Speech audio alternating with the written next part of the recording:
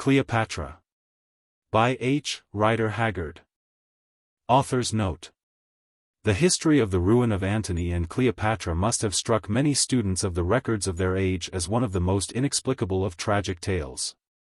What malign influence and secret hates were at work, continually sapping their prosperity and blinding their judgment? Why did Cleopatra fly at Actium, and why did Antony follow her, leaving his fleet and army to destruction? An attempt is made in this romance to suggest a possible answer to these and some other questions. The reader is asked to bear in mind, however, that the story is told, not from the modern point of view, but as from the broken heart and with the lips of an Egyptian patriot of royal blood. No mere beast worshipper, but a priest instructed in the inmost mysteries, who believed firmly in the personal existence of the gods of Chem, in the possibility of communion with them, and in the certainty of immortal life with its rewards and punishments. To whom also the bewildering and often gross symbolism of the Osirian faith was nothing but a veil woven to obscure secrets of the sanctuary. Whatever proportion of truth there may have been in their spiritual claims and imaginings, if indeed there was any. Such men as the Prince Harmachis have been told of in the annals of every great religion, and, as is shown by the testimony of monumental and sacred inscriptions, they were not unknown among the worshippers of the Egyptian gods, and more especially of Isis. Unfortunately, it is scarcely possible to write a book of this nature and period without introducing a certain amount of illustrative matter. For by no other means can the long-dead past be made to live again before the reader's eyes with all its accessories of faded pomp and forgotten mystery. To such students as seek a story only, and are not interested in the faith, ceremonies, or customs of the mother of religion and civilization, ancient Egypt, it is, however, respectfully suggested that they should exercise the art of skipping, and open this tale at its second book. That version of the death of Cleopatra has been preferred which attributes her end to poison. According to Plutarch, its actual manner is very uncertain, though popular rumor ascribed it to the bite of an asp.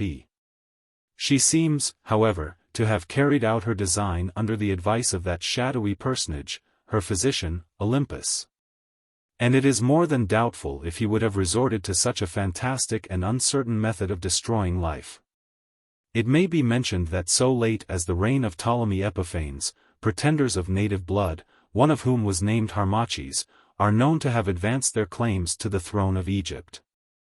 Moreover, there was a book of prophecy current among the priesthood which declared that after the nations of the Greeks the god Harsaphi would create the chief who is to come.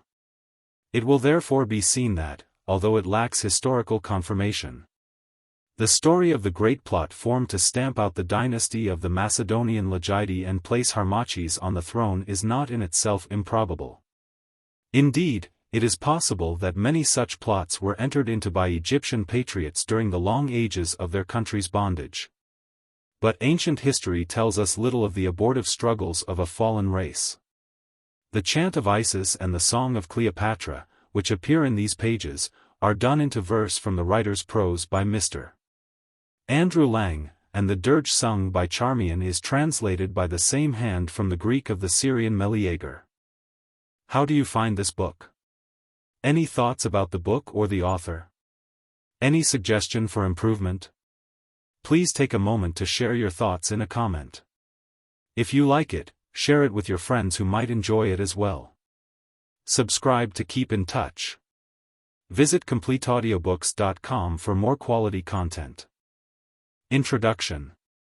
In the recesses of the desolate Libyan mountains that lie behind the temple and city of Abouthis, the supposed burying place of the holy Osiris, a tomb was recently discovered, among the contents of which were the papyrus rolls whereupon this history is written.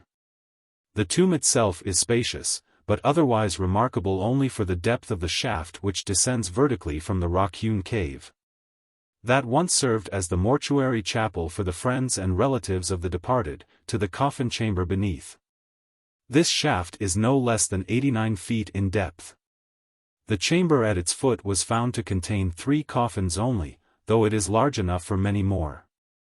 2 of these, which in all probability enclose the bodies of the high priest, Amenemhat, and of his wife, father and mother of Harmachis, the hero of this history, The shameless Arabs who discovered them there and then broke up.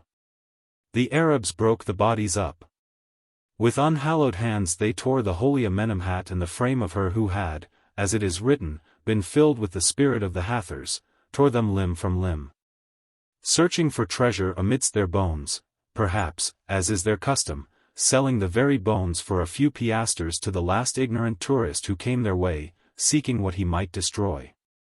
For in Egypt the unhappy, the living find their bread in the tombs of the great men who were before them. But as it chanced, some little while afterwards, one who is known to this writer, and a doctor by profession, passed up the Nile to Abouthis, and became acquainted with the men who had done this thing. They revealed to him the secret of the place, telling him that one coffin yet remained entombed. It seemed to be the coffin of a poor person, they said, and therefore, being pressed for time, they had left it unviolated. Moved by curiosity to explore the recesses of a tomb as yet unprofaned by tourists, my friend bribed the Arabs to show it to him. What ensued I will give in his own words, exactly as he wrote it to me. I slept that night near the temple of Seti, and started before daybreak on the following morning. With me were a cross-eyed rascal named Ali Baba I named him, the man from whom I got the ring which I am sending you, and a small but choice assortment of his fellow thieves. Within an hour after sunrise we reached the valley where the tomb is. It is a desolate place, into which the sun pours his scorching heat all the long day through, till the huge brown rocks which are strewn about become so hot that one can scarcely bear to touch them. And the sand scorches the feet. It was already too hot to walk, so we rode on donkeys. Some way up the valley, where a vulture floating far in the blue overhead was the only other visitor, till we came to an enormous boulder polished by centuries of action of sun and sand. Here Ali halted, saying that the tomb was under the stone. Accordingly, we dismounted, and, leaving the donkeys in charge of a fellow boy, went up to the rock. Beneath it was a small hole, barely large enough for a man to creep through. Indeed it had been dug by jackals, for the doorway and some part of the cave were entirely silted up, and it was by means of this jackal hole that the tomb had been discovered. Ali crept in on his hands and knees, and I followed, to find myself in a place cold after the hot outside air, and, in contrast with the light, filled with a dazzling darkness. We lit our candles, and, the select body of thieves having arrived, I made an examination. We were in a cave the size of a large room, and hollowed by hand, the further part of the cave being almost free from drift dust. On the walls are religious paintings of the usual Ptolemaic character, and among them one of a majestic old man with a long white beard, who is seated in a carved chair holding a wand in his hand. One before him passes a procession of priests bearing sacred images. In the right-hand corner of the tomb is the shaft of the mummy pit, a square-mouthed well cut in the black rock. We had brought a beam of thorn wood, and this was now laid across the pit and a rope made fast to it. Then Ali, who, to do him justice, is a courageous thief, took hold of the rope, and, putting some candles into the breast of his robe, placed his bare feet against the smooth sides of the well and began to descend with great rapidity. Very soon he had vanished into blackness, and the agitation of the cord alone told us that anything was going on below. At last the rope ceased shaking and a faint shout came rumbling up the well, announcing Ali's safe arrival. Then, far below, a tiny star of light appeared. He had lit the candle, thereby disturbing hundreds of bats that flitted up in an endless stream and as silently as spirits. The rope was hauled up again, and now it was my turn. But, as I declined to trust my neck to the hand-over-hand method of descent, the end of the cord was made fast round my middle and I was lowered bodily into those sacred depths. Nor was it a pleasant journey, for, if the masters of the situation above had made any mistake, I should have been dashed to pieces. Also, the bats continually flew into my face and clung to my hair, and I have a great dislike of bats. At last, after some minutes of jerking and dangling, I found myself standing in a narrow passage by the side of the worthy Ali, covered with bats and perspiration, and with the skin rubbed off my knees and knuckles. Then another man came down, hand over hand like a sailor, and as the rest were told to stop above, we were ready to go on. Ali went first with his candle. Of course we each had a candle, leading the way down a long passage about 5 feet high. At length the passage widened out, and we were in the tomb chamber, I think the hottest and most silent place that I ever entered. It was simply stifling. This chamber is a square room cut in the rock and totally devoid of paintings or sculpture. I held up the candles and looked round. About the place were strewn the coffin lids and the mummied remains of the 2 bodies that the Arabs had previously violated. The paintings on the former were, I noticed, of great beauty, though, having no knowledge of hieroglyphics, I could not decipher them. Beads and spicy wrappings lay around the remains, which, I saw, were those of a man and a woman. The head had been broken off the body of the man. I took it up and looked at it. It had been closely shaved, after death, I should say, from the general indications, and the features were disfigured with gold leaf. But notwithstanding this, and the shrinkage of the flesh, I think the face was one of the most imposing and beautiful that I ever saw. It was that of a very old man, and his dead countenance still wore so calm and solemn, indeed, so awful a look, that I grew quite superstitious, though as you know, I am pretty well accustomed to dead people, and put the head down in a hurry. There were still some wrappings left upon the face of the second body, and I did not remove them, but she must have been a fine large woman in her day. "There the other mummy," said Ali, pointing to a large and solid case that seemed to have been carelessly thrown down in a corner, for it was lying on its side. I went up to it and carefully examined it. It was well made, but of perfectly plain cedar wood, not an inscription, not a solitary god on it. "Never see one like him before," said Ali. "Very great hurry, he no Mafish, no Phoenish. Throw him down here on side." I looked at the plain case till at last my interest was thoroughly aroused. I was so shocked by the sight of the scattered dust of the departed that I had made up my mind not to touch the remaining coffin, but now my curiosity overcame me, and we set to work. Ali had brought a mallet and a cold chisel with him, and, having set the coffin straight, he began upon it with all the zeal of an experienced tomb-breaker. And then he pointed out another thing. Most mummy cases are fastened by 4 little tongues of wood, 2 on either side, which are fixed in the upper half, and, passing into mortices cut to receive them in the thickness of the lower half. They're held fast by pegs of hard wood. But this mummy case had 8 such tongues. Evidently it had been thought well to secure it firmly. At last, with great difficulty, we raised the massive lid, which was nearly 3 inches thick, and there, covered over with a deep layer of loose spices, a very unusual thing, was the body. Ali looked at it with open eyes, and no wonder. For this mummy was not as other mummies are. Mummies in general lie upon their backs, as stiff and calm as though they were cut from wood. But this mummy lay upon its side, and, the wrappings notwithstanding, its knees were slightly bent. More than that, indeed, the gold mask, which, after the fashion of the Ptolemaic period, had been set upon the face, had worked down, and was literally pounded up beneath the hooded head. It was impossible, seeing these things, to avoid the conclusion that the mummy before us had moved with violence since it was put in the coffin. "Him very funny mummy. Him not Mafish when him go in there," said Ali. "Nonsense," I said. "Who ever heard of a live mummy?" We lifted the body out of the coffin, nearly choking ourselves with mummy dust in the process, and there beneath it half hidden among the spices, we made our first find. It was a roll of papyrus, carelessly fastened and wrapped in a piece of mummy cloth, having to all appearance been thrown into the coffin at the moment of closing. 3. Ali eyed the papyrus greedily, but I seized it and put it in my pocket, for it was agreed that I was to have all that might be discovered. Then we began to unwrap the body. It was covered with very broad strong bandages, thickly wound and roughly tied, sometimes by means of simple knots. The whole working the appearance of having been executed in great haste and with difficulty.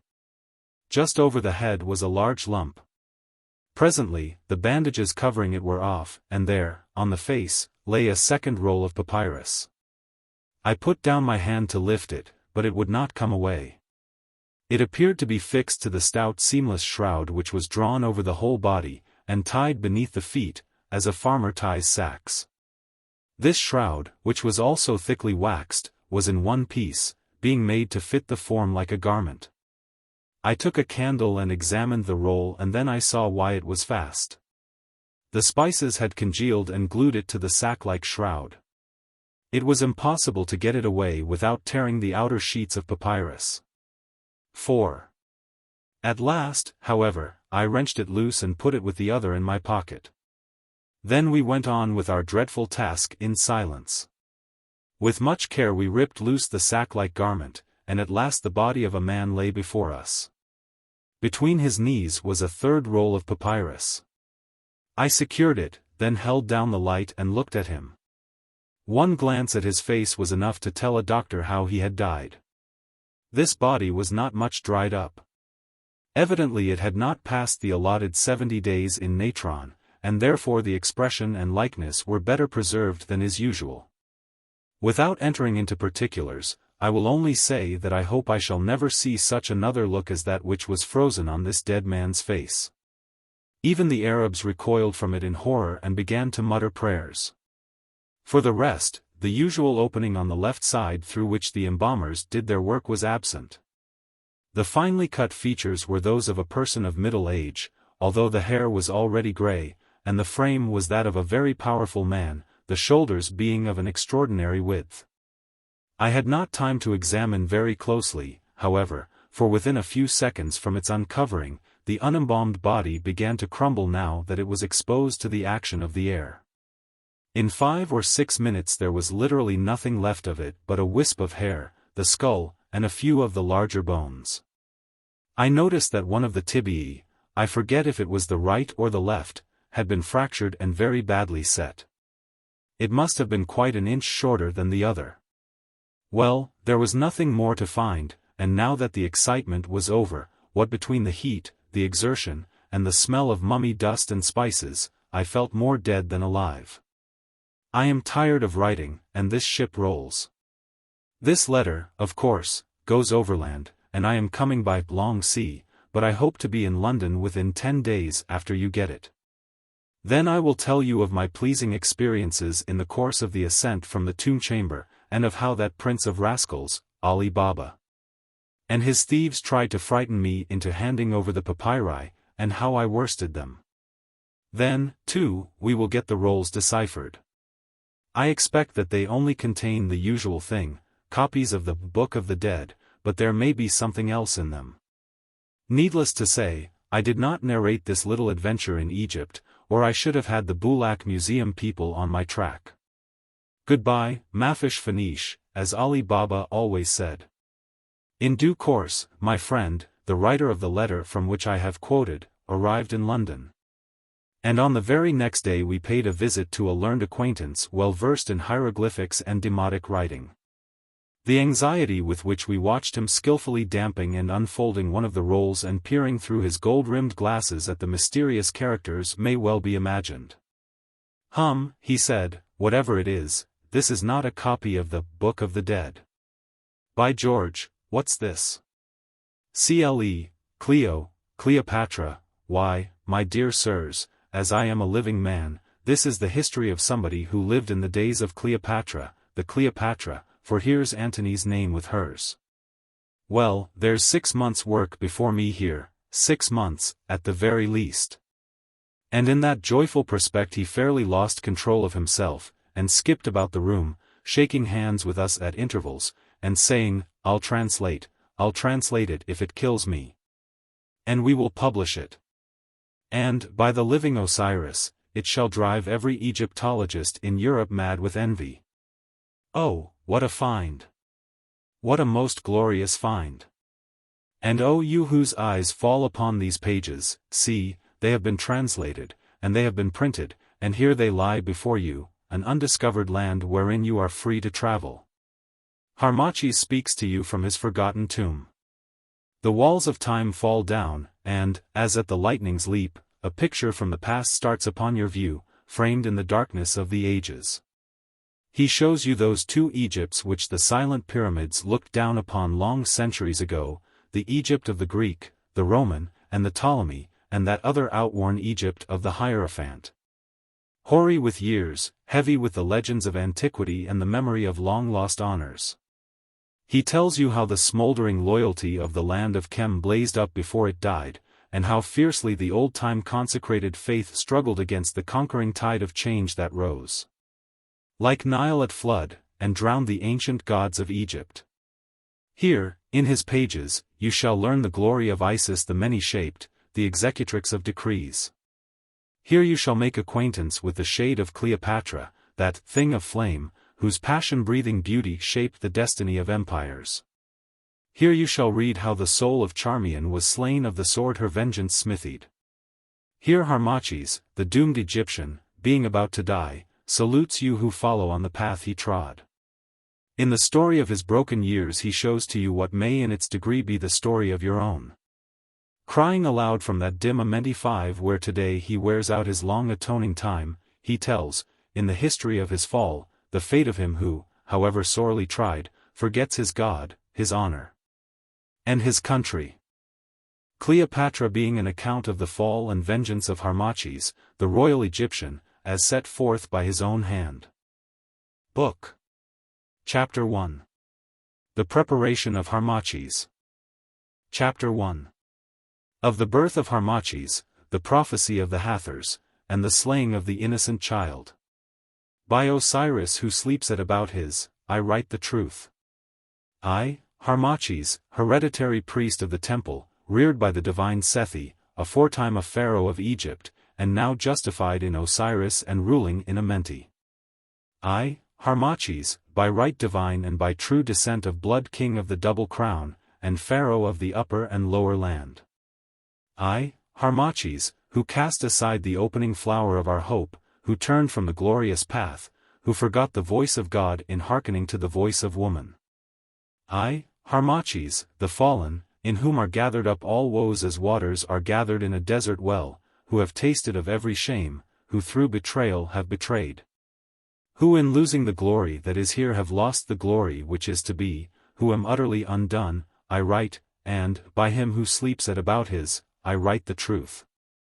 O Egypt, dear land of Chem, whose black soil nourished up my mortal part, land that I have betrayed, O Osiris, Isis, Horus, ye gods of Egypt whom I have betrayed.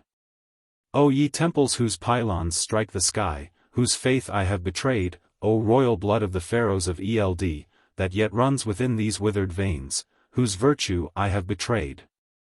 O invisible essence of all good.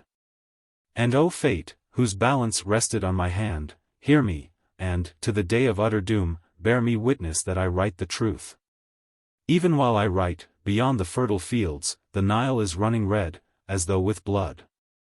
Before me the sunlight beats upon the far Arabian hills, and falls upon the piles of Abouthis.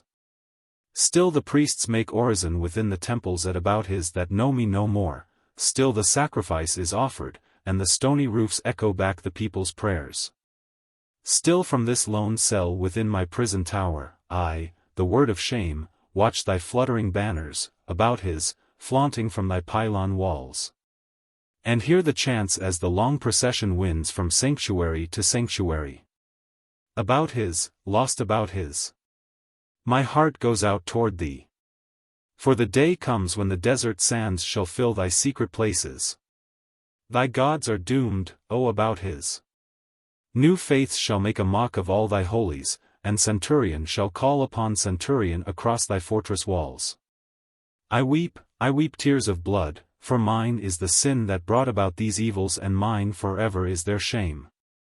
Behold, it is written hereafter. Here in Abouthis I was born, I, Harmachis, and my father, the justified in Osiris, was high priest of the temple of Sethi. And on that same day of my birth Cleopatra, the queen of Egypt, was born also.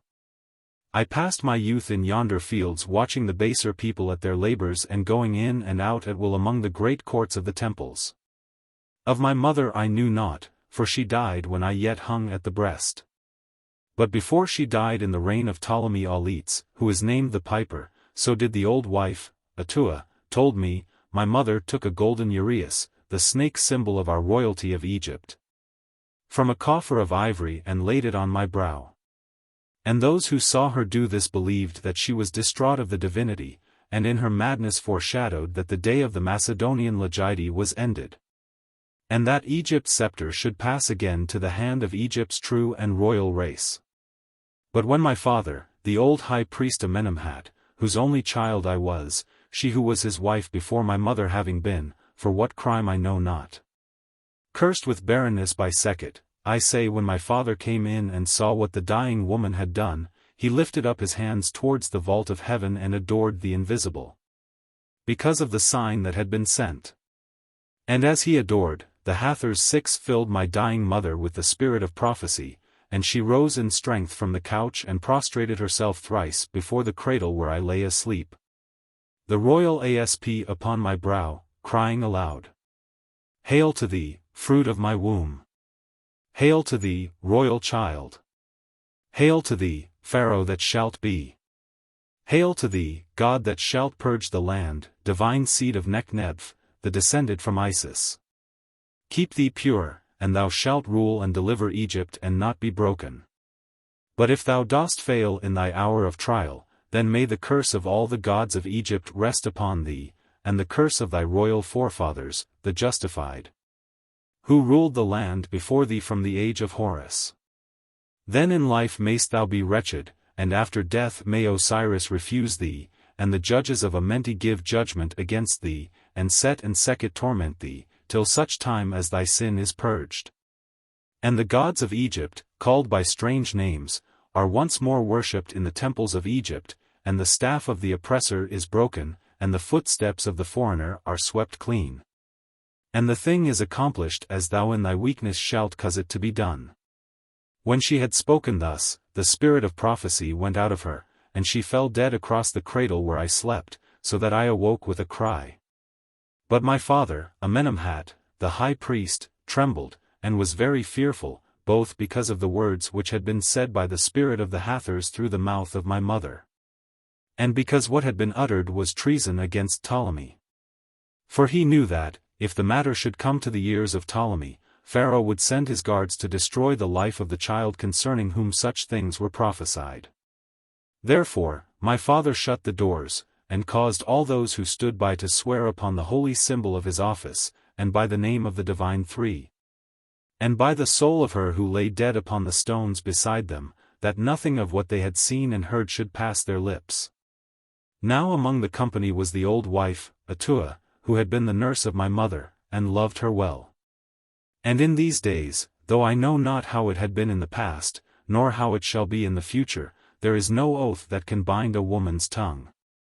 And so it came about that by and by, when the matter had become homely in her mind, and her fear had fallen from her, she spoke of the prophecy to her daughter, who nursed me at the breast now that my mother was dead. She did this as they walked together in the desert carrying food to the husband of the daughter, who was a sculptor, and shaped effigies of the holy gods in the tombs that are fashioned in the rock, telling the daughter, my nurse, how great must be her care and love toward the child that should one day be Pharaoh, and drive the Ptolemies from Egypt. But the daughter, my nurse, was so filled with wonder at what she heard that she could not keep the tale locked within her breast, and in the night she awoke her husband, and, in her turn, whispered it to him, and thereby compassed her own destruction, and the destruction of her child, my foster brother. For the man told his friend, and the friend was a spy of Ptolemy's, and thus the tale came to Pharaoh's ears. Now, Pharaoh was much troubled thereat, for though when he was full of wine he would make a mock of the god of the Egyptians, and swear that the Roman Senate was the only god to whom he bowed the knee, yet in his heart he was terribly afraid, as I have learned from one who was his physician. For when he was alone at night he would scream and cry aloud to the great Serapis, who indeed is no true god, and to other gods, fearing lest he should be murdered and his soul handed over to the tormentors. Also, when he felt his throne tremble under him, he would send large presents to the temples, asking a message from the oracles, and more especially from the oracle that is at Philae.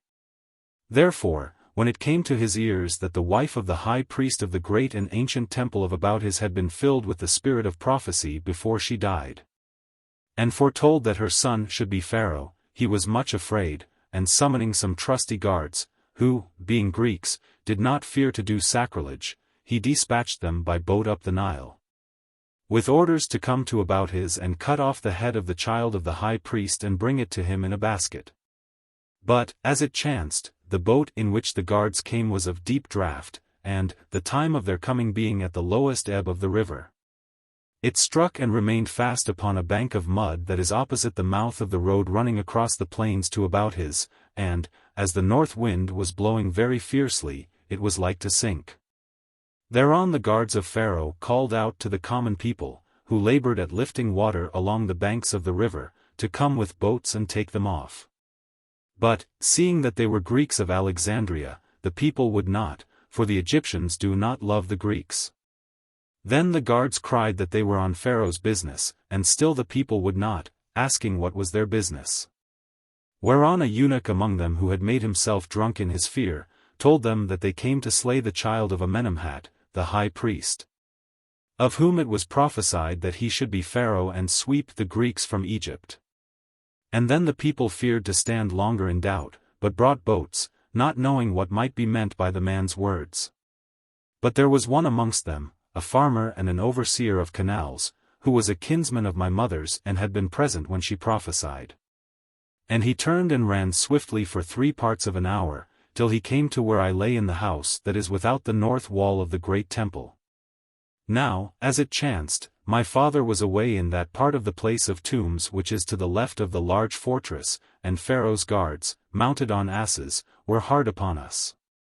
Then the messenger cried to the old wife, Atoua, whose tongue had brought about the evil, and told how the soldiers drew near to slay me. And they looked at each other, not knowing what to do. For, had they hid me, the guards would not have stayed their search till I was found. But the man, gazing through the doorway, saw a little child at play. "Woman," he said, "whose is that child?" "It is my grandchild," she answered, "the foster brother of the prince Harmachis, the child to whose mother we owe this evil case." "Woman," he said, "thou knowest thy duty, do it." And he again pointed at the child. "I command thee, by the holy name." Atoua trembled exceedingly, because the child was of her own blood. But, nevertheless, she took the boy and washed him and set a robe of silk upon him, and laid him on my cradle. And me she took and smeared with mud to make my fair skin darker, and, drawing my garment from me, set me to play in the dirt of the yard, which I did right gladly. Then the man hid himself, and presently the soldiers rode up and asked of the old wife if this were the dwelling of the high priest Amenemhat. And she told them yea, and, bidding them enter, offered them honey and milk, for they were thirsty. When they had drunk, the eunuch who was with them asked if that were the son of Amenemhat who lay in the cradle. And she said, Yea, and began to tell the guards how he would be great, for it had been prophesied of him that he should one day rule them all. But the Greek guards laughed, and one of them, seizing the child, smote off his head with a sword. And the eunuch drew forth the signet of Pharaoh as warrant for the deed and showed it to the old wife, Atoua, bidding her tell the high priest that his son should be king without a head. And as they went, one of their number saw me playing in the dirt and called out that there was more breeding in yonder brat than in the prince Harmachis. And for a moment they wavered, thinking to slay me also, but in the end they passed on, bearing the head of my foster brother, for they loved not to murder little children. After a while, the mother of the dead child returned from the marketplace, and when she found what had been done, she and her husband would have killed Atoua the old wife, her mother, and given me up to the soldiers of Pharaoh. But my father came in also and learned the truth, and he caused the man and his wife to be seized by night and hidden away in the dark places of the temple, so that none saw them more. But I would today that it had been the will of the gods that I had been slain of the soldiers and not the innocent child. Thereafter it was given out that the high priest Amenemhat had taken me to be as a son to him in the place of that Harmachis who was slain of Pharaoh. Chapter 2. Of the disobedience of Harmachis, of the slaying of the lion. And of the speech of the old wife, Atoua. And after these things Ptolemy the piper troubled us no more. Nor did he again send his soldiers to seek for him of whom it was prophesied that he should be Pharaoh. For the head of the child, my foster brother, was brought to him by the eunuch as he sat in his palace of marble at Alexandria, flushed with Cyprian wine, and played upon the flute before his women. And at his bidding the eunuch lifted up the head by the hair for him to look on. Then he laughed and smote it on the cheek with his sandal, bidding one of the girls crown Pharaoh with flowers. And he bowed the knee, and mocked the head of the innocent child. But the girl, who was sharp of tongue, for all of this I heard in after years, said to him that he did well to bow the knee, for this child was indeed Pharaoh, the greatest of pharaohs. And his name was the Osiris and his throne was death. Auletes was much troubled at these words, and trembled, for, being a wicked man, he greatly feared entering into Amenti.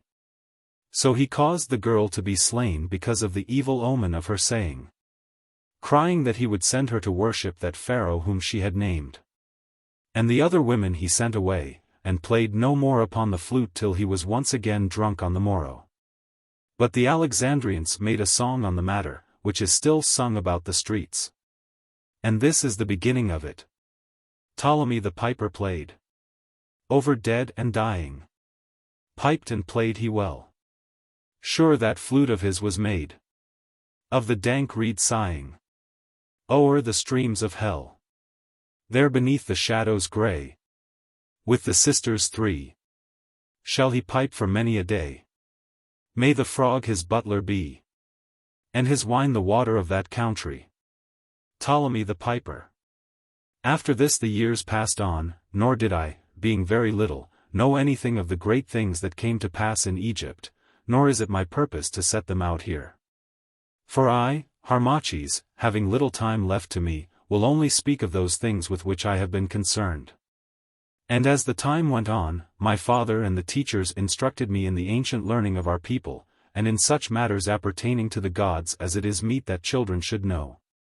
So I grew strong and comely, for my hair was black as the hair of the divine Knout, and my eyes were blue as the blue lotus, and my skin was like the alabaster within the sanctuaries.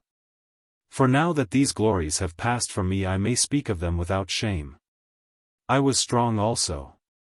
There was no youth of my years in Abouthis who could stand against me to wrestle with me, nor could any throw so far with the sling or spear. And I much yearned to hunt the lion. But he whom I called my father forbade me, telling me that my life was of too great worth to be so lightly hazarded. But when I bowed before him and prayed he would make his meaning clear to me, the old man frowned and answered that the gods made all things clear in their own season. For my part, however, I went away in wrath, for there was a youth in Abouthis who with others had slain a lion which fell upon his father's herds, and, being envious of my strength and beauty, he set it about that I was cowardly at heart, in that when I went out to hunt I only slew jackals and gazelles. Now, this was when I had reached my 17th year and was a man grown.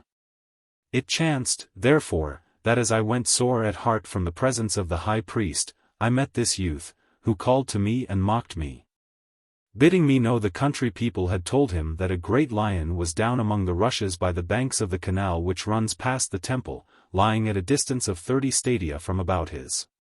And, still mocking me, he asked me if I would come and help him slay this lion, or would I go and sit among the old women and bid them comb my side lock. This bitter word so angered me that I was near to falling on him. But in place therefore, forgetting my father's saying, I answered that if he would come alone, I would go with him and seek this lion, and he should learn if I were indeed a coward. And at first he would not, for, as men know, it is our custom to hunt the lion in companies, so it was my hour to mock. Then he went and fetched his bow and arrows and a sharp knife. And I brought forth my heavy spear, which had a shaft of thorn wood, and at its end a pomegranate in silver, to hold the hand from slipping. And, in silence, we went, side by side, to where the lion lay. When we came to the place, it was near sundown.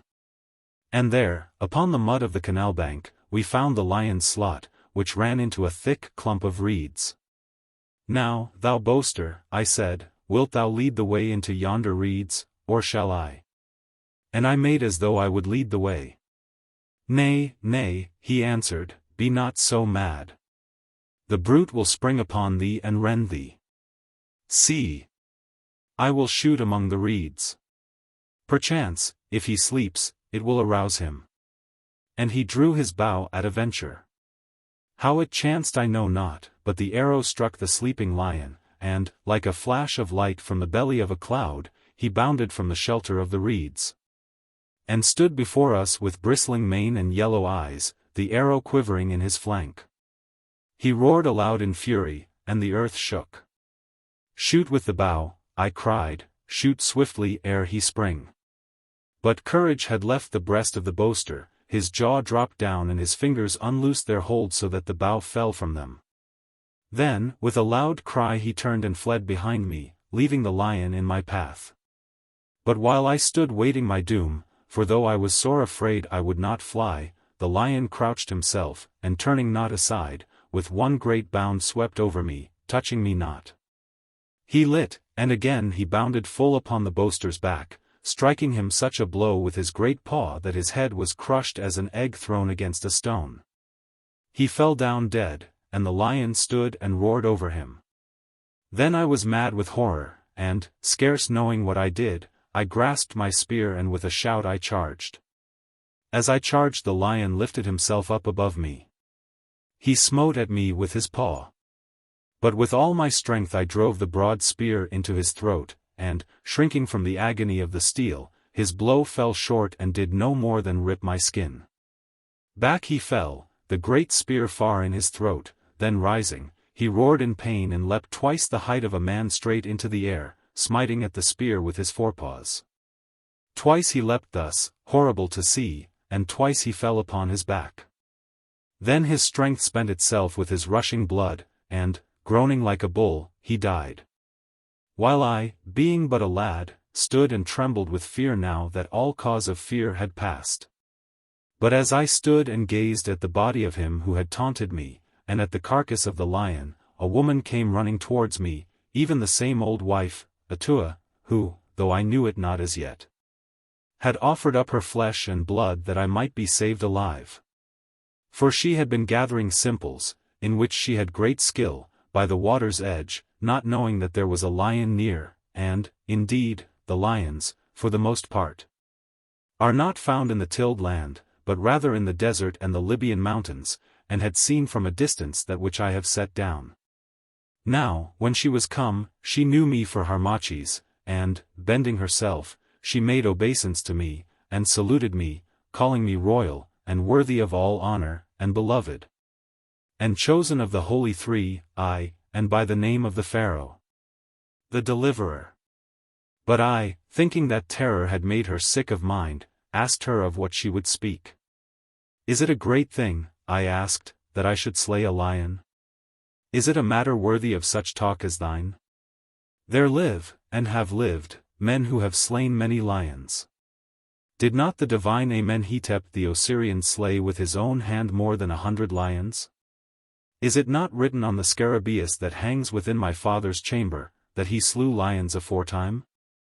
And have not others done likewise? Why then, speakest thou thus, O foolish woman? All of which I said, because, having now slain the lion, I was minded, after the manner of youth, to hold it as a thing of no account. But she did not cease to make obeisance, and to call me by names that are too high to be written. O royal one, she cried, wisely did thy mother prophesy. Surely the Holy Spirit, the Neph, was in her, O thou conceived by a god. See the omen. The lion there, he growls within the capital at Rome, and the dead man, he is the Ptolemy, the Macedonian spawn that, like a foreign weed, hath overgrown the land of Nile. With the Macedonian Lagide thou shalt go to smite the lion of Rome. But the Macedonian cur shall fly, and the Roman lion shall strike him down, and thou shalt strike down the lion, and the land of Chem shall once more be free. Free! Keep thyself but pure, according to the commandment of the gods, O son of the royal house, O hope of Chemi. Be but ware of woman the destroyer, and as I have said, so shall it be. I am poor and wretched, yea, stricken with sorrow. I have sinned in speaking of what should be hid, and for my sin I have paid in the coin of that which was born of my womb. Willingly have I paid for thee. But I have still of the wisdom of our people, nor do the gods, in whose eyes all are equal, turn their countenance from the poor. The divine mother Isis hath spoken to me, but last night she spake, bidding me come hither to gather herbs, and read to thee the signs that I should see. And as I have said, so it shall come to pass, if thou canst but endure the weight of the great temptation. Come hither, royal one. And she led me to the edge of the canal, where the water was deep, and still and blue. Now gaze upon that face as the water throws it back. Is not that brow fitted to bear the double crown? Do not those gentle eyes mirror the majesty of kings? Hath not the Atoua, the Creator, fashioned that form to fit the imperial garb, and awe the glance of multitudes looking through thee to God? Nay, nay, she went on in another voice, a shrill old wife's voice, I will, be not so foolish, boy, the scratch of a lion is a venomous thing, a terrible thing. Yea, as bad as the bite of an asp, it must be treated, else it will fester, and all thy days thou shalt dream of lions, aye, and snakes, and, also, it will break out in sores. But I know of it, I know. I am not crazed for nothing. For mark. Everything has its balance, in madness is much wisdom, and in wisdom much madness. Law. Law. Law. Pharaoh himself can't say where the one begins and the other ends. Now, don't stand gazing there, looking as silly as a cat in a crocus-colored robe, as they say in Alexandria. But just let me stick these green things on the place, and in 6 days you'll heal up as white as a 3-year child. Never mind the smart of it, lad. By him who sleeps at Phuli, or at Abouthis, or at Abouthis, as our divine masters have it now, or wherever he does sleep, which is a thing we shall all find out before we want to, by Osiris, I say. You'll live to be as clean from scars as a sacrifice to Isis at the new moon, if you'll but let me put it on. Is it not so, good folk? And she turned to address some people who, while she prophesied, had assembled unseen by me. I've been speaking a spell over him, just to make a way for the virtue of my medicine, law. Law. There's nothing like a spell. If you don't believe it, just you come to me next time your wives are barren. It's better than scraping every pillar in the temple of Osiris, I'll warrant. I'll make bear like a 20-year-old palm. But then, you see, you must know what to say, that's the point, everything comes to a point at last. Law. Law. Now, when I heard all this, I, Harmachis, put my hand to my head, not knowing if I dreamed. But presently looking up, I saw a gray-haired man among those who were gathered together, who watched us sharply, and afterwards I learned that this man was the spy of Ptolemy, the very man, indeed, who had well-nigh caused me to be slain of Pharaoh when I was in my cradle. Then I understood why Atoua spoke so foolishly. Thine are strange spells, old wife, the spy said. Thou didst speak of Pharaoh and the double crown and of the form fashioned by Atoua to bear it. Is it not so? Yea, part of the spell, thou fool. And what can one swear by better nowadays than by the divine Pharaoh the piper, whom, and whose music, may the gods preserve to charm this happy land? What better than by the double crown he wears, grace to great Alexander of Macedonia? By the way, you know about everything, have they got back his chlamys yet, which Mithridates took to Kos? Pompey wore it last, didn't he, in his triumph, too, just fancy Pompey in the cloak of Alexander, a puppy dog in a lion's skin. And talking of lions, look what this lad hath done, slain a lion with his own spear. And right glad you village folks should be to see it, for it was a very fierce lion, just see his teeth and his claws, his claws. They are enough to make a poor silly old woman like me shriek to look at them. And the body there, the dead body, the lion slew it. Alack! He's an Osiris 7 now, the body, and to think of it, but an hour ago he was an everyday mortal like you or me. Well, away with him to the embalmers. He'll soon swell in the sun and burst, and that will save them the trouble of cutting him open. Not that they will spend a talent of silver over him anyway. 70 days in natron, that's all he's likely to get. La! How my tongue does run, and it's getting dark. Come, aren't you going to take away the body of that poor lad, and the lion, too? There, my boy, you keep those herbs on, and you'll never feel your scratches. I know a thing or two for all I'm crazy, and you, my own grandson. Dear, I'm glad His Holiness the High Priest adopted you when Pharaoh, Osiris bless his holy name, made an end of his son. You look so bonny. I warrant the real Harmachis could not have killed a lion like that. Give me the common blood, I say, it's so lusty. You know too much and talk too fast, grumbled the spy, now quite deceived. Well, he is a brave youth. Here, you men, bear this body back to Abouthis, and some of you stop and help me skin the lion. We'll send the skin to you, young man, he went on. Not that you deserve it, to attack a lion like that was the act of a fool, and a fool deserves what he gets, destruction. Never attack the strong until you are stronger. But for my part one went home wondering. Chapter 3. Of the rebuke of Amenemhat, of the prayer of Harmachis. And of the sign given by the holy gods. For a while as I, Harmachis, went, the juice of the green herbs which the old wife, Atoua, had placed upon my wounds caused me much smart. But presently the pain ceased. And, of a truth, I believe that there was virtue in them, for within 2 days my flesh healed up, so that after a time no marks remained. But I bethought me that I had disobeyed the word of the old high priest, Amenemhat, who was called my father. For till this day I knew not that he was in truth my father according to the flesh, having been taught that his own son was slain as I have written. And that he had been pleased, with the sanction of the divine ones, to take me as an adopted son and rear me up, that I might in due season fulfill an office about the temple. Therefore I was much troubled, for I feared the old man, who was very terrible in his anger, and ever spoke with the cold voice of wisdom. Nevertheless, I determined to go into him and confess my fault and bear such punishment as he should be pleased to put upon me. So with the red spear in my hand, and the red wounds on my breast, I passed through the outer court of the great temple and came to the door of the place where the high priest dwelt. It is a great chamber, sculptured round about with the images of the solemn gods, and the sunlight comes to it in the daytime by an opening cut through the stones of the massy roof.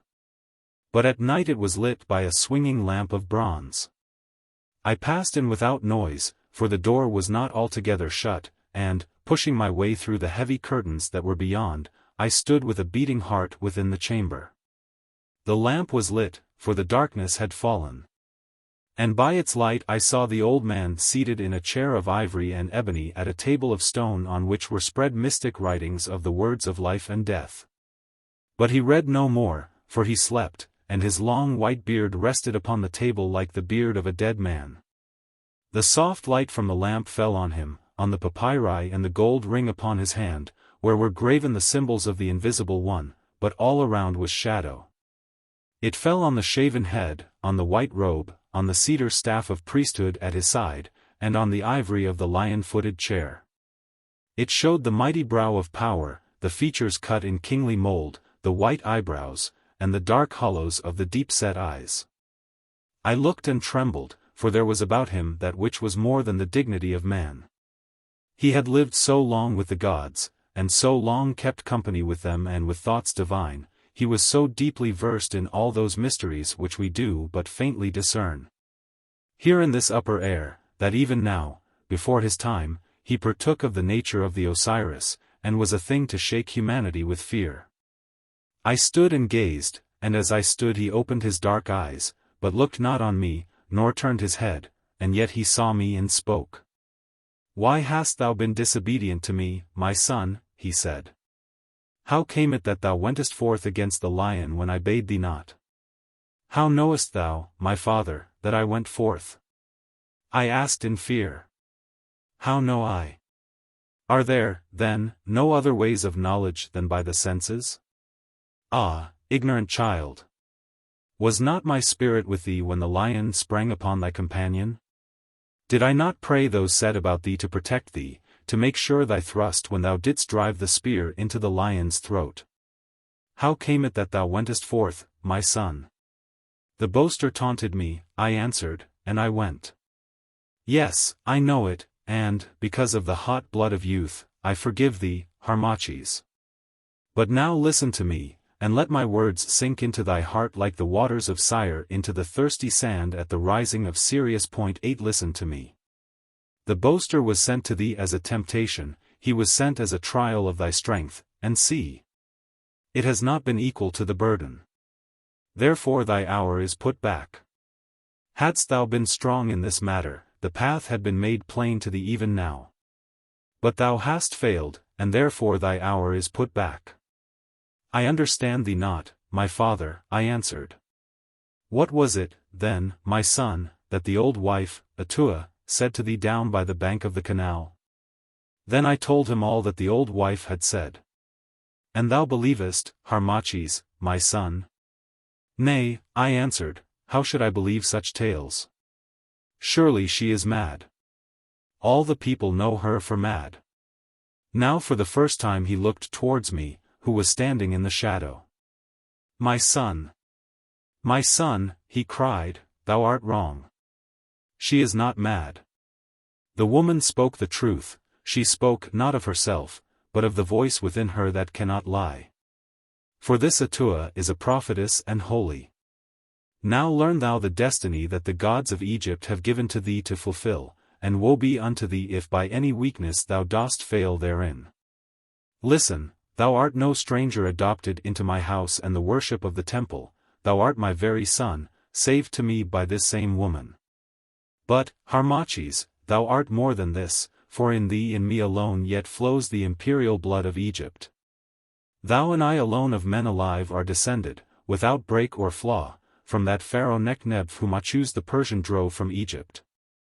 The Persian came and the Persian went, and after the Persian came the Macedonian, and now for nigh upon 300 years the Lagidi have usurped the double crown, defiling the land of Chem and corrupting the worship of its gods. And mark thou this, but now, 2 weeks since, Ptolemy news Dionysus, Ptolemy Auletes the piper, who would have slain thee, is dead. And but now hath the eunuch Pothinus, that very eunuch who came hither, years ago, to cut thee off, set at naught the will of his master, the dead Auletes, and placed the boy Ptolemy upon the throne. And therefore his sister Cleopatra, that fierce and beautiful girl, has fled into Syria. And there, if I err not, she will gather her armies and make war upon her brother Ptolemy, for by her father's will she was left joint sovereign with him.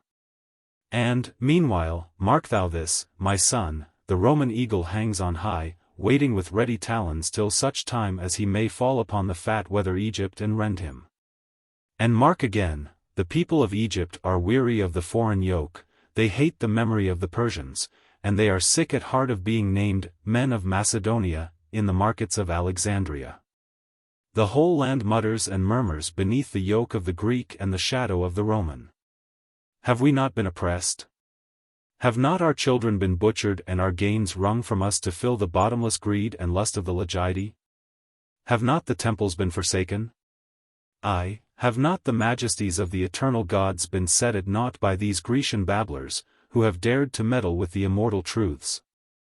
And name the Most High by another name, by the name of Serapis, confounding the substance of the invisible? Does not Egypt cry aloud for freedom, and shall she cry in vain? Nay, nay, for thou, my son, art the appointed way of deliverance. To thee, being sunk in Eld, I have decreed my rights. Already thy name is whispered in many a sanctuary, from Abu to Athu, already priests and people swear allegiance, even by the sacred symbols, unto him who shall be declared to them. Still, the time is not yet, thou art too green a sapling to bear the weight of such a storm. But today thou wast tried and found wanting. He who would serve the gods, Harmachis, must put aside the failings of the flesh. Taunts must not move him, nor any lusts of man. Thine is a high mission, but this thou must learn. If thou learn it not, thou shalt fail therein, and then, my curse be on thee. And the curse of Egypt, and the curse of Egypt's broken gods. For know thou this, that even the gods, who are immortal, may, in the interwoven scheme of things, lean upon the man who is their instrument, as a warrior on his sword. And woe be to the sword that snaps in the hour of battle, for it shall be thrown aside to rust or perchance be melted with fire. Therefore, make thy heart pure and high and strong. For thine is no common lot, and thine no mortal meed. Triumph, Harmachis, and in glory thou shalt go, in glory here and hereafter. Fail, and woe, woe be on thee. He paused and bowed his head, and then went on. Of these matters thou shalt hear more hereafter. Meanwhile, thou hast much to learn. Tomorrow I will give thee letters, and thou shalt journey down the Nile, past white-walled Memphis to Annu. There thou shalt sojourn certain years, and learn more of our ancient wisdom beneath the shadow of those secret pyramids of which thou, too, art the hereditary high priest that is to be. And meanwhile, I will sit here and watch, for my hour is not yet, and, by the help of the gods, spin the web of death wherein thou shalt catch and hold the wasp of Macedonia. Come hither, my son. Come hither and kiss me on the brow, for thou art my hope, and all the hope of Egypt. Be but true, soar to the eagle crest of destiny, and thou shalt be glorious here and hereafter.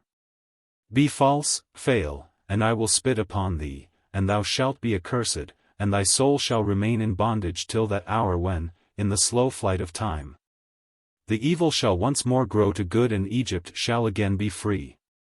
I drew near, trembling, and kissed him on the brow. May all these things come upon me, and more, I said, if I fail thee, my father. Nay, he cried, not me, not me. But rather those whose will I do. And now go, my son, and ponder in thy heart, and in thy secret heart digest my words. Mark what thou shalt see, and gather up the dew of wisdom, making thee ready for the battle. Fear not for thyself, thou art protected from all ill. No harm may touch thee from without. Thyself alone can be thine own enemy. I have said. Then I went forth with a full heart. The night was very still, and none were stirring in the temple courts. I hurried through them, and reached the entrance to the pylon that is at the outer gate. Then, seeking solitude, and, as it were, to draw near to heaven, I climbed the pylon's 200 steps, until at length I reached the massive roof. Here I leaned my breast against the parapet, and looked forth. As I looked, the red edge of the full moon floated up over the Arabian hills, and her rays fell upon the pylon where I stood and the temple walls beyond, lighting the visages of the carven gods. Then the cold light struck the stretch of well-tilled lands, now widening to the harvest, and as the heavenly lamp of Isis passed up to the sky, her rays crept slowly down to the valley, where Sire, father of the land of Chem, rolls on toward the sea.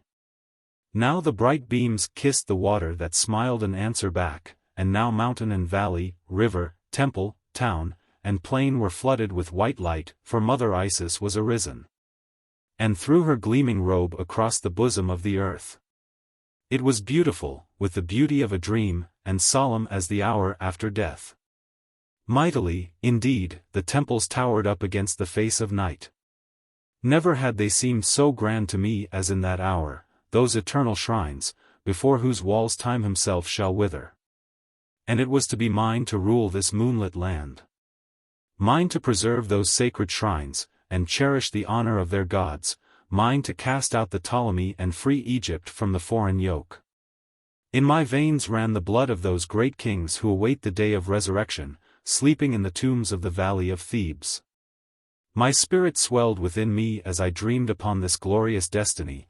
I closed my hands, and there, upon the pylon, I prayed as I had never prayed before to the Godhead, who is called by many names, and in many forms made manifest. O Amen, I prayed, God of gods, who hast been from the beginning, Lord of truth, who art, and of whom all are, who givest out thy Godhead and gatherest it up again. In the circle of whom the divine ones move and are, who wast from all time the self-begot, and who shalt be till time, hearken unto me. 9. O Amen, Osiris, the sacrifice by whom we are justified, Lord of the region of the winds, ruler of the ages, dweller in the west, the supreme in Amenti, hearken unto me. O Isis, great mother goddess, mother of the Horus, mysterious mother, sister, spouse, hearken unto me.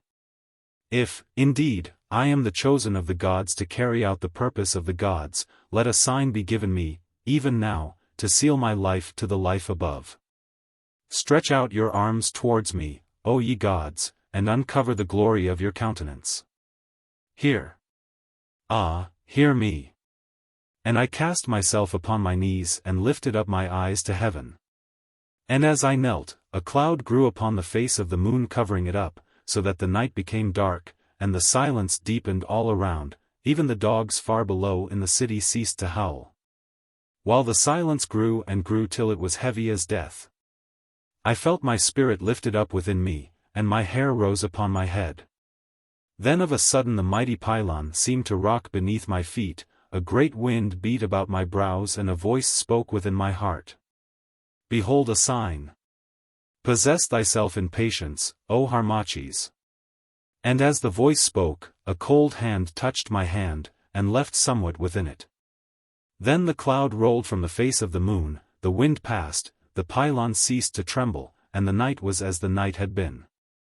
As the light came back, I gazed upon that which had been left within my hand.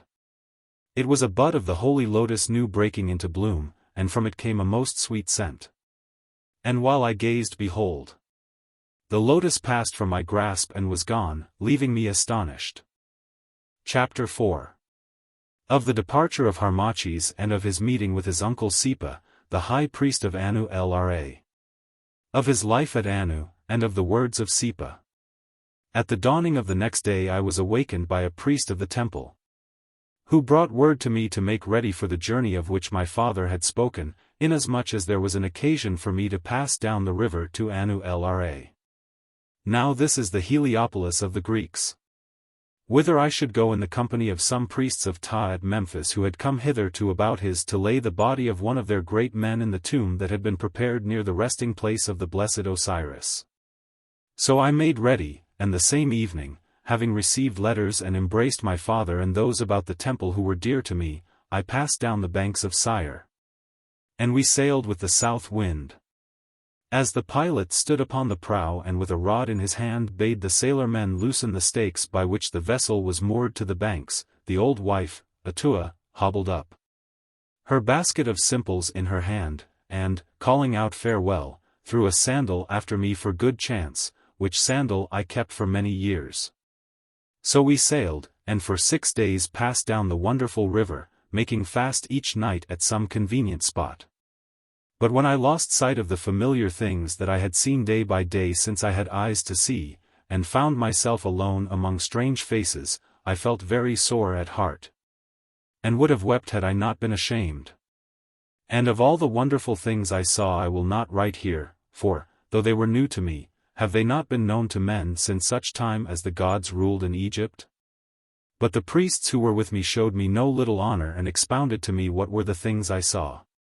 On the morning of the 7th day we came to Memphis, the city of the White Hall.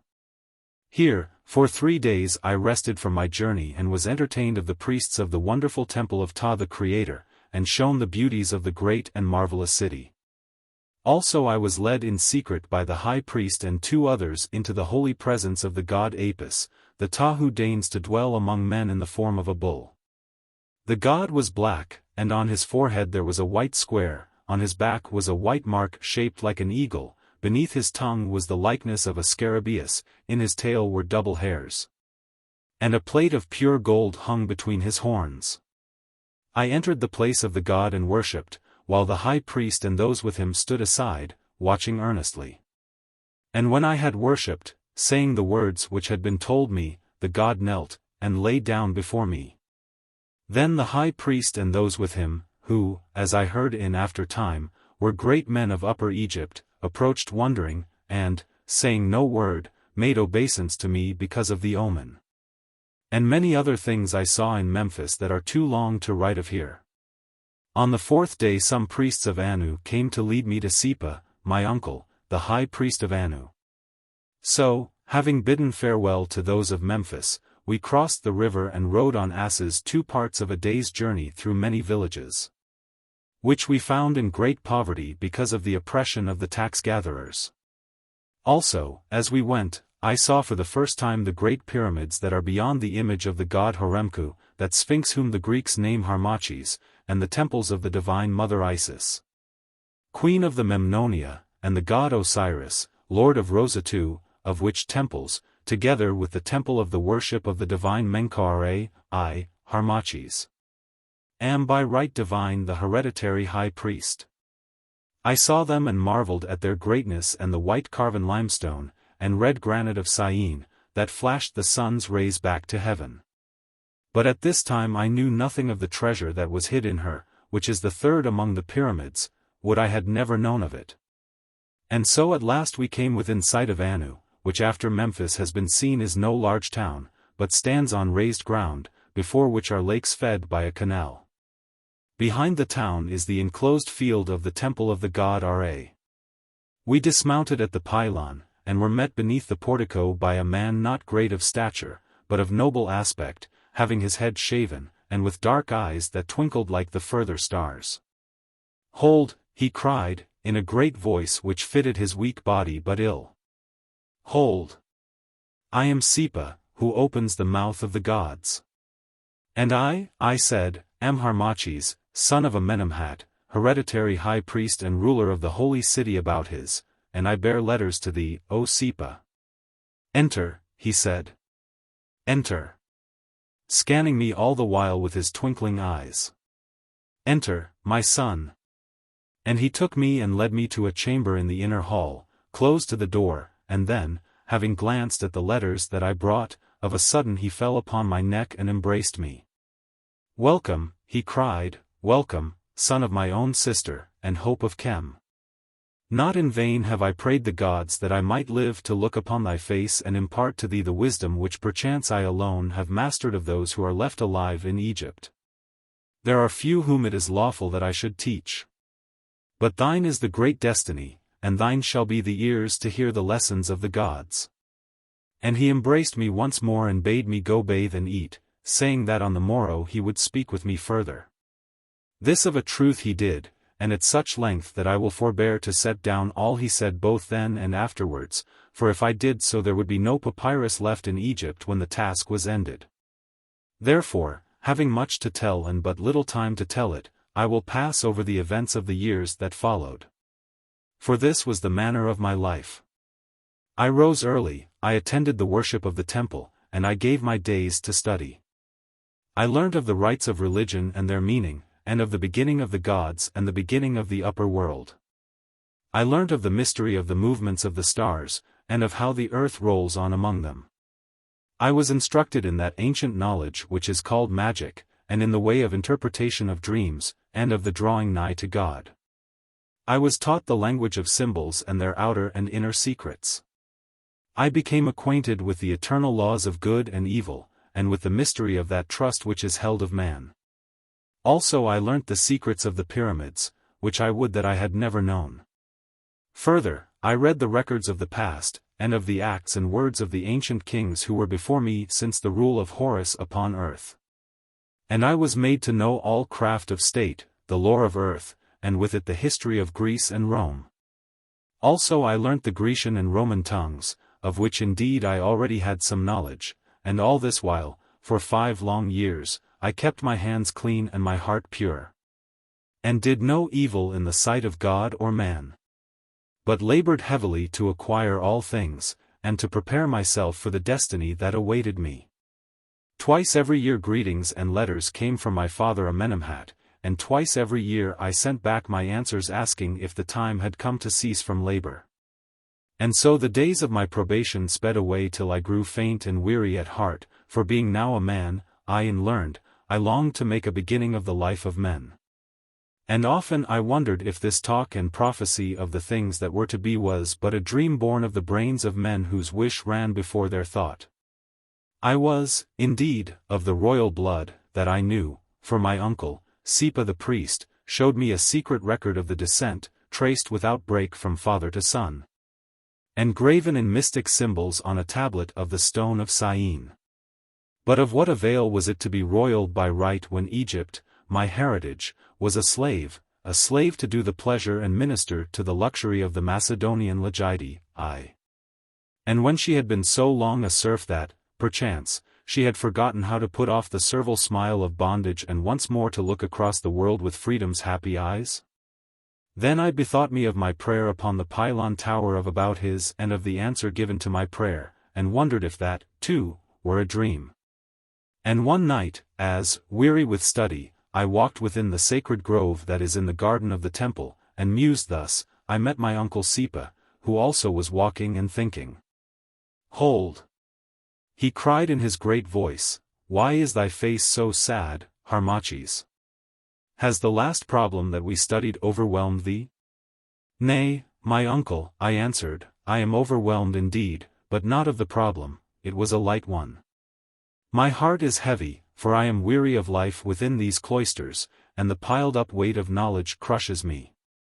It is of no avail to store up force which cannot be used." "Ah, thou art impatient, Harmachis," he answered, "it is ever the way of foolish youth. Thou wouldst taste of the battle. Thou dost tire of watching the breakers fall upon the beach, thou wouldst plunge into them and venture the desperate hazard of the war. And so thou wouldst be going, Harmachis. The bird would fly the nest as, when they are grown, the swallows fly from the eaves of the temple. Well, it shall be as thou desirest, the hour is at hand. I have taught thee all that I have learned, and methinks that the pupil has outrun his master," and he paused and wiped his bright black eyes, for he was very sad at the thought of my departure. "And whither shall I go, my uncle?" I asked rejoicing, "Back to Abouthis to be initiated into the mysteries of the gods?" "Aye, back to Abouthis, and from Abouthis to Alexandria, and from Alexandria to the throne of thy fathers, Harmachis. Listen, now. Things are thus, thou knowest how Cleopatra, the queen, fled into Syria when that false eunuch Pothinus set the will of her father Auletes at naught and raised her brother Ptolemy to the sole lordship of Egypt. Thou knowest also how she came back, like a queen indeed, with a great army in her train, and lay at Pelusium, and how at this juncture the mighty Caesar, that great man, that greatest of all men, sailed with a weak company hither to Alexandria from Pharsalia's bloody field in hot pursuit of Pompey. But he found Pompey already dead, having been basely murdered by Achillas, the general, and Lucius Septimius, the chief of the Roman legions in Egypt. And thou knowest how the Alexandrians were troubled at his coming and would have slain his lictors. Then, as thou hast heard, Caesar seized Ptolemy, the young king, and his sister Arsinoe, and bade the army of Cleopatra and the army of Ptolemy, under Achillas, which lay facing each other at Pelusium, disband and go their ways. And for answer Achillas marched on Caesar, and besieged him straitly in the Bruchium at Alexandria, and so, for a while, things were, and none knew who should reign in Egypt. But then Cleopatra took up the dice, and threw them, and this was the throw she made. In truth, it was a bold one. For, leaving the army at Pelusium, she came at dusk to the harbor of Alexandria, and alone with the Sicilian Apollodorus entered and landed. Then Apollodorus bound her in a bale of rich rugs, such as are made in Syria, and sent the rugs as a present to Caesar. And when the rugs were unbound in the palace, behold, within them was the fairest girl on all the earth, aye, and the most witty and the most learned. And she seduced the great Caesar. Even his weight of years did not avail to protect him from her charms, so that, as a fruit of his folly, he well nigh lost his life, and all the glory he had gained in 100 wars. The fool! I broke in, the fool! Thou callest him great, but how can the man be truly great who has no strength to stand against a woman's wiles? Caesar, with the world hanging on his word. Caesar, at whose breath 40 legions marched and changed the fate of peoples. Caesar the cold, the far-seeing, the hero, Caesar to fall like a ripe fruit into a false girl's lap. Why, in the issue, of what common clay was this Roman Caesar, and how poor a thing? But Sepa looked at me and shook his head. Be not so rash, Harmachis, and talk not with so proud a voice. Knowest thou not that in every suit of mail there is a joint, and woe to him who wears the harness if the sword should search it out? For woman, in her weakness, is yet the strongest force upon the earth. She is the helm of all things human, she comes in many shapes and knocks at many doors. She is quick and patient, and her passion is not ungovernable like that of man, but as a gentle steed that she can guide e'en where she will, and as occasion offers can now bit up and now give rein. She has a captain's eye, and stout must be that fortress of the heart in which she finds no place of vantage. Does thy blood beat fast in youth? She will outrun it, nor will her kisses tire. Art thou set toward ambition? She will unlock thy inner heart, and show thee roads that lead to glory. Art thou worn and weary? She has comfort in her breast. Art thou fallen? She can lift thee up, and to the illusion of thy sense gild defeat with triumph. Aye, Harmachis, she can do these things, for nature ever fights upon her side. And while she does them she can deceive and shape a secret end in which thou hast no part. And thus woman rules the world. For her are wars, for her men spend their strength in gathering gains. For her they do well and ill, and seek for greatness, to find oblivion. But still she sits like yonder sphinx, and smiles. And no man has ever read all the riddle of her smile, or known all the mystery of her heart. Mock not. Mock not, Harmachis. For he must be great indeed who can defy the power of woman, which, pressing round him like the invisible air, is often strongest when the senses least discover it. I laughed aloud. Thou speakest earnestly, my uncle Sepa, I said. One might almost think that thou hadst not come unscathed through this fierce fire of temptation. Well, for myself, I fear not woman and her wiles. I know naught of them, and naught do I wish to know, and I still hold that this Caesar was a fool. Had I stood where Caesar stood, to cool its wantonness that bale of rugs should have been rolled down the palace steps, into the harbor mud. Nay, cease. Cease, he cried aloud. It is evil to speak thus, may the gods avert the omen and preserve to thee this cold strength of which thou boastest. Oh! Man, thou knowest not. Thou in thy strength and beauty that is without compare, in the power of thy learning and the sweetness of thy tongue, thou knowest not. The world where thou must mix is not a sanctuary as that of the divine Isis. But there, it may be so. Pray that thy heart's ice may never melt, so thou shalt be great and happy in Egypt shall be delivered.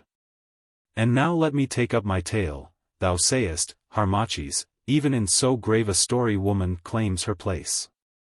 The young Ptolemy, Cleopatra's brother, being loosed of Caesar, treacherously turned on him. Then Caesar and Mithridates stormed the camp of Ptolemy, who took to flight across the river. But his boat was sunk by the fugitives who pressed upon it, and such was the miserable end of Ptolemy. Thereon, the war being ended, though she had but then borne him a son, Caesar Ion, Caesar appointed the younger Ptolemy to rule with Cleopatra, and be her husband in name. And he himself departed for Rome, bearing with him the beautiful Princess Arsinoe to follow his triumph in her chains. But the great Caesar is no more. He died as he had lived, in blood, and right royally. And but now Cleopatra, the queen, if my tidings may be trusted, has slain Ptolemy, her brother and husband, by poison, and taken the child Caesar Ion to be her fellow on the throne. Which she holds by the help of the Roman legions, and, as they say, of young Sextus Pompeius, who has succeeded Caesar in her love. But, Harmachis, the whole land boils and seethes against her. In every city the children of Chem talk of the deliverer who is to come, and thou art he, Harmachis. The time is almost ripe. The hour is nigh at hand. Go thou back to Abouthis and learn the last secrets of the gods, and meet those who shall direct the bursting of the storm. Then act, Harmachis, act, I say, and strike home for Chem, rid the land of the Roman and the Greek, and take thy place upon the throne of thy divine fathers and be a king of men. For to this end thou wast born, O Prince. Chapter 5. Of the return of Harmachis to Abouthis, of the celebration of the mysteries, of the chant of Isis, and of the warning of Amenemhat. On the next day I embraced my uncle Sepa, and with an eager heart departed from Annu back to Abouthis. To be short, I came thither in safety, having been absent 5 years and a month.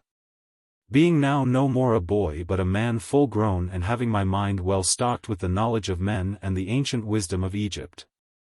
So once again I saw the old lands, and the known faces, though of these some few were wanting, having been gathered to Osiris. Now, as, riding across the fields, I came nigh to the enclosure of the temple, the priests and people issued forth to bid me welcome, and with them the old wife, Atoua, who, but for a few added wrinkles that time had cut upon her forehead, was just as she had been when she threw the sandal after me 5 long years before. La! La! La! She cried, and there thou art, my bonny lad, more bonny even than thou wert. La! What a man! What shoulders! And what a face and form! Ah, it does an old woman credit to have dandled thee. But thou art overpale, those priests down there at Annu have starved thee, surely? Starve not thyself, the gods love not a skeleton. Empty stomach makes empty head, as they say at Alexandria. But this is a glad hour, aye, a joyous hour. Come in, and as I lighted down she embraced me. But I thrust her aside. My father! Where is my father? I cried, I see him not. Nay, nay, have no fear, she answered, His Holiness is well, he waits thee in his chamber. There, pass on. Oh happy day! Oh happy Abouthis! So I went, or rather ran, and reached the chamber of which I have written, and there at the table sat my father, Amenemhat, the same as he had been, but very old. I came to him and, kneeling before him, kissed his hand, and he blessed me. Look up, my son, he said, let my old eyes gaze upon thy face, that I may read thy heart. So I lifted up my head, and he looked upon me long and earnestly. I read thee, he said at length, thou art pure and strong in wisdom, I have not been deceived in thee. Oh, the years have been lonely, but I did well to send thee hence. Now, tell me of thy life, for thy letters have told me little, and thou canst not know, my son, how hungry is a father's heart. And so I told him, we sat far into the night and talked together. And in the end he bade me know that I must now prepare to be initiated into those last mysteries that are learned of the chosen of the gods. And so it came about that for a space of 3 months I prepared myself according to the holy customs. I ate no meat. I was constant in the sanctuaries, in the study of the secrets of the great sacrifice and of the woe of the Holy Mother. I watched and prayed before the altars. I lifted up my soul to God. In dreams I communed with the invisible, till at length earth and earth's desires seemed to pass from me. I longed no more for the glory of this world, my heart hung above it as an eagle on his outstretched wings, and the voice of the world's blame could not stir it. And the vision of its beauty brought no delight. For above me was the vast vault of heaven, where in unalterable procession the stars pass on, drawing after them the destinies of men. Where the Holy Ones sit upon their burning thrones, and watch the chariot wheels of fate as they roll from sphere to sphere. O hours of holy contemplation! Who, having once tasted of your joy, could wish again to grovel on the earth? O vile flesh to drag us down! I would that thou hadst then altogether fallen from me, and left my spirit free to seek Osiris. The months of probation passed but too swiftly, and now the holy day drew near when I was in truth to be united to the Universal Mother. Never hath night so longed for the promise of the dawn. Never hath the heart of a lover so passionately desired the sweet coming of his bride, as I long to see thy glorious face, O Isis. Even now that I have been faithless to thee, and thou art far from me, O divine. My soul goes out to thee, and once more I know, but as it is bidden that I should draw the veil, and speak of things which have not been told since the beginning of this world. Let me pass on and reverently set down the history of that holy morn. For 7 days the great festival had been celebrated, the suffering of the Lord Osiris had been commemorated. The grief of the mother Isis had been sung and glory had been done to the memory of the coming of the divine child Horus, the Son, the Avenger, the God-begot. All these things had been carried out according to the ancient rites. The boats had floated on the sacred lake, the priests had scourged themselves before the sanctuaries, and the images had been borne through the streets at night. And now, as the sun sank on the 7th day, once more the great procession gathered to chant the woes of Isis and tell how the evil was avenged. We went in silence from the temple, and passed through the city ways. First came those who clear the path, then my father Amenemhat in all his priestly robes, and the wand of cedar in his hand. Then, clad in pure linen, I, the neophyte, followed alone, and after me the white-robed priests, holding aloft banners and emblems of the gods. Next came those who bear the sacred boat, and after them the singers and the mourners.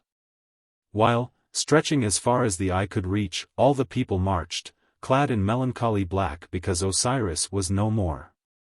We went in silence through the city streets till at length we came to the wall of the temple and passed in. And as my father, the high priest, entered beneath the gateway of the outer pylon, a sweet-voiced woman singer began to sing the holy chant, and thus she sang. Sing we Osiris dead. Lament the fallen head. The light has left the world is grey. Athwart the starry skies, the web of darkness flies. And Isis weeps Osiris passed away. Your tears, ye stars, ye fires, ye rivers, shed. Weep, children of the Nile, weep for your Lord is dead. She paused in her most sweet song, and the whole multitude took up the melancholy dirge. Softly we tread, our measured footsteps falling within the sanctuary sevenfold. Soft on the dead that liveth are we calling. Return, Osiris, from thy kingdom cold. Return to them that worship thee of old. The chorus ceased, and once again she sang. Within the court divine, the sevenfold sacred shrine, we pass, while echoes of the temple walls repeat the long lament. The sound of sorrow sent far up within the imperishable halls, where, each in the other's arms, the sisters weep. Isis and Nephthys, o'er his waking sleep. And then again rolled forth the solemn chorus of 1,000 voices. Softly we tread, our measured footsteps falling within the sanctuary sevenfold. Soft on the dead that liveth are we calling. Return, Osiris, from thy kingdom cold. Return to them that worship thee of old. It ceased, and sweetly she took up the song. O dweller in the west, lover and lordliest, thy love, thy sister Isis, calls thee home. Come from thy chamber dun, thou master of the sun, thy shadowy chamber far below the foam. With weary wings and spent, through all the firmament, through all the horror-haunted ways of hell, I seek thee near and far, from star to wandering star, free with the dead that in Amenti dwell.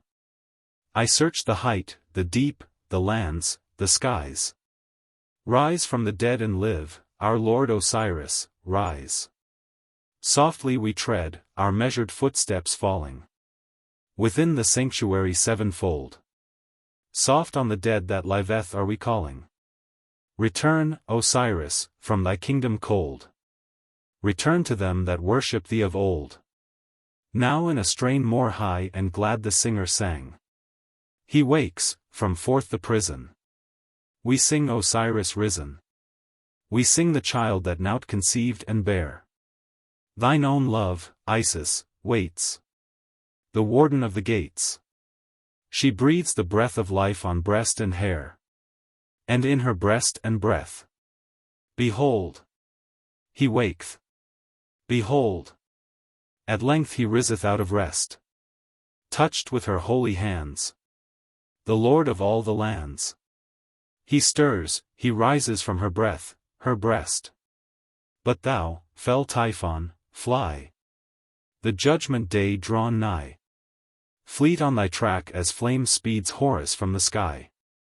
Softly we tread, our measured footsteps falling. Within the sanctuary sevenfold. Soft on the dead that liveth are we calling. Return, Osiris, from thy kingdom cold. Return to them that worship thee of old. Once more, as we bowed before the holy, she sang, and sent the full breath of her glad music ringing up the everlasting walls till the silence quivered with her round notes of melody. And the hearts of those who hearkened stirred strangely in the breast. And thus, as we walked, she sang the song of Osiris risen, the song of hope, the song of victory. Sing we the Trinity. Sing we the Holy Three. Sing we. And praise we and worship the throne. Throne that our Lord hath set. There peace and truth are met. There in the halls of the holy alone. There in the shadowings. Faint of the folded wings. There shall we dwell and rejoice in our rest. We that thy servants are. Horus drive ill afar. Far in the folds of the dark of the west. Again, as her notes died away, thundered forth the chorus of all the voices. Softly we tread, our measured footsteps falling. Within the sanctuary sevenfold. Soft on the dead that liveth are we calling. Return, Osiris, from thy kingdom cold. Return to them that worship thee of old. The chanting ceased, and as the sun sank the high priest raised the statue of the living God and held it before the multitude that was now gathered in the court of the temple. Then, with a mighty and joyful shout of Osiris our hope! Osiris! Osiris! The people tore their black wrappings from their dress, revealing the white robes they wore beneath, and, as one man, they bowed before the god, and the feast was ended. But for me the ceremony was only begun, for tonight was the night of my initiation.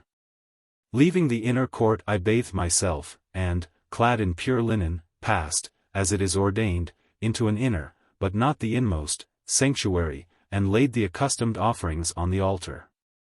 Then, lifting my hands to heaven, I remained for many hours in contemplation, striving, by holy thoughts and prayer, to gather up my strength against the mighty moment of my trial.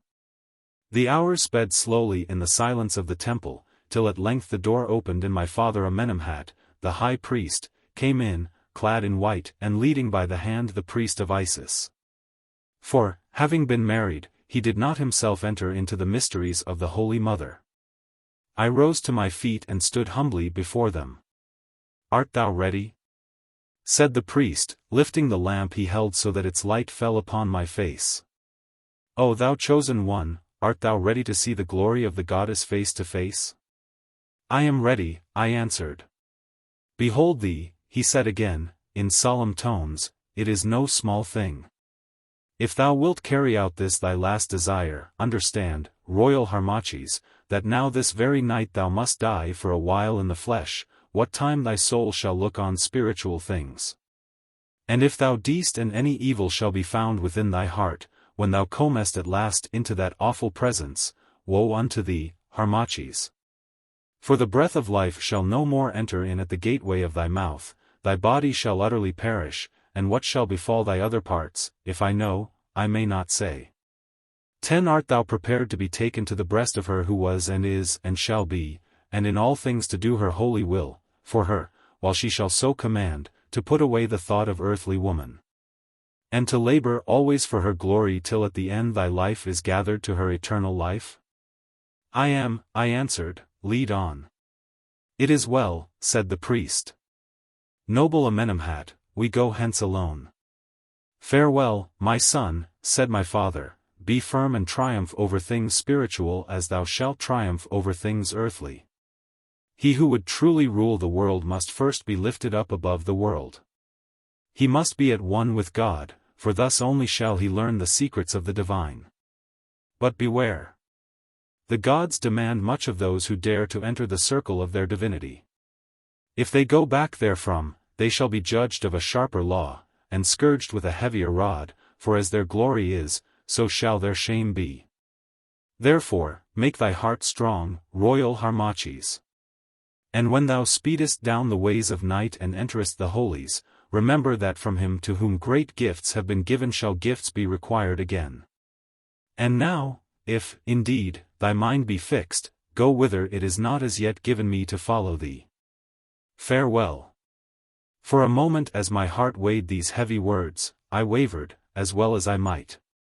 But I was filled with longing to be gathered to the company of the divine ones, and I knew that I had no evil in me, and desired to do only the thing that is just.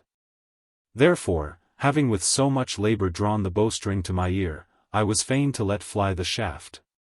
Lead on, I cried with a loud voice, lead on, thou holy priest. I follow thee.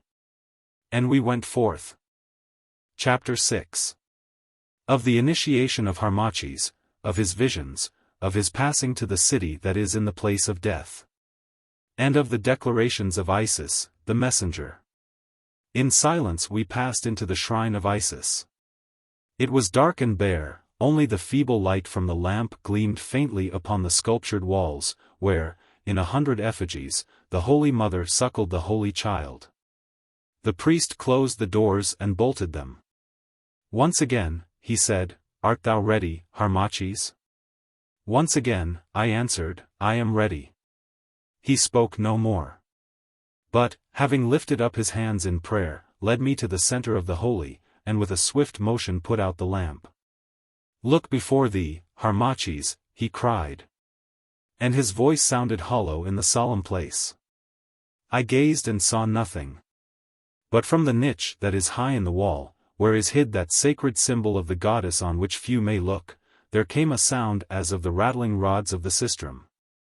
11 And as I listened, awestruck, behold, I saw the outline of the symbol drawn as with fire upon the blackness of the air. It hung above my head, and rattled while it hung. And, as it turned, I clearly saw the face of the mother Isis that is graven on the one side, and signifies unending birth, and the face of her holy sister, Nephthys, that is graven on the other, and signifies the ending of all birth in death. Slowly it turned and swung as though some mystic dancer trod the air above me, and shook it in her hand. But at length the light went out, and the rattling ceased. Then of a sudden the end of the chamber became luminous, and in that white light I beheld picture after picture. I saw the ancient Nile rolling through deserts to the sea. There were no men upon its banks, nor any signs of man, nor any temples to the gods. Only wild birds moved on Sire's lonely face, and monstrous brutes plunged and wallowed in his waters. The sun sank in majesty behind the Libyan desert and stained the waters red, the mountains towered up towards the silent sky, but in mountain, desert, and river there was no sign of human life. Then I knew that I saw the world as it had been before man was, and a terror of its loneliness entered my soul. The picture passed and another rose up in its place. Once again I saw the banks of Sire, and on them crowded wild-faced creatures, partaking of the nature of the ape more than of the nature of mankind. They fought and slew each other. The wild birds sprang up in affright as the fire leapt from reed huts given by foemen's hands to flame and pillage. They stole and rent and murdered, dashing out the brains of children with axes of stone. And, though no voice told me, I knew that I saw man as he was tens of thousands of years ago, when first he marched across the earth. Yet another picture. Again I beheld the banks of Sire. But on them fair cities bloomed like flowers. In and out their gates went men and women, passing to and fro from wide, well-tilled lands. But I saw no guards or armies, and no weapons of war. All was wisdom, prosperity, and peace. And while I wondered, a glorious figure, clad in raiment that shone as flame, came from the gates of a shrine, and the sound of music went before and followed after him. He mounted an ivory throne which was set in a marketplace facing the water, and as the sun sank called in all the multitudes to prayer. With one voice they prayed, bending in adoration. And I understood that herein was shown the reign of the gods on earth, which was long before the days of Menes.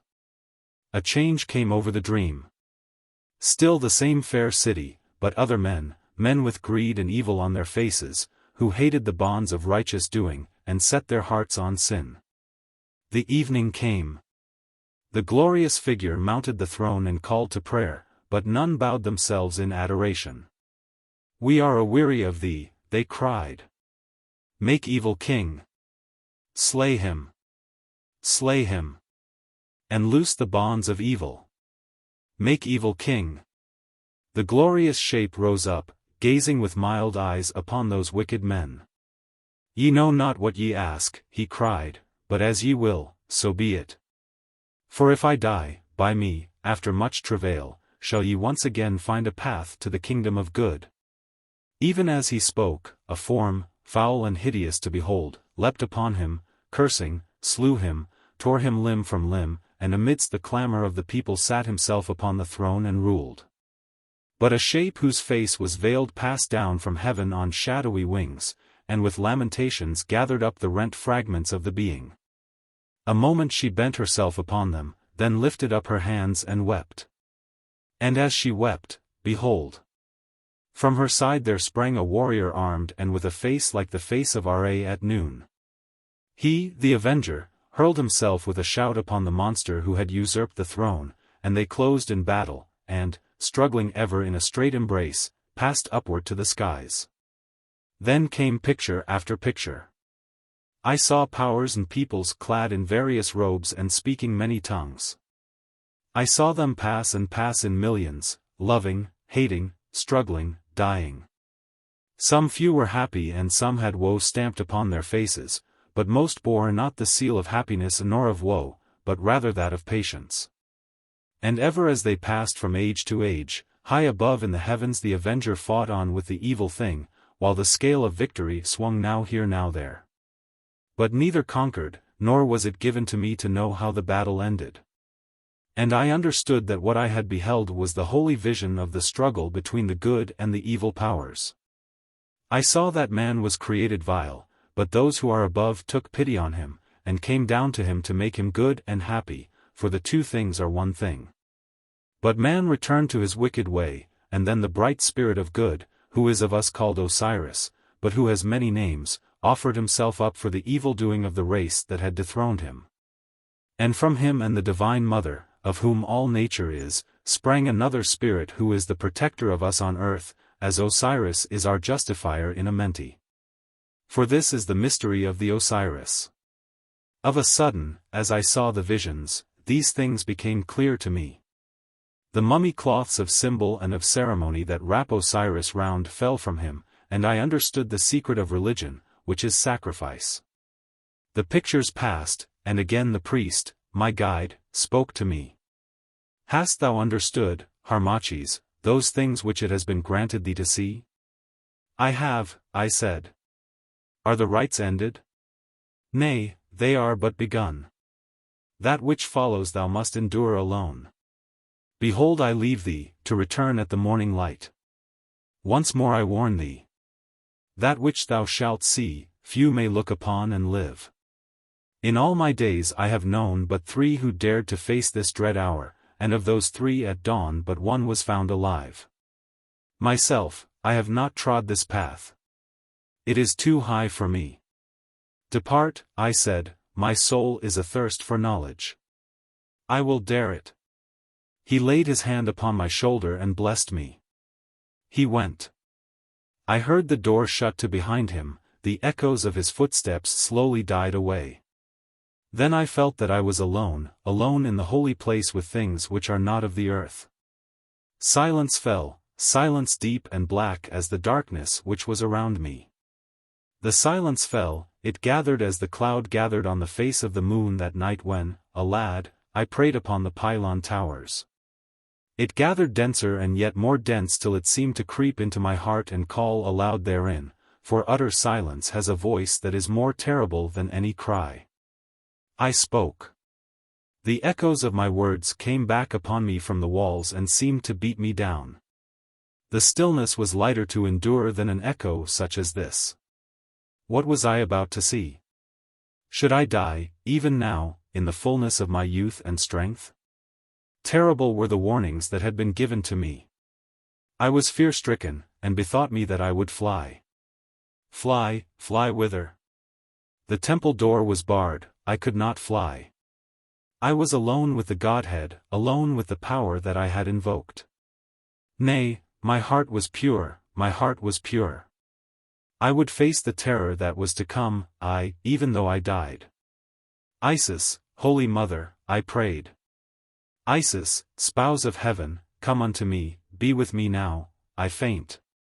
Be with me now. And then I knew that things were not as things had been. The air around me began to stir, it rustled as the wings of eagles rustle, it took life. Bright eyes gazed upon me, strange whispers shook my soul. Upon the darkness were bars of light.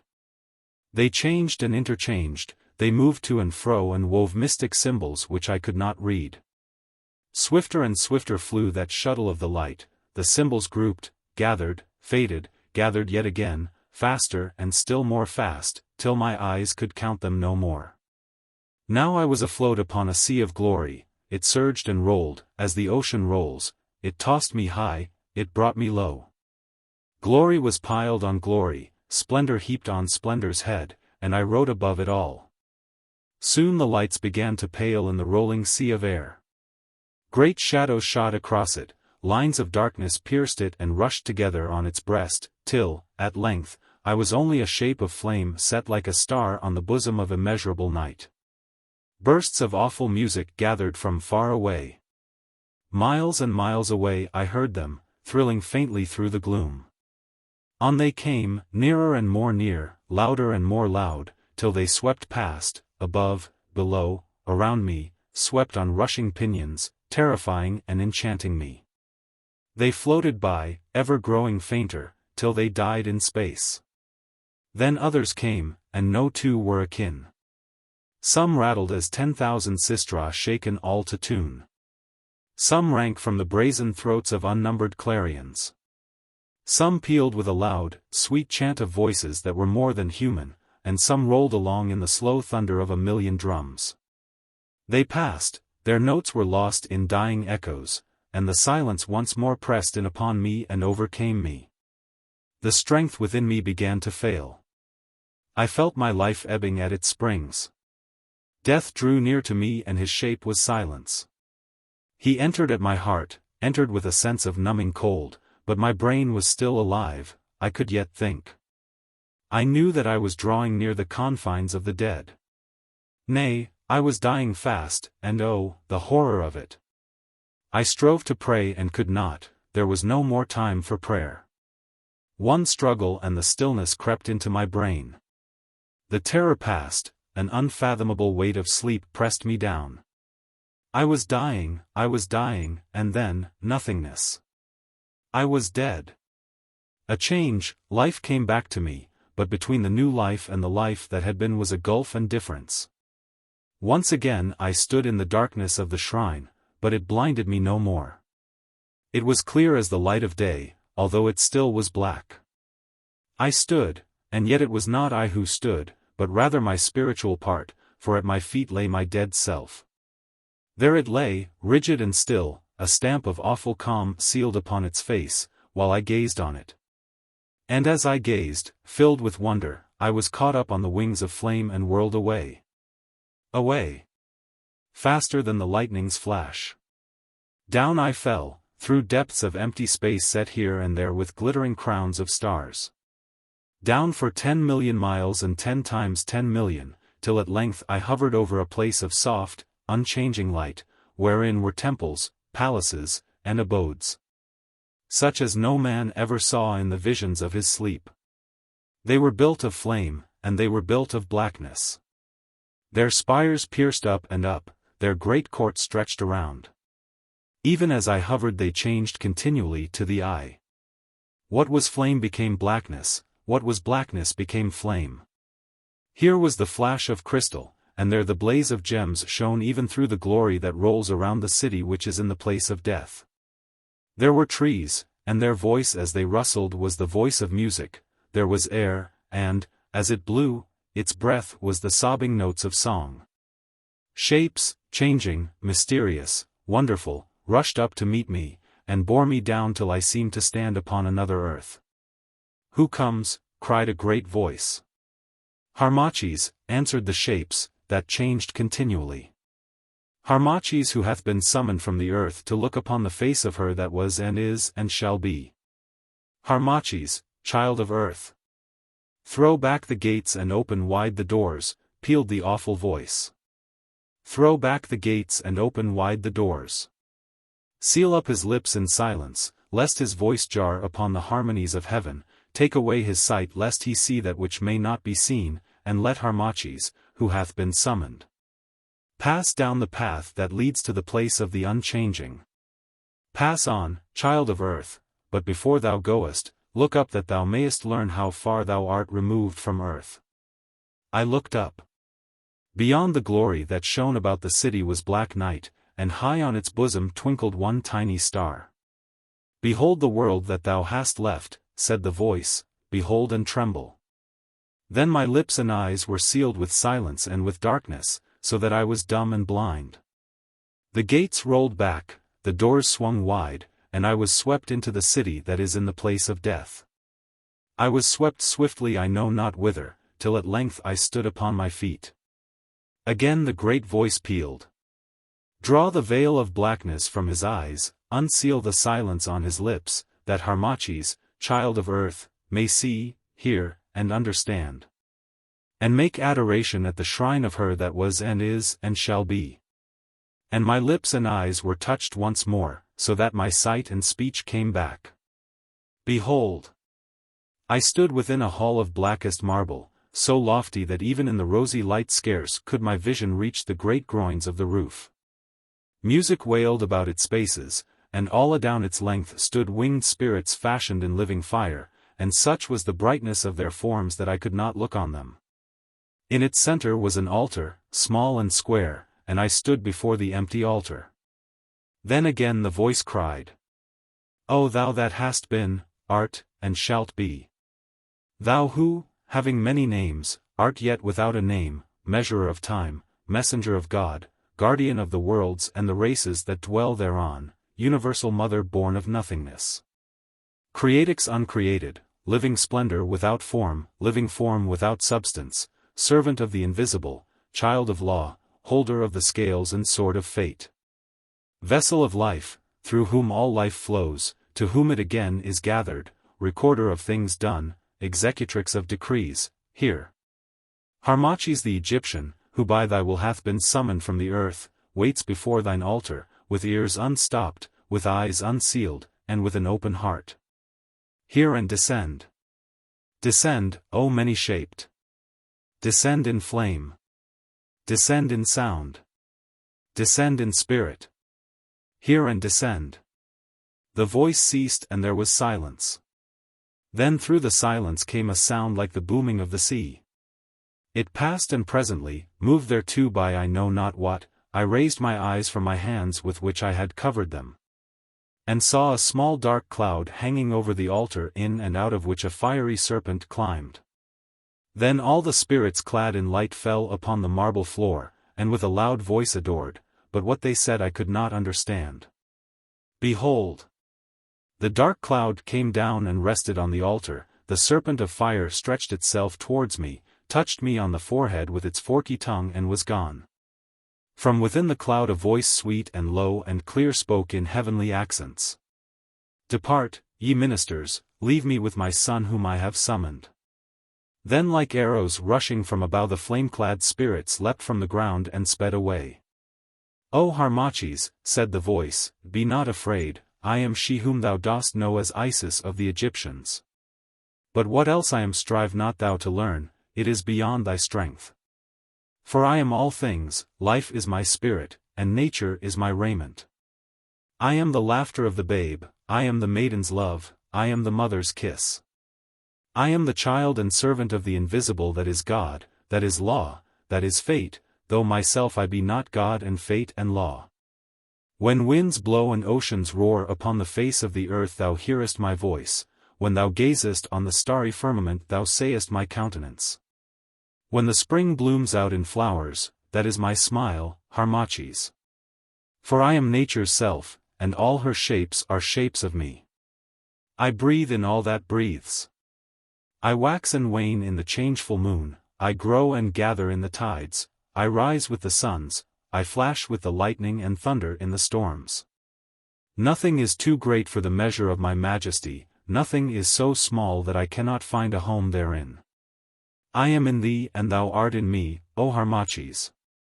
That which bade thee be bade me also be. Therefore, though I am great and thou art little, have no fear.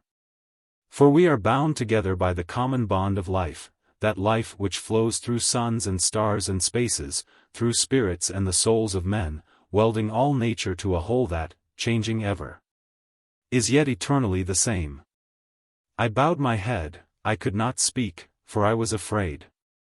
Faithfully hast thou served me, O my son, went on the low sweet voice. Greatly thou hast longed to be brought face to face with me here in Amenti, and greatly hast thou dared to accomplish thy desire. For it is no small thing to cast off the tabernacle of the flesh and before the appointed time, if only for an hour, put on the raiment of the Spirit. And greatly, O my servant and my son, have I, too, desired to look on thee there where I am. For the gods love those who love them, but with a wider and deeper love, and under one who is as far from me as I am from thee, mortal, I am a god of gods. Therefore I have caused thee to be brought hither, Harmachis. And therefore I speak to thee, my son, and bid thee commune with me now face to face, as thou didst commune that night upon the temple towers of Abouthis.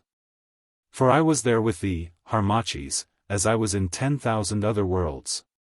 It was I, O Harmachis, who laid the lotus in thy hand, giving thee the sign which thou didst seek. For thou art of the kingly blood of my children who served me from age to age. And if thou dost not fail thou shalt sit upon that kingly throne and restore my ancient worship in its purity, and sweep my temples from their defilements. But if thou dost fail, then shall the eternal spirit Isis become but a memory in Egypt. The voice paused. And, gathering up my strength, at length I spoke aloud. Tell me, O holy, I said, shall I then fail? Ask me not, answered the voice, that which it is not lawful that I should answer thee.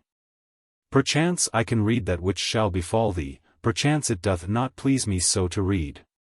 What can it profit the divine, that hath all time wherein to await the issues, to be eager to look upon the blossom that is not blown, but which, lying a seed in the bosom of the earth, shall blow in its season? No, Harmachis, that I do not shape the future is to thee and not to me, for it is born of law and of the rule ordained of the invisible. Yet thou art free to act therein, and thou shalt win or thou shalt fail according to thy strength and the measure of thy heart's purity. Thine be the burden, Harmachis, as thine in the event shall be the glory or the shame. Little do I reck of the issue, I who am but the minister of what is written. Now hear me, I will always be with thee, my son, for my love once given can never be taken away, though by sin it may seem lost to thee. Remember then this, if thou dost triumph, thy guerdon shall be great, if thou dost fail, heavy indeed shall be thy punishment both in the flesh and in the land that thou callest Amenti. Yet this for thy comfort, shame and agony shall not be eternal. For however deep the fall from righteousness, if but repentance holds the heart, there is a path, a stony and a cruel path, whereby the height may be climbed again. Let it not be thy lot to follow it, Harmachis. And now, because thou hast loved me, my son, and, wandering through the maze of fable, wherein men lose themselves upon the earth, mistaking the substance for the spirit, and the altar for the god, hast yet grasped a clue of truth the many-faced. And because I love thee and look on to the day that, perchance, shall come when thou shalt dwell blessed in my light and in the doing of my tasks, because of this, I say, it shall be given to thee. O Harmachis, to hear the word whereby I may be summoned from the uttermost, by one who hath communed with me, and to look upon the face of Isis, even into the eyes of the messenger. And not die the death. Behold! The sweet voice ceased, the dark cloud upon the altar changed and changed, it grew white, it shone, and seemed at length to take the shrouded shape of a woman. Then the golden snake crept from its heart once more, and, like a living diadem, twined itself about the cloudy brows. Now suddenly a voice called aloud the awful word, then the vapors burst and melted, and with my eyes I saw that glory, at the very thought of which my spirit faints. But what I saw it is not lawful to utter. For, though I have been bidden to write what I have written of this matter, perchance that a record may remain, thereon I have been warned, even now, after these many years. I saw, and what I saw cannot be imagined, for there are glories and there are shapes which are beyond the reach of man's imagination. I saw, then, with the echo of that word, and the memory of that sight stamped forever on my heart, my spirit failed me, and I sank down before the glory. And, as I fell, it seemed that the great hall burst open and crumbled into flakes of fire round me. Then a great wind blew, there was a sound as the sound of worlds rushing down the flood of time, and I knew no more.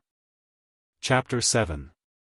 Of the awaking of Harmachis, of the ceremony of his crowning as Pharaoh of the upper and the lower land. And of the offerings made to Pharaoh. Once again I woke, to find myself stretched at length upon the stone flooring of the holy place of Isis that is at Abouthis. By me stood the old priest of the mysteries, and in his hand was a lamp. He bent over me, and gazed earnestly upon my face. It is day, the day of thy new birth, and thou hast lived to see it, Harmachis, he said at length. I give thanks. Arise, royal Harmachis, nay, tell me naught of that which has befallen thee. Arise, beloved of the Holy Mother.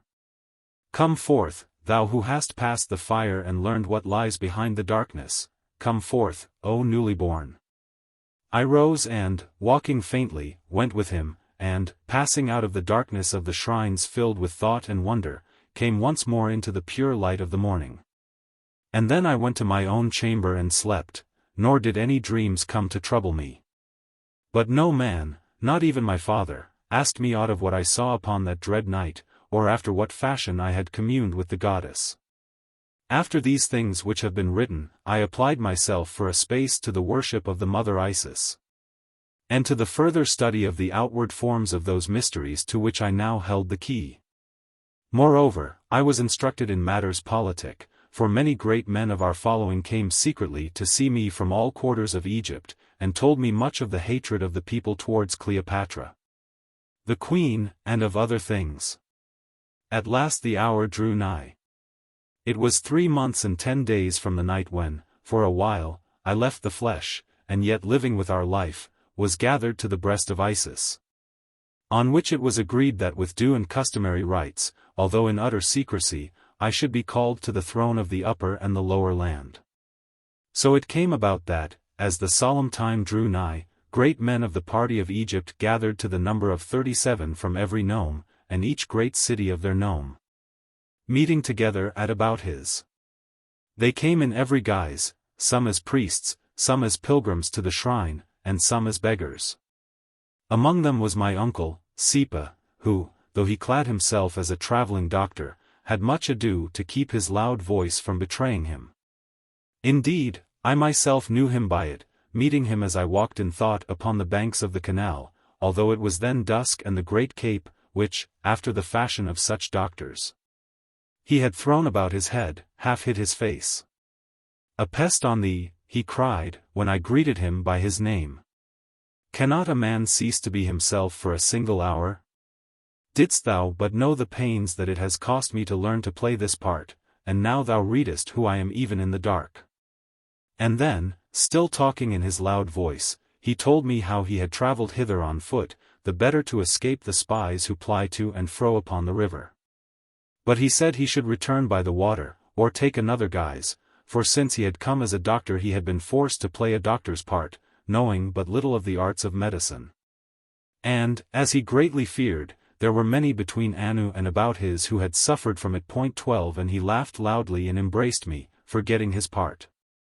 For he was too whole at heart to be an actor and other than himself, and would have entered Abouthis with me holding my hand, had I not chid him for his folly. At length all were gathered. It was night, and the gates of the temple were shut. None were left within them, except the 37, my father, the high priest Amenemhat, that aged priest who had led me to the shrine of Isis. The old wife, Atoua, who, according to ancient custom, was to prepare me for the anointing, and some 5 other priests, sworn to secrecy by that oath which none may break. They gathered in the second hall of the great temple. But I remained alone, clad in my white robe, in the passage where are the names of 76 ancient kings, who were before the day of the divine Sethi. There I rested in darkness, till at length my father, Amenemhat, came, bearing a lamp, and, bowing low before me, led me by the hand forth into the great hall.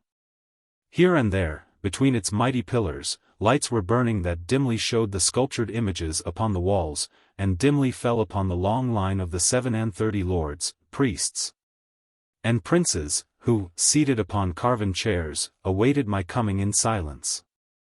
Before them, facing away from the 7 sanctuaries, a throne was set, around which stood the priests holding the sacred images and banners. As I came into the dim and holy place, the dignitaries rose, and bowed before me, speaking no word, while my father led me to the steps of the throne, and in a low voice bade me stand before it. Then he spoke. Lords, priests, and princes of the ancient orders of the land of Chem, nobles from the upper and the lower country, have gathered in answer to my summons. Hear me, I present to you. With such scant formality as the occasion can afford, the Prince Harmachis, by right and true descent of blood the descendant and heir of the ancient pharaohs of our most unhappy land. He is priest of the inmost circle of the mysteries of the divine Isis, master of the mysteries, hereditary priest of the pyramids, which are by Memphis. Instructed in the solemn rites of the holy Osiris. Is there any among you who has aught to urge against the true line of his blood? He paused, and my uncle Sepa, rising from his chair, spoke. We have made examination of the records and there is none, O Amenemhat. He is of the royal blood, his descent is true. Is there any among you, went on my father, who can deny that this royal Harmachis, by sanction of the very gods, has been gathered to Isis, been shown the way of the Osiris? Been admitted to be the hereditary high priest of the pyramids which are by Memphis, and of the temples of the pyramids? Then that old priest rose who had been my guide in the sanctuary of the mother and made answer, There is none, O Amenemhat, I know these things of my own knowledge. Once more my father spoke, Is there any among you who has aught to urge against this royal Harmachis, in that by wickedness of heart or life, by uncleanliness or falsity, it is not fit or meet that we should crown him lord of all the lands? Then an aged prince of Memphis arose and made answer. We have inquired of these matters, there is none, O Amenemhat. It is well, said my father. Then naught is wanting in the prince Harmachis, seed of Nekhnebf, the Osirian. Let the woman Atoua stand forth and tell this company those things that came to pass when, at the hour of her death, she who was my wife prophesied over this prince, being filled with the spirit of the Hathors. Thereon old Atoua crept forward from the shadow of the columns, and earnestly told those things that have been written. Ye have heard, said my father, do you believe that the woman who was my wife spake with the divine voice? We do, they answered. Now my uncle Sepa rose and spoke. Royal Harmachis, thou hast heard. Know now that we are gathered here to crown thee king of the upper and the lower lands, thy holy father, Amenemhat, renouncing all his right on thy behalf.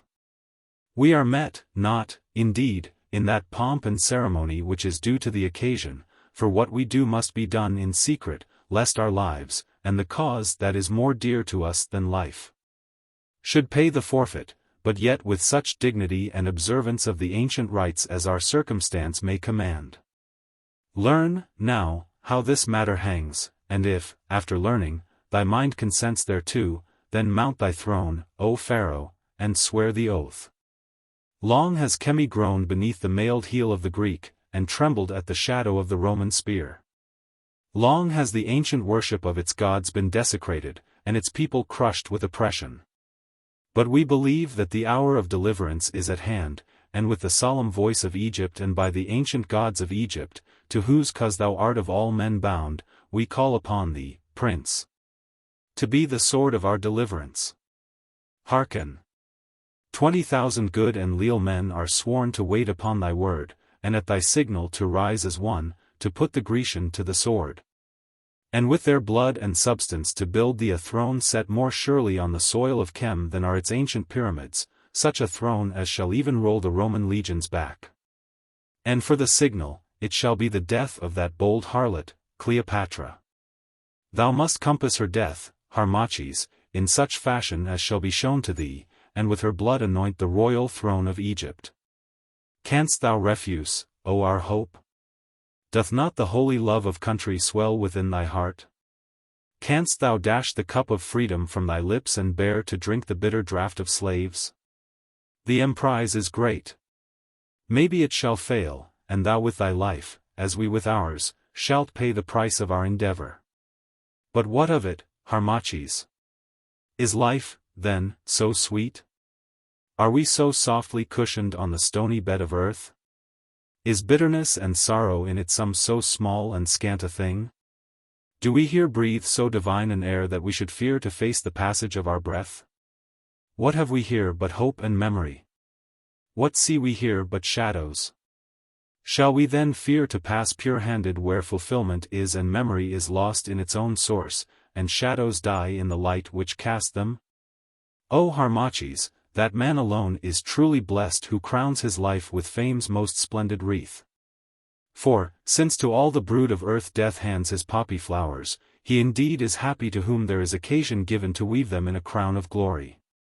And how can a man die better than in a great endeavor to strike the gyves from his country's limbs so that she again may stand in the face of heaven and raise the shrill shout of freedom, and, clad once more in a panoply of strength, trample underfoot the fetters of her servitude, defying the tyrant nations of the earth to set their seal upon her brow? Chem calls thee, Harmachis. Come then, thou deliverer, leap like Horus from the firmament, break her chains, scatter her foes, and rule a Pharaoh on Pharaoh's throne. Enough, enough! I cried, while the long murmur of applause swept about the columns and up the massy walls. Enough! Is there any need to adjure me thus? Had I 100 lives, would I not most gladly lay them down for Egypt? Well said, answered Sepa. Now go forth with the woman yonder, that she may make thy hands clean before they touch the sacred emblems, and anoint thy brow before it is encircled of the diadem. And so I went into a chamber apart with the old wife, Atoua. There, muttering prayers, she poured pure water over my hands into a ewer of gold, and having dipped a fine cloth into oil wiped my brow with it. O happy Egypt, she said. O happy prince, that art come to rule in Egypt. O royal youth, too royal to be a priest, so shall many a fair woman think. But, perchance, for thee they will relax the priestly rule, else how shall the race of Pharaoh be carried on? O happy I, who dandled thee and gave my flesh and blood to save thee. O royal and beautiful Harmachis, born for splendor, happiness, and love. Cease, I said, for her talk jarred upon me. Call me not happy till thou knowest my end, and speak not to me of love, for with love comes sorrow, and mine is another and a higher way. Aye, so thou sayest, and joy, too, that comes with love. Never talk lightly of love, my king, for it brought thee here. La! But it is always the way, the goose on the wing laughs at crocodiles, so goes their saying down at Alexandria, but when the goose is asleep on the water, it is the crocodiles that laugh. Not but what women are pretty crocodiles.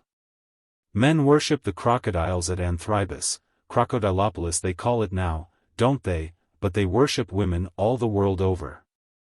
La! How my tongue runs on, and thou about to be crowned Pharaoh. Did I not prophesy it to thee? Well, thou art clean, Lord of the double crown. Go forth. So I went from the chamber with the old wife's foolish talk ringing in my ears, though of a truth her folly had ever a grain of wit in it. As I came, the dignitaries rose once more and bowed before me. Then my father, without delay, drew near me, and placed in my hands a golden image of the divine Ma, the goddess of truth, and golden images of the arks of the god Amenemhat, of the divine Mount, and the divine Khans, and spoke solemnly. Thou swearest by the living majesty of Ma, by the majesty of Amenemhat, of Mount, and of Khans? I swear, I said. Thou swearest by the holy land of Kem, by Sire's flood, by the temples of the gods and the eternal pyramids? I swear. Remembering thy hideous doom if thou shouldst fail therein, thou swearest that thou wilt in all things govern Egypt according to its ancient laws, that thou wilt preserve the worship of its gods. That thou wilt do equal justice, that thou wilt not oppress, that thou wilt not betray, that thou wilt make no alliance with the Roman or the Greek, that thou wilt cast out the foreign idols. That thou wilt devote thy life to the liberty of the land of Kem? I swear. It is well. Mount, then, the throne, that in the presence of these thy subjects, I may name thee Pharaoh. I mounted upon the throne, of which the footstool is a sphinx, and the canopy the overshadowing wings of Ma. Then Amenemhat drew nigh once again and placed the Chant upon my brow, and on my head the double crown, and the royal robe about my shoulders, and in my hands the scepter and the scourge. Royal Harmachis, he cried, by these outward signs and tokens, I, the high priest of the temple of our Amenemhat at Abouthis, crown thee Pharaoh of the upper and lower land. Reign and prosper, O hope of Kemi. Reign and prosper, Pharaoh, echoed the dignitaries, bowing down before me. Then, one by one, they swore allegiance, till all had sworn. And, having sworn, my father took me by the hand. He led me in solemn procession into each of the 7 sanctuaries that are in this temple of our Amenemhat, and in each I made offerings, swung incense, and officiated as priest. Clad in the royal robes I made offerings in the shrine of Horus, in the shrine of Isis, in the shrine of Osiris, in the shrine of Amenemhat, in the shrine of Horemku, in the shrine of Ptah. Till at length I reached the shrine of the king's chamber. Here they made their offering to me, as the divine Pharaoh, and left me very weary, but a king. Here the first and smallest of the papyrus rolls comes to an end. Book. Chapter 2.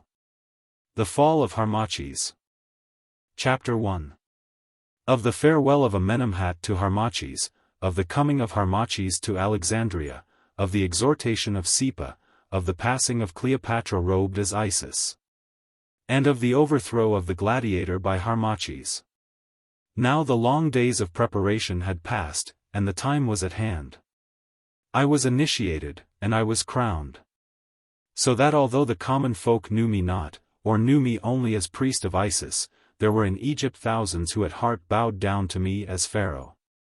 The hour was at hand, and my soul went forth to meet it. For I longed to overthrow the foreigner, to set Egypt free, to mount the throne that was my heritage, and cleanse the temples of my gods. I was fain for the struggle, and I never doubted of its end. I looked into the mirror, and saw triumph written on my brows. The future stretched a path of glory from my feet, glittering with glory like Sire in the sun. I communed with my mother Isis, I sat within my chamber and took counsel with my heart. I planned new temples, I revolved great laws that I would put forth for my people's weal, and in my ears rang the shouts of exultation which should greet victorious Pharaoh on his throne. But still I tarried a little while at Abouthis, and, having been commanded to do so, let my hair, that had been shorn, grow again long and black as the raven's wing. Instructing myself meanwhile in all manly exercises and feats of arms.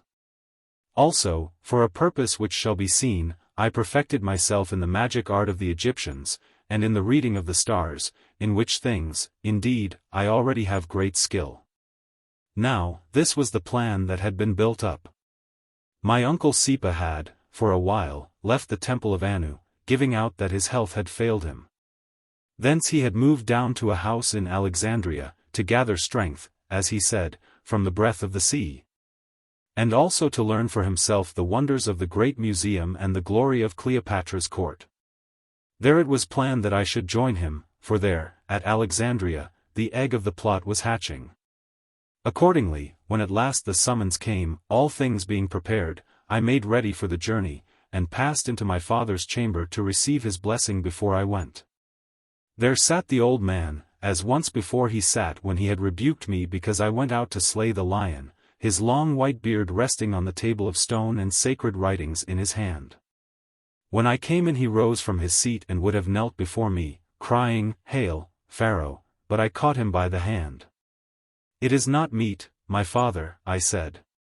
"It is meet," he answered, "it is meet that I should bow before my king, but be it as thou wilt. And so thou goest, Harmachis, my blessings go with thee, O my son. And may those whom I serve grant to me that my old eyes may, indeed, behold thee on the throne. I have searched long, striving, Harmachis, to read the future that shall be. But I can learn naught by all my wisdom. It is hid from me, and at times my heart fails. But hear this, there is danger in thy path, and it comes in the form of woman. I have known it long, and therefore thou hast been called to the worship of the heavenly Isis, who bids her votaries put away the thought of woman till such time as she shall think well to slacken the rule. Oh, my son, would that thou wert not so strong and fair, stronger and fairer, indeed, than any man in Egypt, as a king should be, for in that strength and beauty may lie a cause of stumbling. Beware, then, of those witches of Alexandria, lest, like a worm, some one of them creep into my heart and eat its secret out." "Have no fear, my father," I answered, frowning, "my thought is set on other things than red lips and smiling eyes." "It is good," he answered, "so may it befall. And now farewell. When next we meet, may it be in that happy hour when, with all the priests of the upper land, I move down from Abouthis to do my homage to Pharaoh on his throne." So I embraced him, and went.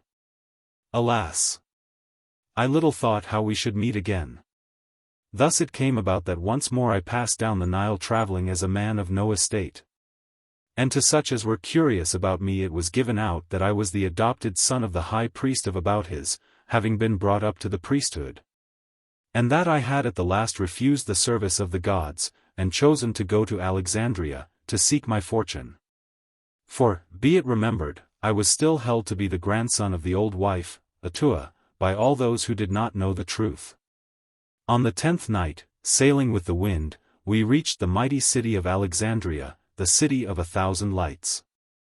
Above them all towered the white Pharos, that wonder of the world, from the crown of which a light like the light of the sun blazed out across the waters of the harbor to guide mariners on their way across the sea. The vessel having been cautiously made fast to the quay, for it was night, I disembarked and stood wondering at the vast mass of houses, and confused by the clamor of many tongues. For here all people seemed to be gathered together, each speaking after the fashion of his own land. And as I stood a young man came and touched me on the shoulder, asking me if I was from Abouthis and named Harmachis. I said, "Yeah." Then, bending over me, he whispered the secret password into my ear, and, beckoning to 2 slaves, bade them bring my baggage from the ship. This they did, fighting their way through the crowd of porters who were clamoring for hire. Then I followed him down the quay, which was bordered with drinking places, where all sorts of men were gathered, tippling wine and watching the dancing of women, some of whom were but scantily arrayed, and some not arrayed at all. And so we went through the lamplit houses till at last we reached the shore of the great harbor, and turned to the right along a wide way paved with granite and bordered by strong houses, having cloisters in front of them, the like of which I had never seen. Turning once more to the right we came to a quieter portion of the city, where, except for parties of strolling revelers, the streets were still. Presently my guide halted at a house built of white stone. We passed in, and, crossing a small courtyard, entered a chamber where there was a light. And here, at last, I found my uncle Sepa, most glad to see me safe. When I had washed and eaten, he told me that all things went well, and that as yet there was no thought of evil at the court. Further, he said, it having come to the ears of the queen that the priest of Annu was sojourning at Alexandria, she sent for him and closely questioned him, not as to any plot. For of that she never thought, but as to the rumor which had reached her, that there was treasure hid in the great pyramid which is by Annu. For, being ever wasteful, she was ever in want of money, and had bethought her of opening the pyramid. But he laughed at her, telling her the pyramid was the burying place of the divine Khufu, and that he knew nothing of its secrets. Then she was angered, and swore that so surely as she ruled in Egypt she would tear it down, stone by stone, and discover the secret at its heart. Again he laughed, and, in the words of the proverb which they have at Alexandria, told her that mountains live longer than kings.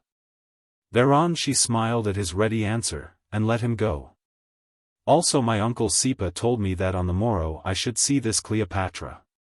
For it was her birthday, as, indeed, it was also mine, and, dressed in the robes of the holy Isis, she would pass in state from her palace on the Lochias to the Serapeum to offer a sacrifice at the shrine of the false god who sits in the temple.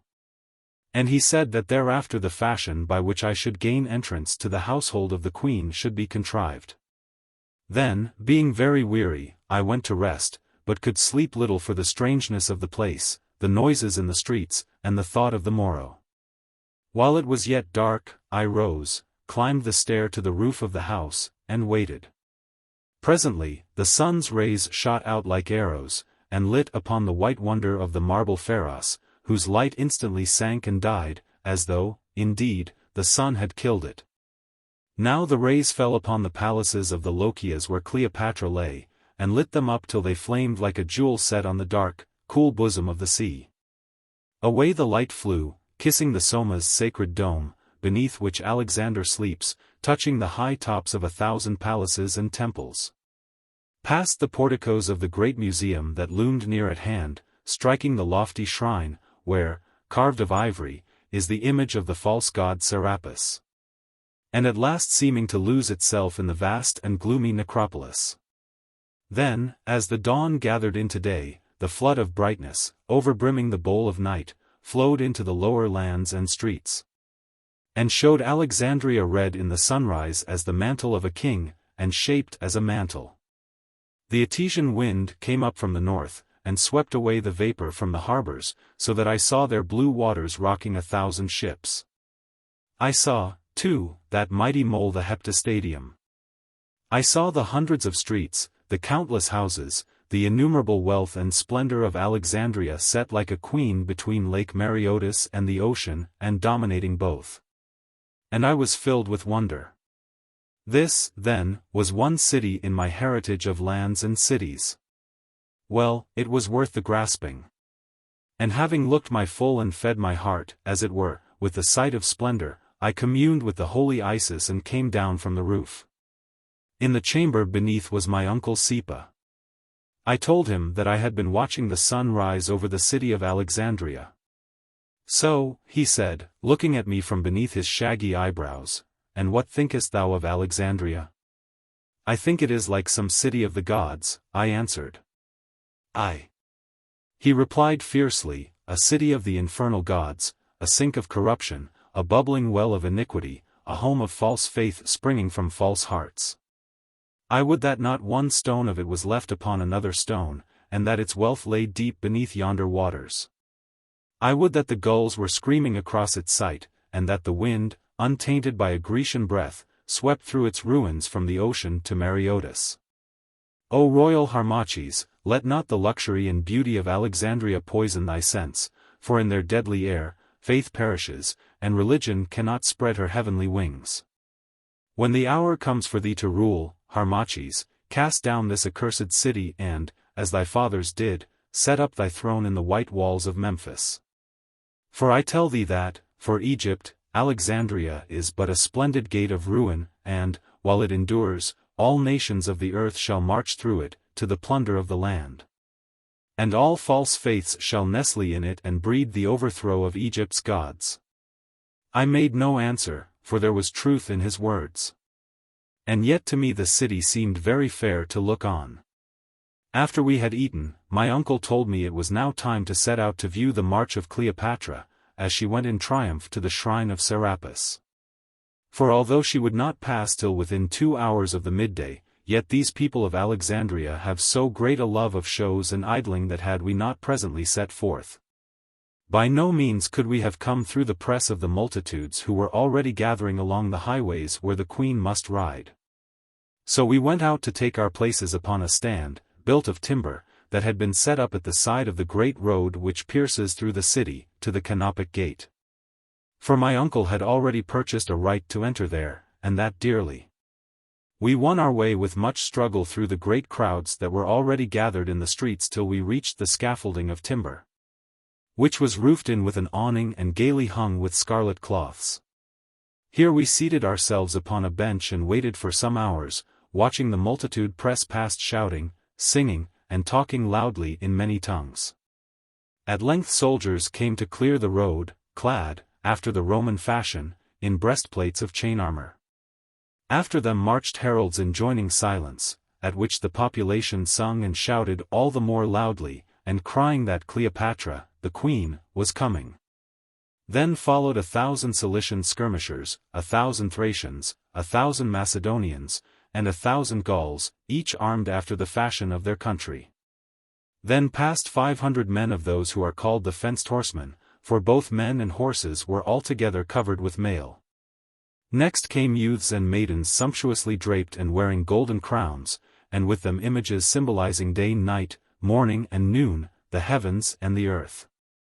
After these walked many fair women, pouring perfumes on the road, and others scattering blooming flowers. Now there rose a great shout of, "Cleopatra!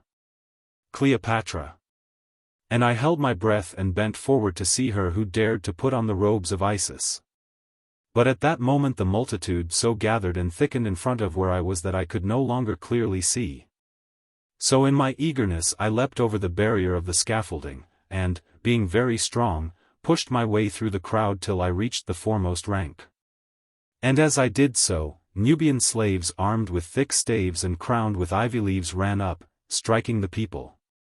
One man I noted more especially, for he was a giant, and, being strong, was insolent beyond measure, smiting the people without cause, as, indeed, is the wont of low persons set in authority.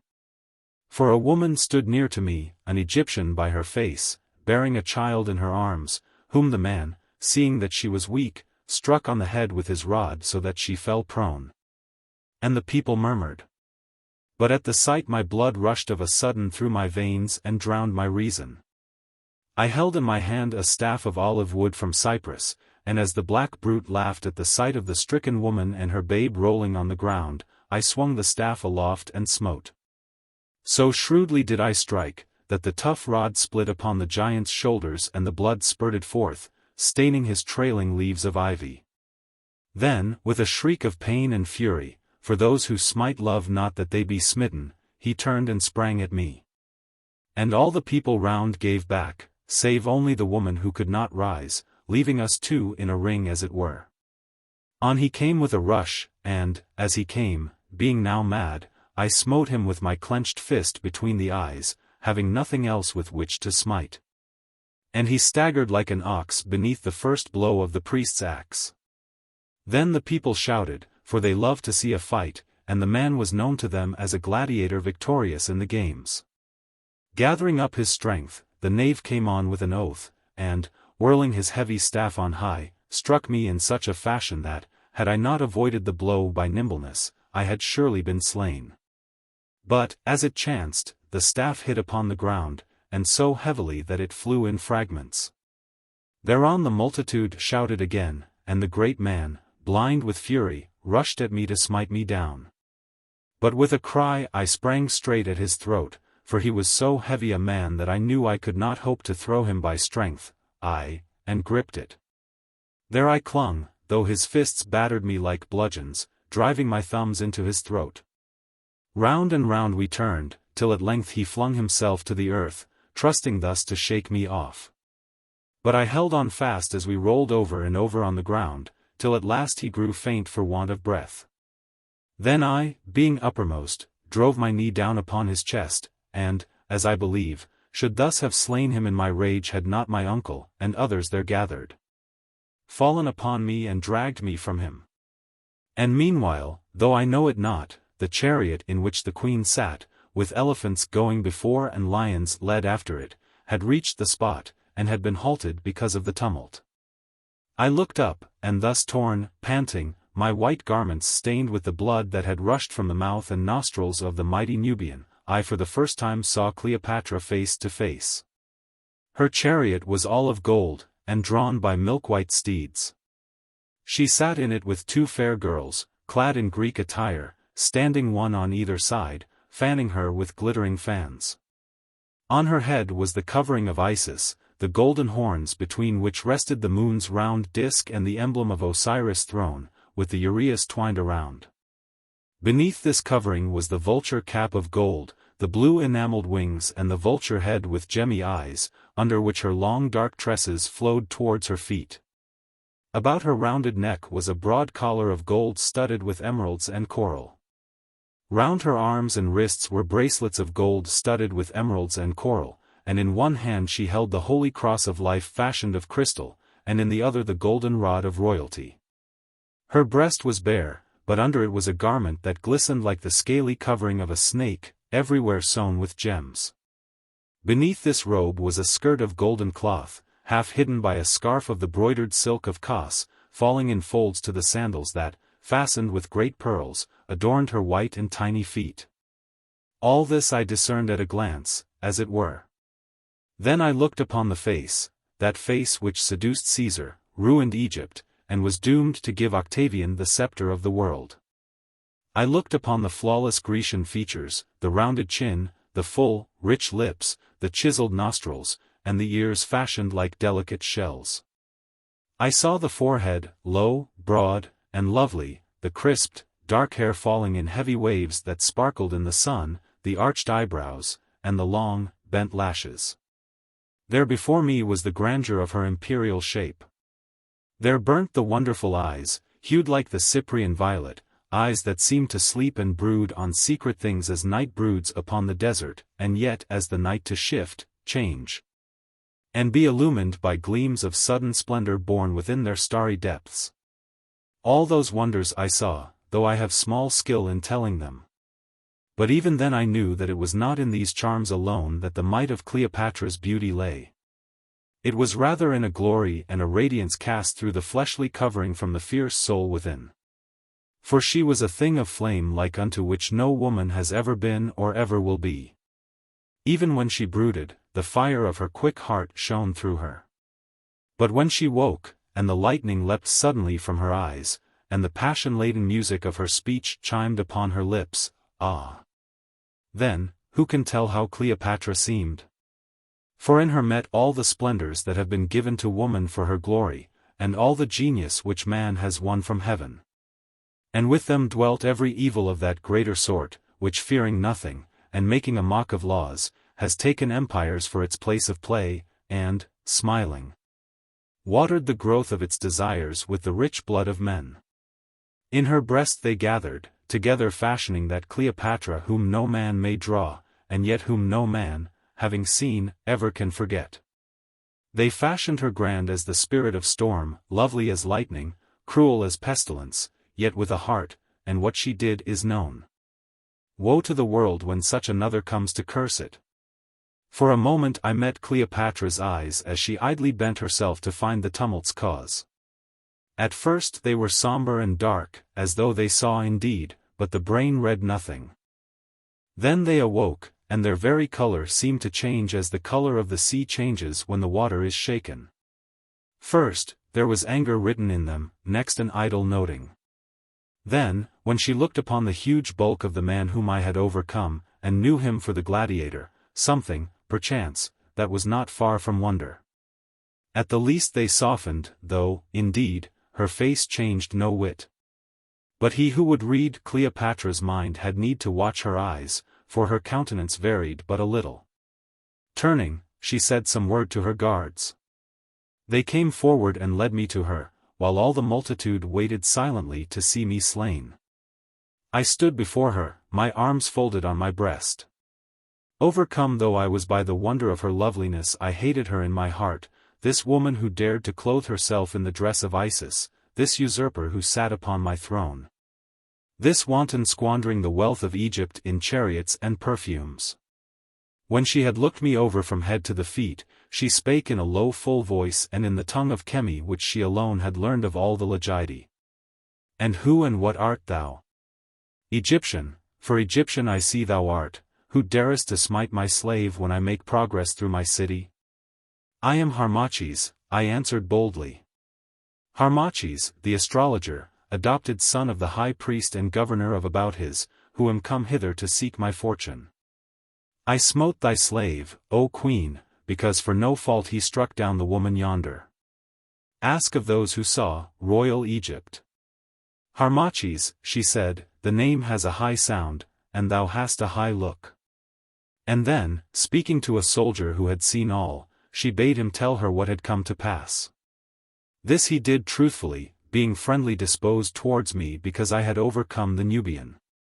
Thereon she turned and spoke to the girl bearing the fan who stood beside her, a woman with curling hair and shy dark eyes, very beautiful to see.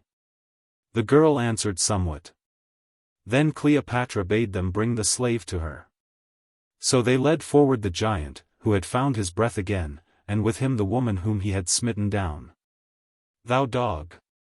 She said, in the same low voice, thou coward! Who, being strong, didst smite down this woman, and, being a coward, wast overthrown of this young man. See, thou, I will teach thee manners. Henceforth, when thou smitest women it shall be with thy left arm. Ho, guards, seize this black slave and strike off his right hand. Her command given, she sank back in her golden chariot, and again the cloud gathered in her eyes. But the guards seized the giant, and, notwithstanding his cries and prayers for mercy, struck off his hand with a sword upon the wood of the scaffolding and he was carried away groaning. Then the procession moved on again. As it went the fair woman with the fan turned her head, caught my eye, and smiled and nodded as though she rejoiced, at which I wondered somewhat. The people cheered also and made jests, saying that I should soon practice astrology in the palace. But, as soon as we might, I and my uncle escaped, and made our way back to the house. All the while he rated me for my rashness, but when we came to the chamber of the house he embraced me and rejoiced greatly, because I had overthrown the giant with so little hurt to myself. Chapter 2.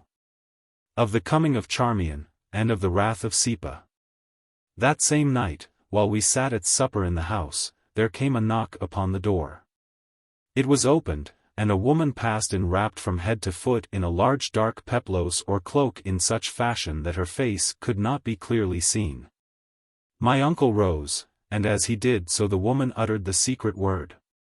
I am come, my father, she said in a sweet clear voice, though of a truth it was not easy to escape the revels at the palace yonder. But I told the queen that the sun and the riot in the streets had made me sick, and she let me go. It is well, he answered. Unveil thyself, here thou art safe. With a little sigh of weariness she unclasped the peplos and let it slip from her, giving to my sight the face and form of that beauteous girl who had stood to fan Cleopatra in the chariot. For she was very fair and pleasant to look upon, and her Grecian robes clung sweetly about her supple limbs and budding form. Her wayward hair, flowing in 100 little curls, was bound in with a golden fillet, and on her feet were sandals fastened with studs of gold. Her cheeks blushed like a flower, and her dark soft eyes were downcast, as though with modesty, but smiles and dimples trembled about her lips. My uncle frowned when his eyes fell upon her dress. Why comest thou in this garb, Charmion? He asked sternly. Is not the dress of thy mother's good enough for thee? This is no time or place for woman's vanities. Thou art not here to conquer, but to obey. Nay, be not wroth, my father, she answered softly, perchance thou knowest not that she whom I serve will have none of our Egyptian dress. It is out of fashion. To where it would have been to court suspicion, also I came in haste. And as she spoke I saw that all the while she watched me covertly through the long lashes which fringed her modest eyes. "Well, well," he said sharply, fixing his keen glance upon her face, "doubtless thou speakest truth, Charmion. Be ever mindful of thy oath, girl, and of the cause to which thou art sworn. Be not light-minded, and I charge thee forget the beauty with which thou hast been cursed. For mark thou this, Charmion, fail us but one jot, and vengeance shall fall on thee, the vengeance of man and the vengeance of the gods." To this service, he continued, lashing himself to anger as he went on till his great voice rang in the narrow room, "Thou hast been bred. To this end thou hast been instructed and placed where thou art to gain the ear of that wicked wanton whom thou seemest to serve. See thou forget it not. See that the luxury of yonder court does not corrupt thy purity and divert thy aim, Charmion," and his eyes flashed and his small form seemed to grow till it attained to dignity, nay, almost to grandeur. "Charmion," he went on, advancing towards her with outstretched finger, "I say that at times I do not trust thee. But 2 nights gone I dreamed I saw thee standing in the desert. I saw thee laugh and lift thy hand to heaven, and from it fell a rain of blood, then the sky sank down on the land of Chem and covered it. Whence came the dream, girl, and what is its meaning? I have naught against thee as yet, but hearken. On the moment that I have, though thou art of my kin, and I have loved thee, on that moment, I say, I will doom those delicate limbs, which thou lovest so much to show, to the kite and the jackal. And the soul within thee to all the tortures of the gods. Unburied shalt thou lie, and bodiless and accursed shalt thou wander in Amenti, aye, forever and ever." He paused, for his sudden burst of passion had spent itself. But by it, more clearly than before, I saw how deep a heart this man had beneath the cloak of his merriness and simplicity of mien, and how fiercely the mind within him was set upon his aim. As for the girl, she shrank from him terrified, and, placing her hands before her sweet face, began to weep. "Nay, speak not so, my father," she said, between her sobs, "for what have I done? I know nothing of the evil wandering of thy dreams. I am no soothsayer that I should read dreams. Have I not carried out all things according to thy desire? Have I not been ever mindful of that dread oath?" And she trembled. "Have I not played the spy and told thee all? Have I not won the heart of the queen, so that she loves me as a sister, refusing me nothing, and the hearts of those about her? Why dost thou affright me thus with thy words and threats?" And she wept afresh, looking even more beautiful in her sorrow than she was before. "Enough, enough," he answered, "what I have said, I have said. Be warned, and affront our sight no more with this wanton dress. Thinkest thou that we would feed our eyes upon those rounded arms, we whose stake is Egypt and who are dedicated to the gods of Egypt? Girl, behold thy cousin and thy king." She ceased weeping, wiping her eyes with her chiton, and I saw that they seemed but the softer for her tears. "Methinks, most royal Harmachis, and beloved cousin," she said, as she bent before me, "that we are already made acquainted." "Yea, cousin," I answered, not without shamefacedness, for I had never before spoken to so fair a maid. "Thou wert in the chariot with Cleopatra this day when I struggled with the Nubian?" "Assuredly," she said, with a smile and a sudden lighting of the eyes, "it was a gallant fight and gallantly didst thou overthrow that black brute. I saw the fray and, though I knew thee not, I greatly feared for one so brave. But I paid him for my fright, for it was I who put it into the mind of Cleopatra to bid the guard strike off his hand. Now, knowing who thou art, I would I had set his head." And she looked up shooting a glance at me and then smiled. "Enough, put in my uncle Sepa, the time draws on. Tell thou thy mission, Charmion, and be gone." Then her manner changed. She folded her hands meekly before her and spoke. "Let Pharaoh hearken to his handmaiden. I am the daughter of Pharaoh's uncle, the brother of his father, who is now long dead, and therefore in my veins also flows the royal blood of Egypt. Also I am of the ancient faith, and hate these Greeks, and to see thee set upon the throne has been my dearest hope now for many years. To this end I, Charmion, have put aside my rank and become serving woman to Cleopatra, that I might cut a notch in which thou couldst set thy foot when the hour came for thee to climb the throne. And, Pharaoh, the notch is cut. This then is our plot, royal cousin. Thou must gain an entrance to the household and learn its ways and secrets, and, so far as may be, suborn the eunuchs and captains, some of whom I have already tempted. This done, and all things being prepared without, thou must slay Cleopatra, and, aided by me with those whom I control, in the confusion that shall ensue, throw wide the gates, and, admitting those of our party who are in waiting, put such of the troops as remain faithful to the sword and seize the Bruchium.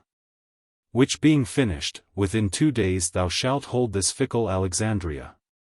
At the same time those who are sworn to thee in every city of Egypt shall rise in arms, and in 10 days from the death of Cleopatra thou shalt indeed be Pharaoh.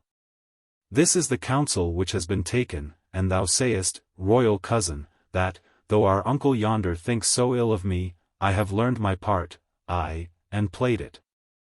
I hear thee, cousin, I answered, marveling that so young a woman, she had but 20 years, could weave so bold a plot, for in its origin the scheme was hers. But in those days I little knew Charmion. Go on, how then shall I gain entrance to the palace of Cleopatra? Nay, cousin, as things are it is easy. Thus, Cleopatra loves to look upon a man, and, give me pardon, thy face and form are fair. Today she noted them, and twice she said she had asked ere that astrologer might be found, for she held that an astrologer who could well nigh slay a Nubian gladiator with his bare hands must indeed be a master of the fortunate stars. I answered her that I would cause inquiry to be made. So hearken, royal Harmachis. At midday Cleopatra sleeps in her inner hall which looks over the gardens to the harbor. At that hour tomorrow, then, I will meet thee at the gates of the palace, whither thou shalt come boldly asking for the lady Charmion. I will make appointment for thee with Cleopatra, so that she shall see thee alone when she wakes, and the rest shall be for thee, Harmachis. For much she loves to play with the mysteries of magic, and I have known her stand whole nights watching the stars and making a pretense to read them. And but lately she has sent away Dioscorides the physician, because, poor fool, he ventured on a prophecy from the conjunction of the stars, that Cassius would defeat Mark Antony. Thereon Cleopatra sent orders to the general Allianus, bidding him add the legions she had sent to Syria to help Antony to the army of Cassius, whose victory, forsooth, was, according to Dioscorides, written on the stars. But, as it chanced, Antony beat Cassius first and Brutus afterwards, and so Dioscorides has departed, and now he lectures on herbs in the museum for his bread, and hates the name of stars. But his place is empty, and thou shalt fill it, and then we will work in secret and in the shadow of the scepter. Aye, we will work like the worm at the heart of a fruit, till the time of plucking comes, and at thy dagger's touch, royal cousin, the fabric of this Grecian throne crumbles to nothingness. And the worm that rotted it bursts his servile covering, and, in the sight of empires, spreads his royal wings o'er Egypt. I gazed at this strange girl once more astonished, and saw that her face was lit up with such a light as I had never seen in the eyes of woman. Ah, broke in my uncle, who was watching her, ah, I love to see thee so, girl. There is the Charmion that I knew and I bred up, not the court girl whom I like not, draped in silks of Kos and fragrant with essences. Let thy heart harden in this mold, stamp it with the fervid zeal of patriot faith, and thy reward shall find thee. And now cover up that shameless dress of thine and leave us, for it grows late. Tomorrow Harmachis shall come, as thou hast said, and so farewell. Charmion bowed her head, and, turning, wrapped her dark-hued peplos round her. Then, taking my hand, she touched it with her lips and went without any further word. A strange woman, said Sepa, when she had gone, a most strange woman, and an uncertain.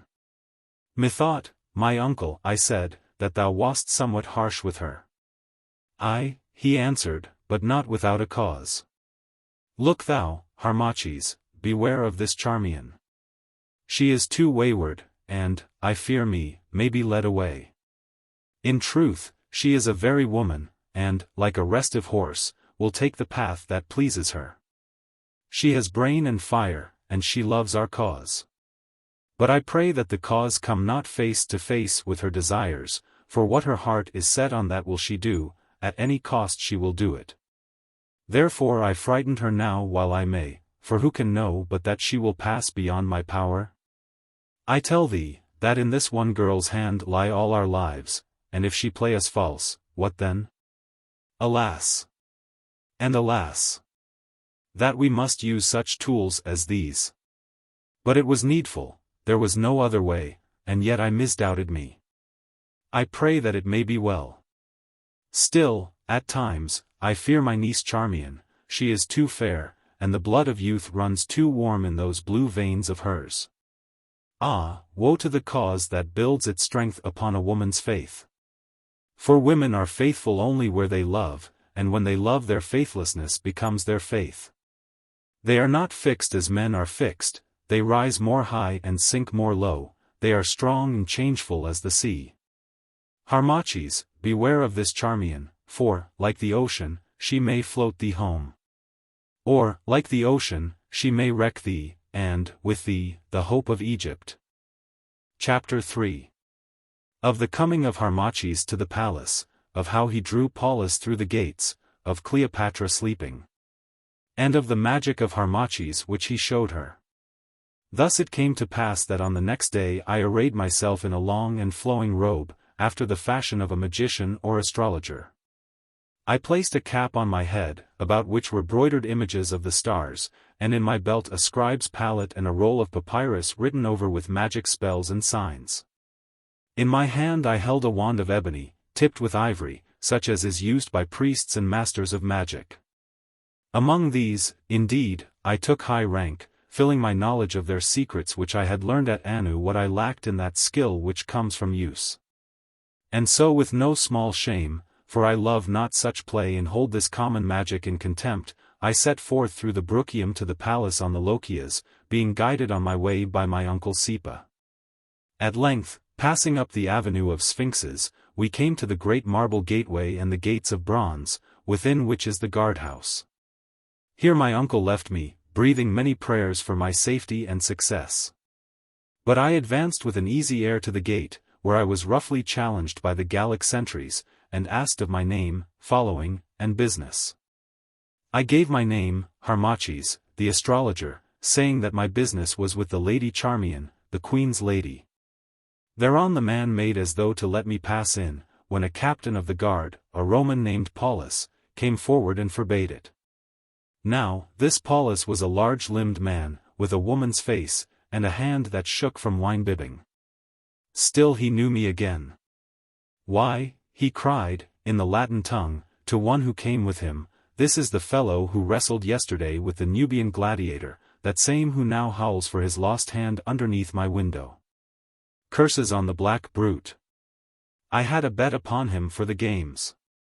I have backed him against Caius, and now he'll never fight again, and I must lose my money, all through this astrologer.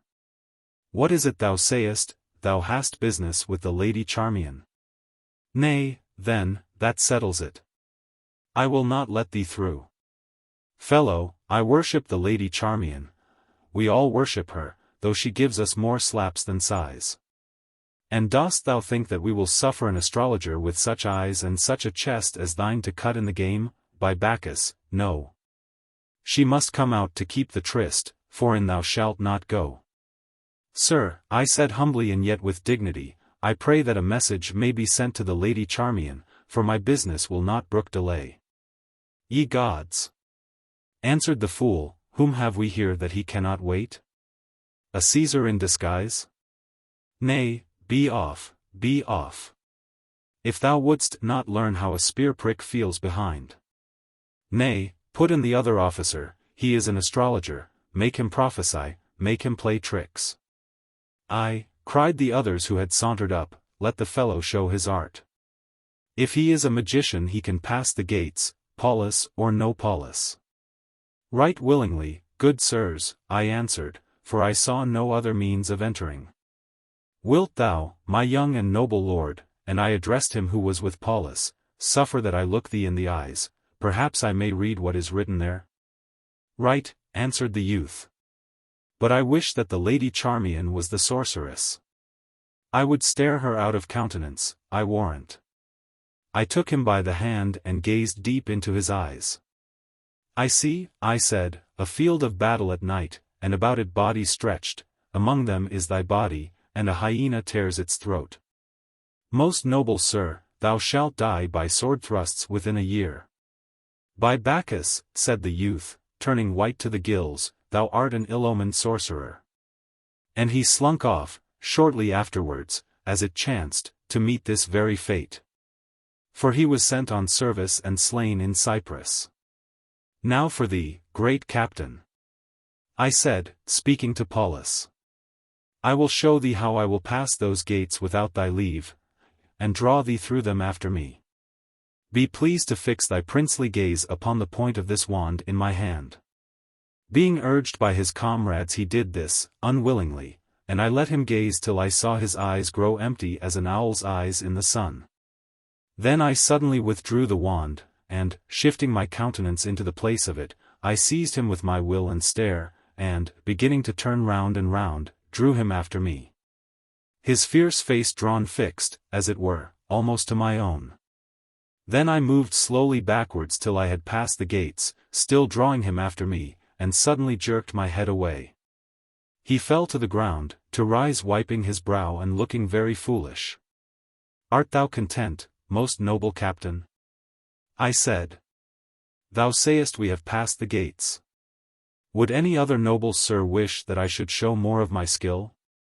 "By Tyrannes, Lord of Thunder, and all the gods of Olympus thrown in, no," growled an old centurion, a Gaul named Brennus, "I like thee not, I say. The man who could drag our Paulus through those gates by the eye, as it were, is not a man to play with. Paulus, too, who always goes the way you don't want him, backwards, like an ass, Paulus. Why, sirrah, thou must have a woman in one eye and a wine-cup in the other to draw our Paulus thus." At this moment the talk was broken, for Charmion herself came down the marble path, followed by an armed slave. She walked calm and carelessly, her hands folded behind her, and her eyes gazing at nothingness, as it were. But it was when Charmion thus looked upon nothing that she saw most. And as she came the officers and men of the guard made way for her bowing, for, as I learned afterwards, this girl, next to Cleopatra's self, wielded more power than anyone about the palace. "What is this tumult, Brennus?" she said, speaking to the centurion, and making as if she saw me not. "Knowest thou not that the queen sleeps at this hour, and if she be awakened it is thou who must answer for it, and that dearly?" "Nay, lady," said the centurion, humbly, "but it is thus. We have here," and he jerked his thumb towards me, "a magician of the most pestilent, I crave his pardon, of the very best sort, for he hath, but just now, only by placing his eyes close to the nose of the worthy Captain Paulus, dragged him, the said Paulus, through the gates that Paulus swore the magician should not pass. By the same token, lady, the magician says that he has business with you, which grieves me for your sake." Charmion turned and looked at me carelessly. I remember," she said. "And so he has, at least, the queen would see his tricks. But if he can do none better than cause a sot," here she cast a glance of scorn at the wondering Paulus, "to follow his nose through the gates he guards, he had better go whence he came. Follow me, sir magician, and for thee, Brennus, I say, keep thy riotous crew more quiet. For thee, most honorable Paulus, get thee sober, and next time I am asked for at the gates give him who asks a hearing." And, with a queenly nod of her small head, she turned and led the way, followed at a distance by myself and the armed slave. We passed up the marble walk which runs through the garden grounds, and is set on either side with marble statues, for the most part of heathen gods and goddesses, with which these Lagidi were not ashamed to defile their royal dwellings. At length we came to a beautiful portico with fluted columns of the Grecian style of art, where we found more guards, who made way for the lady Charmion. Crossing the portico we reached a marble vestibule where a fountain splashed softly, and thence by a low doorway a second chamber, known as the Alabaster Hall, most beautiful to see. Its roof was upheld by light columns of black marble, but all its walls were panelled with alabaster, on which Grecian legends were engraved. Its floor was of rich and many-hued mosaic that told the tale of the passion of Psyche for the Grecian god of love, and about it were set chairs of ivory and gold. Charmion bade the armed slave stay at the doorway of this chamber, so that we passed in alone. For the place was empty except for 2 eunuchs who stood with drawn swords before the curtain at the further end. "I am vexed, my lord," she said, speaking very low and shyly, "that thou shouldst have met with such affronts at the gate.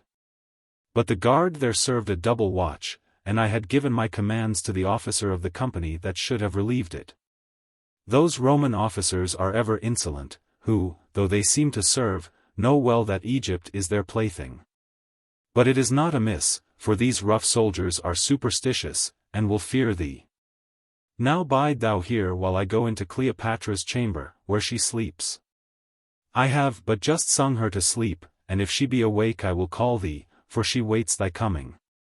And without more words she glided from my side. In a little time she returned, and coming to me spoke. "Wouldst see the fairest woman in all the world, asleep?" she whispered. "If so, follow me. Nay, fear not, when she awakes she will but laugh, for she bade me be sure to bring thee instantly, whether she slept or woke.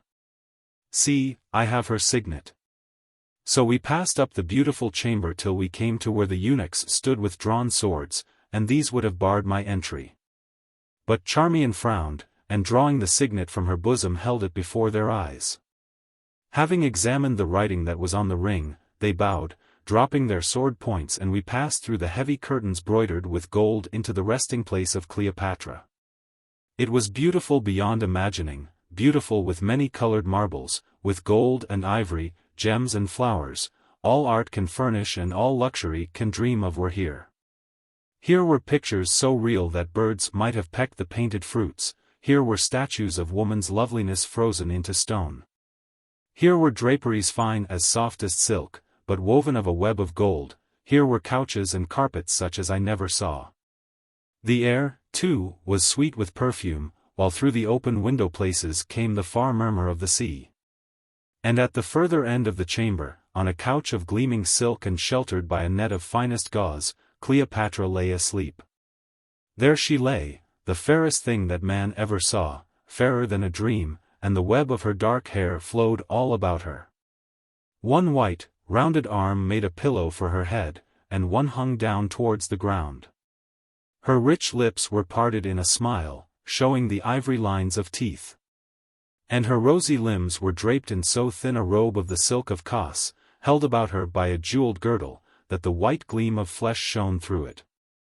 I stood astonished, and though my thoughts had little bent that way, the sight of her beauty struck me like a blow, so that for a moment I lost myself as it were in the vision of its power.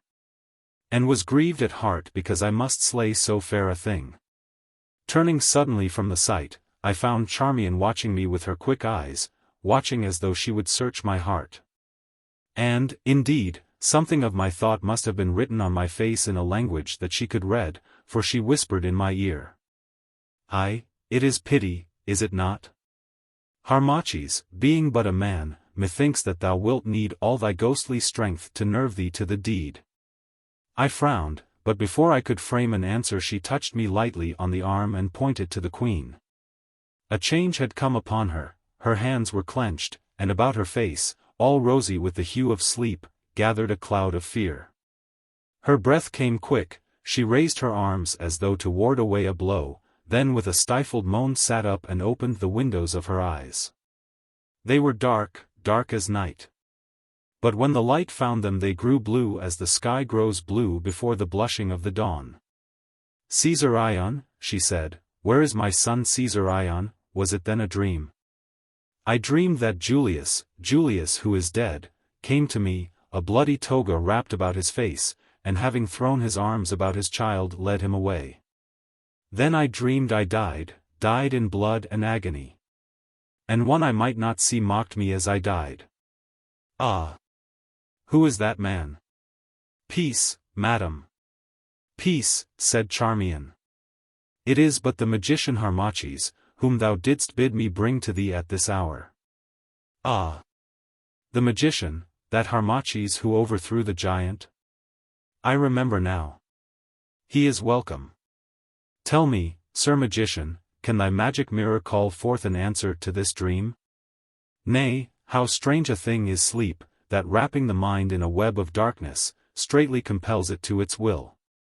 Whence, then, come those images of fear rising on the horizon of the soul like some untimely moon upon a midday sky? Who grants them power to stalk so lifelike from memory's halls, and, pointing to their wounds, thus confront the present with the past? Are they, then, messengers? Does the half-death of sleep give them foothold in our brains, and thus upknit the cut thread of human kinship? That was Caesar's self, I tell thee, who but now stood at my side and murmured through his muffled robe warning words of which the memory is lost to me. Read me this riddle, thou Egyptian Sphinx 13, and I'll show thee a rosier path to fortune than all thy stars can point. Thou hast brought the omen, solve thou its problem. I come in a good hour, most mighty queen, I answered, for I have some skill in the mysteries of sleep, that is, as thou hast rightly guessed. A stair by which those who are gathered to Osiris may from time to time enter at the gateways of our living sense, and, by signs and words that can be read of instructed mortals, repeat the echoes of that hall of truth which is their habitation. Yes, sleep is a stair by which the messengers of the guardian gods may descend in many shapes upon the spirit of their choice. For, O Queen, to those who hold the key, the madness of our dreams can show a clearer purpose and speak more certainly than all the acted wisdom of our waking life, which is a dream indeed. Thou didst see great Caesar in his bloody robe, and he threw his arms about the Prince Caesarion and led him hence.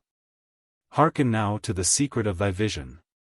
It was Caesar's self thou sawest coming to thy side from Amenti in such a guise as might not be mistaken. When he embraced the child Caesarion he did it for a sign that to him, and him alone, had passed his greatness and his love.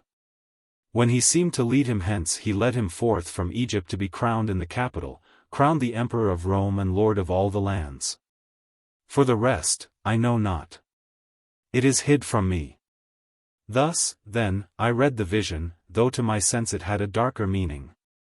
But it is not well to prophesy evil unto kings. Meanwhile Cleopatra had risen, and, having thrown back the gnat gauze, was seated upon the edge of her couch, her eyes fixed upon my face, while her fingers played with her girdle's jeweled ends.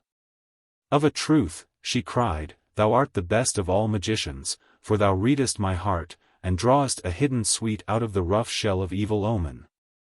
I, O Queen, said Charmion, who stood by with downcast eyes, and I thought that there was bitter meaning in her soft tones. May no rougher words ever affront thy ears, and no evil presage tread less closely upon its happy sense. Cleopatra placed her hands behind her head and, leaning back, looked at me with half-shut eyes. Come, show us of thy magic, Egyptian, she said. It is yet hot abroad, and I am weary of those Hebrew ambassadors and their talk of Herod and Jerusalem. I hate that Herod, as he shall find, and will have none of the ambassadors today, though I yearn a little to try my Hebrew on them. What canst thou do? Hast thou no new trick? By Serapis. If thou canst conjure as well as thou canst prophesy, thou shalt have a place at court, with pay and perquisites to boot, if thy lofty soul does not scorn perquisites. Nay, I answered, all tricks are old, but there are some forms of magic to be rarely used, and with discretion, that may be new to thee, O Queen. Art thou afraid to venture on the charm? I fear nothing, go on and do thy worst. Come, Charmion, and sit by me. But, stay, where are all the girls, Iras and Marira? They, too, love magic. Not so, I said. The charms work ill before so many. Now behold, and, gazing at the twain, I cast my wand upon the marble and murmured a spell. For a moment it was still, and then, as I muttered, the rod slowly began to writhe. It bent itself, it stood on end, and moved of its own motion. Next it put on scales, and behold it was a serpent that crawled and fiercely hissed. "Fie on thee," cried Cleopatra, clapping her hands, "Cayest thou that magic? Why, it is an old trick that any wayside conjurer can do. I have seen it a score of times." "Wait, O queen," I answered, "thou hast not seen all." And, as I spoke, the serpent seemed to break in fragments, and from each fragment grew a new serpent. And these, too, broke in fragments and bred others, till in a little while the place, to their glamoured sight, was a seething sea of snakes, that crawled, hissed, and knotted themselves in knots. Then I made a sign, and the serpents gathered themselves round me, and seemed slowly to twine themselves about my body and my limbs, till, save my face, I was wreathed thick with hissing snakes. "Oh, horrible! Horrible!" cried Charmion, hiding her countenance in the skirt of the queen's garment. "Nay, enough, magician, enough," said the queen, "thy magic overwhelms us." I waved my snake-wrapped arms, and all was gone. There at my feet lay the black wand tipped with ivory, and naught beside. The two women looked upon each other and gasped with wonder. But I took up the wand and stood with folded arms before them. "Is the queen content with my poor art?" I asked most humbly. "I, that I am, Egyptian, never did I see its like. Thou art court astronomer from this day forward, with right of access to the queen's presence. Hast thou more of such magic at thy call?" "Yea, royal Egypt. Suffer that the chamber be a little darkened, and I will show thee one more thing." "Half am I afraid," she answered, "nevertheless do thou as this Harmachis says, Charmion." So the curtains were drawn and the chamber made as though the twilight were at hand. I came forward, and stood beside Cleopatra. "Gaze thou there," I said sternly, pointing with my wand to the empty space where I had been, "and thou shalt behold that which is in thy mind." Then for a little space was silence, while the two women gazed fixedly and half fearful at the spot. And as they gazed a cloud gathered before them. Very slowly it took shape and form, and the form it took was the form of a man, though as yet he was but vaguely mapped upon the twilight, and seemed now to grow and now to melt away. Then I cried with a loud voice, "Spirit, I conjure thee, appear."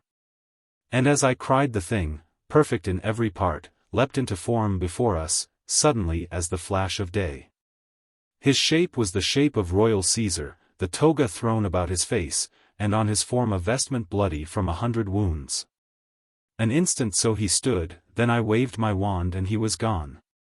I turned to the two women on the couch, and saw Cleopatra's lovely face all clothed in terror. Her lips were ashy white, her eyes stared wide, and all the flesh was shaking on her bones. "Man!"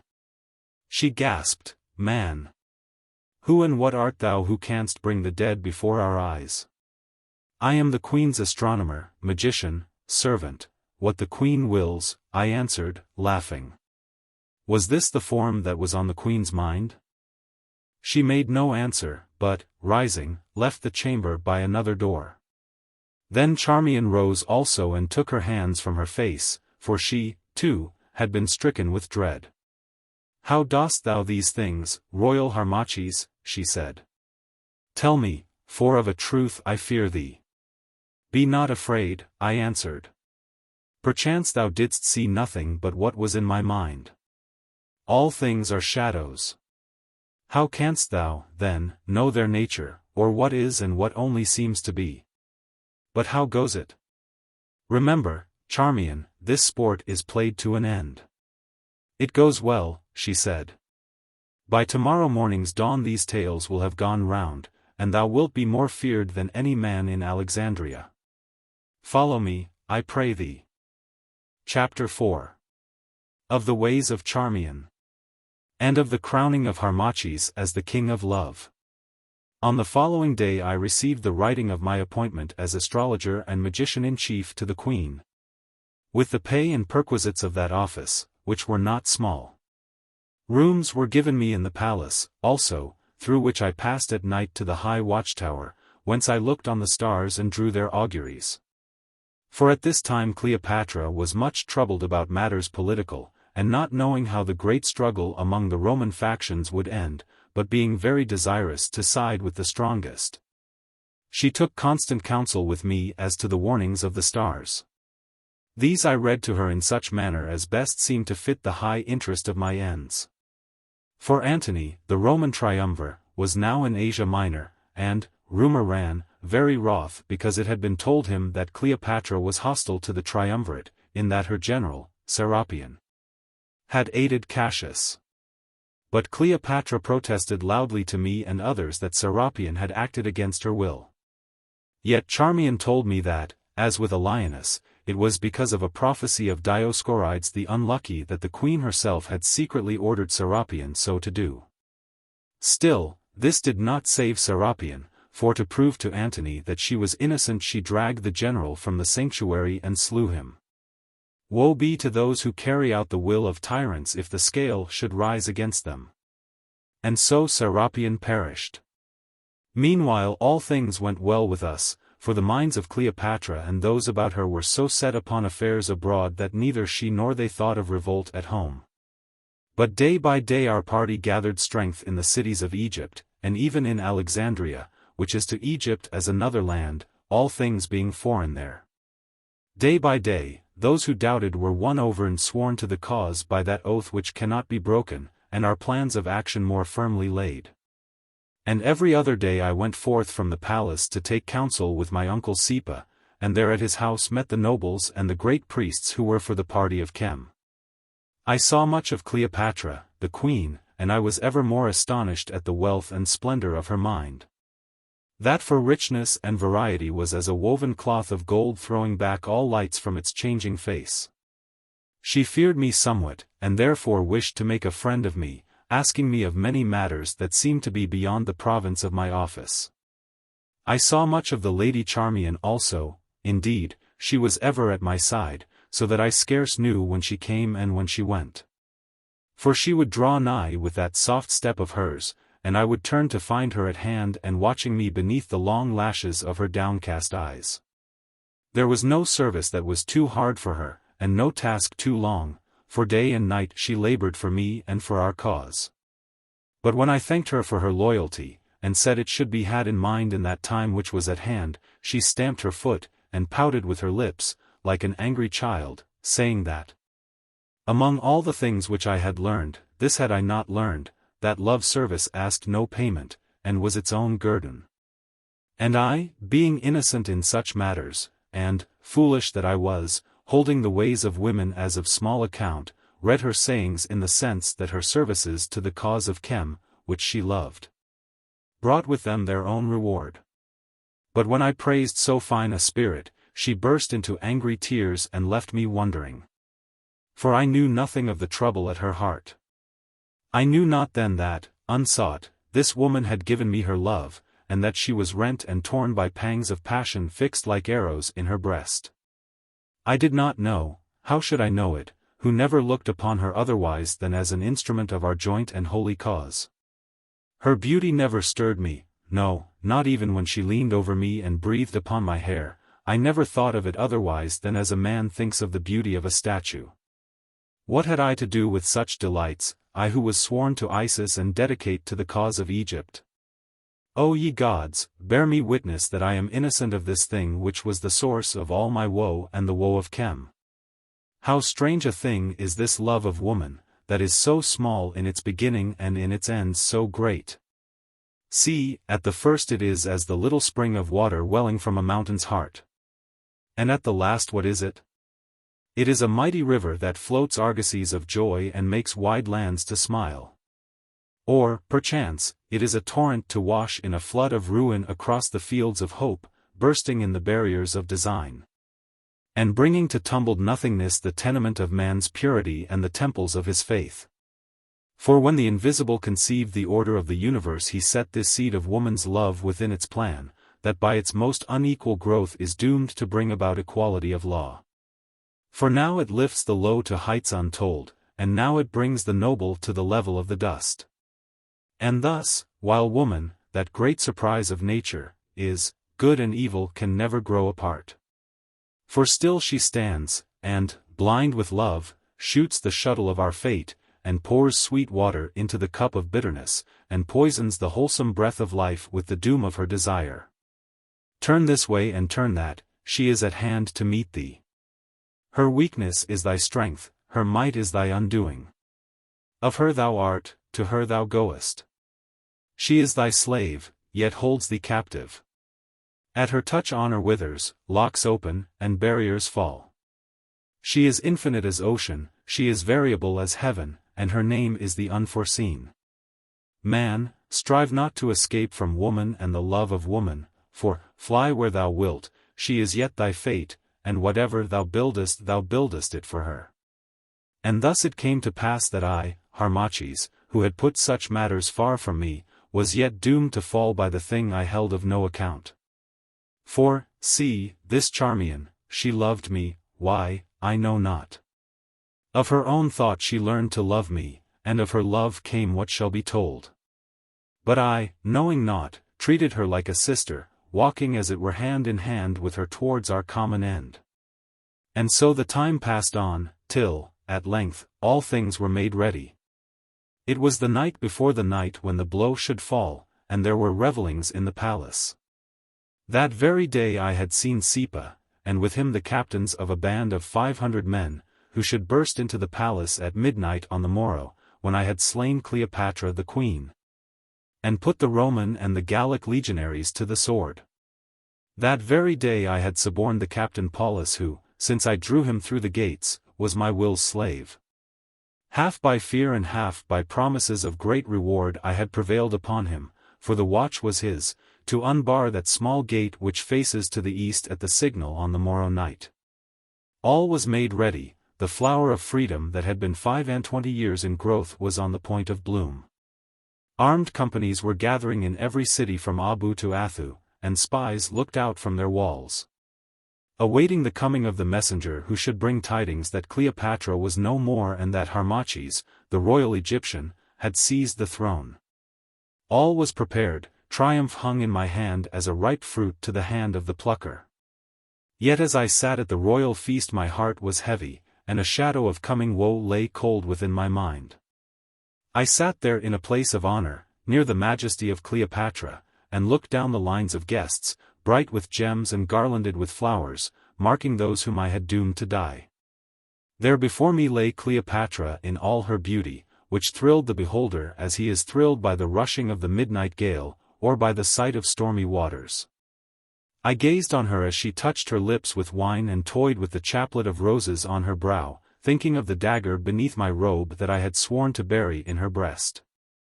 Again, and yet again, I gazed and strove to hate her, strove to rejoice that she must die, and could not. There, too, behind her, watching me now, as ever, with her deep-fringed eyes, was the lovely Lady Charmion. Who, to look at her innocent face, would believe that she was the setter of that snare in which the queen who loved her should miserably perish? Who would dream that the secret of so much death was locked in her girlish breast? I gazed, and grew sick at heart because I must anoint my throne with blood, and by evil sweep away the evil of the land. At that hour I wished, indeed, that I was nothing but some humble husbandman, who in its season grows and in its season garners the golden grain. Alas! The seed that I had been doomed to sow was the seed of death, and now I must reap the red fruit of the harvest. Why, Harmachis, what ails thee? Said Cleopatra, smiling her slow smile. Has the golden skein of stars got tangled, my astronomer? Or dost thou plan some new feat of magic? Say, what is it that thou dost so poorly grace our feast? Nay, now, did I not know, having made inquiry, that things so low as we poor women are far beneath thy gaze, why, I should swear that Eros had found thee out, Harmachis. Nay, that I am spared, O queen, I answered. The servant of the stars marks not the smaller light of woman's eyes, and therein is he happy. Cleopatra leaned herself towards me, looking on me long and steadily in such fashion that, despite my will, the blood fluttered at my heart. Boast not, thou proud Egyptian, she said in a low voice which none but I and Charmion could hear, lest perchance thou dost tempt me to match my magic against thine. What woman can forgive that a man should push us by as things of no account? It is an insult to our sex which nature's self abhors, and she leaned back again and laughed most musically. But, glancing up, I saw Charmion, her teeth on her lip and an angry frown upon her brow. Pardon, royal Egypt, I answered coldly, but with such wit as I could summon. Before the Queen of Heaven even stars grow pale.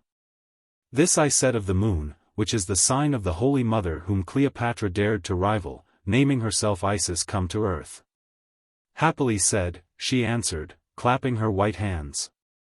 Why, here's an astronomer who has wit and can shape a compliment. Nay, such a wonder must not pass unnoted, lest the gods resent it. Charmion, take this rose chaplet from my hair and set it upon the learned brow of our Harmachis. He shall be crowned king of love, whether he will it or not. Charmion lifted the chaplet from Cleopatra's brows and, bearing it to where I was, with a smile set it upon my head yet warm and fragrant from the queen's hair. But so roughly that she pained me somewhat. She did this because she was wroth, although she smiled with her lips and whispered, an omen, royal Harmachis. For though she was so very much a woman, yet, when she was angered or suffered jealousy, Charmion had a childish way. Having thus fixed the chaplet, she curtsied low before me, and with the softest tone of mockery named me, in the Greek tongue, Harmachis, king of love. Then Cleopatra laughed and pledged me as king of love, and so did all the company, finding the jest a merry one. For in Alexandria they love not those who live straightly and turn aside from women.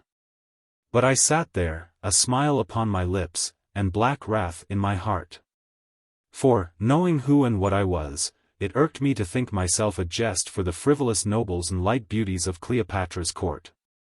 But I was chiefly angered against Charmion, because she laughed the loudest.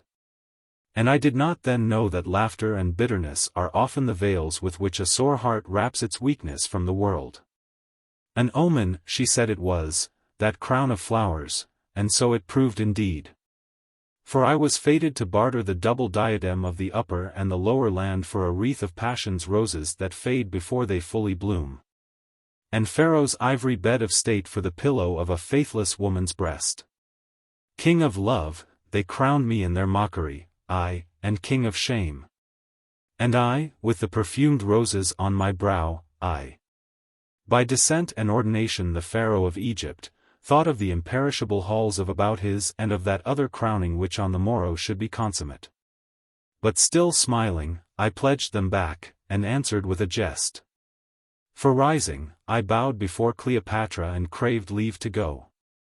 Venus, I said, speaking of the planet that we know as Dono in the morning and Bonu in the evening, was in the ascendant.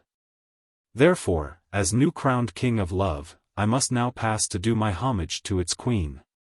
For these barbarians name Venus queen of love. And so amidst their laughter I withdrew to my watchtower, and, dashing that shameful chaplet down amidst the instruments of my craft, made pretence to note the rolling of the stars. There I waited, thinking on many things that were to be, until Charmion should come with the last lists of the doomed and the messages of my uncle Sepa, whom she had seen that evening. At length the door opened softly, and she came jeweled and clad in her white robes, as she had left the feast. Chapter 5. Of the coming of Cleopatra to the chamber of Harmachis, of the throwing forth of the kerchief of Charmion, of the stars. And of the gift by Cleopatra of her friendship to her servant Harmachis.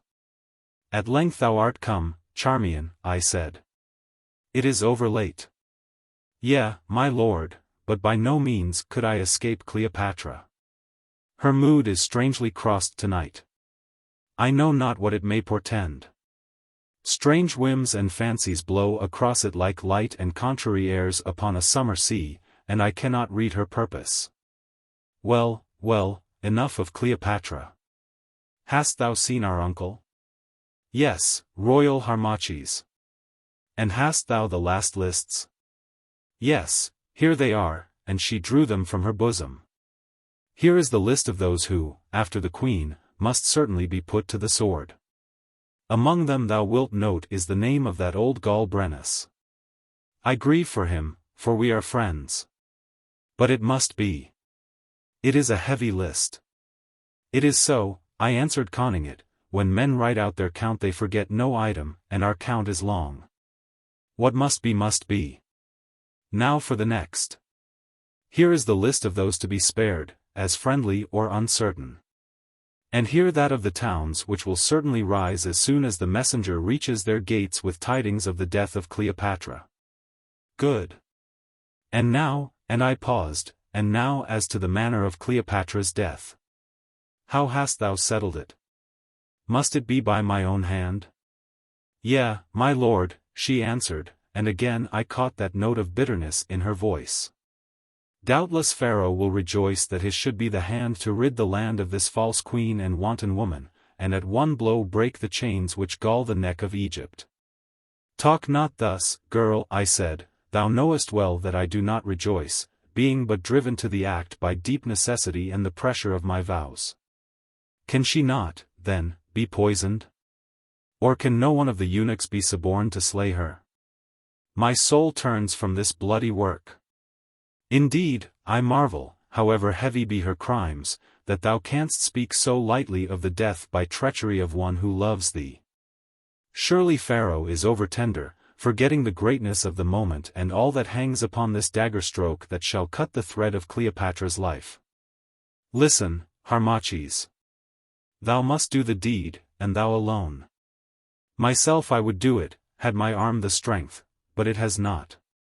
It cannot be done by poison, for every drop she drinks and every morsel that shall touch her lips is strictly tasted by 3 separate tasters, who cannot be suborned. Nor may the eunuchs of the guard be trusted. 2, indeed, are sworn to us, but the 3rd cannot be come at. He must be cut down afterwards. And, indeed, when so many men must fall, what matters a eunuch more or less? Thus it shall be, then. Tomorrow night, at 3 hours before midnight thou dost cast the final augury of the issue of the war. And then thou wilt, as is agreed, descend alone with me, having the signet, to the outer chamber of the queen's apartment. For the vessel bearing orders to the legion sails from Alexandria at the following dawn. And alone with Cleopatra, since she wills that the thing be kept secret as the sea, thou wilt read the message of the stars. And as she pores over the papyrus, then must thou stab her in the back, so that she dies, and see thou that thy will and arm fail thee not. The deed being done, and indeed it will be easy, thou wilt take the signet and pass out to where the eunuch is, for the others will be wanting. If by any chance there is trouble with him, but there will be no trouble, for he dare not enter the private rooms, and the sounds of death cannot reach so far, thou must cut him down. Then I will meet thee, and, passing on, we will come to Paulus, and it shall be my care to see that he is neither drunk nor backward, for I know how to hold him to the task.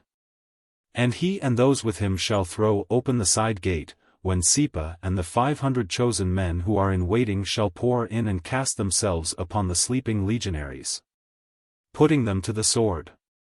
Why, the thing is easy, so thou rest true to thyself, and let no womanish fears creep into thy heart. What is this dagger's thrust? It is nothing, and yet upon it hang the destinies of Egypt and the world. Hush! I said. What is that? I hear a sound. Charmion ran to the door, and, gazing down the long, dark passage, listened. In a moment she came back, her finger on her lips. It is the queen, she whispered hurriedly. The queen who mounts the stair alone. I heard her bid Iras to leave her. I may not be found alone with thee at this hour, it has a strange look, and she may suspect. What wants she here? Where can I hide? I glanced round. At the further end of the chamber was a heavy curtain that hid a little place built in the thickness of the wall which I used for the storage of rolls and instruments. Haste thee, there, I said, and she glided behind the curtain, which swung back and covered her. Then I thrust the fatal scroll of death into the bosom of my robe and bent over the mystic chart. Presently I heard the sweep of woman's robes and there came a low knock upon the door. Enter, whoever thou art, I said. The latch lifted, and Cleopatra swept in, royally arrayed, her dark hair hanging about her and the sacred snake of royalty glistening on her brow. Of a truth, Harmachis, she said with a sigh, as she sank into a seat, the path to heaven is hard to climb. Ah!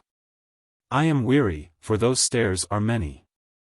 But I was minded, my astronomer, to see thee in thy haunts. I am honored overmuch, O Queen. I said, bowing low before her. Art thou now? And yet that dark face of thine has a somewhat angry look, thou art too young and handsome for this dry trade, Harmachis. Why, I vow thou hast cast my wreath of roses down amidst thy rusty tools. Kings would have cherished that wreath along with their choicest diadems, Harmachis. And thou dost throw it away as a thing of no account. Why, what a man art thou! But stay, what is this? A lady's kerchief, by Isis. Nay, now, my Harmachis, how came this here? Are our poor kerchiefs also instruments of thy high art? Oh, fie, have I caught thee, then? Art thou indeed a fox? Nay, most royal Cleopatra, nay. I said, turning, for the kerchief which had fallen from Charmion's neck had an awkward look. I know not, indeed, how the frippery came here. Perhaps, some one of the women who keeps the chamber may have let it fall. Ah! So, she said dryly, and still laughing like a rippling brook. Yes, surely, the slave women who keep chambers own such toys as this, of the very finest silk, worth twice its weight in gold, and broidered, too, in many colors. Why, myself I should not shame to wear it. Of a truth it seems familiar to my sight. And she threw it round her neck and smoothed the ends with her white hand. But there. Doubtless, it is a thing unholy in thine eyes that the scarf of thy beloved should rest upon my poor breast. Take it, Harmachis, take it, and hide it in thy bosom, nigh thy heart indeed. I took the accursed thing, and, muttering what I may not write, stepped on to the giddy platform whence I watched the stars. Then, crushing it into a ball, I threw it to the winds of heaven. At this the lovely queen laughed once more. Nay, think now, she cried, what would the lady say could she see her love gauge thus cast to all the world? Mayhap, Harmachis, thou wouldst deal thus with my wreath also. See, the roses fade, cast it forth, and, stooping, she took up the wreath and gave it to me. For a moment, so vexed was I had a mind to take her at her word and send the wreath to join the kerchief. But I thought better of it. Nay, I said more softly, it is a queen's gift, and I will keep it, and, as I spoke, I saw the curtain shake. Often since that night I have sorrowed over those simple words. Gracious thanks be to the King of Love for this small mercy, she answered, looking at me strangely. Now, enough of wit. Come forth upon this balcony, tell me of the mystery of those stars of thine. For I always loved the stars, that are so pure and bright and cold, and so far away from our fevered troubling. There I would wish to dwell, rocked on the dark bosom of the night, and losing the little sense of self as I gazed forever on the countenance of yon sweet-eyed space. Nay, who can tell, Harmachis? Perhaps those stars partake of our very substance, and, linked to us by nature's invisible chain, do, indeed, draw our destiny with them as they roll. What says the Greek fable of him who became a star? Perchance it has truth, for yonder tiny sparks may be the souls of men, but grown more purely bright and placed in happy rest to illume the turmoil of their mother earth. Or are they lamps hung high in the heavenly vault that night by night some godhead, whose wings are darkness, touches with his immortal fire so that they leap out in answering flame? Give me of thy wisdom and open these wonders to me, my servant, for I have little knowledge.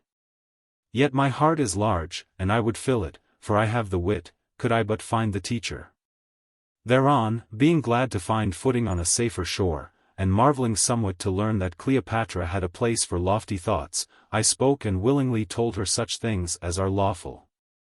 I told her how the sky is a liquid mass pressing round the earth and resting on the elastic pillars of the air, and how above is the heavenly ocean Nout, in which the planets float like ships as they rush upon their radiant way. I told her many things, and amongst them how, through the certain never-ceasing movement of the orbs of light, the planet Venus, that was called Dono when she showed as the morning star, became the planet Bonu when she came as the sweet star of Eve. And while I stood and spoke watching the stars, she sat, her hands clasped upon her knee, and watched my face. Ah! She broke in at length, and so Venus is to be seen both in the morning and the evening sky. Well, of a truth, she is everywhere, though she best loves the night. But thou lovest not that I should use these Latin names to thee. Come, we will talk in the ancient tongue of Chem, which I know well. I am the first, mark thou, of all the Legidi who know it. And now, she went on, speaking in my own tongue, but with a little foreign accent that did but make her talk more sweet. Enough of stars, for, when all is said, they are but fickle things. And perhaps may even now be storing up an evil hour for thee or me, or for both of us together. Not but what I love to hear thee speak of them, for then thy face loses that gloomy cloud of thought which mars it and grows quick and human. Harmachis, thou art too young for such a solemn trade. Methinks that I must find thee a better. Youth comes but once, why waste it in these musings? It is time to think when we can no longer act. Tell me how old art thou, Harmachis? I have 26 years, O Queen, I answered, for I was born in the first month of Shomu, in the summer season, and on the 3rd day of the month. Why, then, we are of an age even to a day, she cried, for I too have 26 years, and I too was born on the 3rd day of the first month of Shomu. Well, this may we say, those who begot us need have no shame. For if I be the fairest woman in Egypt, methinks, Harmachis, that there is in Egypt no man more fair and strong than thou, or more learned.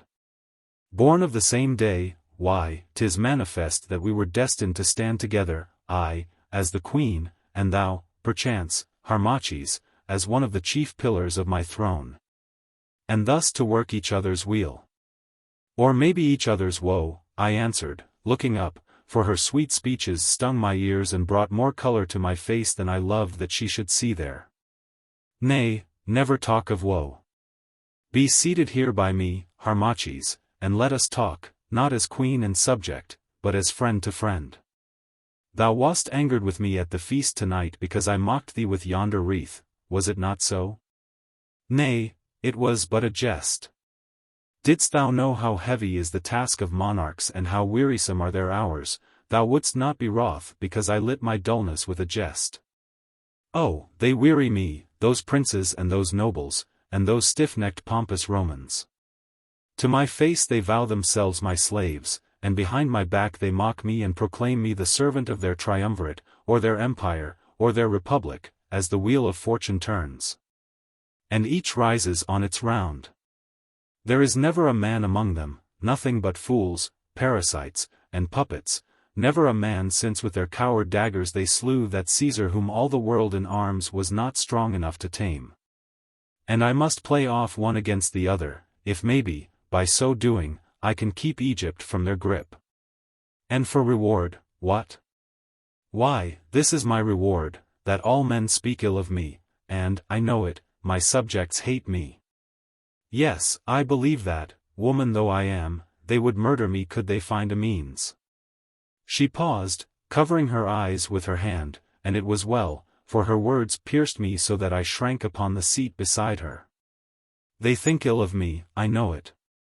And call me wanton, who have never stepped aside save once, when I loved the greatest man of all the world, and at the touch of love my passion flamed indeed, but burnt a hallowed flame. These ribald Alexandrians swear that I poisoned Ptolemy, my brother, whom the Roman Senate would, most unnaturally, have forced on me, his sister, as a husband. But it is false, he sickened and died of fever. And even so they say that I would slay Arsinoe, my sister, who, indeed, would slay me, but that, too, is false. Though she will have none of me, I love my sister. Yes, they all think ill of me without a cause, even thou dost think ill of me, Harmachis. O Harmachis, before thou judgest, remember what a thing is envy.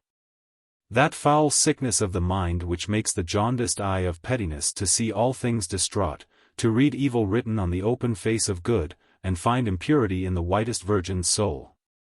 Think what a thing it is, Harmachis, to be set on high above the gaping crowd of knaves who hate thee for thy fortune and thy wit. Who gnash their teeth and shoot the arrows of their lies from the cover of their own obscureness, whence they have no wings to soar. And whose heart's quest it is to drag down thy nobility to the level of the groundling and the fool. Be not, then, swift to think evil of the great, whose every word and act is searched for error by a million angry eyes, and whose most tiny fault is trumpeted by 1,000 throats. Till the world shakes with echoes of their sin. Say not, it is thus, 'tis certainly thus, say, rather, may it not be otherwise? Have we heard aright? Did she this thing of her own will? Judge gently, Harmachis, as wert thou wouldst be judged. Remember that a queen is never free. She is, indeed, but the point and instrument of those forces politic with which the iron books of history are graved. O Harmachis!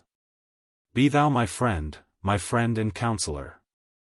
My friend whom I can trust indeed, for here, in this crowded court, I am more utterly alone than any soul that breathes about its corridors. But thee I trust. There is faith written in those quiet eyes, and I am minded to lift thee high, Harmachis. I can no longer bear my solitude of mind, I must find one with whom I may commune and speak that which lies within my heart. I have faults, I know it. But I am not all unworthy of thy faith, for there is good grain among the evil seed. Say, Harmachis, wilt thou take pity on my loneliness and befriend me, who have lovers, courtiers, slaves, dependents, more thick than I can count, but never one single friend? And she leant towards me, touching me lightly, and gazed on me with her wonderful blue eyes. I was overcome, thinking of the morrow night, shame and sorrow smote me. I, her friend. I, whose assassin dagger lay against my breast. I bent my head, and a sob or a groan, I know not which, burst from the agony of my heart. But Cleopatra, thinking only that I was moved beyond myself by the surprise of her graciousness, smiled sweetly, and said, It grows late. Tomorrow night when thou bringest the auguries we will speak again, my friend Harmachis, and thou shalt answer me. And she gave me her hand to kiss. Scarce knowing what I did, I kissed it, and in another moment she was gone. But I stood in the chamber, gazing after her like one asleep. Chapter 6. Of the words and jealousy of Charmion, of the laughter of Harmachis, of the making ready for the deed of blood. And of the message of the old wife, Atoua. I stood still, plunged in thought. Then by hazard as it were I took up the wreath of roses and looked on it. How long I stood so I know not, but when next I lifted up my eyes they fell upon the form of Charmion, whom, indeed, I had altogether forgotten. And though at the moment I thought but little of it, I noted vaguely that she was flushed as though with anger, and beat her foot upon the floor. Oh, it is thou, Charmion. I said. What ails thee? Art thou cramped with standing so long in thy hiding place? Why didst not thou slip hence when Cleopatra led me to the balcony? Where is my kerchief? She asked, shooting an angry glance at me. I let fall my broidered kerchief.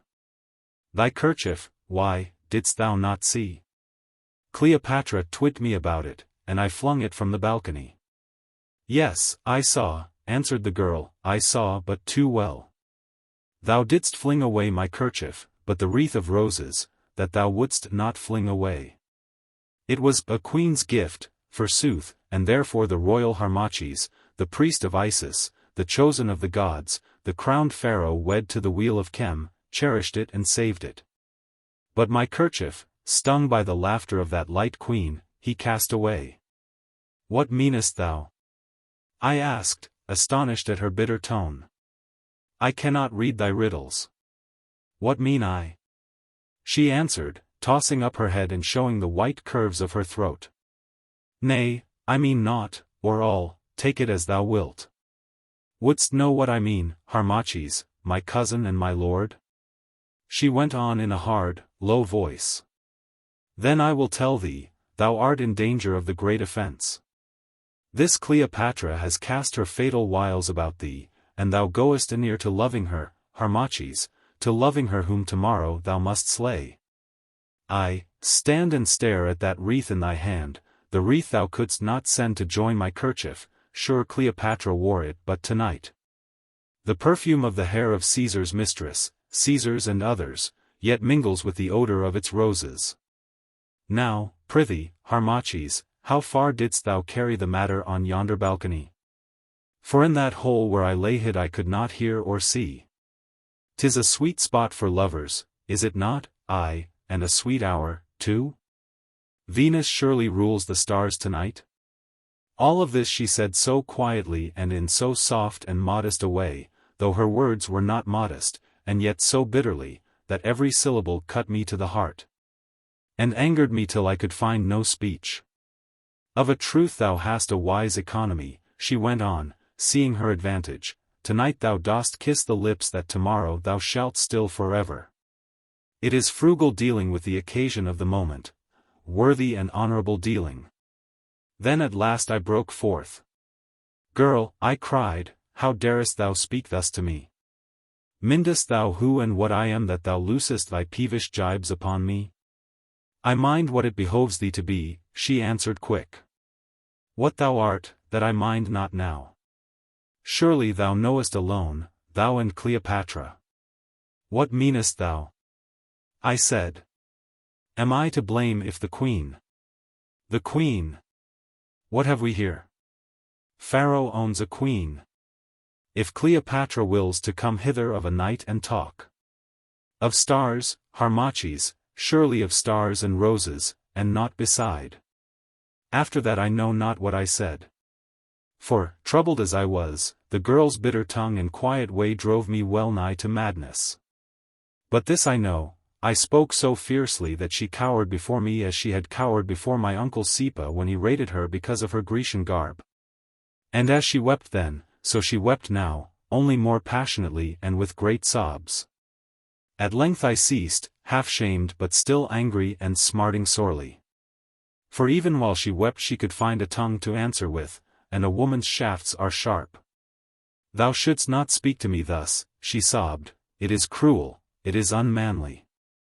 But I forget thou art but a priest, not a man, except, mayhap, for Cleopatra. What right hast thou? I said. What canst thou mean? What right have I? She asked, looking up, her dark eyes all aflood with tears that ran down her sweet face like the dew of morning down a lily's heart. What right have I? O Harmachis! Art thou blind? Didst thou not know by what right I speak thus to thee? Then I must tell thee. Well, it is the fashion in Alexandria. By that first and holy right of woman, by the right of the great love I bear thee, and which, it seems, thou hast no eyes to see, by the right of my glory and my shame. Oh, be not wroth with me, Harmachis, nor set me down as light, because the truth at last has burst from me, for I am not so. I am what thou wilt make me. I am the wax within the moulder's hands, and as thou dost fashion me so I shall be. There breathes within me now a breath of glory, blowing across the waters of my soul, that can waft me to ends more noble than ever I have dreamed afore, if thou wilt be my pilot and my guide. But if I lose thee, then I lose all that holds me from my worst self, and let shipwreck come. Thou knowest me not, Harmachis. Thou canst not see how big a spirit struggles in this frail form of mine. To thee I am a girl, clever, wayward, shallow. But I am more. Show me thy loftiest thought and I will match it, the deepest puzzle of thy mind and I will make it clear. Of one blood we are, and love can revel up our little difference and make us grow one indeed.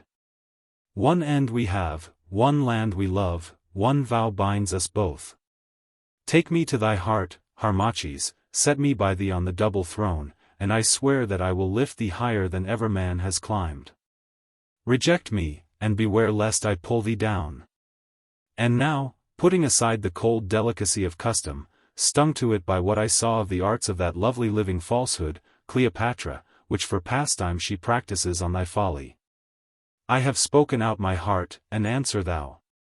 And she clasped her hands and, drawing one pace nearer, gazed, all white and trembling, on my face. For a moment I stood struck dumb, for the magic of her voice and the power of her speech, despite myself, stirred me like the rush of music. Had I loved the woman, doubtless she might have fired me with her flame, but I loved her not, and I could not play at passion.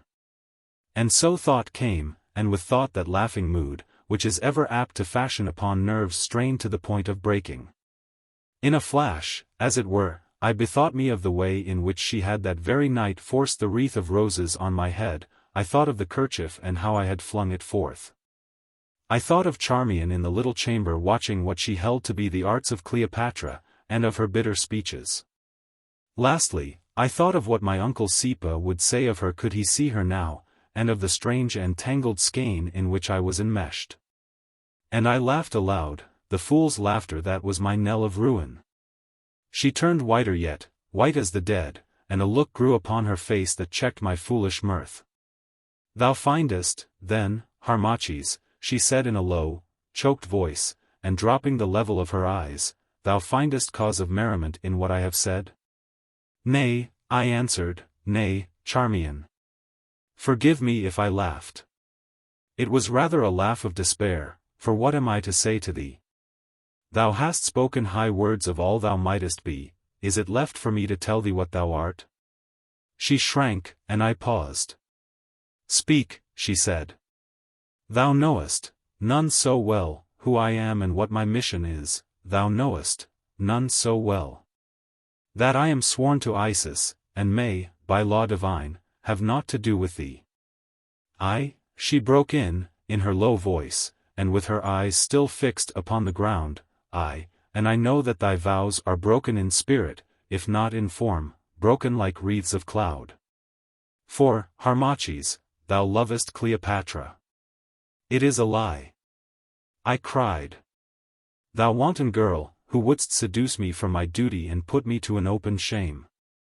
Who, led by passion or ambition, or the love of evil, hast not shame to break the barriers of thy sex and speak as thou hast spoken, beware lest thou go too far. And if thou wilt have an answer, here it is, put straightly, as thy question. Charmion, outside the matter of my duty and my vows, thou art not to me. Nor for all thy tender glances will my heart beat one pulse more fast. Hardly art thou now my friend, for, of a truth, I scarce can trust thee. But, once more, beware. To me thou mayest do thy worst, but if thou dost dare to lift a finger against our cause, that day thou deest. And now, is this play done? And as, wild with anger, I spoke thus, she shrank back, and yet further back, till at length she rested against the wall, her eyes covered with her hand. But when I ceased she dropped her hand, glancing up, and her face was as the face of a statue, in which the great eyes glowed like embers, and round them was a ring of purple shadow. Not altogether done, she answered gently, the arena must yet be sanded. This she said having reference to the covering up of the bloodstains at the gladiatorial shows with fine sand. Well, she went on, waste not thine anger on a thing so vile. I have thrown my throw and I have lost. Vi victis, ah! Vi victis! Wilt thou not lend me the dagger in thy robe, that here and now I may end my shame? No? Then one word more, most royal Harmachis, if thou canst, forget my folly. But, at the least, have no fear from me. I am now, as ever, thy servant and the servant of our cause. Farewell. And she went, leaning her hand against the wall. But I, passing to my chamber, flung myself upon my couch, and groaned in bitterness of spirit. Alas! We shape our plans, and by slow degrees build up our house of hope, never counting on the guests that time shall bring to lodge therein. For who can guard against the unforeseen. At length I slept, and my dreams were evil. When I woke, the light of the day which should see the red fulfillment of the plot was streaming through the casement, and the birds sang merrily among the garden palms. I woke, and as I woke the sense of trouble pressed in upon me, for I remembered that before this day was gathered to the past I must dip my hands in blood, yes, in the blood of Cleopatra. Who trusted me? Why could I not hate her as I should? There had been a time when I looked on to this act of vengeance with somewhat of a righteous glow of zeal. And now, why, I would frankly give my royal birthright to be free from its necessity. But, alas! I knew that there was no escape. I must drain this cup or be forever cast away. I felt the eyes of Egypt watching me, and the eyes of Egypt's gods. I prayed to my mother Isis to give me strength to do this deed, and prayed as I had never prayed before, and oh, wonder! No answer came. Nay, how was this? What, then, had loosed the link between us that, for the first time, the goddess deigned no reply to her son and chosen servant? Could it be that I had sinned in heart against her? What had Charmion said, that I loved Cleopatra? Was this sickness love? Nay. 1,000 times nay. It was but the revolt of nature against an act of treachery and blood. The goddess did but try my strength, or perchance she also turned her holy countenance from murder. I rose filled with terror and despair, and went about my task like a man without a soul. I conned the fatal lists and noted all the plans. In my brain I gathered up the very words of that proclamation of my royalty which, on the morrow, I should issue to the startled world. Citizens of Alexandria and dwellers in the land of Egypt, it began, Cleopatra the Macedonian hath, by the command of the gods, suffered justice for her crimes. All these and other things I did, but I did them as a man without a soul, as a man moved by a force from without and not from within. And so the minutes wore away. In the 3rd hour of the afternoon I went as by appointment fixed to the house where my uncle Sepa lodged. That same house to which I had been brought some 3 months gone when I entered Alexandria for the first time. And here I found the leaders of the revolt in the city assembled in secret conclave to the number of 7. When I had entered, and the doors were barred, they prostrated themselves, and cried, "Hail, Pharaoh," but I bade them rise, saying that I was not yet Pharaoh, for the chicken was still in the egg. "Yea, Prince," said my uncle, "but his beak shows through. Not in vain hath Egypt brooded all these years, if thou fail not with that dagger stroke of thine tonight, and how canst thou fail? Nothing can now stop our course to victory." "It is on the knees of the gods," I answered. "Nay," he said, "the gods have placed the issue in the hands of a mortal, in thy hands, Harmachis. And there it is safe. See, here are the last lists. 31,000 men who bear arms are sworn to rise when the tidings come to them. Within 5 days every citadel in Egypt will be in our hands, and then what have we to fear? From Rome but little, for her hands are full. And, besides, we will make alliance with the triumvirate, and, if need be, buy them off. For of money there is plenty in the land, and if more be wanted thou, Harmachis, knowest where it is stored against the need of Chem, and outside the Romans' reach of arm. Who is there to harm us? There is none. Perchance, in this turbulent city, there may be struggle, and a counterplot to bring Arsinoe to Egypt and set her on the throne. Therefore Alexandria must be severely dealt with, aye, even to destruction, if need be. As for Arsinoe, those go forth tomorrow on the news of the queen's death who shall slay her secretly. There remains the lad Caesar Ion, I said. Rome might claim through Caesar's son, and the child of Cleopatra inherits Cleopatra's rights. Here is a double danger. Fear not, said my uncle. Tomorrow Caesar Ion joins those who begot him in Amenti. I have made provision. The Ptolemies must be stamped out, so that no shoot shall ever spring from that root blasted by heaven's vengeance. Is there no other means? I asked sadly. My heart is sick at the promise of this red rain of blood. I know the child well, he has Cleopatra's fire and beauty and great Caesar's wit. It were shame to murder him. Nay, be not so chicken-hearted, Harmachis, said my uncle, sternly. What ails thee, then? If the lad is thus, the more reason that he should die. Wouldst thou nurse up a young lion to tear thee from the throne? Be it so, I answered, sighing. At least he is spared much, and will go hence innocent of evil. Now for the plans. We sat long taking counsel, till at length, in face of the great emergency in our high emprise, I felt something of the spirit of former days flow back into my heart. At the last all was ordered, and so ordered that it could scarce miscarry, for it was fixed that if by any chance I could not come to slay Cleopatra on this night, then the plot should hang in the scale till the morrow, when the deed must be done upon occasion. For the death of Cleopatra was the signal. These matters being finished, once more we stood and, our hands upon the sacred symbol, swore the oath that may not be written. And then my uncle kissed me with tears of hope and joy standing in his keen black eyes. He blessed me, saying that he would gladly give his life, aye, and 100 lives, if they were his, if he might but live to see Egypt once more a nation, and me, Harmachis, the descendant of its royal and ancient blood, seated on the throne. For he was a patriot indeed, asking nothing for himself, and giving all things to his cause. And I kissed him in turn, and thus we parted. Nor did I ever see him more in the flesh who has earned the rest that as yet is denied to me.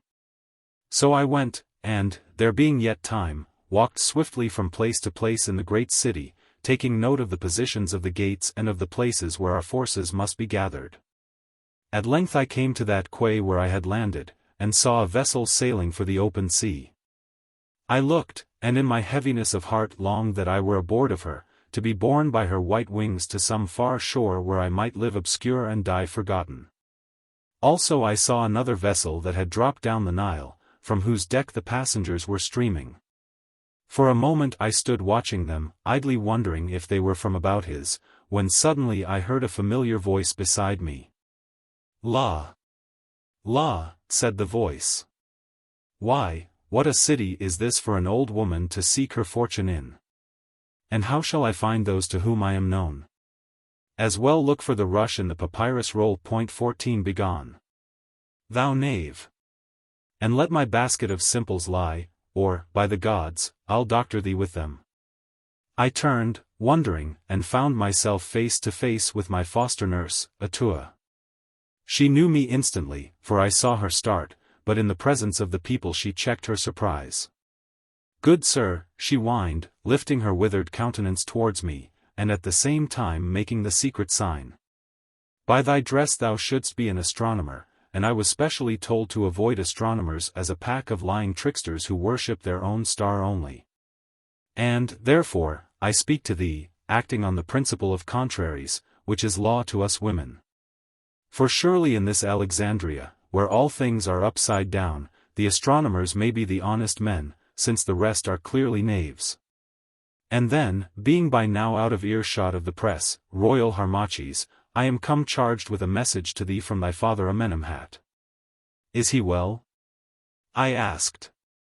Yes, he is well, though waiting for the moment tries him sorely. And his message? It is this. He sends greeting to thee and with it warning that a great danger threatens thee, though he cannot read it. These are his words, be steadfast and prosper. I bowed my head and the words struck a new chill of fear into my soul. When is the time? She asked. This very night. Where goest thou? To the house of the honorable Sepa, priest of Annu. Canst thou guide me thither? Nay, I may not stay, nor is it wise that I should be seen with thee. Hold. And I called a porter who was idling on the quay, and, giving him a piece of money, bade him guide the old wife to the house. Farewell, she whispered, farewell till tomorrow. Be steadfast and prosper. Then I turned and went my way through the crowded streets, where the people made place for me, the astronomer of Cleopatra, for my fame had spread abroad. And even as I went my footsteps seemed to beat, be steadfast, be steadfast, be steadfast, till at last it was as though the very ground cried out its warning to me. Chapter 7. Of the veiled words of Charmion, of the passing of Harmachis into the presence of Cleopatra. And of the overthrow of Harmachis. It was night, and I sat alone in my chamber, waiting the moment when, as it was agreed, Charmion should summon me to pass down to Cleopatra. I sat alone, and there before me lay the dagger that was to pierce her. It was long and keen, and the handle was formed of a sphinx of solid gold. I sat alone, questioning the future, but no answer came. At length I looked up, and Charmion stood before me, Charmion, no longer gay and bright, but pale of face and hollow-eyed. "Royal Harmachis," she said, "Cleopatra summons thee, presently to declare to her the voices of the stars." So the hour had fallen. "It is well, Charmion," I answered. "Are all things in order?" "Yea, my lord, all things are in order, well primed with wine, Paulus guards the gates, the eunuchs are withdrawn save one, the legionaries sleep, and already Sepa and his force lie hid without. Nothing has been neglected, and no lamb skipping at the shamble doors can be more innocent of its doom than is Queen Cleopatra." "It is well," I said again. "Let us be going," and rising, I placed the dagger in the bosom of my robe. Taking a cup of wine that stood near, I drank deep of it, for I had scarce tasted food all that day. "One word," Charmion said hurriedly, "for it is not yet time. Last night, and her bosom heaved, I dreamed a dream that haunts me strangely. And perchance thou also didst dream a dream. It was all a dream and 'tis forgotten, is it not so, my lord?" "Yes, yes," I said, "why troublest thou me thus at such an hour?" "Nay, I know not. But tonight, Harmachis, fate is in labor of a great event, and in her painful throes mayhap she'll crush me in her grip, me or thee, or the twain of us, Harmachis. And if that be so, well, would hear from thee, before it is done, that 'twas naught but a dream, and that dream forgot." "Yes, it is all a dream," I said idly. "Thou and I, and the solid earth, and this heavy night of terror, aye, and this keen knife, what are these but dreams, and with what face shall the waking come? So now, thou fallest in my humor, royal Harmachis. As thou sayest, we dream, and while we dream yet can the vision change. For the fantasies of dreams are wonderful, seeing that they have no stability, but very like the vaporous edge of sunset clouds, building now this thing, and now that. Being now dark and heavy, and now alight with splendor. Therefore, before we wake tomorrow tell me one word. Is that vision of last night, wherein I seemed to be quite shamed, and thou didst seem to laugh upon my shame, a fixed fantasy, or can it, perchance, yet change its countenance? For remember, when that waking comes, the vagaries of our sleep will be more unalterable and more enduring than are the pyramids. Then they will be gathered into that changeless region of the past where all things, great and small, aye, even dreams, Harmachis, are, each in its own semblance, frozen to stone and built into the tomb of time immortal. "Nay, Charmion," I replied, "I grieve if I did pain thee, but over that vision comes no change. I said what was in my heart and there's an end. Thou art my cousin and my friend, I can never be more to thee." "It is well, 'tis very well," she said, "let it be forgotten. And now on from dream, to dream," and she smiled with such a smile as I had never seen her wear before. It was sadder and more fateful than any stamp that grief can set upon the brow. For, though being blinded by my own folly and the trouble at my heart I knew it not, with that smile, the happiness of youth died for Charmion the Egyptian, the hope of love fled. And the holy links of duty burst asunder. With that smile she consecrated herself to evil, she renounced her country and her gods, and trampled on her oath. Aye, that smile marks the moment when the stream of history changed its course. For had I never seen it on her face Octavianus had not best ridden the world, and Egypt had once more been free and great. And yet it was but a woman's smile. "Why lookest thou thus strangely, girl?" I asked. In dreams we smile, she answered. And now it is time, follow thou me. Be firm and prosper, royal Harmachis. And bending forward she took my hand and kissed it. Then, with one strange last look, she turned and led the way down the stair and through the empty halls. In the chamber that is called the Alabaster Hall, the roof of which is upborne by columns of black marble, we stayed. For beyond was the private chamber of Cleopatra, the same in which I had seen her sleeping. Abide thou here, she said, while I tell Cleopatra of thy coming, and she glided from my side. I stood for long, mayhap in all the half of an hour, counting my own heartbeats, and, as in a dream, striving to gather up my strength to that which lay before me. At length Charmion came back, her head held low and walking heavily. Cleopatra waits thee, she said, pass on, there is no guard. Where do I meet thee when what must be done is done? I asked hoarsely. Thou meetest me here, and then to Paulus. Be firm and prosper. Harmachis, fare thee well. And so I went. But at the curtain I turned suddenly, and there in the midst of that lonely lamplit hall I saw a strange sight. Far away, in such a fashion that the light struck full upon her, stood Charmion, her head thrown back, her white arms outstretched as though to clasp. And on her girlish face a stamp of anguished passion so terrible to see that, indeed, I cannot tell it. For she believed that I, whom she loved, was passing to my death, and this was her last farewell to me. But I knew naught of this matter. So with another passing pang of wonder I drew aside the curtains, gained the doorway, and stood in Cleopatra's chamber. And there, upon a silken couch at the far end of the perfumed chamber, clad in wonderful white attire, rested Cleopatra. In her hand was a jeweled fan of ostrich plumes, with which she gently fanned herself, and by her side was her harp of ivory. And a little table whereon were figs and goblets and a flask of ruby-colored wine. I drew near slowly through the soft dim light to where the wonder of the world lay in all her glowing beauty. And, indeed, I have never seen her look so fair as she did upon that fatal night. Couched in her amber cushions, she seemed to shine as a star on the twilight's glow. Perfume came from her hair and robes, music fell from her lips, and in her heavenly eyes all lights changed and gathered as in the ominous opal's disk. And this was the woman whom, presently, I must slay. Slowly I drew near, bowing as I came, but she took no heed.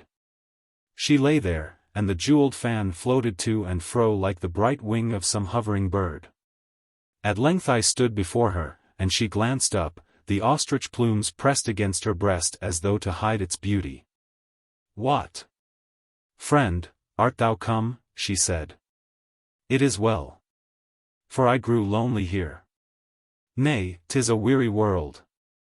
We know so many faces, and there are so few whom we love to see again. Well, stand not there so mute, but be seated. And she pointed with her fan to a carven chair that was placed near her feet. Once more I bowed and took the seat. I have obeyed the queen's desire, I said, and with much care and skill worked out the lessons of the stars, and here is the record of my labor. If the queen permits, I will expound it to her. And I rose, in order that I might pass round the couch and, as she read, stab her in the back. Nay, Harmachis, she said quietly, and with a slow and lovely smile. Bide thou where thou art, and give me the writing. By Serapis. Thy face is too comely for me to wish to lose the sight of it. Checked in this design, I could do nothing but hand her the papyrus, thinking to myself that while she read I would arise suddenly and plunge the dagger to her heart. She took it, and as she did so touched my hand. Then she made pretense to read. But she read no word, for I saw that her eyes were fixed upon me over the edge of the scroll. Why placest thou thy hand within thy robe? She asked presently, for, indeed, I clutched the dagger's hilt. Is thy heart stirred? Yea, O queen, I said, it beats high. She gave no answer, but once more made pretense to read, and the while she watched me. I took counsel with myself. How should I do the hateful deed? If I flung myself upon her now she would see me and scream and struggle. Nay, I must wait a chance. The auguries are favorable, then, Harmachis? She said at length, though this she must have guessed. Yes, O Queen, I answered. It is well, and she cast the writing on the marble. The ships shall sail. For, good or bad, I am weary of weighing chances. This is a heavy matter, O Queen, I said. I had wished to show upon what circumstance I base my forecast. Nay, not so, Harmachis. I have wearied of the ways of stars. Thou hast prophesied, that is enough for me, for, doubtless, being honest, thou hast written honestly. Therefore, save thou thy reasons and we'll be merry. What shall we do? I could dance to thee, there are none who can dance so well, but it would scarce be queenly. Nay, I have it. I will sing. And, leaning forward, she raised herself, and, bending the harp towards her, struck some wandering chords. Then her low voice broke out in perfect and most sweet song. And thus she sang.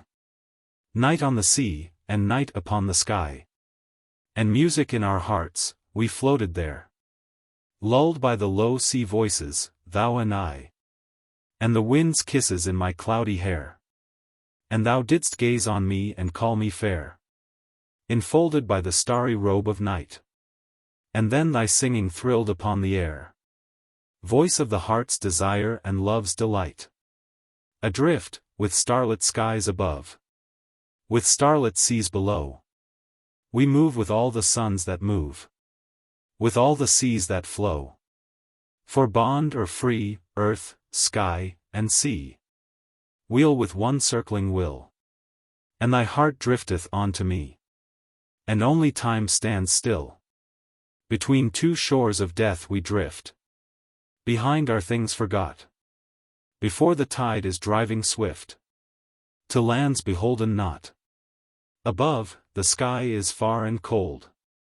Below, the moaning sea sweeps o'er the loves that were of old. But, oh, love, kiss thou me. Ah, lonely are the ocean ways. And dangerous the deep. And frail the ferry bark that strays. Above the seas asleep. Ah, toil no more at sail nor oar. We drift, or bond or free. On yon far shore the breakers roar.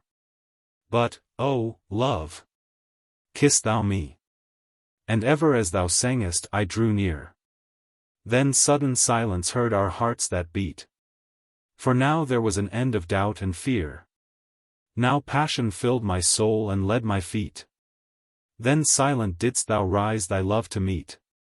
Who, sinking on thy breast, knew naught but thee. And in the happy night I kissed thee, sweet. Ah, sweet. Between the starlight and the sea. The last echoes of her rich notes floated down the chamber, and slowly died away, but in my heart they rolled on and on. I have heard among the women singers at Abouthis voices more perfect than the voice of Cleopatra, but never have I heard one so thrilling or so sweet with passion's honey notes. And indeed it was not the voice alone, it was the perfumed chamber in which was set all that could move the sense. It was the passion of the thought and words, and the surpassing grace and loveliness of that most royal woman who sang them. For, as she sang, I seemed to think that we twain were indeed floating alone with the night, upon the starlit summer sea. And when she ceased to touch the harp, and, rising, suddenly stretched out her arms towards me, and with the last low notes of song yet quivering upon her lips, let fall the wonder of her eyes upon my eyes, she almost drew me to her. But I remembered, and would not. Hast thou, then, no word of thanks for my poor singing, Harmachis? She said at length. Yea, O Queen, I answered, speaking very low, for my voice was choked. But thy songs are not good for the sons of men to hear, of a truth they overwhelm me. Nay, Harmachis. There is no fear for thee, she said laughing softly, seeing that I know how far thy thoughts are set from woman's beauty and the common weakness of thy sex. With cold iron we may safely toy. I thought within myself that coldest iron can be brought to whitest heat if the fire be fierce enough. But I said nothing, and, though my hand trembled, I once more grasped the dagger's hilt, and, wild with fear at my own weakness, set myself to find a means to slay her while yet my sense remained. "Come hither, Harmachis," she went on, in her softest voice. "Come, sit by me, and we will talk together, for I have much to tell thee," and she made place for me at her side upon the silken seat. And I, thinking that I might so more swiftly strike, rose and seated myself some little way from her on the couch, while, flinging back her head, she gazed on me with her slumbrous eyes. Now was my occasion, for her throat and breast were bare, and, with a mighty effort, once again I lifted my hand to clutch the dagger hilt. But, more quick than thought, she caught my fingers with her own and gently held them. "Why lookest thou so wildly, Harmachis?" she said. "Art sick?" "Aye, sick indeed," I gasped. "Then lean thou on the cushions and rest thee," she answered, still holding my hand, from which the strength had fled. "The fit will surely pass. Too long hast thou labored with thy stars. How soft is the night air that flows from yonder casement heavy with the breath of lilies. Hark to the whisper of the sea lapping against the rocks, that, though it is faint, yet, being so strong, doth almost drown the quick cool fall of yonder fountain. List to Philomel. How sweet from a full heart of love she sings her message to her dear. Indeed it is a lovely night, and most beautiful is nature's music, sung with 100 voices from wind and trees and birds and ocean's wrinkled lips, and yet sung all to tune. Listen, Harmachis, I have guessed something concerning thee. Thou, too, art of a royal race, no humble blood pours in those veins of thine. Surely such a shoot could spring but from the stock of princes? What? Gazest thou at the leaf mark on my breast? It was pricked there in honor of great Osiris, whom with thee I worship. See! Let me hence, I groaned, striving to rise, but all my strength had gone. Nay, not yet a while. Thou wouldst not leave me yet. Thou canst not leave me yet. Harmachis, hast thou never loved? Nay, nay, O Queen. What have I to do with love? Let me hence, I am faint, I am fordone. Never to have loved, 'tis strange. Never to have known some woman heart beat all in tune to thine, never to have seen the eyes of thy adored aswim with passion's tears, as she sighed her vows upon thy breast, never to have loved. Never to have lost thyself in the mystery of another's soul, nor to have learned how nature can overcome our naked loneliness, and with the golden web of love of twain weave one identity. Why, it is never to have lived, Harmachis. And ever as she murmured she drew nearer to me, till at last, with a long, sweet sigh, she flung one arm about my neck, and gazed upon me with blue, unfathomable eyes, and smiled her dark, slow smile, that, like an opening flower, revealed beauty within beauty hidden. Nearer she bent her queenly form, and still more near, now her perfumed breath played upon my hair, and now her lips met mine. And woe is me! In that kiss, more deadly and more strong than the embrace of death, were forgotten Isis, my heavenly hope, oaths, honor, country, friends. All things save that Cleopatra clasped me in her arms, and called me love and lord. Now pledge me, she sighed, pledge me 1 cup of wine in token of thy love. I took the draught, and I drank deep, then too late I knew that it was drugged. I fell upon the couch, and, though my senses still were with me, I could neither speak nor rise. But Cleopatra, bending over me, drew the dagger from my robe. I've won! She cried, shaking back her long hair. I've won, and for the stake of Egypt, why, 'twas a game worth playing. With this dagger, then, thou wouldst have slain me, O my royal rival, whose myrmidons even now are gathered at my palace gate? Art still awake? Now what hinders me that I should not plunge it to thy heart? I heard and feebly pointed to my breast, for I was fain to die. She drew herself to the full of her imperial height, and the great knife glittered in her hand. Down it came till its edge pricked my flesh. Nay, she cried again, and cast it from her, too well I like thee. It were pity to slay such a man. I give thee thy life. Live on, lost Pharaoh. Live on, poor fallen prince, blasted by a woman's wit. Live on, Harmachis, to adorn my triumph. Then sight left me. And in my ears I only heard the song of the nightingale, the murmur of the sea, and the music of Cleopatra's laugh of victory. And as I sank away, the sound of that low laugh still followed me into the land of sleep, and still it follows me through life to death. Chapter 8. Of the awaking of Harmachis, of the sight of death, of the coming of Cleopatra, and of her comfortable words. Once more I woke, it was to find myself in my own chamber. I started up.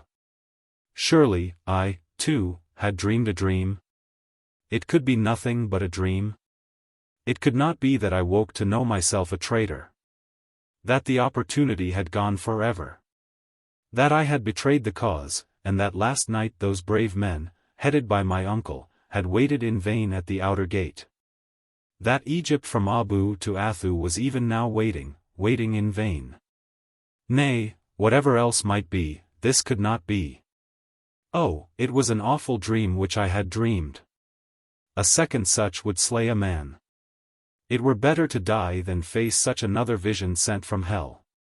But, though the thing was naught but a hateful fantasy of a mind o'erstrained, where was I now? Where was I now? I should be in the alabaster hall, waiting till Charmion came forth. Where was I? And O ye gods!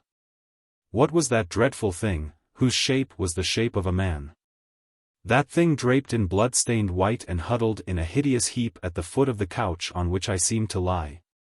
I sprang at it with a shriek, as a lion springs, and struck with all my strength. The blow fell heavily, and beneath its weight the thing rolled over upon its side. Half mad with terror, I rent away the white covering, and there, his knees bound beneath his hanging jaw, was the naked body of a man, and that man the Roman captain Paulus. There he lay, through his heart a dagger, my dagger, handled with the sphinx of gold, and pinned by its blade to his broad breast a scroll, and on the scroll, writing in the Roman character. I drew near and read, and this was the writing. Harmachis salvareth ego, sum quem subdir noris Paulus Romanus dis hinc quid proderath prosit. Greeting, Harmachis. I was that Roman Paulus whom thou didst suborn. Learn now how blessed are traitors. Sick and faint I staggered back from the sight of that white corpse stained with its own blood. Sick and faint I staggered back, till the wall stayed me, while without the birds sang a merry greeting to the day. So it was no dream, and I was lost. Lost. I thought of my aged father, Amenemhat. Yes, the vision of him flashed into my mind, as he would be, when they came to tell him his son's shame and the ruin of all his hopes. I thought of that patriot priest, my uncle Sepa, waiting the long night through for the signal which never came. Ah, and another thought followed swift. How would it go with them? I was not the only traitor. I, too, had been betrayed. By whom? By yonder Paulus, perchance. If it were Paulus, he knew but little of those who conspired with me. But the secret lists had been in my robe. O Osiris! They were gone. And the fate of Paulus would be the fate of all the patriots in Egypt. And at this thought my mind gave way. I sank and swooned even where I stood. My sense came back to me, and the lengthening shadows told me that it was afternoon. I staggered to my feet. The corpse of Paulus was still there, keeping its awful watch above me. I ran desperately to the door. It was barred, and without I heard the tramp of sentinels. As I stood they challenged and grounded their spears. Then the bolts were shot back, the door opened, and radiant, clad in royal attire, came the conquering Cleopatra. She came alone, and the door was shut behind her. I stood like one distraught, but she swept on till she was face to face with me. "Greeting, Harmachis," she said, smiling sweetly. "So, my messenger has found thee," and she pointed to the corpse of Paulus. "Pah! He has an ugly look. Ho! Guards!" The door was opened, and 2 armed Gauls stepped across the threshold. "Take away this carrion," said Cleopatra, "and fling it to the kites. Stay, draw that dagger from his traitor breast." The men bowed low, and the knife, rusted red with blood, was dragged from the heart of Paulus and laid upon the table. Then they seized him by the head and body and staggered thence, and I heard their heavy footfalls as they bore him down the stairs. "Methinks, Harmachis, thou art in an evil case," she said, when the sound of the footfalls had died away. "How strangely the wheel of fortune turns. But for that traitor," and she nodded towards the door through which the corpse of Paulus had been carried, "I should now be as ill a thing to look on as he is. And the red rust on yonder knife would have been gathered from my heart. So it was Paulus who had betrayed me. Aye," she went on, "and when thou camest to me last night, I knew that thou camest to slay. When, time upon time, thou didst place thy hand within thy robe, I knew that it grasped a dagger hilt, and that thou wast gathering thy courage to the deed which thou didst little love to do. Oh! It was a strange wild hour, well worth the living, and I wondered greatly, from moment to moment, which of us twain would conquer, as we matched guile with guile and force to force. Yea, Harmachis, the guards tramp before thy door, but be not deceived. Did I not know that I hold thee to me by bonds more strong than prison chains? Did I not know that I am hedged from ill at thy hands by a fence of honor harder for thee to pass than all the spears of all my legions? Thou hadst been dead ere now, Harmachis. See, here is thy knife," and she handed me the dagger. "Now slay me if thou canst," and she drew near, tore open the bosom of her robe, and stood waiting with calm eyes. "Thou canst not slay me," she went on. "For there are things, as I know well, that no man such as thou art, may do and live, and this is the chief of them, to slay the woman who is all his own. Nay, stay thy hand. Turn not that dagger against thy breast, for if thou mayst not slay me, by how much more mayst thou not slay thyself, O thou forsworn priest of Isis? Art thou, then, so eager to face that outraged majesty in Amenti? With what eyes, thinkest thou, will the heavenly mother look upon her son, who, shamed in all things and false to his most sacred vow, comes to greet her, his lifeblood on his hands? Where, then, will be the space for thy atonement, if, indeed, thou mayest atone? Then I could bear no more, for my heart was broken. Alas! It was too true, I dared not die. I was come to such a pass that I did not even dare to die. I flung myself upon the couch and wept tears of blood and anguish. But Cleopatra came to me, and, seating herself beside me, she strove to comfort me, throwing her arms about my neck. "Nay, love, look up," she said. "All is not lost for thee, nor am I angered against thee. We did play a mighty game, but, as I warned thee, I matched my woman's magic against thine, and I have conquered. But I will be open with thee. Both as queen and woman thou hast my pity, aye, and more, nor do I love to see thee plunged in sorrow. It was well and right that thou shouldst strive to win back that throne my father seized, and the ancient liberty of Egypt.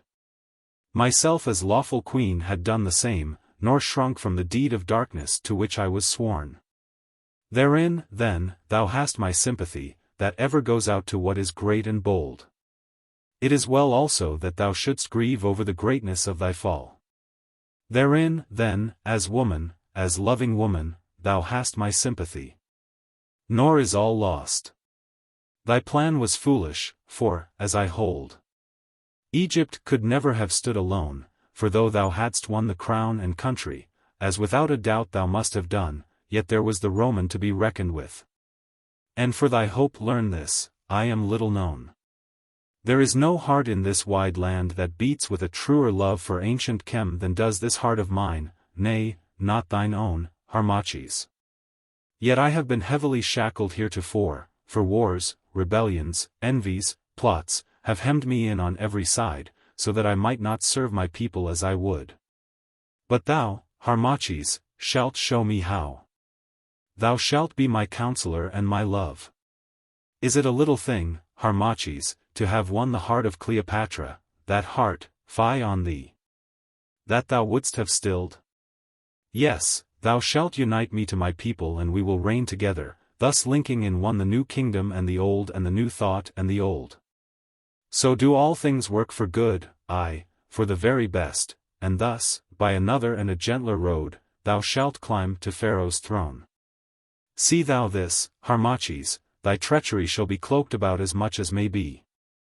Was it, then, thy fault that a Roman knave betrayed thy plans?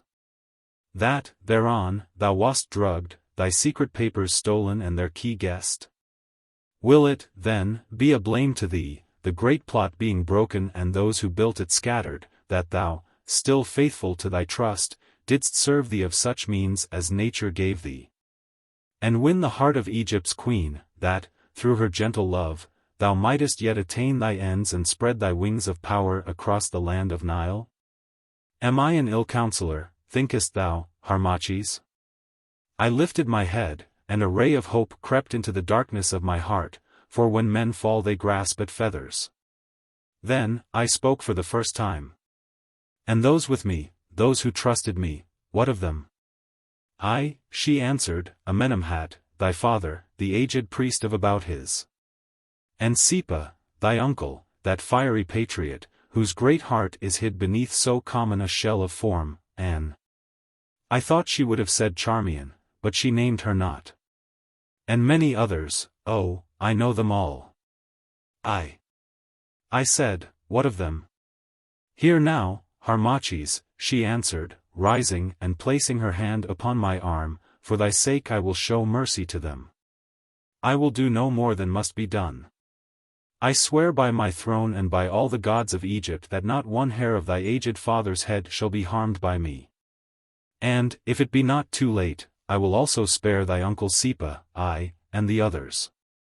I will not do as did my forefather, Epiphanes, who, when the Egyptians rose against him, dragged Athenas, Posiras, Chesiphus, and Arobasthus, bound to his chariot, not as Achilles dragged Hector, but yet living, round the city walls.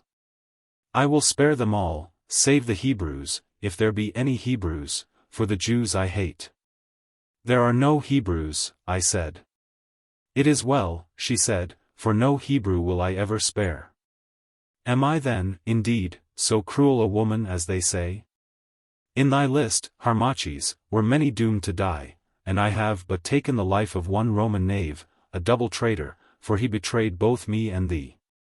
Art thou not overwhelmed, Harmachis, with the weight of mercy which I give thee, because, such are a woman's reasons, thou pleasest me, Harmachis? Nay, by Serapis. She added with a little laugh, I'll change my mind, I will not give thee so much for nothing. Thou shalt buy it from me, and the price shall be a heavy one, it shall be a kiss, Harmachis. Nay, I said, turning from that fair temptress, the price is too heavy, I kiss no more.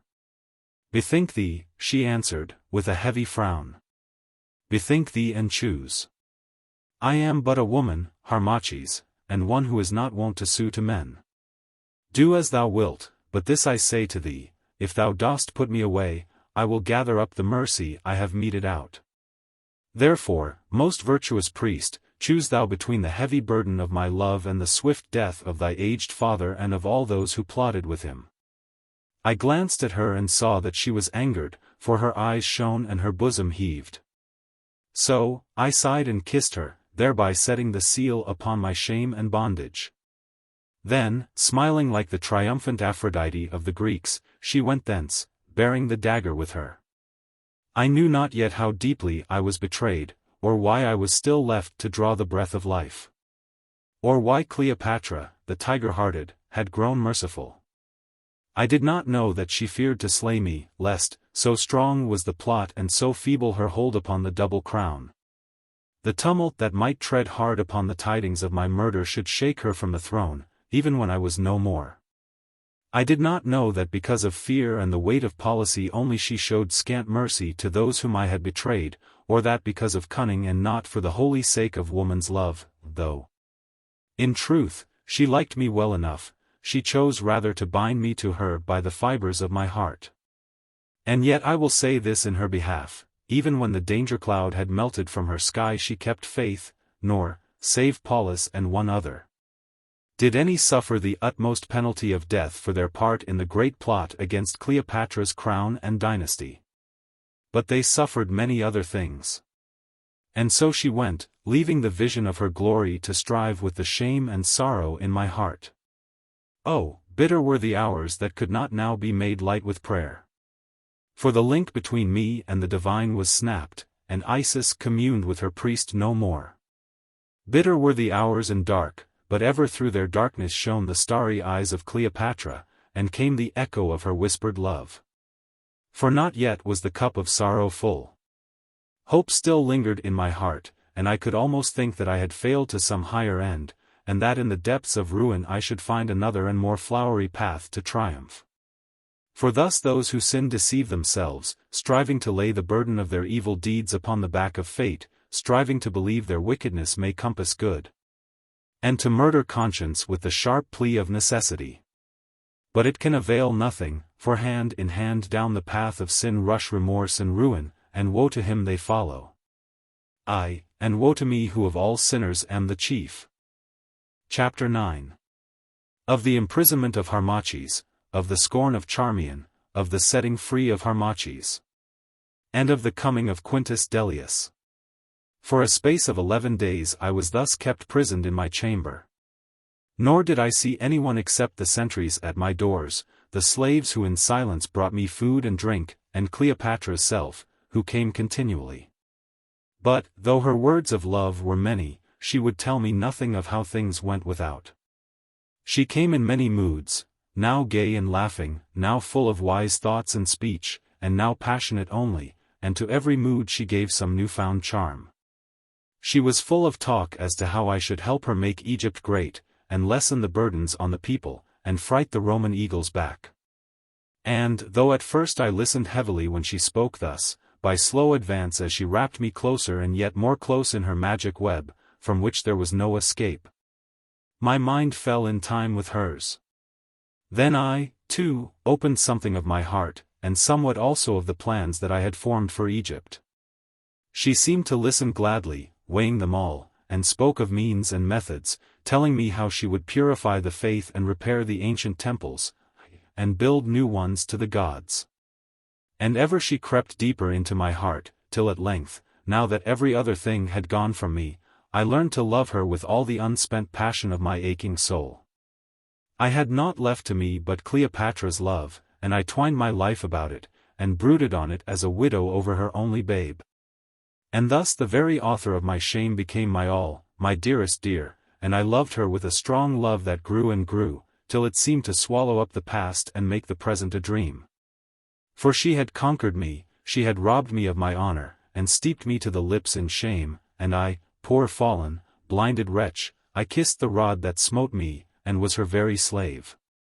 I, even now, in those dreams which still come when sleep unlocks the secret heart, and sets its terrors free to roam through the opened halls of thought, I seem to see her royal form. As erst I saw it, come with arms outstretched and love's own light shining in her eyes, with lips apart and flowing locks. And stamped upon her face the look of utter tenderness that she alone could wear. I, still, after all the years, I seem to see her come as erst she came, and still I wake to know her an unutterable lie. And thus one day she came. She had fled in haste, she said, from some great council summoned concerning the wars of Antony in Syria, and she came, as she had left the council, in all her robes of state, the scepter in her hand, and on her brow the uraeus diadem of gold. There she sat before me, laughing, for, wearying of them, she had told the envoys to whom she gave audience in the council that she was called from their presence by a sudden message come from Rome. And the jest seemed merry to her. Suddenly she rose, took the diadem from her brow, and set it on my hair, and on my shoulders her royal mantle, and in my hand the scepter, and bowed the knee before me. Then, laughing again, she kissed me on the lips, and said I was indeed her king. But, remembering how I had been crowned in the halls of Abouthis, and remembering also that wreath of roses of which the odor haunts me yet, I rose, pale with wrath, and cast the trinkets from me. Asking how she dared to mock me, her caged bird. And I think there was that about me which startled her, for she fell back. Nay, Harmachis, she said, be not wroth. How knowest thou that I mock thee? How knowest thou that thou shalt not be Pharaoh in fact and deed? What meanest thou? I said. Wilt thou, then, wed me before Egypt? How else can I be Pharaoh now? She cast down her eyes. Perchance, love, it is in my mind to wed thee, she said gently. Listen, she went on, thou growest pale, here, in this prison, and thou dost eat little. Gainsay me not. I know it from the slaves. I have kept thee here, Harmachis, for thy own sake, that is so dear to me, and for thy own sake, and thy honor's sake, thou must still seem to be my prisoner. Else wouldst thou be shamed and slain, aye, murdered secretly. But I can meet thee here no more.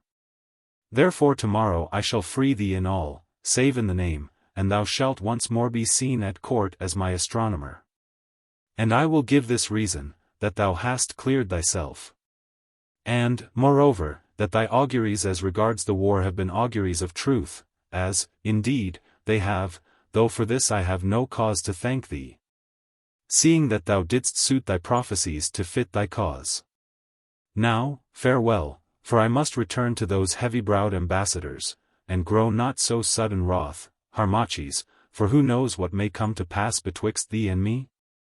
And, with a little nod, she went, leaving it on my mind that she had it in her heart to wed me openly.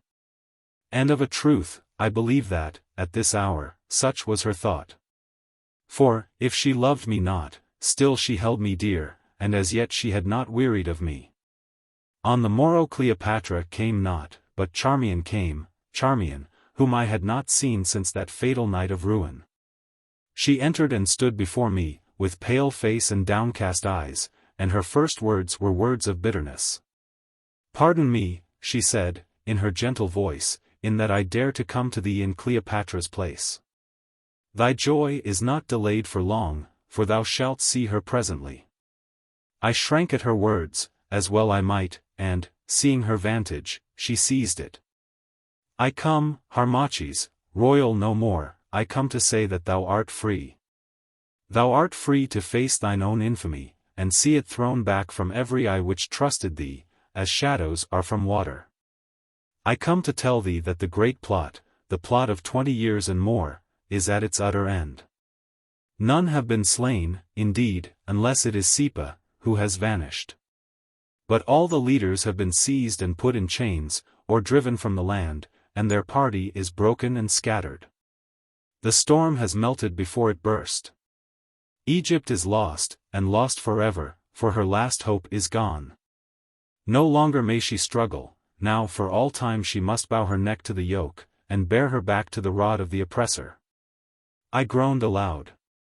Alas, I was betrayed. I said. Paulus betrayed us. Thou wast betrayed? Nay, thou thyself wast the betrayer. How came it that thou didst not slay Cleopatra when thou wast alone with her? Speak, thou forsworn. She drugged me, I said again. O Harmachis! Answered the pitiless girl, how low art thou fallen from that prince whom once I knew, thou who dost not scorn to be a liar. Yea, thou wast drugged with a love philtre. Yea, thou didst sell Egypt and thy cause for the price of a wanton's kiss. Thou sorrow and thou shame, she went on, pointing her finger at me and lifting her eyes to my face, thou scorn. Thou outcast, and thou contempt. Deny it if thou canst. Ay, shrink from me, knowing what thou art, well mayst thou shrink. Crawl to Cleopatra's feet, and kiss her sandals till such time as it pleases her to trample thee in thy kindred dirt, but from all honest folk shrink, shrink. My soul quivered beneath the lash of her bitter scorn and hate, but I had no words to answer. "How comes it," I said at last in a heavy voice, "that thou, too, art not betrayed, but art still here to taunt me, thou who once didst swear that thou didst love me? Being a woman, hast thou no pity for the frailty of man?" "My name was not on the lists," she said, dropping her dark eyes. "Here is an opportunity, betray me also, Harmachis." "It is because I once loved thee, dost thou, indeed, remember it, that I feel thy fall the more. The shame of one whom we have loved must in some sort become our shame, and must ever cling to us, because we blindly held a thing so base close to our inmost heart. Art thou also, then, a fool? Wouldst thou, fresh from thy royal wanton's arms, come to me for comfort, to me of all the world? How know I said, that it was not thou who, in thy jealous anger, didst betray our plans? Charmion, long ago Sepa warned me against thee, and of a truth now that I recall. It is like a traitor," she broke in, reddening to her brow, "to think that all are of his family, and hold a common mind. Nay, I betrayed thee not, it was that poor knave, Paulus, whose heart failed him at the last, and who is rightly served. Nor will I stay to hear thoughts so base. Harmachis, royal no more. Cleopatra, queen of Egypt, bids me say that thou art free, and that she waits thee in the alabaster hall." And shooting one swift glance through her long lashes she curtsied and was gone. So once more I came and went about the court, though but sparingly, for my heart was full of shame and terror, and on every face I feared to see the scorn of those who knew me for what I was. But I saw nothing, for all those who had knowledge of the plot had fled, and Charmion had spoken no word, for her own sake. Also, Cleopatra had put it about that I was innocent. But my guilt lay heavy on me, and made me thin and wore away the beauty of my countenance. And though I was free in name, yet I was ever watched, nor might I stir beyond the palace grounds. And at length came the day which brought with it Quintus Dellius, that false Roman knight who ever served the rising star. He bore letters to Cleopatra from Marcus Antonius, the triumvir, who, fresh from the victory of Philippi, was now in Asia wringing gold from the subject kings with which to satisfy the greed of his legionaries. Well, I mind me of the day. Cleopatra, clad in her robes of state, attended by the officers of her court, among whom I stood, sat in the great hall on her throne of gold, and bade the heralds admit the ambassador of Antony, the triumvir. The great doors were thrown wide, and amidst the blare of trumpets and salutes of the Gallic guards the Roman came in, clad in glittering golden armor and a scarlet cloak of silk, and followed by his suite of officers. He was smooth-faced and fair to look upon, and with a supple form, but his mouth was cold, and false were his shifting eyes. And while the heralds called out his name, titles, and offices, he fixed his gaze on Cleopatra, who sat idly on her throne all radiant with beauty, as a man who is amazed. Then when the heralds had made an end, and he still stood thus, not stirring, Cleopatra spoke in the Latin tongue. "Greeting to thee, noble Dellius, envoy of the most mighty Antony, whose shadow lies across the world as though Mars himself now towered up above us petty princes, greeting and welcome to our poor city of Alexandria. Unfold, we pray thee, the purpose of thy coming." Still the crafty Dellius made no answer, but stood as a man amazed. "What ails thee, noble Dellius, that thou dost not speak?" asked Cleopatra. "Hast thou, then, wandered so long in Asia that the doors of Roman speech are shut to thee? What tongue hast thou? Name it, and we will speak in it, for all tongues are known to us." Then at last he spoke in a soft full voice, "Oh, pardon me, most lovely Egypt, if I have thus been stricken dumb before thee, but too great beauty, like death himself, doth paralyze the tongue and steal our sense away. The eyes of him who looks upon the fires of the midday sun are blind to all beside, and thus this sudden vision of thy glory, royal Egypt, overwhelmed my mind, and left me helpless and unwitting of all things else." "Of a truth, noble Dellius," answered Cleopatra, "they teach a pretty school of flattery yonder in Cilicia. How goes the saying here in Alexandria? Replied the courtly Roman, the breath of flattery cannot waft a cloud, 15 does it not? But to my task. Here, royal Egypt, are letters under the hand and seal of the noble Antony treating of certain matters of the state. Is it thy pleasure that I should read them openly? Break the seals and read, she answered. Then bowing, he broke the seals and read. The Triumviri Republici Constituendi, by the mouth of Marcus Antonius, the Triumvir, to Cleopatra. By grace of the Roman people Queen of Upper and Lower Egypt, send greeting. Whereas it has come to our knowledge that thou, Cleopatra, hast, contrary to thy promise and thy duty, both by thy servant Elianus and by thy servant Serapion, the governor of Cyprus, aided the rebel murderer Cassius against the arms of the most noble triumvirate. And, whereas it has come to our knowledge that thou thyself wast but lately making ready a great fleet to this end, we summon thee that thou dost without delay journey to Cilicia, there to meet the noble Antony, and in person make answer concerning these charges which are laid against thee. And we warn thee that if thou dost disobey this our summons it is at thy peril. Farewell. The eyes of Cleopatra flashed as she hearkened to these high words, and I saw her hands tighten on the golden lions' heads whereon they rested. We have had the flattery, she said. And now, lest we be cloyed with sweets, we have its antidote.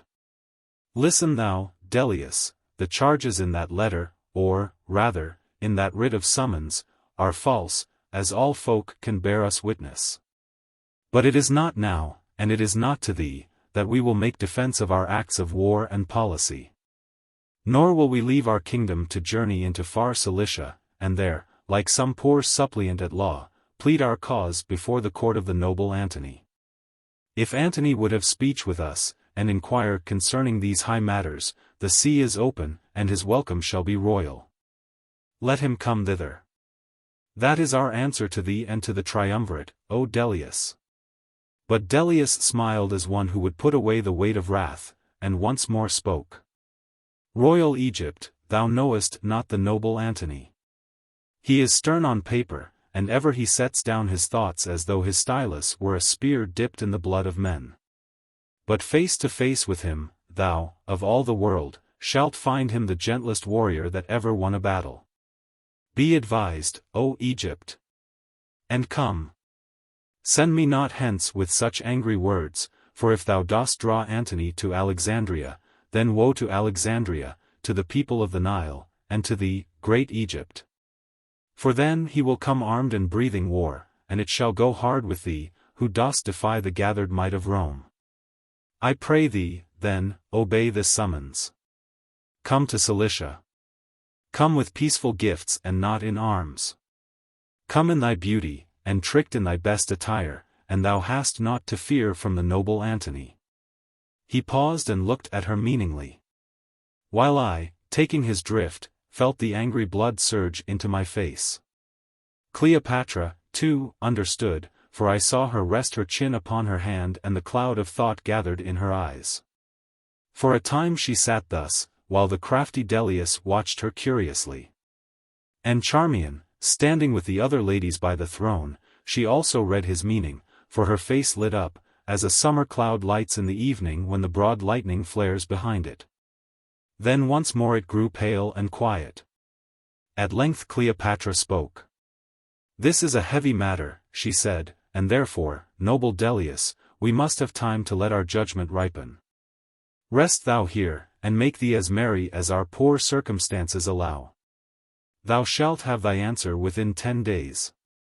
The envoy thought a while, then replied smiling, It is well, O Egypt. On the 10th day from now I will attend for my answer, and on the 11th I sail hence to join Antony my lord. Once more, at a sign from Cleopatra, the trumpets blared, and he withdrew bowing. Chapter 10. Of the trouble of Cleopatra, of her oath to Harmachis. And of the telling by Harmachis to Cleopatra of the secret of the treasure that lay beneath the mass of her. That same night Cleopatra summoned me to her private chamber. I went, and found her much troubled in mind, never before had I seen her so deeply moved. She was alone, and, like some trapped lioness, walked to and fro across the marble floor, while thought chased thought across her mind, each, as clouds scudding over the sea. For a moment casting its shadow in her deep eyes. "So thou art come, Harmachis," she said, resting for a while, as she took my hand. "Counsel me, for never did I need counsel more. Oh, what days have the gods measured out to me, days restless as the ocean. I have known no peace from childhood up, and it seems none shall I know. Scarce by a very little have I escaped thy dagger's point, Harmachis, when this new trouble, that, like a storm, has gathered beneath the horizon's rim, suddenly bursts over me. Didst mark that tigerish fop? Well should I love to trap him. How soft he spoke. Aye, he purred like a cat, and all the time he stretched his claws. Didst hear the letter, too? It has an ugly sound. I know this Antony. When I was but a child, budding into womanhood, I saw him, but my eyes were ever quick, and I took his measure. Half Hercules and half a fool, with a dash of genius veining his folly through. Easily led by those who enter at the gates of his voluptuous sense, but if crossed, an iron foe. True to his friends, if, indeed, he loves them, and ofttimes false to his own interest. Generous, hardy, and in adversity a man of virtue, in prosperity a sot and a slave to woman. That is Antony. How deal with such a man, whom fate and opportunity, despite himself, have set on the crest of fortune's wave? One day it will overwhelm him. But till that day he sweeps across the world and laughs at those who drown. Antony is but a man, I answered, and a man with many foes, and, being but a man, he can be overthrown. Aye, he can be overthrown, but he is one of three, Harmachis.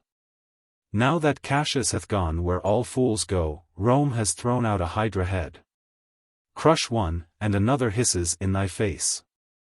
There's Lepidus, and with him, that young Octavianus, whose cold eyes may yet with a smile of triumph look on the murdered forms of empty, worthless Lepidus, of Antony, and of Cleopatra. If I go not to Cilicia, mark thou. Antony will knit up a peace with these Parthians, and, taking the tales they tell of me for truth, and, indeed, there is truth in them, will fall with all his force on Egypt. And how then? How then? Why, then we'll drum him back to Rome. Ah, thou sayest so, and, perchance, Harmachis, had I not won that game we played together some 12 days gone, thou, being Pharaoh, mightest well have done this thing. For round thy throne old Egypt would have gathered. But Egypt loves not me nor my Greek blood, and I have but now scattered that great plot of thine, in which half the land was meshed. Will these men, then, arise to succor me? Were Egypt true to me, I could, indeed, hold my own against all the force that Rome may bring, but Egypt hates me, and had as lief be ruled by the Roman as the Greek. Still I might make defense had I the gold, for with money soldiers can be bought to feed the maw of mercenary battle. But I have none. My treasuries are dry, and though there is wealth in the land, yet debts perplex me. These wars have brought me ruin, and I know not how to find a talent. Perchance, Harmachis, thou who art, by hereditary right, priest of the pyramids, and she drew near and looked me in the eyes, perchance, if long-descended rumor does not lie. Thou canst tell me where I can touch the gold to save thy land from ruin, and thy love from the grasp of Antony? Say, is it so? I thought a while, and then I answered. And if such a tale were true, and if I could show thee treasure stored by the mighty pharaohs of the most far-off age against the needs of Chem, how can I know that thou wouldst indeed make use of that wealth to those good ends? Is there, then, a treasure? She asked curiously. Nay, fret me not, Harmachis, for of a truth the very name of gold at this time of want is like the sight of water in the desert. I believe, I said, that there is such a treasure, though I myself have never seen it. But I know this, that if it still lie in the place where it was set, it is because so heavy a curse will rest upon him who shall lay hands on it wickedly and for selfish ends. That none of those pharaohs to whom it has been shown have dared to touch it, however sore their need. So, she said, they were cowardly aforetime, or else their need was not great. Wilt thou show me this treasure, then, Harmachis? Perhaps, I answered, I will show it to thee if it still be there, when thou hast sworn that thou wilt use it to defend Egypt from this Roman Antony and for the welfare of her people. I swear it, she said earnestly. Oh, I swear by every god in Chem that if thou showest me this great treasure, I will defy Antony and send Delius back to Cilicia with sharper words than those he brought. Yes, I'll do more, Harmachis, so soon as may be, I will take thee to husband before all the world, and thou thyself shalt carry out thy plans and beat off the Roman eagles. Thus she spoke, gazing at me with truthful, earnest eyes. I believed her, and for the first time since my fall was for a moment happy, thinking that all was not lost to me, and that with Cleopatra, whom I loved thus madly, I might yet win my place and power back. Swear it, Cleopatra. I said. I swear, beloved. And thus I seal my oath, and she kissed me on the forehead. And I, too, kissed her. And we talked of what we would do when we were wed, and how we should overcome the Roman. And thus I was again beguiled. Though I believe that, had it not been for the jealous anger of Charmion, which, as shall be seen, was ever urging her forward to fresh deeds of shame, Cleopatra would have wedded me and broken with the Roman. And, indeed, in the issue, it had been better for her in Egypt. We sat far into the night, and I revealed to her somewhat of that ancient secret of the mighty treasure hid beneath the mass of her. Thither, it was agreed, we should go on the morrow, and the second night from now attempt its search. So, early on the next day, a boat was secretly made ready, and Cleopatra entered it, veiled as an Egyptian lady about to make a pilgrimage to the temple of Horemheb. And I also entered, cloaked as a pilgrim, and with us 10 of her most trusted servants disguised as sailors. But Charmion went not with us. We sailed with a fair wind from the canopic mouth of the Nile, and that night, pushing on with the moon, we reached Sais at midnight, and here rested for a while. At dawn we once more loosed our craft, and all that day sailed swiftly, till, at last, at the 3rd hour from the sunset, we came in sight of the lights of that fortress which is called Babylon. Here, on the opposite bank of the river, we moored our ship safely in a bed of reeds. Then, on foot and secretly, we set out for the pyramids, which were at a distance of 2 leagues, Cleopatra, I and one trusted eunuch, for we left the other servants with the boat. Only I caught an ass for Cleopatra to ride that was wandering in a tilled field, and threw a cloak upon it.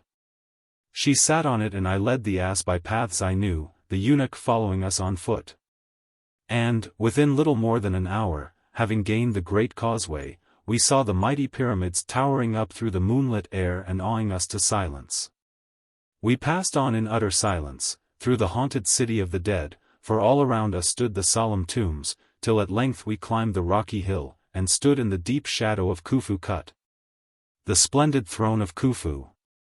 Of a truth, whispered Cleopatra, as she gazed up the dazzling marble slope above her, everywhere blazoned over with a million mystic characters, of a truth. There were gods ruling in Chem in those days, and not men. This place is sad as death, aye, and as mighty and far from man. Is it here that we must enter? Nay, I answered, it is not here. Pass on.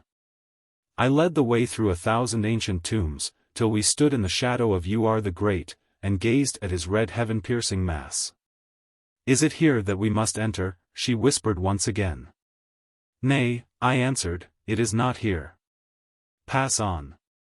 We passed on through many more tombs, till we stood in the shadow of her, 16, and Cleopatra gazed astonished at its polished beauty, which for thousands of years, night by night, had mirrored back the moon, and at the black girdle of Ethiopian stone that circled its base about.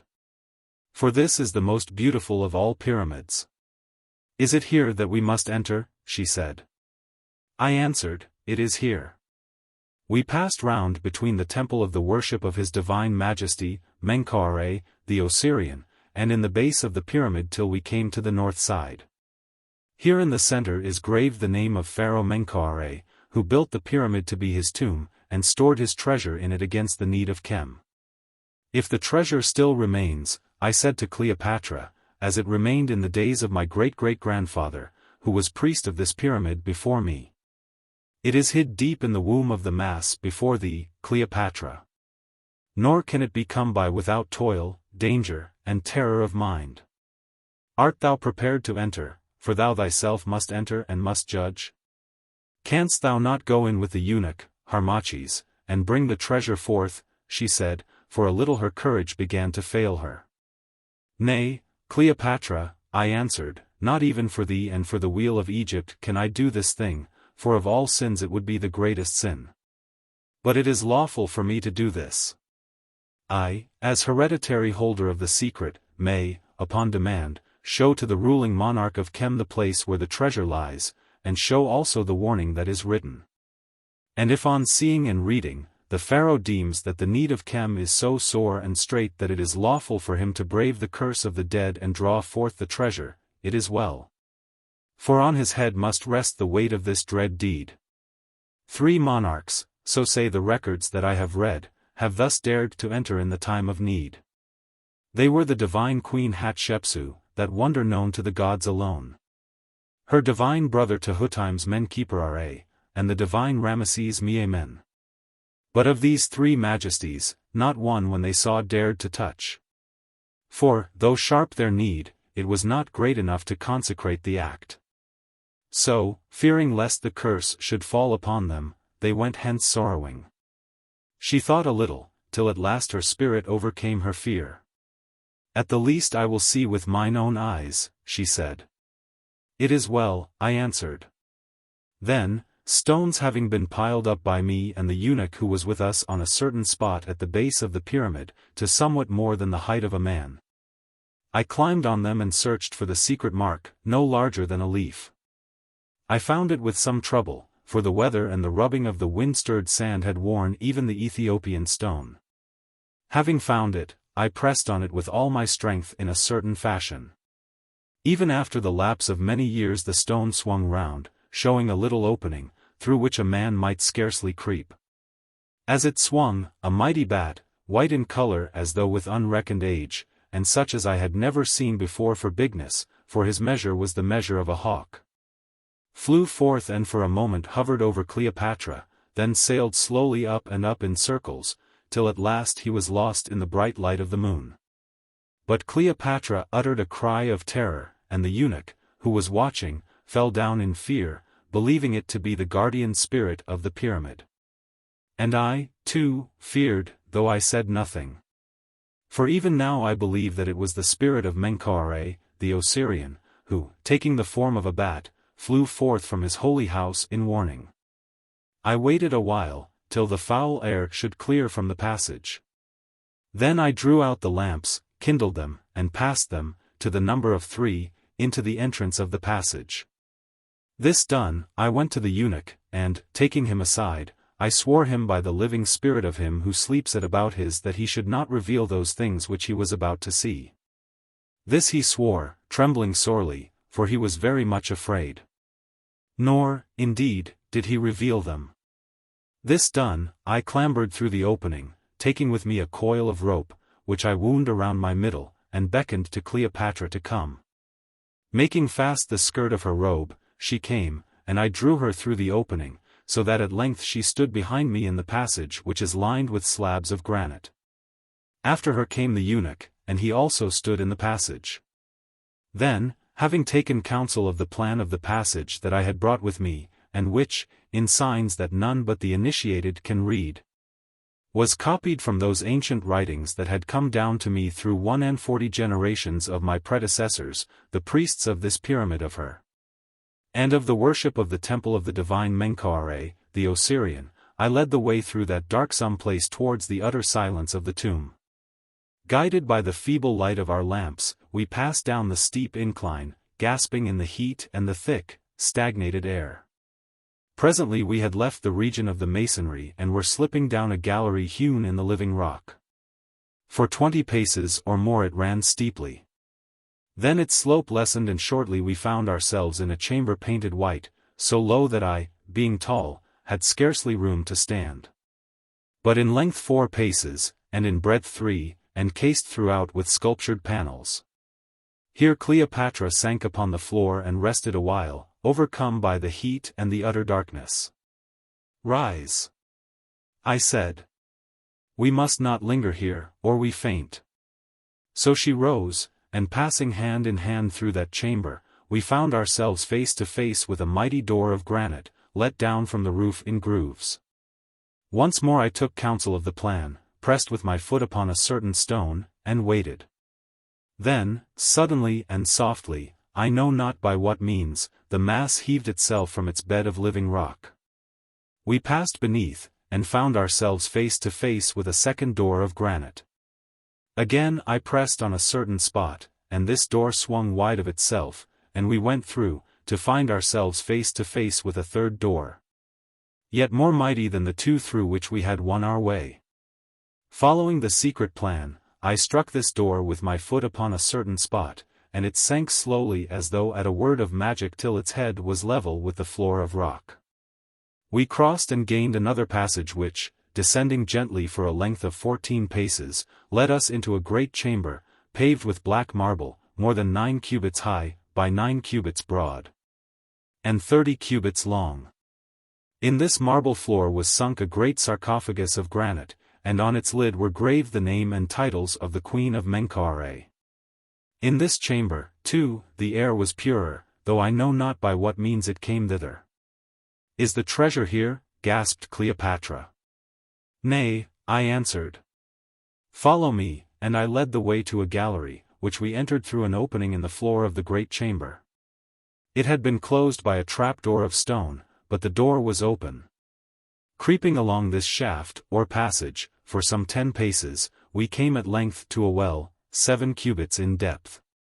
Making fast one end of the rope that I had brought about my body and the other to a ring in the rock, I was lowered, holding the lamp in my hand, till I stood in the last resting place of the divine Menkau-Ra. Then the rope was drawn up, and Cleopatra, being made fast to it, was let down by the eunuch, and I received her in my arms. But I bade the eunuch, sorely against his will, since he feared to be left alone, await our return at the mouth of the shaft. For it was not lawful that he should enter whither we went. Chapter 11. Of the tomb of the divine Menkau-Ra, of the writing on the breast of Menkau-Ra, of the drawing forth of the treasure, of the dweller in the tomb, and of the flight of Cleopatra and Harmachis from the holy place. We stood within a small arched chamber, paved and lined with great blocks of the granite stone of Syene. There before us, hewn from a single mass of basalt shaped like a wooden house and resting on a sphinx with a face of gold, was the sarcophagus of the divine Menkau-Ra. We stood and gazed in awe, for the weight of the silence and the solemnity of that holy place seemed to crush us. Above us, cubit over cubit in its mighty measure, the pyramid towered up to heaven and was kissed of the night air. But we were deep in the bowels of the rock beneath its base. We were alone with the dead, whose rest we were about to break, and no sound of the murmuring air, and no sight of life came to dull the awful edge of solitude.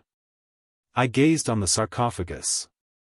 Its heavy lid had been lifted and rested at its side, and around it the dust of ages had gathered thick. "See," I whispered, pointing to a writing, daubed with pigment upon the wall in the sacred symbols of ancient times. "Read it, Harmachis," answered Cleopatra, in the same low voice, "for I cannot." Then I read, "I, Ramesses Meamen, in my day and in my hour of need, visited this sepulchre. But, though great my need and bold my heart, I dared not face the curse of Menkau-Ra. Judge, O thou who shalt come after me, and, if thy soul is pure and can be utterly distressed, take thou that which I have left." "Where, then, is the treasure?" she whispered. "Is that sphinx face of gold?" "Even there," I answered, pointing to the sarcophagus. "Draw near and see." And she took my hand and drew near. The cover was off, but the painted coffin of the Pharaoh lay in the depths of the sarcophagus. We climbed the sphinx, Then I blew the dust from the coffin with my breath and read that which was written on its lid. And this was written: Pharaoh Menkau-Ra, the child of heaven. Pharaoh Menkau-Ra, royal son of the sun. Pharaoh Menkau-Ra, who didst lie beneath the heart of Nout. Nout, thy mother, wraps thee in the spell of her holy name. The name of thy mother, Nout, is the mystery of heaven. Nout, thy mother, gathers thee to the number of the gods. Nout, thy mother, breathes on thy foes and utterly destroys them. O Pharaoh Menkau-Ra, who livest forever. Where, then, is the treasure? She asked again. Here, indeed, is the body of the divine Menkau-Ra. But the flesh even of pharaohs is not gold, and if the face of this sphinx be gold, how may we move it? For answer I bade her stand upon the sphinx and grasp the upper part of the coffin while I grasped its foot. Then, at my word, we lifted, and the lid of the case, which was not fixed, came away, and we set it upon the floor. And there in the case was the mummy of Pharaoh, as it had been laid 3,000 years before. It was a large mummy, and somewhat ungainly. Nor was it adorned with a gilded mask, as is the fashion of our day, for the head was wrapped in clothes yellow with age, which were made fast with pink flaxen bandages, under which were pushed the stems of lotus blooms. And on the breast, wreathed round with lotus flowers, lay a large plate of gold closely written over with sacred writing. I lifted up the plate, and, holding it to the light, I read: I, Menkau-Ra, the Osirian, aforetime pharaoh of the land of Kem, who in my day did live justly and ever walked in the path marked for my feet by the decree of the Invisible, who was the beginning and is the end. Speak from my tomb to those who after me shall for an hour sit upon my throne. Behold, I, Menkau-Ra, the Osirian, having in the days of my life been warned of a dream that a time will come when Kem shall fear to fall into the hands of strangers. And her monarch shall have great need of treasure wherewith to furnish armies to drive the barbarian back, have out of my wisdom done this thing. For it having pleased the protecting gods to give me wealth beyond any pharaoh who has been since the days of Horus, thousands of cattle and geese, thousands of calves and asses, thousands of measures of corn, and hundreds of measures of gold and gems. This wealth I have used sparingly, and that which remains I have bartered for precious stones, even for emeralds, the most beautiful and largest that are in the world. These stones, then, I have stored up against that day of the need of Kem. But because as there have been, so there shall be, those who do wickedly on the earth, and who, in the lust of gain, might seize this wealth that I have stored, and put it to their uses. Behold, thou unborn one, who in the fullness of time shalt stand above me and read this that I have caused to be written, I have stored the treasure thus, even among my bones. Therefore, O thou unborn one, sleeping in the womb of Nout, I say this to thee. If thou indeed hast need of riches to save Kem from the foes of Kem, fear not and delay not, but tear me, the Osirian, from my tomb, loose my wrappings and rip the treasure from my breast. And all shall be well with thee. For this only I do command, that thou dost replace my bones within my hollow coffin. But if the need be passing and not great, or if there be guile in thy heart, then the curse of Menkau-Ra be on thee. On thee be the curse that shall smite him who breaks in upon the dead. On thee be the curse that follows the traitor. On thee be the curse that smites him who outrages the majesty of the gods. Unhappy shalt thou live, in blood and misery shalt thou die, and in misery shalt thou be tormented forever and forever. For, wicked one, there in Amenti we shall come face to face. And to the end of the keeping of this secret I, Menkau-Ra, have set up a temple of my worship, which I have built upon the eastern side of this my house of death. It shall be made known from time to the hereditary high priest of this my temple. And if any high priest that shall be do reveal this secret to another than the pharaoh, or her who wears the pharaoh's crown and is seated upon the throne of Kem, accursed be he also. Thus have I, Menkau-Ra, the Osirian, written. Now to thee, who, sleeping in the womb of Nout, yet shall upon a time stand over me and read, I say, judge thou. And if thou judgest evilly, on thee shall fall this the curse of Menkau-Ra from which there is no escape. Greeting and farewell. Thou hast heard, O Cleopatra, I said solemnly. Now search thy heart, judge thou, and for thine own sake judge justly. She bent her head in thought. I fear to do this thing, she said presently. Let us hence. It is well, I said, with a lightening of the heart, and bent down to lift the wooden lid. For I, too, feared. And yet, what said the writing of the divine Menkau-Ra? It was emeralds, was it not? And emeralds are now so rare and hard to come by. Ever did I love emeralds, and I can never find them without a flaw. It is not a matter of what thou dost love, Cleopatra, I said, it is a matter of the need of Chem and of the secret meaning of thy heart, which thou alone canst know. Ay, surely, Harmachis. Surely. And is not the need of Egypt great? There is no gold in the treasury, and how can I defy the Roman if I have no gold? And have I not sworn to thee that I will wed thee and defy the Roman? And do I not swear it again, yes, even in this solemn hour, with my hand upon dead Pharaoh's heart? Why, here is that occasion of which the divine Menkau-Ra dreamed. Thou sayest it is so, for else Hatshepsut or Ramesses or some other pharaoh had drawn forth the gems. But no, they left them to come to this hour because the time was not yet come. Now it must be come, for if I take not the gems the Roman will surely seize on Egypt, and then there will be no pharaoh to whom the secret may be told. Nay, let us away with fears and to the work. Why dost look so frightened? Having pure hearts, there is naught to fear, Harmachis. Even as thou wilt, I said again. It is for thee to judge, since if thou judgest falsely on thee will surely fall the curse from which there is no escape. So, Harmachis, take Pharaoh's head and I will take his. Oh, what an awful place is this, and suddenly she clung to me. Methought I saw a shadow yonder in the darkness. Methought that it moved toward us and then straightway vanished. Let us be going. Didst thou see naught? I saw nothing, Cleopatra. But mayhap it was the spirit of the divine Menkau-Ra, for the spirit ever hovers round its mortal tenement.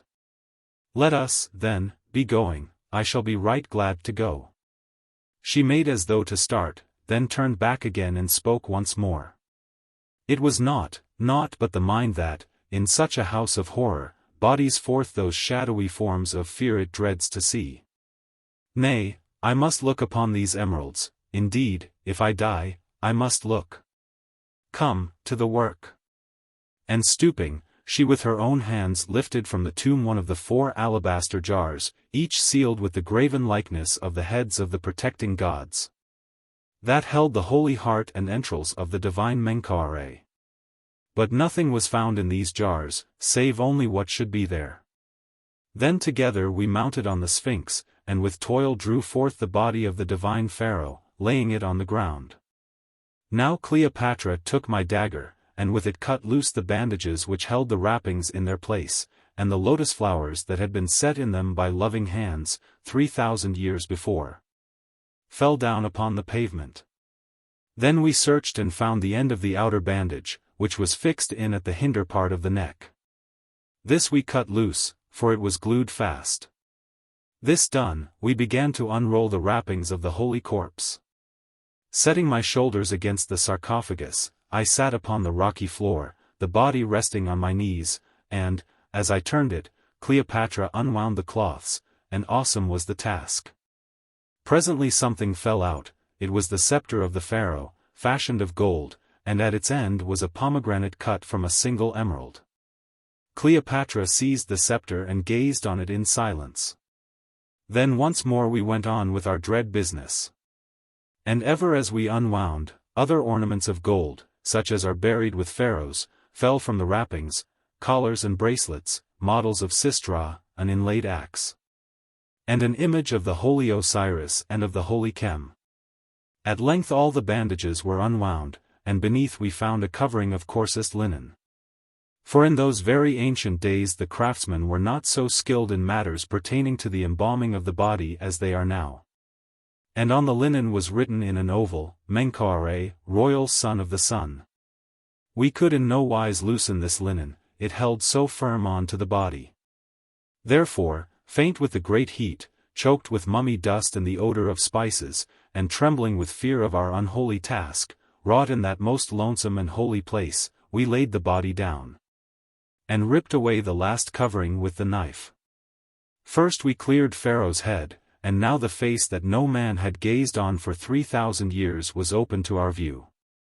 It was a great face, with a bold brow, yet crowned with the royal uraeus, beneath which the white locks, stained yellow by the spices, fell in long, straight wisps. Not the cold stamp of death, and not the slow flight of 3,000 years, had found power to mar the dignity of those shrunken features. We gazed on them, and then, made bold with fear, stripped the covering from the body. There at last it lay before us, stiff, yellow, and dread to see. And on the left side, above the thigh, was the cut through which the embalmers had done their work, but it was sewn up so deftly that we could scarcely find the mark. "The gems are within," I whispered, for I felt that the body was very heavy. "Now, if thy heart fail thee not, thou must make an entry to this poor house of clay that once was Pharaoh," and I gave her the dagger, the same dagger which had drunk the life of Paulus. "It is too late to doubt," she answered, lifting her white beauteous face and fixing her blue eyes all big with terror upon my own. She took the dagger, and with set teeth the queen of this day plunged it into the dead breast of the Pharaoh of 3,000 years ago. And even as she did so there came a groaning sound from the opening to the shaft where we had left the eunuch. We leapt to our feet, but heard no more, and the lamplight still streamed down through the opening. "It is nothing," I said. "Let us make an end." Then with much toil we hacked and rent the hard flesh open, and as we did so I heard the knife point grate upon the gems within. Cleopatra plunged her hand into the dead breast and drew forth somewhat. She held it to the light, and gave a little cry, for from the darkness of Pharaoh's heart there flashed into light and life the most beauteous emerald that ever man beheld. It was perfect in color, very large, without a flaw, and fashioned to a scarabaeus form, and on the under side was an oval, inscribed with the divine name of Menkau-Ra, son of the sun. Again, and yet again, she plunged in her hand and drew emeralds from Pharaoh's breast bedded there in spices. Some were fashioned and some were not. But all were perfect in color without a flaw, and in value priceless. Again and again she plunged her white hand into that dread breast, till at length all were found, and there were 148 of such gems as are not known in the world. The last time that she searched she brought forth not emeralds, indeed, but 2 great pearls, wrapped in linen, such as never have been seen. And of these pearls more hereafter. So it was done, and all the mighty treasure lay glittering in a heap before us. There it lay, and there, too, lay the regalia of gold, the spiced and sickly scented wrappings, and the torn body of white-haired Pharaoh Menkau-Ra, the Osirian, the ever-living in Amenti. We rose, and a great awe fell upon us, now that the deed was done and our hearts were no more upborne by the rage of search, so great an awe, indeed, that we could not speak. I made a sign to Cleopatra. She grasped the head of Pharaoh and I grasped his feet, and together we lifted him, climbed the Sphinx, and placed him once more within his coffin. I piled the torn mummy cloths over him and on them laid the lid of the coffin. And now we gathered up the great gems, and such of the ornaments as might be carried with ease, and I hid them as many as I could, in the folds of my robe. Those that were left Cleopatra hid upon her breast. Heavily laden with the priceless treasure, we gave one last look at the solemn place, at the sarcophagus and the Sphinx on which it rested, whose gleaming face of calm seemed to mock us with its everlasting smile of wisdom. Then we turned and went from the tomb. At the shaft we halted. I called to the eunuch, who stayed above, and methought a faint mocking laugh answered me. Too smitten with terror to call again, and fearing that, should we delay, Cleopatra would certainly swoon, I seized the rope, and being strong and quick mounted by it and gained the passage. There burnt the lamp, but the eunuch I saw not. Thinking, surely, that he was a little way down the passage, and slept, as, in truth, he did, I bade Cleopatra make the rope fast about her middle, and with much labor, drew her up. Then, having rested a while, we moved with the lamps to seek for the eunuch. He was stricken with terror and has fled, leaving the lamp, said Cleopatra. O ye gods! Who is that seated there? I peered into the darkness, thrusting out the lamps, and this was what their light fell on, this at the very dream of which my soul sickens. There, facing us, his back resting against the rock, and his hands splayed on either side upon the floor, sat the eunuch, dead. His eyes and mouth were open, his fat cheeks dropped down, his thin hair yet seemed to bristle. And on his countenance was frozen such a stamp of hideous terror as well might turn the beholder's brain. And lo! Fixed to his chin, by its hinder claws, hung that grey and mighty bat, which, flying forth when we entered the pyramid, vanished in the sky, but, returning, had followed us to its depths. There it hung upon the dead man's chin, slowly rocking itself to and fro, and we could see the fiery eyes shining in its head. Aghast, utterly aghast, we stood and stared at the hateful sight. Till presently the bat spread his huge wings and, losing his hold, sailed to us. Now he hovered before Cleopatra's face, fanning her with his white wings. Then with a scream, like a woman's shriek of fury, the accursed thing flittered on, seeking his violated tomb, and vanished down the well into the sepulchre. I fell against the wall. But Cleopatra sank in a heap upon the floor, and, covering her head with her arms, she shrieked till the hollow passages rang with the echoes of her cries. That seemed to grow and double and rush along the depths in volumes of shrill sound. Rise! I cried, rise and let us hence before the spirit shall return to haunt us. If thou dost suffer thyself to be overwhelmed in this place thou art lost forever. She staggered to her feet, and never may I forget the look upon her ashy face or in her glowing eyes. Seizing lamps with a rush, we passed the dead eunuch's horrid form, I holding her by the hand. We gained the great chamber, where was the sarcophagus of the queen of Menkau-Ra, and traversed its length. We fled along the passage. What if the thing had closed the three mighty doors? No. They were open, and we sped through them, the last only did I stay to close. I touched the stone, as I knew how, and the great door crashed down, shutting us off from the presence of the dead eunuch and the horror that had hung upon the eunuch's chin. Now we were in the white chamber with the sculptured panels, and now we faced the last steep ascent. Oh, that last ascent! Twice Cleopatra slipped and fell upon the polished floor. The second time, it was when half the distance had been done, she let fall her lamp, and would, indeed, have rolled down the slide had I not saved her. But in doing thus I, too, let fall my lamp that bounded away into shadow beneath us, and we were in utter darkness. And perchance about us, in the darkness, hovered that awful thing. Be brave! I cried, O love, be brave, and struggle on, or both are lost. The way, though steep, is not far, and, though it be dark, we can scarce come to harm in this straight shaft. If the gems weight thee, cast them away. Nay, she gasped, that I will not, this shall not be endured to no end. I die with them. Then it was that I saw the greatness of this woman's heart. For in the dark, and notwithstanding the terrors we had passed and the awfulness of our state, she clung to me and clambered on up that dread passage. On we clambered, hand in hand, with bursting hearts, till there, by the mercy or the anger of the gods, at length we saw the faint light of the moon, creeping through the little opening in the pyramid. One struggle more, now the whole was gained, and like a breath from heaven, the sweet night air played upon our brows. I climbed through, and, standing on a pile of stones, lifted and dragged Cleopatra after me. She fell to the ground and then sank down upon it motionless. I pressed upon the turning stone with trembling hands. It swung to and caught, leaving no mark of the secret place of entry. Then I leapt down and, having pushed away the pile of stones, looked on Cleopatra. She had swooned, and notwithstanding the dust and grime upon her face, it was so pale that at first I believed she must be dead. But placing my hand upon her heart I felt it stir beneath. And, being spent, I flung myself down beside her upon the sand, to gather up my strength again. Chapter 12.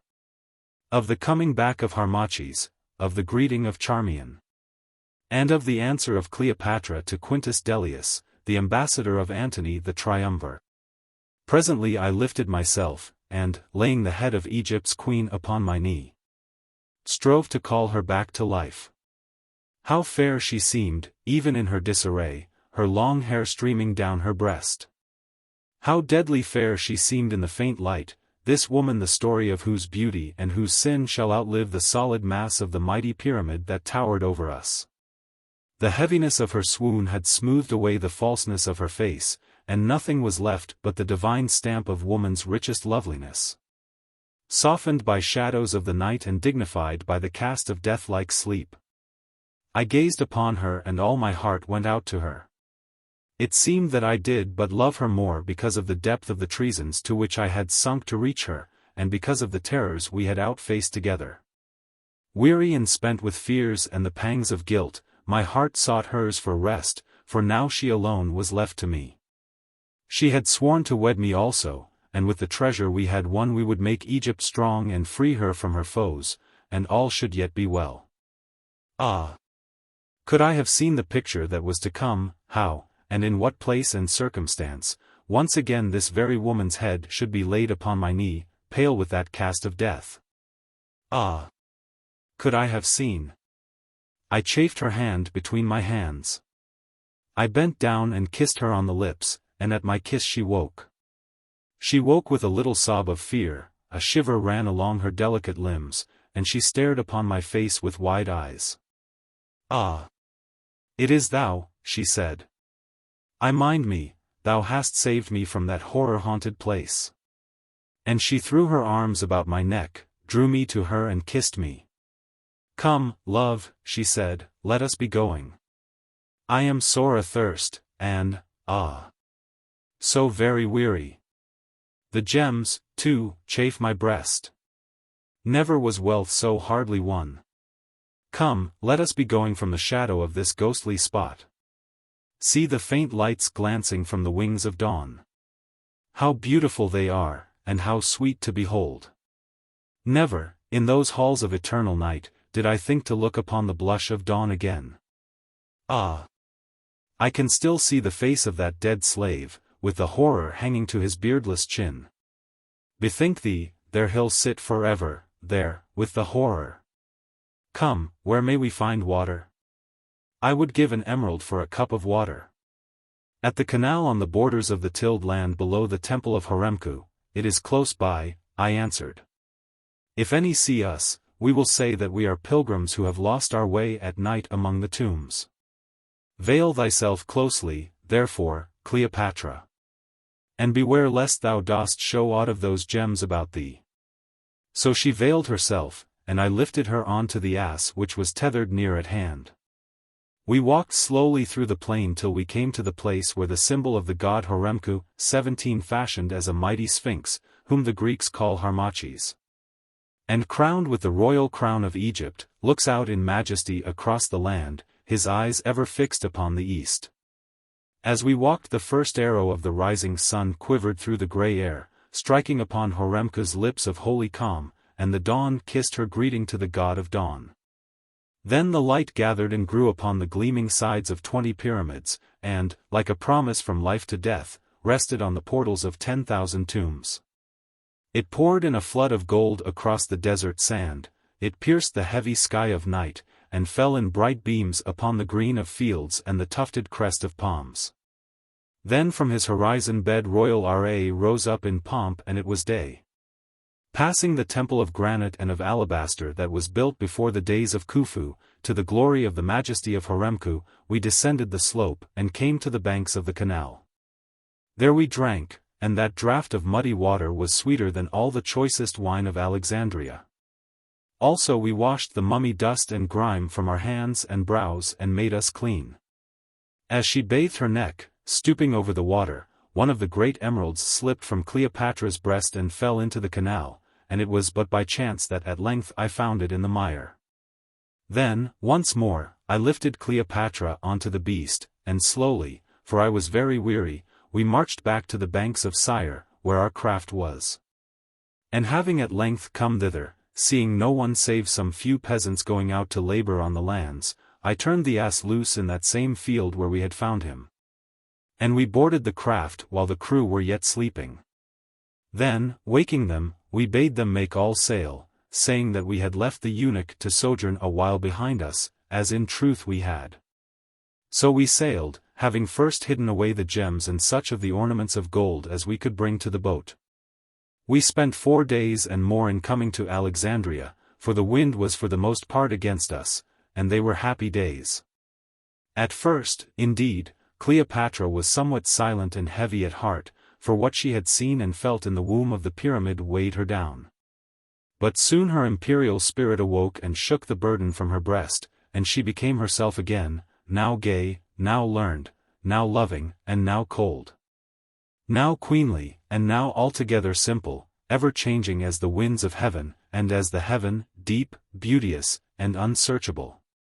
Night after night for those 4 perfect nights, the last happy hours I ever was to know, we sat hand in hand upon the deck and heard the waters lap the vessel's side. And watched the soft footfall of the moon as she trod the depths of Nile. There we sat and talked of love, talked of our marriage and all that we would do. Also I drew up plans of war and of defense against the Roman, which now we had the means to carry out. And she approved them, sweetly saying that what seemed good to me was good to her. And so the time passed all too swiftly. Oh, those nights upon the Nile! Their memory haunts me yet. Yet in my dreams I see the moonbeams break and quiver, and hear Cleopatra's murmured words of love mingle with the sound of murmuring waters. Dead are those dear nights, dead is the moon that lit them. The waters which rocked us on their breast are lost in the wide salt sea, and where we kissed and clung their lips unborn shall kiss and cling. How beautiful was their promise, doomed, like an unfruitful blossom, to wither, fall, and rot. And their fulfillment, ah, how drear! For all things end in darkness and in ashes, and those who sow in folly shall reap in sorrow. Ah! Those nights upon the Nile! And so at length once more we stood within the hateful walls of that fair palace on the Lochias, and the dream was done. Whither hast thou wandered with Cleopatra, Harmachis? Charmion asked of me when I met her by chance on that day of return. On some new mission of betrayal? Or was it but a love journey? I went with Cleopatra upon secret business of the state, I answered sternly. So. Those who go secretly, go evilly, and foul birds love to fly at night. Not but what thou art wise, for it would scarce beseem thee, Harmachis, to show thy face openly in Egypt. I heard, and felt my passion rise within me, for I could ill bear this fair girl's scorn. Hast thou never a word without a sting? I asked. No, then, that I went whither thou hadst not dared to go, to gather means to hold Egypt from the grasp of Antony. So, she answered, looking up swiftly. Thou foolish man! Thou hadst done better to save thy labor, for Antony will grasp Egypt in thy despite. What power hast thou today in Egypt? That he may do in my despite, but in despite of Cleopatra that he cannot do, I said. Nay, but with the aid of Cleopatra he can and will do it, she answered with a bitter smile. When the queen sails in state up Cydnus stream she will surely draw this course Antony thence to Alexandria, conquering, and yet, like thee, a slave. It is false. I say that it is false. Cleopatra goes not to Tarsus, and Antony comes not to Alexandria, or, if he come, it will be to take the chance of war. Now, thinkest thou thus? She answered with a little laugh. Well, if it please thee, think as thou wilt. Within 3 days thou shalt know. It is pretty to see how easily thou art fooled. Farewell. Go, dream on love, for surely love is sweet. And she went, leaving me angered and troubled at heart. I saw Cleopatra no more that day, but on the day which followed I saw her. She was in a heavy mood, and had no gentle word for me. I spake to her of the defense of Egypt, but she put the matter away. Why dost thou weary me, she said with anger, canst thou not see that I am lost in troubles? When Delius has had his answer tomorrow, then we will speak of these matters. I said, when Delius has had his answer. And knowest thou that but yesterday, Charmion, whom about the palace they name the keeper of the queen's secrets, Charmion swore that the answer would be, Go in peace, I come to Antony. Charmion knows nothing of my heart, said Cleopatra, stamping her foot in anger, and if she talk so freely the girl shall be scourged out of my court, as is her desert. Though, in truth, she added, she has more wisdom in that small head of hers than all my privy councillors, and more wit to use it. Knowest thou that I have sold a portion of those gems to the rich Jews of Alexandria, and at a great price, at 5,000 sestertia for each one? 18 but a few, in truth, for they could not buy more as yet. It was rare to see their eyes when they fell upon them, they grew large as apples with avarice and wonder. And now leave me, Harmachis, for I am weary. The memory of that dreadful night is with me yet. I bowed and rose to go, and yet stood wavering. Pardon me, Cleopatra, it is of our marriage. Our marriage? Why, are we not indeed already wed? She answered. Yes, but not before the world. Thou didst promise. Harmachis, I promised. And tomorrow, when I have rid me of this Delius, I will keep my promise, and name thee Cleopatra's lord before the court. See that thou art in thy place. Art content? And she stretched out her hand for me to kiss, looking on me with strange eyes, as though she struggled with herself. Then I went, but that night I strove once more to see Cleopatra, and could not. The lady Charmion was with the queen, so said the eunuchs, and none might enter. On the morrow the court met in the great hall 1 hour before midday, and I went thither with a trembling heart to hear Cleopatra's answer to Delius. And to hear myself also named king consort to the queen of Egypt. It was a full and splendid court, there were councillors, lords, captains, eunuchs, and waiting women, all save Charmion. The house passed, but Cleopatra and Charmion came not. At length Charmion entered gently by a side entrance, and took her place among the waiting ladies about the throne. Even as she did so she cast a glance at me, and there was triumph in her eyes, though I knew not over what she triumphed. I little guessed that she had but now brought about my ruin and sealed the fate of Egypt. Then presently the trumpets blared, and, clad in her robes of state, the uraeus crown upon her head, and on her breast, flashing like a star. That great emerald scarabaeus which she had dragged from dead Pharaoh's heart, Cleopatra swept in splendor to her throne, followed by a glittering guard of Northmen. Her lovely face was dark, dark were her slumbrous eyes, and none might read their message, though all that court searched them for a sign of what should come. She seated herself slowly as one who may not be moved, and spoke to the chief of the heralds in the Greek tongue. Does the ambassador of the noble Antony wait? The herald bowed low and made assent. Let him come in and hear our answer. The doors were flung wide, and, followed by his train of knights, Delius, clad in his golden armor and his purple mantle, walked with cat-like step up the great hall. And made obeisance before the throne. Most royal and beauteous Egypt, he said, in his soft voice, as thou hast graciously been pleased to bid me, thy servant. I am here to take thy answer to the letter of the noble Antony the Triumvir, whom tomorrow I sail to meet at Tarsus, in Cilicia. And I will say this, royal Egypt, craving pardon the while for the boldness of my speech, bethink thee well before words that cannot be unspoken fall from those sweet lips. Defy Antony, and Antony will wreck thee. But, like thy mother Aphrodite, rise glorious on his sight from the bosom of the Cyprian wave, and for wreck he will give thee all that can be dear to woman's royalty, empire, and pomp of place. Cities and the sway of men, fame and wealth, and the diadem of rule made sure. For mark, Antony holds this eastern world in the hollow of his warlike hand, at his will kings are, and at his frown they cease to be. And he bowed his head and, folding his hands meekly on his breast, awaited answer.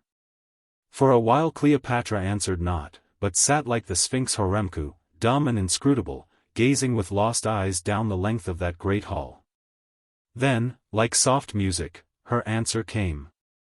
And trembling I listened for Egypt's challenge to the Roman. Noble Delius, we have bethought us much of the matter of thy message from great Antony to our poor royalty of Egypt.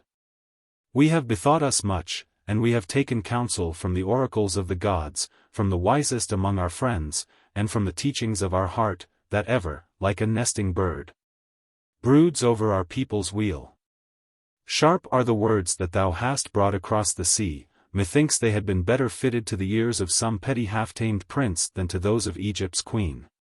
Therefore we have numbered the legions that we can gather, and the triremes and the galleys wherewith we may breast the sea, and the moneys which shall buy us all things wanting to our war. And we find this, that, though Antony be strong, yet has Egypt naught to fear from the strength of Antony. She paused, and a murmur of applause of her high words ran down the hall. Only Delius stretched out his hand as though to push them back. Then came the end. Noble Delius, half are we minded there to bid our tongue stop, and, strong in our fortresses of stone, and our other fortresses built of the hearts of men, abide the issue. And yet thou shalt not go thus. We are guiltless of those charges against us that have come to the ears of noble Antony, and which now he rudely shouts in ours. Nor will we journey into Cilicia to answer them. Here the murmur arose anew, while my heart beat high in triumph, and in the pause that followed, Delius spoke once more. Then, royal Egypt, my word to Antony is word of war? Nay, she answered, it shall be one of peace. Listen, we said that we would not come to make answer to these charges, nor will we. But, and she smiled for the first time, we will gladly come, and that swiftly, in royal friendship to make known our fellowship of peace upon the banks of Cydnus. I heard, and was bewildered. Could I hear aright? Was it thus that Cleopatra kept her oaths? Moved beyond the hold of reason, I lifted up my voice and cried. O Queen, remember. She turned upon me like a lioness, with a flashing of the eyes and a swift shake of her lovely head. Peace, slave, she said, who bade thee break in upon our counsels? Mind thou thy stars, and leave matters of the world to the rulers of the world. I sank back shamed, and, as I did so, once more I saw the smile of triumph on the face of Charmion, followed by what was, perhaps, the shadow of pity for my fall. Now that yon brawling charlatan, said Delius, pointing at me with his jeweled finger, has been rebuked, grant me leave, O Egypt, to thank thee from my heart for these gentle words. We ask no thanks from thee, noble Delius. Nor lies it in thy mouth to chide our servant, broke in Cleopatra, frowning heavily, we will take thanks from the lips of Antony alone. Get thee to thy master, and say to him that before he can make ready a fitting welcome our keels shall follow in the track of thine. And now, farewell. Thou shalt find some small token of our bounty upon thy vessel. Delius bowed thrice and withdrew, while the court stood waiting the queen's word. And I, too, waited, wondering if she would yet make good her promise, and name me royal spouse there in the face of Egypt. But she said nothing. Only, still frowning heavily, she rose, and, followed by her guards, left the throne, and passed into the alabaster hall. Then the court broke up, and as the lords and councillors went by they looked on me with mockery. For though none knew all my secret, nor how it stood between me and Cleopatra, yet they were jealous of the favor shown me by the queen, and rejoiced greatly at my fall. But I took no heed of their mocking as I stood dazed with misery and felt the world of hope slip from beneath my feet. Chapter 13. Of the reproach of Harmachis, of the struggle of Harmachis with the guards, of the blow of Brennus, and of the secret speech of Cleopatra. And at length, all being gone, I, too, turned to go, when a eunuch struck me on the shoulder and roughly bade me wait on the presence of the queen. An hour past this fellow would have crawled to me on his knees, but he had heard, and now he treated me, so brutish is the nature of such slaves, as the world treats the fallen, with scorn. For to come low after being great is to learn all shame. Unhappy, therefore, are the great, for they may fall. I turned upon the slave with so fierce a word that, cur-like, he sprang behind me. Then I passed on to the alabaster hall, and was admitted by the guards. In the center of the hall, near the fountain, sat Cleopatra, and with her were Charmion and the Greek girl Iras, and Maria and other of her waiting ladies. Go, she said to these, I would speak with my astrologer. So they went, and left us face to face. Stand thou there, she said, lifting her eyes for the first time. Come not nigh me, Harmachis, I trust thee not. Perchance thou hast found another dagger. Now, what hast thou to say? By what right didst thou dare to break in upon my talk with the Roman? I felt the blood rush through me like a storm, bitterness and burning anger took hold of my heart. What hast thou to say, Cleopatra? I answered boldly. Where is thy vow, sworn on the dead heart of Menkau-Ra, the ever-living? Where now thy challenge to this Roman Antony? Where thy oath that thou wouldest call me husband in the face of Egypt? And I choked and ceased. Well doth it become Harmachis, who never was forsworn, to speak to me of oaths, she said in bitter mockery. And yet, O thou most pure priest of Isis!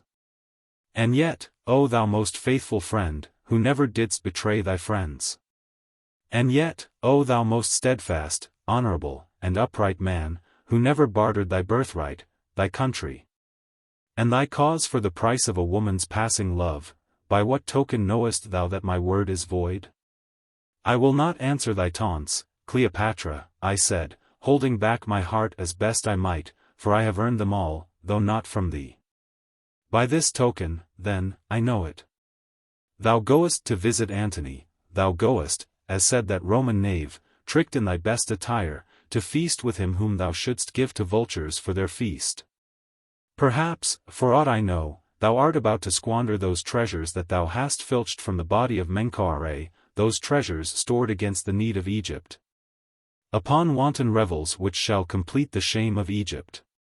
By these things, then, I know that thou art forsworn, and I, who, loving thee, believed thee, tricked.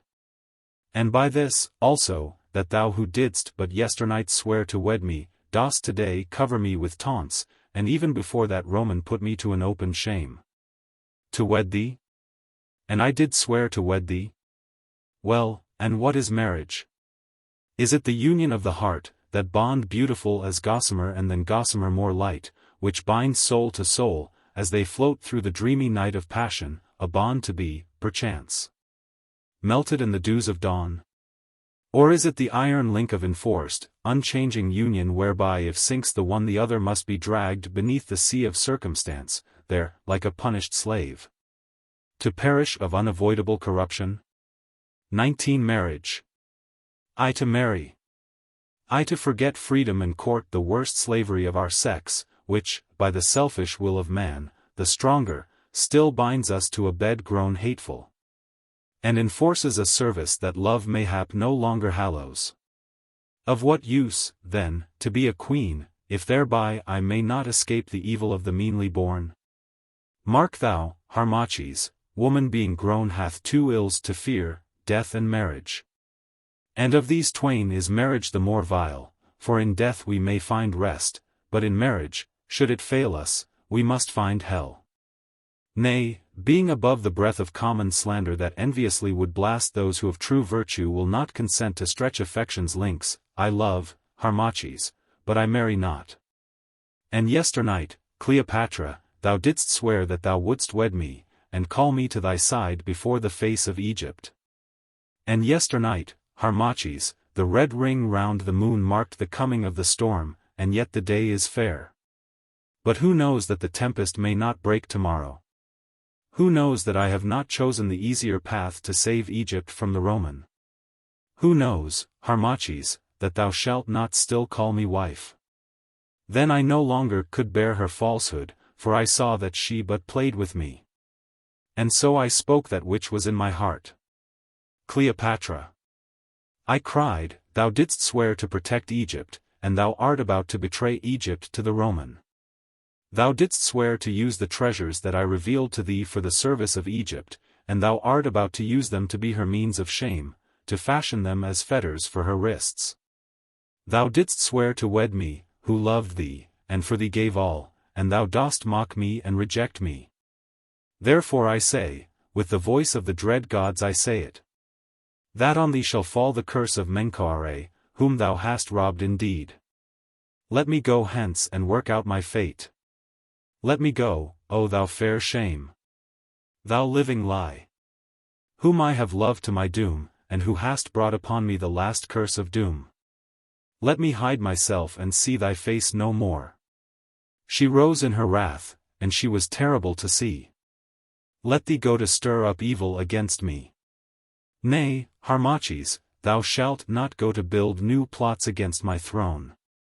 I say to thee that thou, too, shalt come to visit Antony in Cilicia, and there, perchance, I will let thee go." And ere I could answer, she had struck upon the silver gong that hung near her. Before its rich echo had died away, Charmion and the waiting women entered from one door, and from the other, a file of soldiers, 4 of them of the queen's bodyguard, mighty men, with winged helmets and long fair hair. "Seize that traitor," cried Cleopatra, pointing to me. The captain of the guard, it was Brennus, saluted and came towards me with drawn sword. But I, being mad and desperate, and caring little if they slew me, flew straight at his throat, and dealt him such a heavy blow that the great man fell headlong, and his armor clashed upon the marble floor. As he fell I seized his sword and targe, and, meeting the next, who rushed on me with a shout, caught his blow upon the shield, and in answer smote with all my strength. The sword fell where the neck is set into the shoulder, and, shearing through the joints of his harness, slew him, so that his knees were loosened and he sank down dead. And the third, as he came, I caught upon the point of my sword before he could strike, and it pierced him and he died. Then the last rushed on me with a cry of "Tyrannies!" And I, too, rushed on him, for my blood was aflame. Now the women shrieked, only Cleopatra said nothing, but stood and watched the unequal fray. We met, and I struck with all my strength, and it was a mighty blow, for the sword shore through the iron shell and shattered there, leaving me weaponless. With a shout of triumph the guard swung up his sword and smote down upon my head, but I caught the blow with my shield. Again he smote, and again I parried. But when he raised his sword a third time I saw this might not endure, so with a cry I hurled my buckler at his face.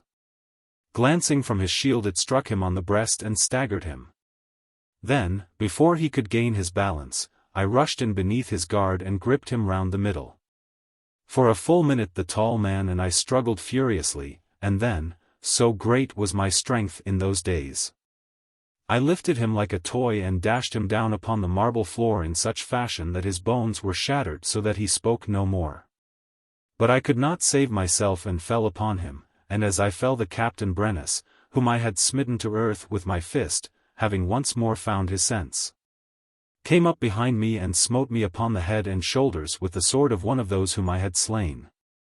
But I being on the ground, the blow did not fall with all its weight, also my thick hair and broidered cap broke its force.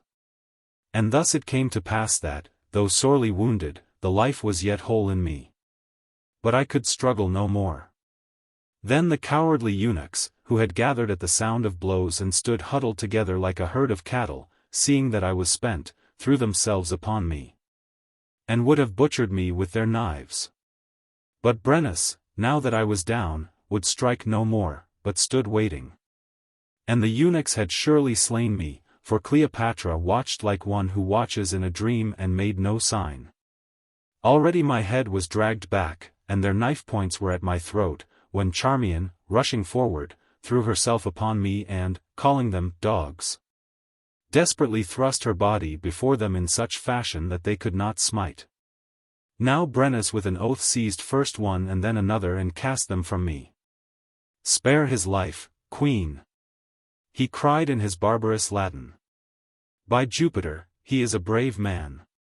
Myself felled like an ox in the shambles, and 3 of my boys finished by a man without armor and taken unawares. I grudge them not to such a man. A boon, queen. Spare his life, and give him to me. Aye, spare him. Spare him, cried Charmion, white and trembling. Cleopatra drew near and looked upon the dead in him who lay dying as I had dashed him to the ground, and on me, her lover of 2 days gone, whose wounded head rested now on Charmion's white robes. I met the queen's glance. Spare not. I gasped, Vi victis. Then a flush gathered on her brow, methinks it was a flush of shame. Dost after all love this man at heart, Charmion, she said with a little laugh, that thou didst thrust thy tender body between him and the knives of these sexless hounds? And she cast a look of scorn upon the eunuchs. Nay, the girl answered fiercely, but I cannot stand by to see a brave man murdered by such as these. Aye, said Cleopatra, he is a brave man, and he fought gallantly. I have never seen so fierce a fight even in the games at Rome. Well, I spare his life, though he is weak of me, womanish weak. Take him to his own chamber and guard him there till he is healed or dead. Then my brain reeled, a great sickness seized upon me, and I sank into the nothingness of a swoon. Dreams, dreams, dreams. Without end and ever changing, as for years and years I seemed to toss upon a sea of agony. And through them a vision of a dark-eyed woman's tender face and the touch of a white hand soothing me to rest. Visions, too, of a royal countenance bending at times over my rocking bed, a countenance that I could not grasp, but whose beauty flowed through my fevered veins and was a part of me, visions of childhood and of the temple towers of Abouthis, and of the white-haired Amenemhat, my father, aye. And an ever-present vision of that dread hall in Amenti, and of the small altar and the spirits clad in flame. There I seemed to wander everlastingly, calling on the Holy Mother, whose memory I could not grasp, calling ever and in vain. For no cloud descended upon the altar, only from time to time the great voice pealed aloud, strike out the name of Harmachis, child of earth, from the living book of her who was and is and shall be. Lost. Lost. Lost. And then another voice would answer. Not yet. Not yet. Repentance is at hand. Strike not out the name of Harmachis, child of earth, from the living book of her who was and is and shall be. By suffering may sin be wiped away. I woke to find myself in my own chamber in the tower of the palace. I was so weak that I scarce could lift my hand, and life seemed but to flutter in my breast as flutters a dying dove. I could not turn my head, I could not stir, yet in my heart there was a sense of rest and of dark trouble done. The light from the lamp hurt my eyes, I shut them, and, as I shut them, heard the sweep of a woman's robes upon the stair, and a swift, light step that I knew well. It was that of Cleopatra. She entered and drew near. I felt her come. Every pulse of my poor frame beat in answer to her footfall, and all my mighty love and hate rose from the darkness of my death-like sleep, and rent me in their struggle. She leaned over me. Her ambrosial breath played upon my face, I could hear the beating of her heart. Lower she leaned, till at last her lips touched me softly on the brow. Poor man. I heard her murmur. Poor, weak, dying man. Fate hath been hard to thee. Thou wert too good to be the sport of such a one as I, the pawn that I must move in my play of policy. Ah, Harmachis! Thou shouldst have ruled the game. Those plotting priests could give thee learning, but they could not give thee knowledge of mankind, nor fence thee against the march of nature's law. And thou didst love me with all thy heart, ah! Well I know it.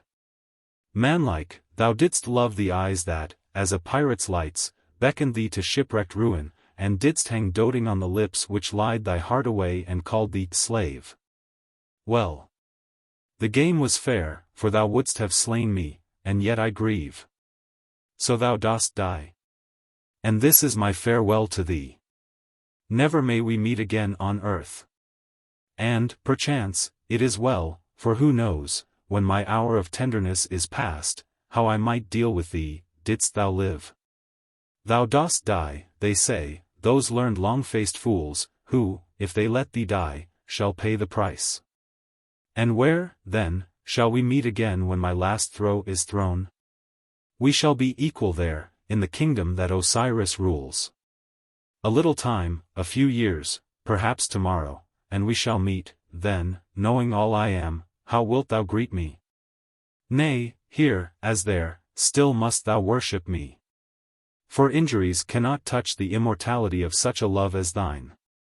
Contempt alone, like acid, can eat away the love of noble hearts, and reveal the truth in its pitiful nakedness. Thou must still cling to thee, Harmachis. For, whatever my sins, yet I am great and set above thy scorn. Would that I could have loved thee as thou lovest me. Almost I did so when thou slewest those guards, and yet, not quite. What a fenced city is my heart, that none can take it, and, even when I throw the gates wide, no man may win its citadel. Oh, to put away this loneliness and lose me in another's soul. Oh, for a year, a month, an hour to quite forget policy, peoples, and my pomp of place, and be but a loving woman. Harmachis, fare thee well. Go join great Julius whom thy art called up from death before me, and take Egypt's greetings to him. Ah well. I fooled thee, and I fooled Caesar, perchance before all is done fate will find me, and myself I shall be fooled. Harmachis, fare thee well. She turned to go, and as she turned I heard the sweep of another dress and the light fall of another woman's foot. Ah! It is thou, Charmion. Well, for all thy watching the man dies. Aye, she answered, in a voice thick with grief. Aye, O Queen, so the physicians say. 40 hours has he lain in stupor so deep that at times his breath could barely lift this tiny feather's weight, and hardly could my ear, placed against his breast, take notice of the rising of his heart. I have watched him now for 10 long days, watched him day and night, till my eyes stare wide with want of sleep, and for faintness I can scarce keep myself from falling. And this is the end of all my labor. The coward blow of that accursed Brennus has done its work, and Harmachis dies. Love counts not its labor, Charmion, nor can it weight its tenderness on the scale of purchase. That which it has it gives, and craves for more to give and give, till the soul's infinity be drained. Dear to thy heart are these heavy nights of watching. Sweet to thy weary eyes is that sad sight of strength brought so low that it hangs upon thy weakness like a babe to its mother's breast. For, Charmion, thou dost love this man who loves thee not, and now that he is helpless thou canst pour thy passion forth over the unanswering darkness of his soul. And cheat thyself with dreams of what yet might be. I love him not, as thou hast proof, O Queen. How can I love one who would have slain thee, who art as my heart's sister? It is for pity that I nurse him. She laughed a little as she answered, Pity is love's own twin, Charmion. Wondrous wayward are the paths of woman's love, and thou hast shown thine strangely, that I know. But the more high the love, the deeper the gulf whereinto it can fall, and thence soar again to heaven, once more to fall. Poor woman! Thou art thy passion's plaything, now tender as the morning sky, and now, when jealousy grips thy heart, more cruel than the sea. Well, thus are we made. Soon, after all this troubling, nothing will be left thee but tears, remorse, and memory. And she went forth. Chapter 14. Of the tender care of Charmion, of the healing of Harmachis, of the sailing of the fleet of Cleopatra for Cilicia. And of the speech of Brennus to Harmachis. Cleopatra went, and for a while I lay silent, gathering up my strength to speak. But Charmion came and stood over me, and I felt a great tear fall from her dark eyes upon my face, as the first heavy drop of rain falls from a thundercloud. Thou goest, she whispered. Thou goest fast whither I may not follow. O Harmachis, how gladly would I give my life for thine. Then at length I opened my eyes, and spoke as best I could. Restrain thy grief, Dear friend, I said, I live yet, and, in truth, I feel as though new life gathered in my breast. She gave a little cry of joy, and I never saw aught more beautiful than the change that came upon her weeping face. It was as when the first lights of the day run up the pallor of that sad sky which veils the night from dawn. All rosy grew her lovely countenance, her dim eyes shone out like stars. And a smile of wonderment, more sweet than the sudden smile of the sea as its ripples wake to brightness beneath the kiss of the risen moon, broke through her rain of tears. Thou livest! She cried, throwing herself on her knees beside my couch. Thou livest, and I thought thee gone. Thou art come back to me. Oh! What say I? How foolish is a woman's heart! 'Tis this long watching. Nay, sleep and rest thee, Harmachis, why dost thou talk? Not one more word, I command thee straitly. Where is the draught left by that long-bearded fool? Nay, thou shalt have no draught. There, sleep, Harmachis, sleep, and she crouched down at my side and laid her cool hand upon my brow, murmuring, Sleep. Sleep. And when I woke there she was still, but the lights of dawn were peeping through the casement. There she knelt, one hand upon my forehead, and her head, in all its disarray of curls, resting upon her outstretched arm. Charmion, I whispered, have I slept? Instantly she was wide awake, and, gazing on me with tender eyes, thou hast slept, Harmachis. How long, then, have I slept? 9 hours. And thou hast held thy place there, at my side, for 9 long hours? Yes, it is nothing, I also have slept, I feared to waken thee if I stirred. Go, rest, I said. It shames me to think of this thing. Go rest thee, Charmion. Vex not thyself, she answered, see, I will bid a slave watch thee, and to wake me if thou needest aught. I sleep there, in the outer chamber. Peace, I go, and she strove to rise, but, so cramped was she, fell straightway on the floor. I can scarcely tell the sense of shame that filled me when I saw her fall. Alas! I could not stir to help her.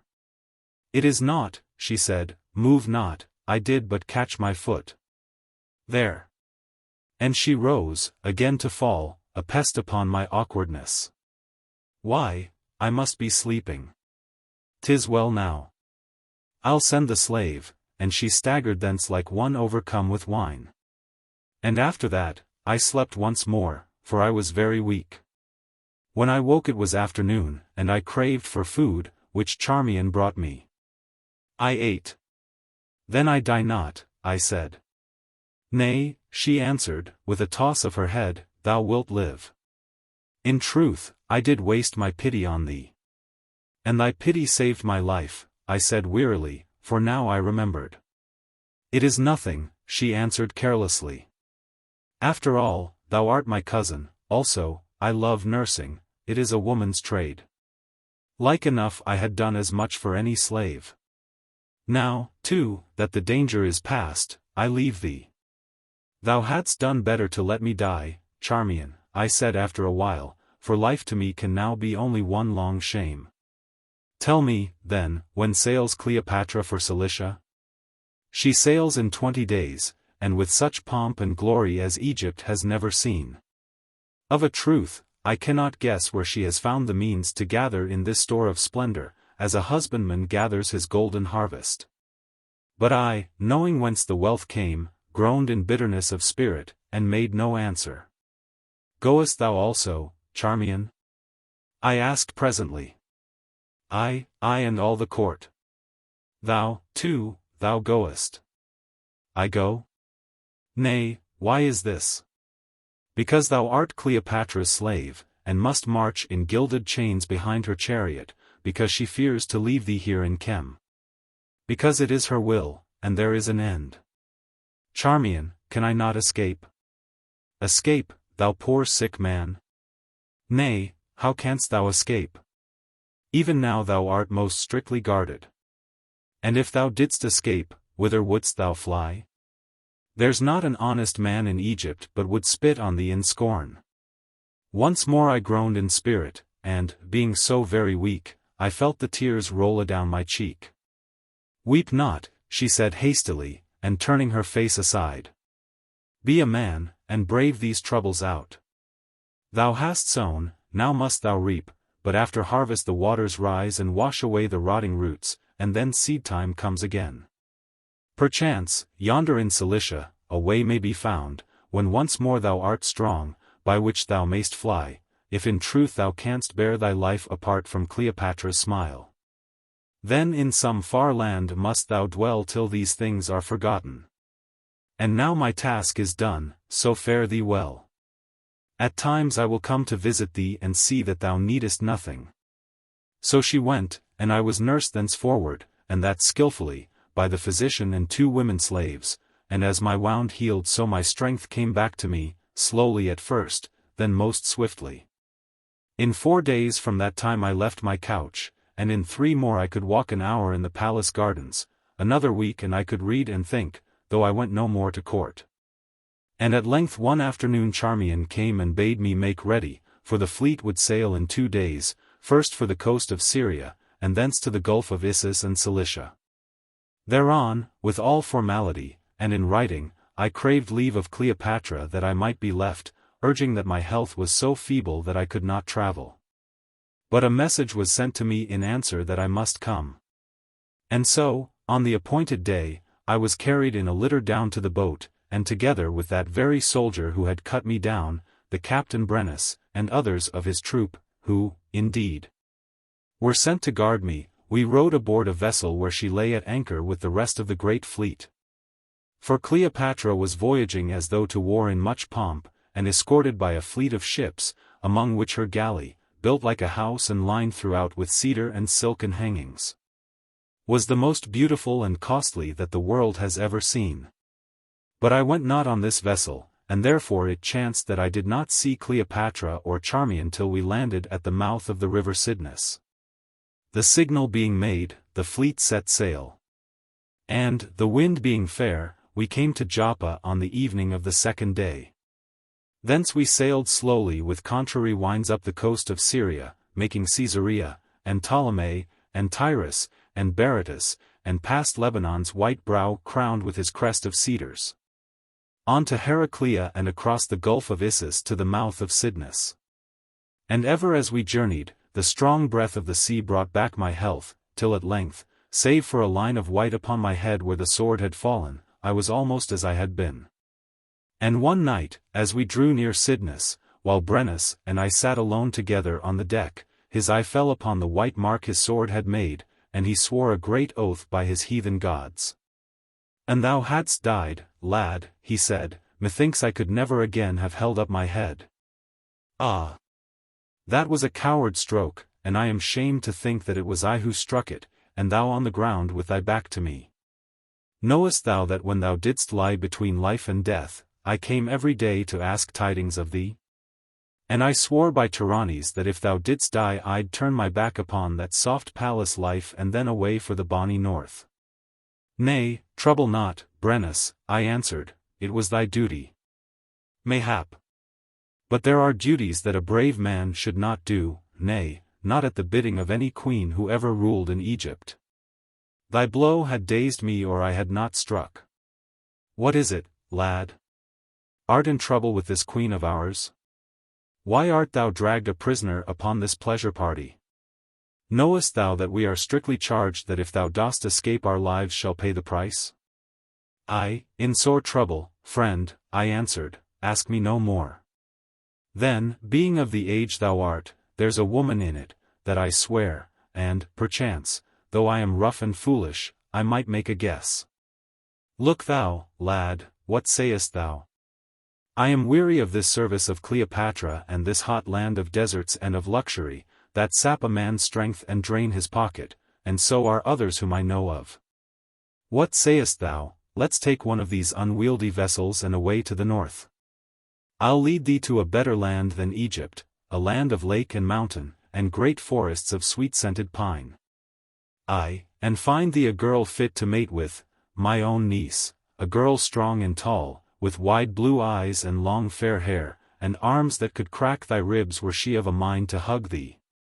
Come, what sayest thou? Put away the past, and away for the bonny north, and be a son to me. For a moment I thought, and then sadly shook my head. For though I was sorely tempted to be gone, I knew that my fate lay in Egypt, and I might not fly my fate. It may not be, Brennus, I answered. Fain would I that it might be, but I am bound by a chain of destiny which I cannot break, and in the land of Egypt I must live and die. As thou wilt, lad, said the old warrior. I should have dearly loved to marry thee among my people, and make a son of thee. At the least, remember that while I am here thou hast Brennus for a friend. And one thing more. Beware of that beauteous queen of thine, for, by tyrannies, perhaps an hour may come when she will hold that thou knowest too much, and then, and he drew his hand across his throat. And now good night, a cup of wine, then to sleep, for tomorrow the foolery. Here several lengths of the second roll of papyrus are so broken as to be undecipherable. They seem to have been descriptive of Cleopatra's voyage up the Cydnus to the city of Tarsus. And, the writing continues, to those who could take joy in such things, the sight must, indeed, have been a gallant one. For the stern of our galley was covered with sheets of beaten gold, the sails were of the scarlet of Tyre, and the oars of silver touched the water to a measure of music. And there, in the center of the vessel, beneath an awning ablaze with gold embroidery, lay Cleopatra, attired as the Roman Venus, and surely Venus was not more fair. In thin robes of whitest silk, bound in beneath her breast with a golden girdle delicately graven over with scenes of love. All about her were little rosy boys, chosen for their beauty, and clad in naught save downy wings strapped upon their shoulders, and on their backs Cupid's bow and quiver. Who fanned her with fans of plumes. Upon the vessel's decks, handling the cordage, that was of silken web, and softly singing to the sound of harps and the beat of oars, were no rough sailors, but women lovely to behold. Some robed as graces and some as nereids, that is, scarce robed at all, except in their scented hair. And behind the couch, with drawn sword, stood Brennus, in splendid armor and winged helm of gold, and by him others, I among them, in garments richly worked, and knew that I was indeed a slave. On the high poop also burned censers filled with costliest incense, of which the fragrant steam hung in little clouds about our wake. Thus, as in a dream of luxury, followed by many ships, we glided on towards the wooded slopes of Taurus, at whose foot lay that ancient city Tarshish. And ever as we came the people gathered on the banks and ran before us, shouting, Venus is risen from the sea. Venus hath come to visit Bacchus. We drew near to the city, and all its people, everyone who could walk or be carried, crowded down in thousands to the docks, and with them came the whole army of Antony. So that at length the triumvir was left alone upon the judgment seat. Dellius, the false-tongued, came also, fawning and bowing, and in the name of Antony gave the Queen of Beauty greeting, bidding her to a feast that Antony had made ready. But she made high answer, and said, Forsooth, it is Antony who should wait on us, not we on Antony. Bid the noble Antony to our poor table this night, else we dine alone. Dellius went, bowing to the ground, the feast was made ready, and then at last I set eyes on Antony. He came clad in purple robes, a great man and beautiful to see, set in the stout prime of life, with bright eyes of blue, and curling hair, and features cut sharply as a Grecian gem. For he was great of form and royal of mien, and with an open countenance on which his thoughts were so clearly written that all might read them. Only the weakness of the mouth belied the power of the brow. He came attended by his generals, and when he reached the couch where Cleopatra lay he stood astonished, gazing on her with wide-opened eyes. She, too, gazed on him earnestly. I saw the red blood run up beneath her skin, and a great pang of jealousy seized upon my heart. And Charmion, who saw all beneath her downcast eyes, saw this also and smiled. But Cleopatra spoke no word, only she stretched out her white hand for him to kiss, and he, saying no word, took her hand and kissed it. "Behold, noble Antony," she said at last in her voice of music, "thou hast called me, and I am come." "Venus has come," he answered in his deep notes, and still holding his eyes fixed upon her face. "I called a woman, a goddess hath risen from the deep. To find a god to greet her on the land," she laughed with ready wit. "Well, a truce to compliments, for being on the earth even Venus is a-hungered. Noble Antony, thy hand." The trumpets blared, and through the bowing crowd Cleopatra, followed by her train, passed hand in hand with Antony to the feast. Here there is another break in the papyrus. Chapter 15. Of the feast of Cleopatra, of the melting of the pearl, of the saying of Harmachis, and of Cleopatra's vow of love.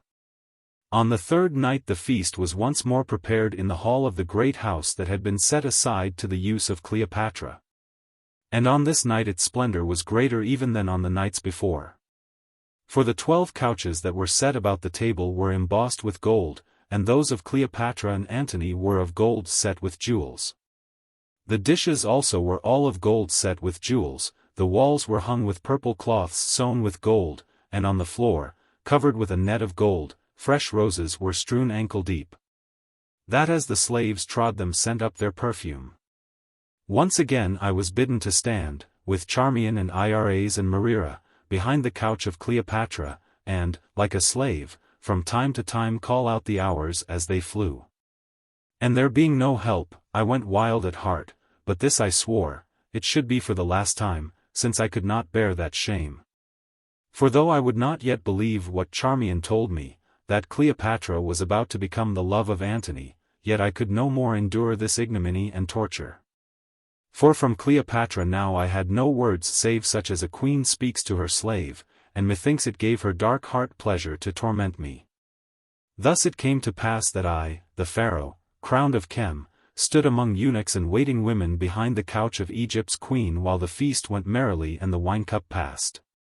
And ever Antony sat, his eyes fixed upon the face of Cleopatra, who from time to time let her deep glance lose itself in his, and then for a little while their talk died away. For he told her tales of war and of deeds that he had done, and love jests such as are not meet for the ears of women. But she took offense at nothing. Rather, falling into his humor, she would cap his stories with others of a finer wit, but not less shameless. At length, the rich meal being finished, Antony gazed at the splendor around him. "Tell me, then, most lovely Egypt," he said, "are the sands of Nile compact of gold, that thou canst, night by night, thus squander the ransom of a king upon a single feast? Whence comes this untold wealth?" I bethought me of the tomb of the divine Menkau-Ra, whose holy treasure was thus wickedly wasted, and looked up so that Cleopatra's eye caught mine. But, reading my thoughts, she frowned heavily. "Why, noble Antony," she said, "surely it is nothing. In Egypt we have our secrets, and know whence to conjure riches at our need. Say, what is the value of this golden service, and of the meats and drinks that have been set before us?" He cast his eyes about, and hazarded a guess. "Maybe 1,000 sestertia. 20. Thou hast understated it by half, noble Antony. But such as it is I will give it thee and those with thee as a free token of my friendship. And more will I show thee now, I myself will eat and drink 10,000 sestertia at a draught."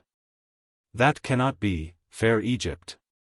She laughed, and bade a slave bring her white vinegar in a glass. When it was brought she set it before her and laughed again, while Antony, rising from his couch, drew near and set himself at her side, and all the company leant forward to see what she would do. And this she did. She took from her ear one of those great pearls which last of all had been drawn from the body of the divine Pharaoh. And before any could guess her purpose she let it fall into the vinegar. Then came silence, the silence of wonder, and slowly the priceless pearl melted in the strong acid.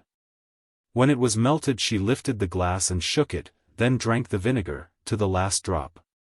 "More vinegar, slave," she cried, "my meal is but half finished," and she drew forth the second pearl. "By Bacchus, no. That shalt thou not," cried Antony, snatching at her hands, I have seen enough, and at that moment, moved to it by I know not what, I called aloud. The hour falls, O Queen! The hour of the coming of the curse of Menkau-Ra. An ashy whiteness grew upon Cleopatra's face, and she turned upon me furiously, while all the company gazed wondering, not knowing what the words might mean. Thou ill-omened slave, she cried. Speak thus once more and thou shalt be scourged with rods, aye, scourged like an evildoer, that I promise thee, Harmachis. What means the knave of an astrologer? Asked Antony. Speak, Sirrah. And make clear thy meaning, for those who deal in curses must warrant their wares. I am a servant of the gods, noble Antony. That which the gods put in my mind that must I say. Nor can I read their meaning, I answered humbly. Oh, oh! Thou servest the gods, dost thou, thou many-colored mystery? This he said having reference to my splendid robes. Well, I serve the goddesses, which is a softer cult. And there's this between us, that though what they put in my mind I say, neither can I read their meaning, and he glanced at Cleopatra as one who questions.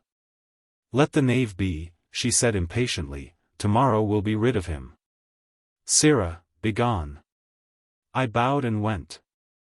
And, as I went, I heard Antony say, well, he may be a knave, for that all men are, but this for thy astrologer, he hath a royal air and the eye of a king, aye, and wit in it. Without the door I paused, not knowing what to do, for I was bewildered with misery. And, as I stood, someone touched me on the hand.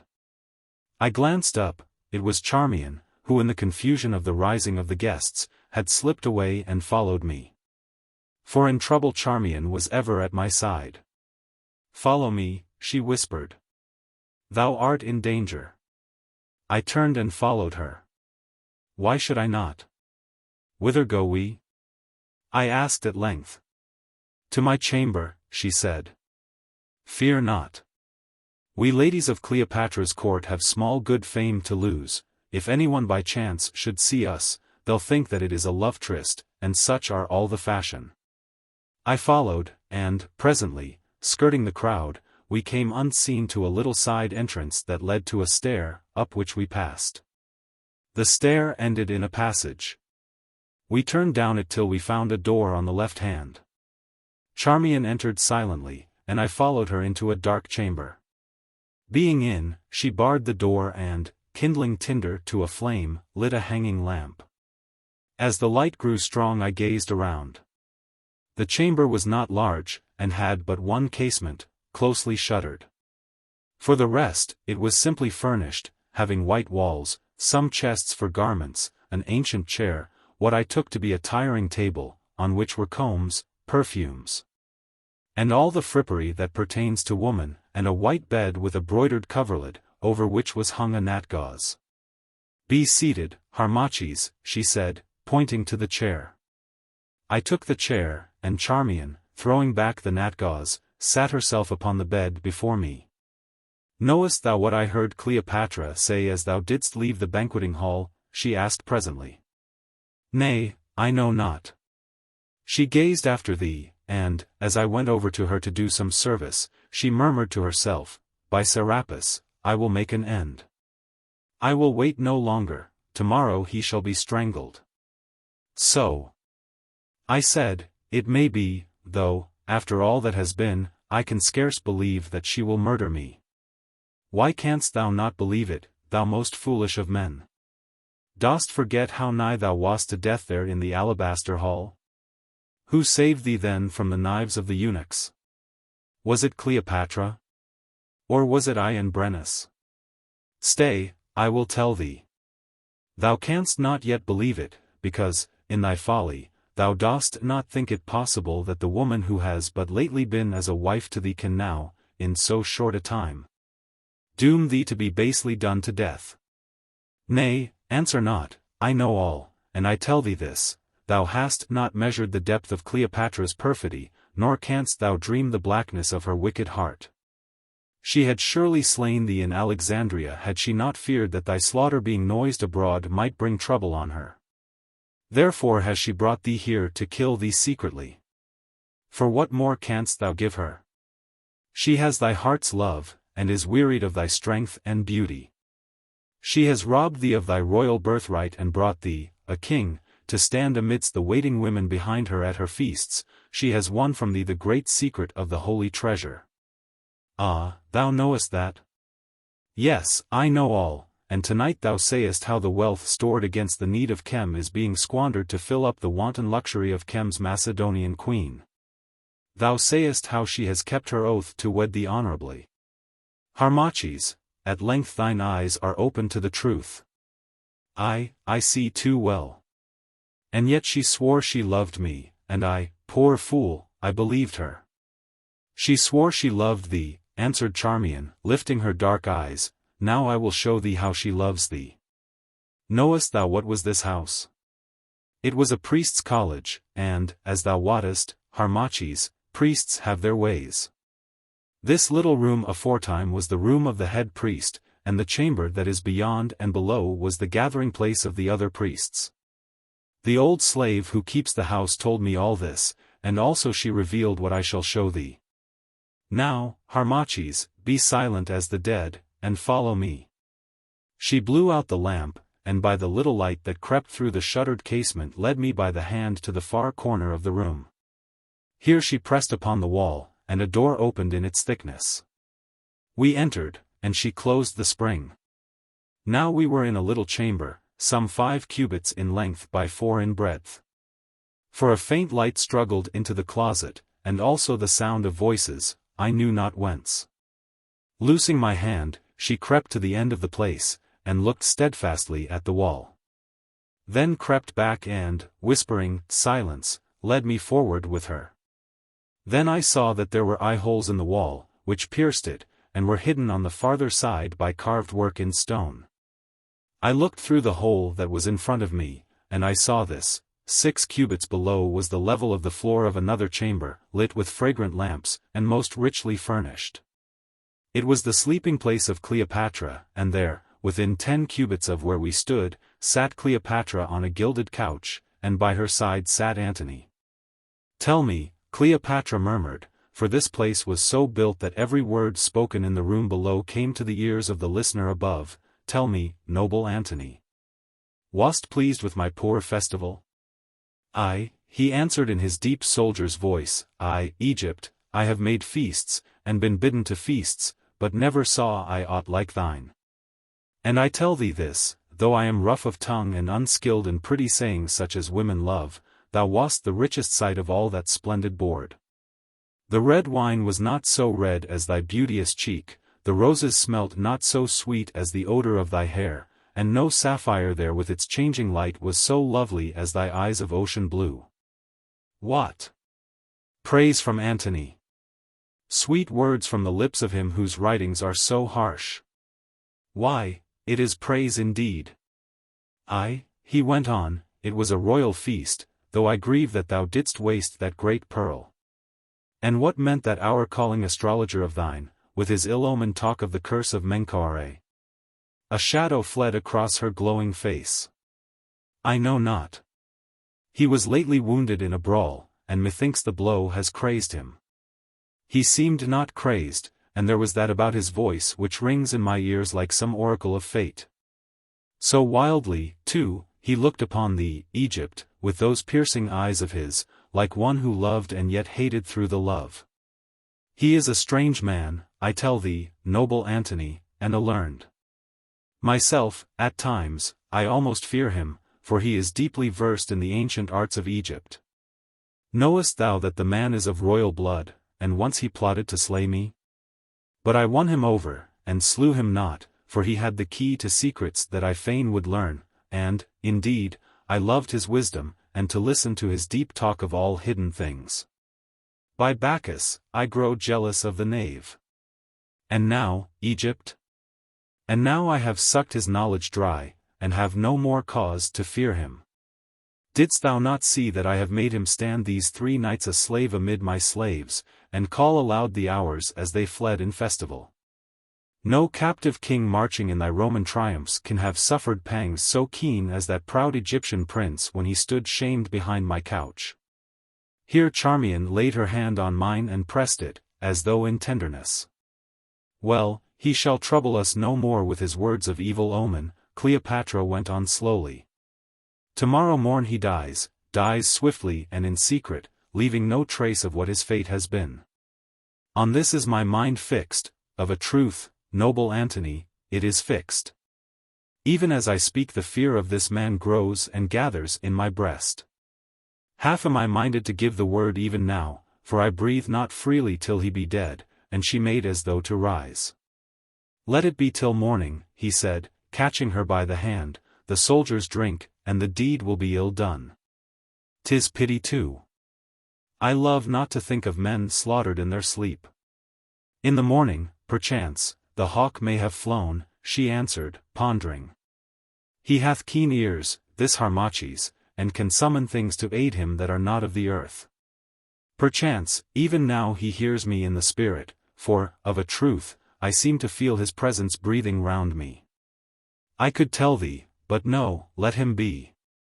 Noble Antony, be my tiring woman and loose me this crown of gold, it chafes my brow. Be gentle, hurt me not, so. He lifted the uraeus crown from her brows, and she shook loose her heavy weight of hair that fell about her like a garment. Take back thy crown, royal Egypt, he said, speaking low, take it from my hand, I will not rob thee of it, but rather set it more firmly on that beauteous brow.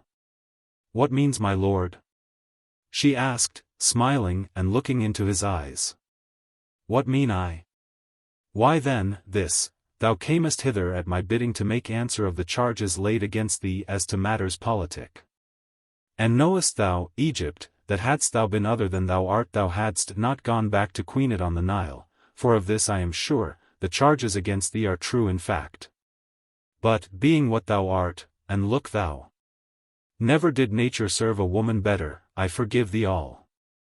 For the sake of thy grace and beauty I forgive thee that which had not been forgiven to virtue, or to patriotism, or to the dignity of age.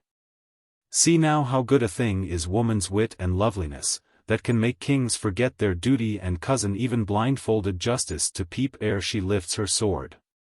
Take back thy crown, O Egypt. It is now my care that, though it be heavy, it shall not chafe thee. These are royal words, most noble Antony, she made answer. Gracious and generous words, such as befit the conqueror of the world.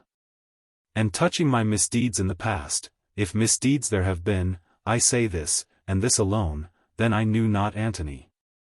For, knowing Antony, who could sin against him? What woman could lift a sword against one who must be to all women as a god, one who, seen and known, draws after him the whole allegiance of the heart, as the sun draws flowers? And what more can I say and not cross the bounds of woman's modesty?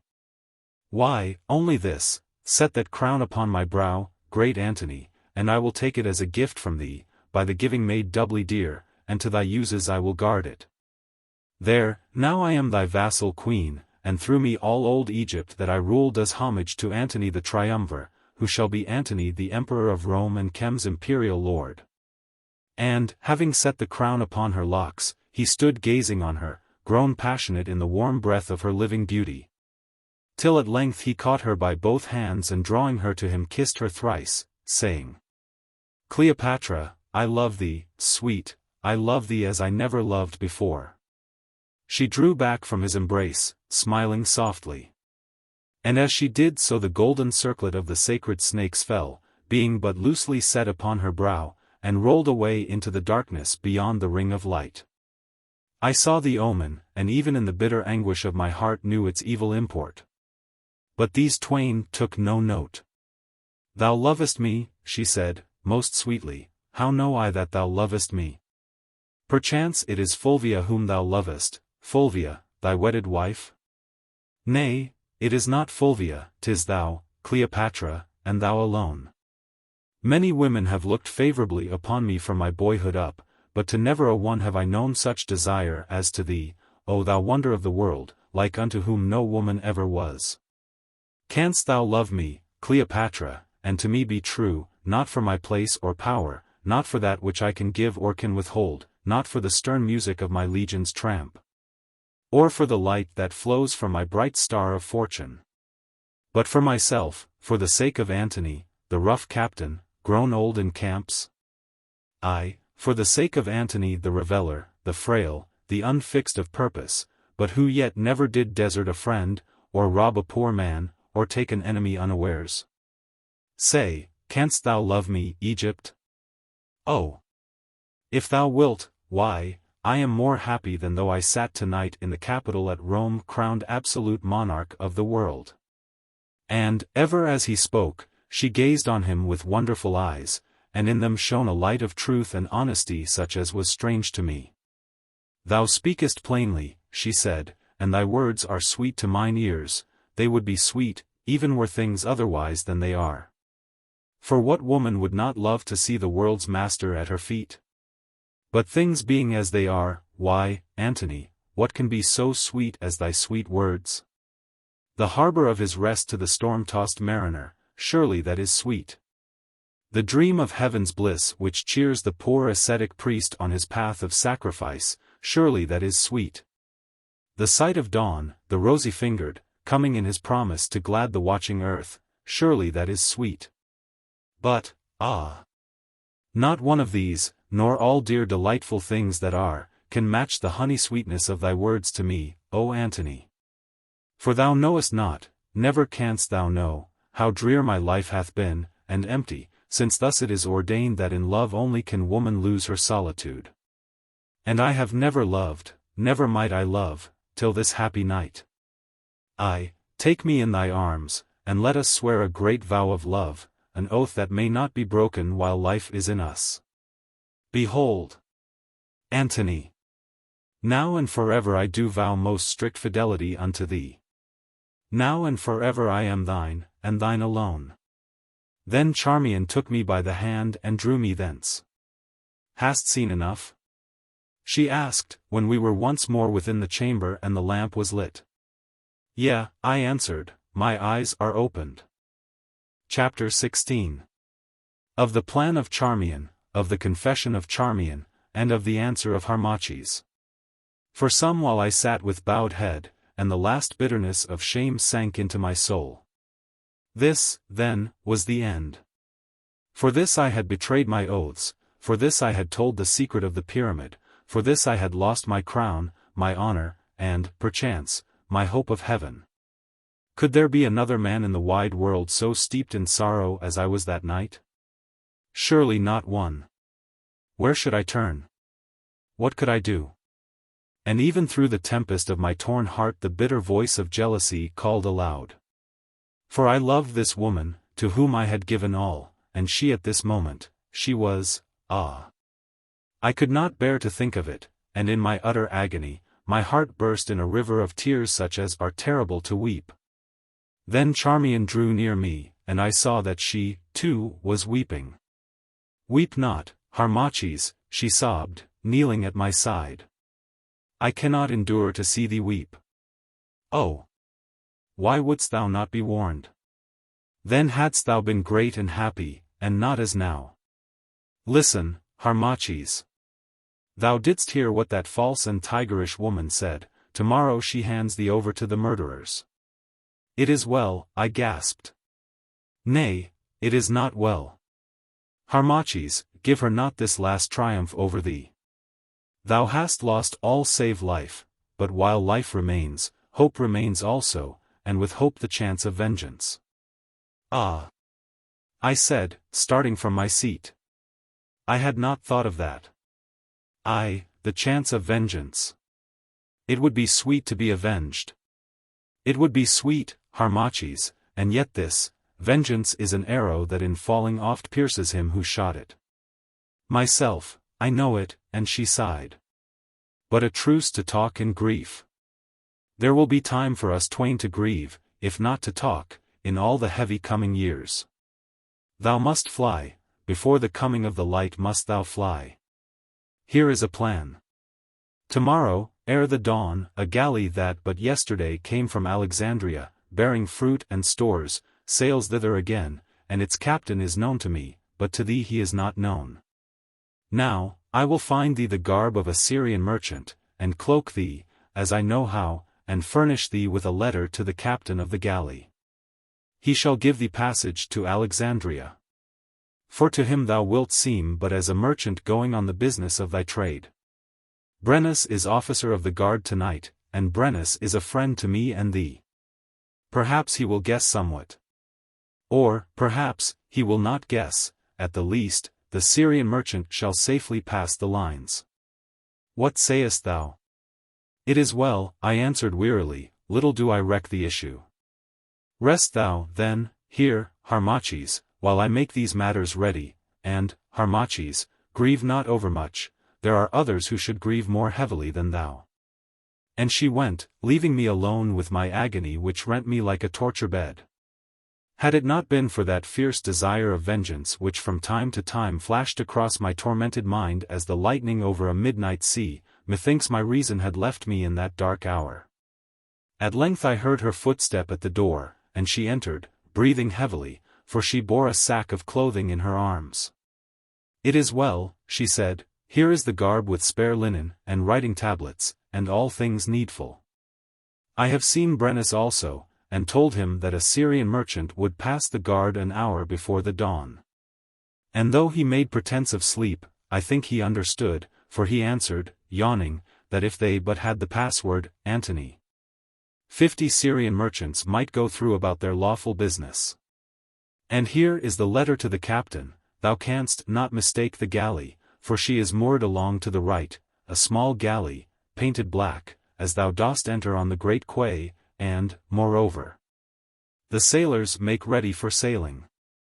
Now I will wait here without, while thou dost put off the livery of thy service and array thyself. When she was gone I tore off my gorgeous garments and spat upon them and trod them on the ground. Then I put on the modest robe of a merchant, and bound the tablets round me, on my feet the sandals of untanned hide, and at my waist the knife. When it was done Charmion entered once again and looked on me. Too much art thou still the royal Harmachis, she said, see, it must be changed. Then she took scissors from her tiring table, and, bidding me be seated, she cut off my locks, clipping the hair close to the head. Next she found stains of such sort as women use to make dark the eyes, and mixed them cunningly. Rubbing the stuff on my face and hands and on the white mark in my hair where the sword of Brennus had bitten to the bone. Now thou art changed, somewhat for the worse, Harmachis, she said, with a dreary laugh, scarce myself should I know thee. Stay, there is one more thing, and, going to a chest of garments, she drew thence a heavy bag of gold. Take thou this, she said, thou wilt have need of money. I cannot take thy gold, Charmion. Yes, take it. It was Sepa who gave it to me for the furtherance of our cause, and therefore it is fitting that thou shouldst spend it. Moreover, if I want money, doubtless Antony, who is henceforth my master, will give me more, he is much beholden to me, and this he knows well. There, waste not the precious time in haggling o'er the pelf, not yet art thou all a merchant, Harmachis. And, without more words, she thrust the pieces into the leather bag that hung across my shoulders. Then she made fast the sack containing the spare garments, and, so womanly thoughtful was she, placed in it an alabaster jar of pigment, with which I might stain my countenance afresh, and, taking the broidered robes of my office that I had cast off, hid them in the secret passage. And so at last all was made ready. Is it time that I should go? I asked. Not yet a while. Be patient, Harmachis, for but one little hour more must thou endure my presence, and then, perchance, farewell forever. I made a gesture signifying that this was no time for sharp words. Forgive me my quick tongue, she said, but from a salt spring bitter waters well. Be seated, Harmachis, I have heavier words to speak to thee before thou goest. Say on, I answered. Words, however heavy, can move me no more. She stood before me with folded hands, and the lamplight shone upon her beauteous face. I noticed idly how great was its pallor and how wide and dark were the rings about the deep black eyes. Twice she lifted her white face and strove to speak, twice her voice failed her. And when at last it came it was in a hoarse whisper. "I cannot let thee go," she said, "I cannot let thee go unwitting of the truth. Harmachis, 'twas I who did betray thee." I sprang to my feet, an oath upon my lips, but she caught me by the hand. "Oh, be seated," she said, "be seated and hear me, then, when thou hast heard, do to me as thou wilt. Listen. From that evil moment when, in the presence of thy uncle Sepa, for the second time I set eyes upon thy face, I loved thee, how much, thou canst little guess. Think upon thine own love for Cleopatra, and double it again, and perchance thou mayst come near to my love's mighty sum. I loved thee, day by day I loved thee more, till in thee and for thee alone I seemed to live. But thou wast cold, thou wast worse than cold. Thou didst deal with me not as a breathing woman, but rather as the instrument to an end, as a tool with which to grave thy fortunes. And then I saw, yes, long before thou knewest it thyself, thy heart's tide was setting strong towards that ruinous shore whereon today thy life is broken. And at last that night came, that dreadful night when, hid within the chamber, I saw thee cast my kerchief to the winds, and with sweet words cherish my royal rival's gift. Then, oh, thou knowest, in my pain I betrayed the secret that thou wouldst not see, and thou didst make a mock of me, Harmachis. Oh! The shame of it, thou in thy foolishness didst make a mock of me. I went thence, and within me were rising all the torments which can tear a woman's heart, for now I was sure that thou didst love Cleopatra.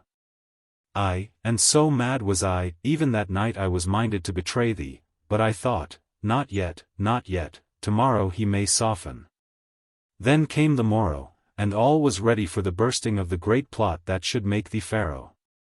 And I too came, thou dost remember, and again thou didst put me away when I spake to thee in parables, as something of little worth, as a thing too small to claim a moment's weighty thought.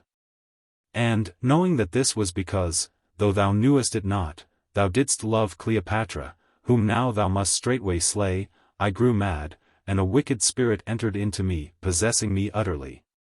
So that I was myself no longer, nor could control myself. And because thou hadst scorned me, I did this, to my everlasting shame and sorrow.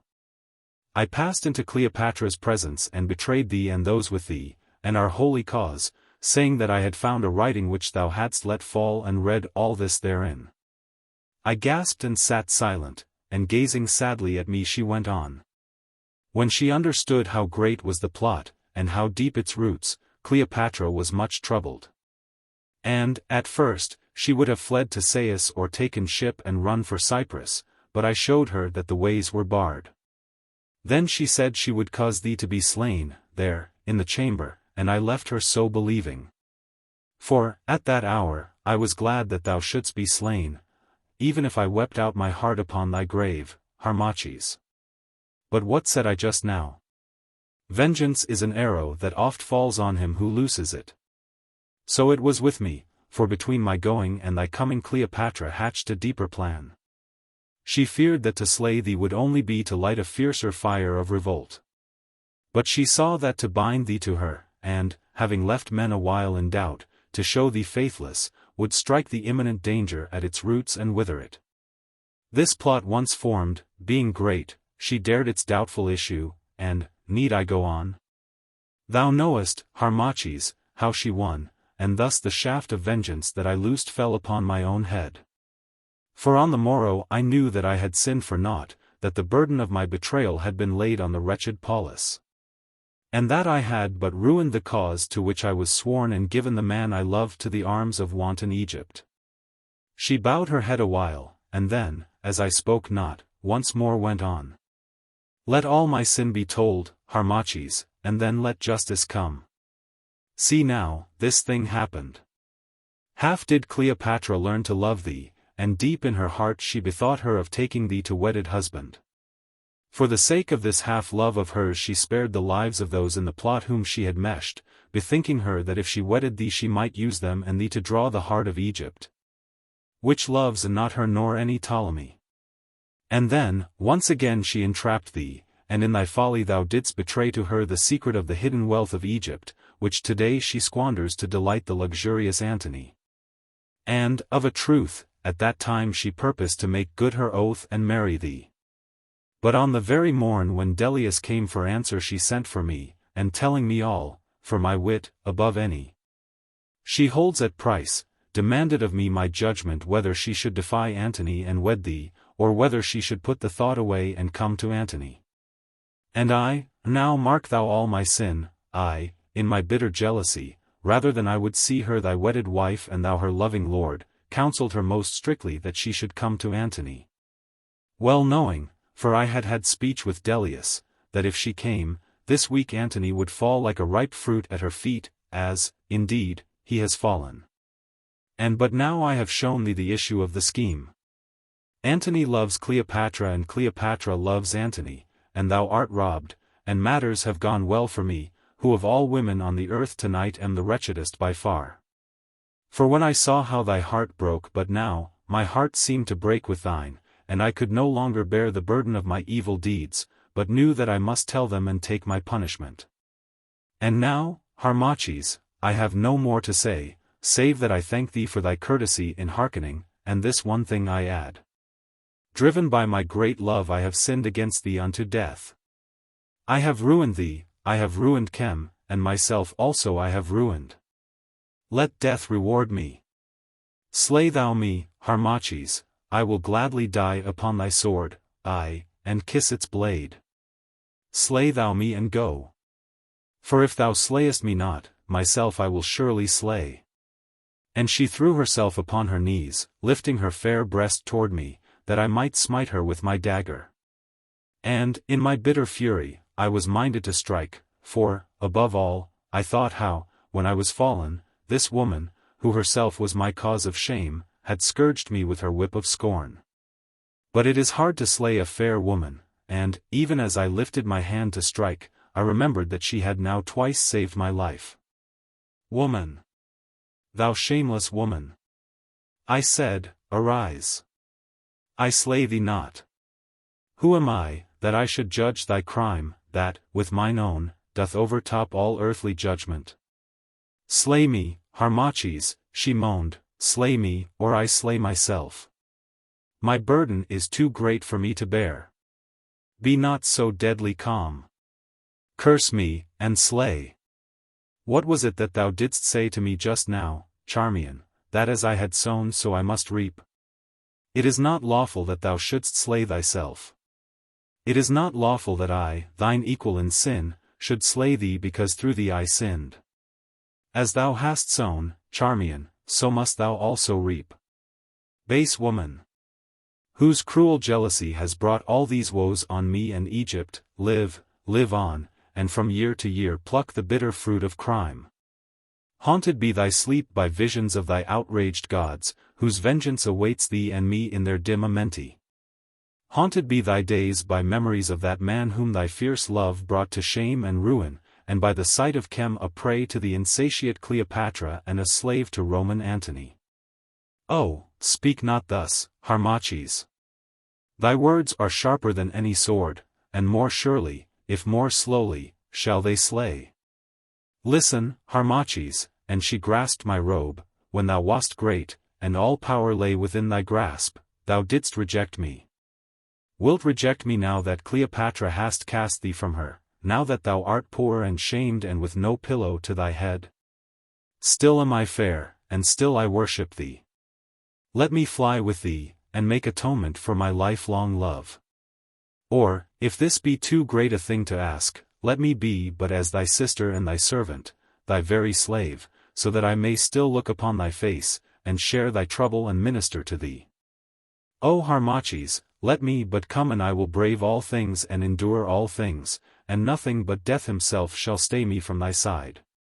For I do believe that the love that sank me to so low a depth, dragging thee with me, can yet lift me to an equal height, and thee with me. Wouldst tempt me to fresh sin, woman? And dost thou think, Charmion, that in some hovel where I must hide, I could bear, day by day, to look upon thy fair face, and seeing, remember that those lips betrayed me? Not thus easily shalt thou atone. This I know even now, many and heavy shall be thy lonely days of penance. Perchance that hour of vengeance yet may come, and perchance thou shalt live to play thy part in it.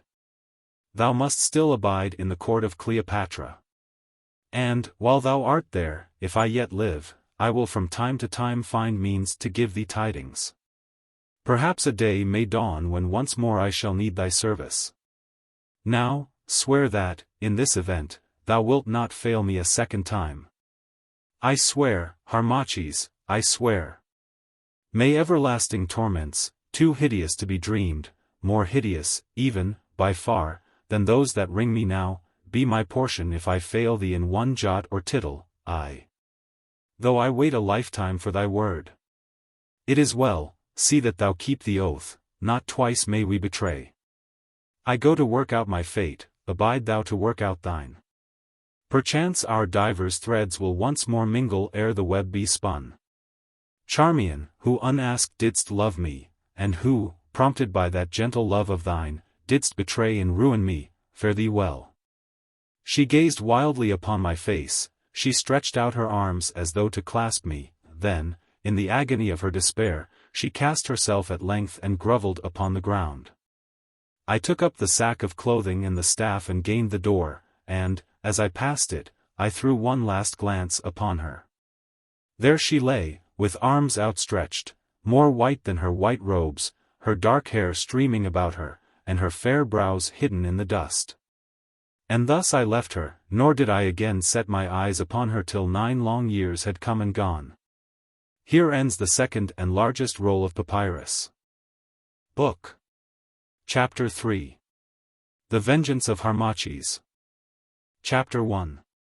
Of the escape of Harmachis from Tarsus, of his being cast forth as an offering to the gods of the sea, of his sojourn in the Isle of Cyprus, of his return to Abouthis. And of the death of Amenemhat. I made my way down the stair in safety, and presently stood in the courtyard of that great house. It was but an hour from dawn, and none were stirring. The last reveller had drunk his fill, the dancing girls had ceased their dancing, and silence lay upon the city. I drew near the gate, and was challenged by an officer who stood on guard, wrapped in a heavy cloak. "Who passes?" said the voice of Brennus. "A merchant, may it please you, sir, who, having brought gifts from Alexandria to a lady of the queen's household, and, having been entertained of the lady, now departs to his galley." I answered in a feigned voice. He growled. "The ladies of the queen's household keep their guests late." "Well, it is a time of festival." "The password, sir shopkeeper?" "Without the password you must needs return and crave the ladies' further hospitality." "Antony, sir, and a right good word, too." "Ah. I've wandered far, and never saw I so goodly a man or so great a general. And, mark you, sir, I've travelled far, and seen many generals. Aye, Antony's the word. And Antony is a good general in his way, when it is a sober way, and when he cannot find a skirt to follow. I've served with Antony, and against him, too, and know his points. Well, well. He's got an armful now." And all this while that he was holding me in talk, the sentry had been pacing to and fro before the gate. But now he moved a little way to the right, leaving the entrance clear. "Fare thee well, Harmachis, and begone," whispered Brennus, leaning forward and speaking quickly. "Linger not.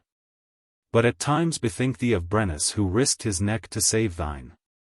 Farewell, lad, would that we were sailing north together," and he turned his back upon me and began to hum a tune. "Farewell, Brennus, thou honest man," I answered, and was gone. And, as I heard long afterwards, when on the morrow the hue and cry was raised because the murderers could not find me, though they sought me everywhere to slay me, Brennus did me a service. For he swore that as he kept his watch alone an hour after midnight he saw me come and stand upon the parapet of the roof. That then I stretched out my robes and they became wings on which I floated up to heaven, leaving him astonished. And all those about the court lent ear to this history, believing in it, because of the great fame of my magic, and they wondered much what the marvel might portend. The tale also travelled into Egypt, and did much to save my good name among those whom I had betrayed. For the more ignorant among them believed that I acted not of my will, but of the will of the dread gods, who of their own purpose wafted me into heaven. And thus to this day the saying runs that, when Harmachis comes again Egypt shall be free. But alas, Harmachis comes no more. Only Cleopatra, though she was much afraid, doubted her of the tale, and sent an armed vessel to search for the Syrian merchant, but not to find him, as shall be told. When I reached the galley of which Charmion had spoken, I found her about to sail, and gave the writing to the captain, who conned it, looking on me curiously, but said nothing. So I went aboard, and immediately we dropped swiftly down the river with the current. And having come to the mouth of the river unchallenged, though we passed many vessels, we put out to sea with a strong favouring wind that before night freshened to a great gale. Then the sailor men, being much afraid, would have put about and run for the mouth of Cydnus again, but could not because of the wildness of the sea. All that night it blew furiously, and by dawn our mast was carried away, and we rolled helplessly in the trough of the great waves. But I sat wrapped in a cloak, little heeding. And because I showed no fear the sailors cried out that I was a wizard, and sought to cast me into the sea, but the captain would not. At dawn the wind slackened, but ere noon it once more blew in terrible fury. And at the 4th hour from noon we came in sight of the rocky coast of that cape in the island of Cyprus which is called Dynasty, where is a mountain named Olympus. And thitherwards we drifted swiftly. Then, when the sailors saw the terrible rocks, and how the great waves that smote on them spouted up in foam, once more they grew much afraid, and cried out in their fear. For, seeing that I still sat unmoved, they swore that I certainly was a wizard, and came to cast me forth as a sacrifice to the gods of the sea. And this time the captain was overruled, and said nothing. Therefore, when they came to me I rose and defied them, saying, Cast me forth, if ye will, but if ye cast me forth ye shall perish. For in my heart I cared little, having no more any love of life, but rather a desire to die, though I greatly feared to pass into the presence of my holy mother Isis. But my weariness and sorrow at the bitterness of my lot overcame even this heavy fear. So that when, being mad as brute beasts, they seized me and, lifting me, hurled me into the raging waters, I did but utter one prayer to Isis and made ready for death. But it was fated that I should not die, for, when I rose to the surface of the water, I saw a spar of wood floating near me, to which I swam and clung. And a great wave came and swept me, riding, as it were, upon the spar, as when a boy I had learned to do in the waters of the Nile. Past the bulwarks of the galley where the fierce-faced sailors clustered to see me drown. And when they saw me come mounted on the wave, cursing them as I came, and saw, too, that the color of my face had changed, for the salt water had washed away the pigment. They shrieked with fear and threw themselves down upon the deck. And within a very little while, as I rowed toward the rocky coast, a great wave poured into the vessel, that rolled broadside on, and pressed her down into the deep, whence she rose no more. So she sank with all her crew.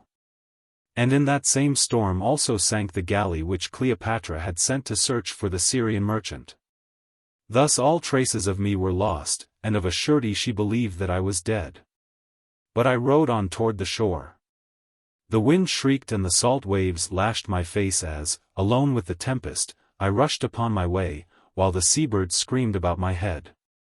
I felt no fear, but rather a wild uplifting of the heart, and in the stress of my imminent peril the love of life seemed to waken again. And so I plunged and drifted, now tossed high toward the lowering clouds, now cast into the deep valleys of the sea, till at length the rocky headland loomed before me.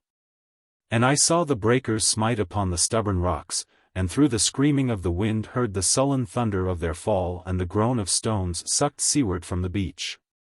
On high throned upon the main of a mighty billow, 50 cubits beneath me the level of the hissing waters, above me the inky sky. It was done. The spar was torn from me, and, dragged downwards by the weight of the bag of gold and the clinging of my garments, I sank struggling furiously. Now I was under, the green light for a moment streamed through the waters, and then came darkness, and on the darkness pictures of the past. Picture after picture, all the long scene of life was written here. Then in my ears I only heard the song of the nightingale, the murmur of the summer sea, and the music of Cleopatra's laugh of victory, following me softly and yet more soft as I sank away to sleep. Once more my life came back, and with it a sense of deadly sickness and of aching pain. I opened my eyes and saw a kind face bending over me, and knew that I was in the room of a builded house. How came I hither? I asked faintly. Of a truth, Poseidon brought thee, stranger, answered a rough voice in barbarous Greek. We found thee cast high upon the beach like a dead dolphin and brought thee to our house, for we are fisher-folk. And here, methinks, thou must lie a while, for thy left leg is broken by the force of the waves. I strove to move my foot and could not. It was true, the bone was broken above the knee. Who art thou, and how art thou named? Asked the rough-bearded sailor. I am an Egyptian traveler whose ship has sunk in the fury of the gale, and I am named Olympus, I answered, for these people called a mountain that we had sighted Olympus. And therefore I took the name at hazard. And as Olympus I was henceforth known. Here with these rough fisher-folk I abode for the half of a year, paying them a little out of the sum of gold that had come safely ashore upon me. For it was long before my bones grew together again, and then I was left somewhat of a cripple, for I, who had been so tall and straight and strong, now limped, one limb being shorter than the other. And after I recovered from my hurt, I still lived there, and toiled with them at the trade of fishing. For I knew not whither I should go or what I should do, and, for a while, I was fain to become a peasant fisherman, and so wear my weary life away. And these people entreated me kindly, though, as others, they feared me much, holding me to be a wizard brought hither by the sea. For my sorrows had stamped so strange an aspect on my face that men gazing at me grew fearful of what lay beneath its calm.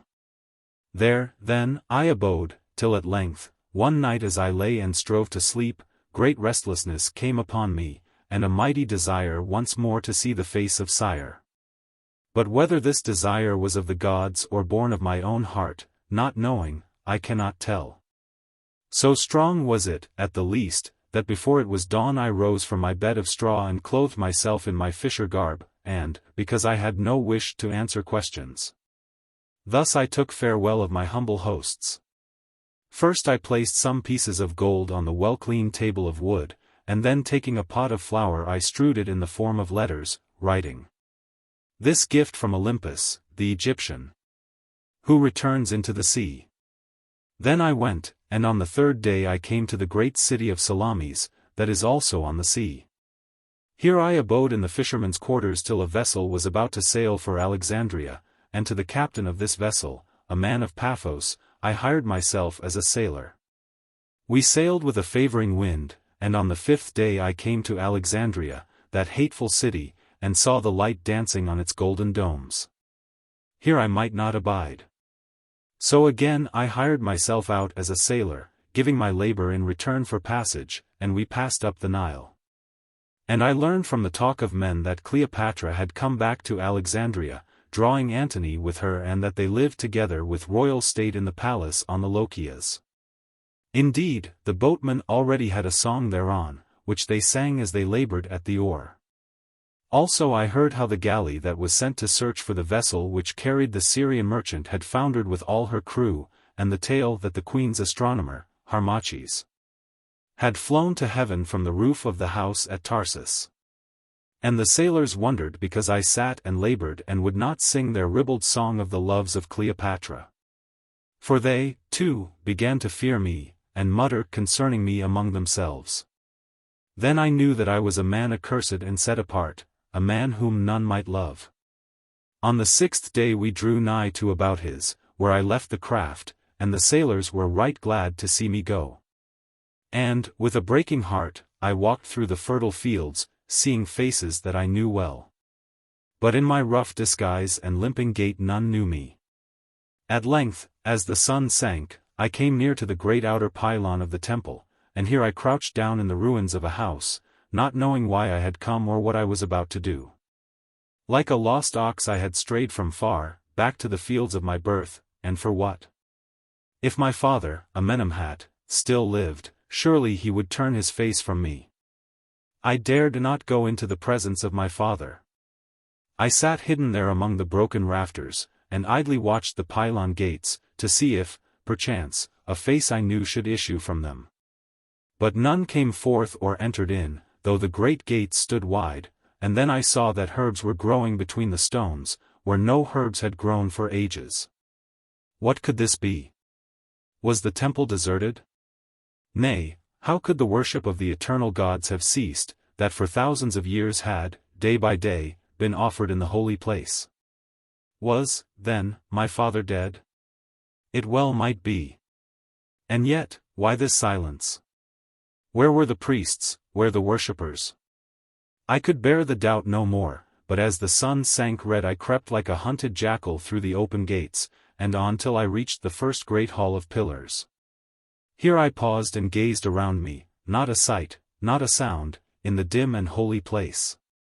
I went on with a beating heart to the second great hall, the hall of 36 pillars where I had been crowned lord of all the lands, still not a sight or a sound. Thence, half fearful of my own footfall, so terribly did it echo in the silence of the deserted holies, I passed down the passage of the names of the pharaohs towards my father's chamber. The curtain still swung over the doorway, but what would there be within? Also emptiness. I lifted it, and noiselessly passed in, and there in his carven chair at the table on which his long white beard flowed, sat my father, Amenemhat, clad in his priestly robes. At first I thought that he was dead, he sat so still, but at length he turned his head, and I saw that his eyes were white and sightless. He was blind, and his face was thin as the face of a dead man, and woeful with age and grief. I stood still and felt the blind eyes wandering over me. I could not speak to him, I dared not speak to him, I would go and hide myself afresh. I had already turned and grasped the curtain, when my father spoke in a deep, slow voice. Come hither, thou who wast my son and art a traitor. Come hither, thou Harmachis, on whom Khem builded up her hope. Not in vain, then, have I drawn thee from far away. Not in vain have I held my life in me till I heard thy footfall creeping down these empty holies, like the footfall of a thief. Oh! My father, I gasped, astonished. Thou art blind, how knowest thou me? How do I know thee, and askest thou that who hast learned of our lore? Enough, I know thee and I brought thee hither. Would, Harmachis, that I knew thee not. Would that I had been blasted of the invisible ere I drew thee down from the womb of Nout, to be my curse and shame, and the last woe of Khem. Oh, speak not thus. I moaned. Is not my burden already more than I can bear? Am I not myself betrayed and utterly outcast? Be pitiful, my father. Be pitiful to thee who hast shown so great pity. It was thy pity which gave up noble Sepa to die beneath the hands of the tormentors. Oh, not that, not that. I cried. I, traitor, that. To die in agony with his last poor breath proclaiming thee, his murderer, honest and innocent. Be pitiful to thee, who gavest all the flower of Khem as the price of a wanton's arms.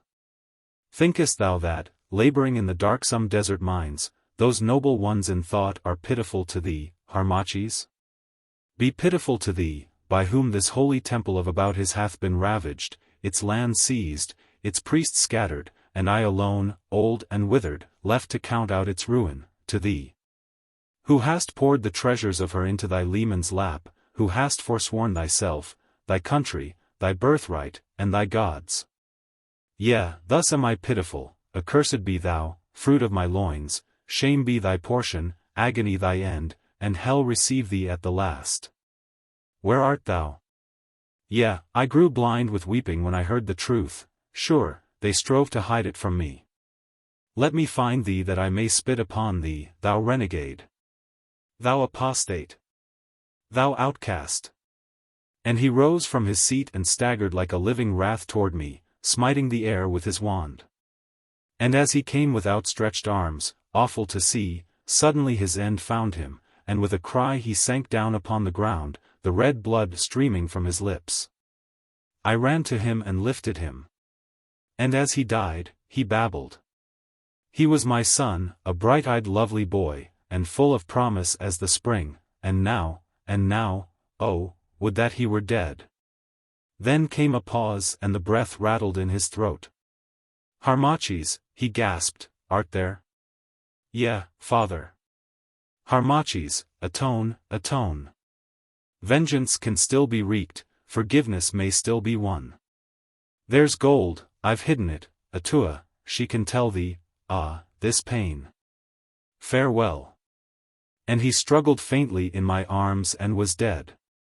Thus, then, did I and my holy father, the Prince Amenemhat, meet together for the last time in the flesh, and for the last time part. Chapter 2. Of the last misery of Harmachis, of the calling down of the holy Isis by the word of fear, of the promise of Isis. Of the coming of Atoua, and of the words of Atoua. I crouched upon the floor gazing at the dead body of my father, who had lived to curse me, the utterly accursed. While the darkness crept and gathered round us, till at length the dead and I were alone in the black silence. Oh, how tell the misery of that hour? Imagination cannot dream it, nor words paint it forth. Once more in my wretchedness I bethought me of death. A knife was at my girdle, with which I might cut the thread of sorrow and set my spirit free. Free? Aye, free to fly and face the last vengeance of the holy gods. Alas! And alas! I did not dare to die. Better the earth with all its woes than the quick approach of those unimagined terrors that, hovering in dim amenti, wait the advent of the fallen. I grovelled on the ground and wept tears of agony for the lost unchanging past, wept till I could weep no more, but no answer came from the silence, no answer but the echoes of my grief. Not a ray of hope. My soul wandered in a darkness more utter than that which was about me, I was forsaken of the gods and cast out of men. Terror took hold upon me crouching in that lonely place hard by the majesty of the awful dead. I rose to fly. How could I fly in this gloom, and where should I fly who had no place of refuge? Once more I crouched down, and the great fear grew on me till the cold sweat ran from my brow and my soul was faint within me. Then, in my last despair, I prayed aloud to Isis, to whom I had not dared to pray for many days. O Isis! Holy Mother! I cried. Put away thy wrath, and of thine infinite pity, O thou all-pitiful, hearken to the voice of the anguish of him who was thy son and servant, but who by sin hath fallen from the vision of thy love. O throned glory, who, being in all things, hast of all things understanding and of all griefs knowledge, cast the weight of thy mercy against the scale of my evil-doing, and make the balance equal. Look down upon my woe, and measure it, count up the sum of my repentance and take thou note of the flood of sorrow that sweeps my soul away. O thou holy, whom it was given to me to look upon face to face, by that dread hour of commune I summon thee by the mystic word. Come, then, in mercy, to save me. Or, in anger, to make an end of that which can no more be borne. And, rising from my knees, I stretched out my arms and dared to cry aloud the word of fear, to use which unworthily is death. Swiftly the answer came. For in the silence I heard the sound of the shaken sistra heralding the coming of the glory. Then, at the far end of the chamber, grew the semblance of the horned moon, gleaming faintly in the darkness, and betwixt the golden horns rested a small dark cloud, in and out of which the fiery serpent climbed. My knees waxed loose in the presence of the glory, and I sank down before it. Then spake the small, sweet voice within the cloud. Harmachis, who wast my servant and my son, I have heard thy prayer, and the summons that thou hast dared to utter, which on the lips of one with whom I have communed, hath power to draw me from the uttermost. No more, Harmachis, may we be one in the bond of love divine, for thou hast put me away of thine own act. Therefore, after this long silence I come, Harmachis, clothed in terrors, and, perchance, ready for vengeance, for not lightly can Isis be drawn from the halls of her divinity. Smite, goddess. I answered. Smite, and give me over to those who wreak thy vengeance, for I can no longer bear the burden of my woe. And if thou canst not bear thy burden here, upon this upper earth, came the soft reply, how then shalt thou bear the greater burden that shall be laid upon thee there? Coming defiled and yet unpurified into my dim realm of death, that is life and change unending? Nay, Harmachis, I smite thee not, for not all am I wroth that thou hast dared to utter the awful word which calls me down to thee. Hearken, Harmachis. I praise not, and I reproach not, for I am the minister of reward and punishment and the executrix of decrees, and if I give in silence, and if I smite, in silence do I smite. Therefore, I will add naught to thy burden by the weight of heavy words, though through thee it has come to pass that soon shall Isis, the mother mystery, be but a memory in Egypt. Thou hast sinned, and heavy shall be thy punishment, as I did warn thee, both in the flesh and in my kingdom of Amenti. But I told thee that there is a road of repentance, and surely thy feet are set thereon, and therein must thou walk with a humble heart, eating of the bread of bitterness. Till such time as thy doom be measured. Have I, then, no hope, O holy? That which is done, Harmachis, is done, nor can its issues be altered. Chem shall no more be free till all its temples are as the desert dust. Strange peoples shall, from age to age, hold her hostage and in bonds. New religions shall arise and wither within the shadow of her pyramids, for to every world, race, and age the countenances of the gods are changed. This is the tree that shall spring from thy seed of sin, Harmachis, and from the sin of those who tempted thee. Alas! I am undone. I cried. Yea, thou art undone. And yet shall this be given to thee, thy destroyer thou shalt destroy, for so, in the purpose of my justice, it is ordained. When the sign comes to thee, arise, go to Cleopatra, and in such manner as I shall put into thy heart do heaven's vengeance upon her. And now for thyself one word, for thou hast put me from thee, Harmachis, and no more shall I come face to face with thee till, cycles hence. The last fruit of thy sin hath ceased to be upon this earth. Yet, through the vastness of the unnumbered years, remember thou this, the love divine is love eternal, which cannot be extinguished, though it be everlastingly estranged. Repent, my son. Repent and do well while there is yet time, that at the dim end of ages thou mayest once more be gathered unto me. Still, Harmachis, though thou sayest me not. Still, when the very name by which thou knowest me has become a meaningless mystery to those who shall be after thee. Still I, whose hours are eternal, I, who have watched universes wither, wane, and, beneath the breath of time, melt into nothingness. Again to gather, and, reborn, thread the maze of space, still, I say, I shall companion thee. Wherever thou goest, in whatever form of life thou livest, there I shall be. Art thou wafted to the farthest star, art thou buried in Amenti's lowest deep, in lives, in deaths, in sleeps, in wakings, in remembrances, in oblivions, in all the fevers of the outer life. In all the changes of the spirit, still, if thou wilt but atone and forget me no more, I shall be with thee, waiting thine hour of redemption. For this is the nature of love divine, wherewith it loves that which partakes of its divinity and by the holy tie hath once been bound to it. Judge then, Harmachis, was it well to put this from thee to win the dust of earthly woman? And, now, dare not again to utter the word of power till these things are done. Harmachis, for this season, fare thee well. As the last note of the sweet voice died away, the fiery snake climbed into the heart of the cloud. Now the cloud rolled from the horns of light, and was gathered into the blackness. The vision of the crescent moon grew dim and vanished. Then, as the goddess passed, once more came the faint and dreadful music of the shaken sistra, and all was still. I hid my face in my robe, and even then, though my outstretched hand could touch the chill corpse of that father who had died cursing me, I felt hope come back into my heart. knowing that I was not altogether lost nor utterly rejected of her whom I had forsaken, but whom I yet loved. And then weariness overpowered me, and I slept. I woke, the faint lights of dawn were creeping from the opening in the roof. Ghastly they lay upon the shadowy sculptured walls and ghastly upon the dead face and white beard of my father, the gathered to Osiris.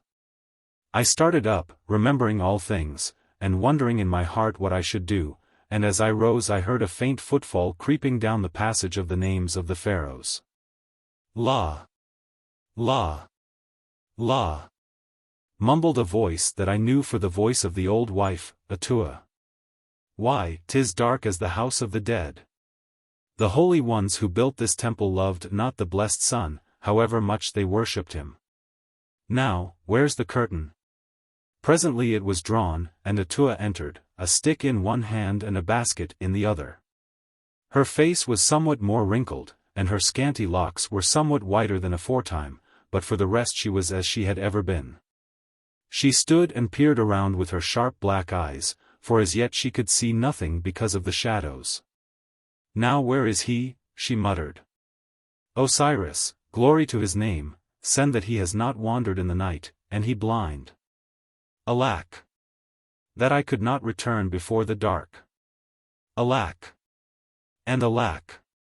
What times have we fallen on, when the holy high priest and the governor, by descent, of Abouthis, is left with one aged crone to minister to his infirmity. O Harmachis, my poor boy, thou hast laid trouble at our doors. Why, what's this?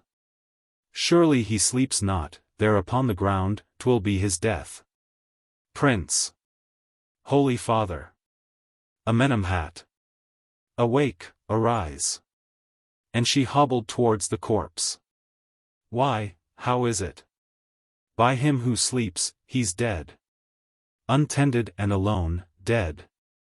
Dead, and she sent her long wail of grief ringing up the sculptured walls. Hush!